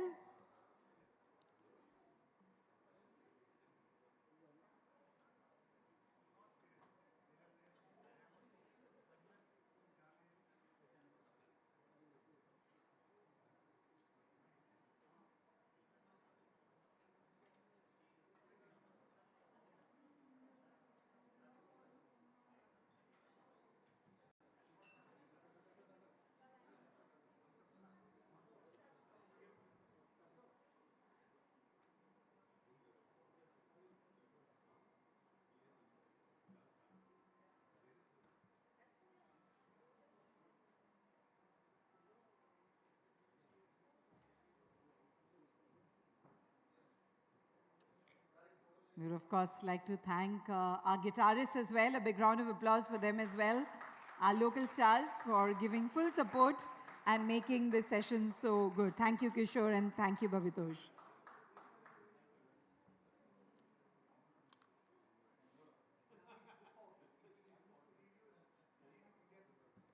Well, that brings us to the end of day one, ladies and gentlemen. And since we were talking about movies and cinema, I'll say it the filmy way. And I love this dialogue of Shah Rukh Khan, picture abhi baki hai mere dost. So we are expecting all of you to join us tomorrow morning. Tomorrow morning we are starting at 10 a.m. Please keep a note of that. Today we started at 11. Tomorrow it's 10 a.m. I know it's a Sunday, but we're expecting you to join us by 10 a.m. tomorrow because we have a lot of exciting sessions lined up for all of you till tomorrow afternoon. And then, of course, in the evening, we have the Devi Awards. So see you all tomorrow. Till then, take care and God bless. Good night, everybody.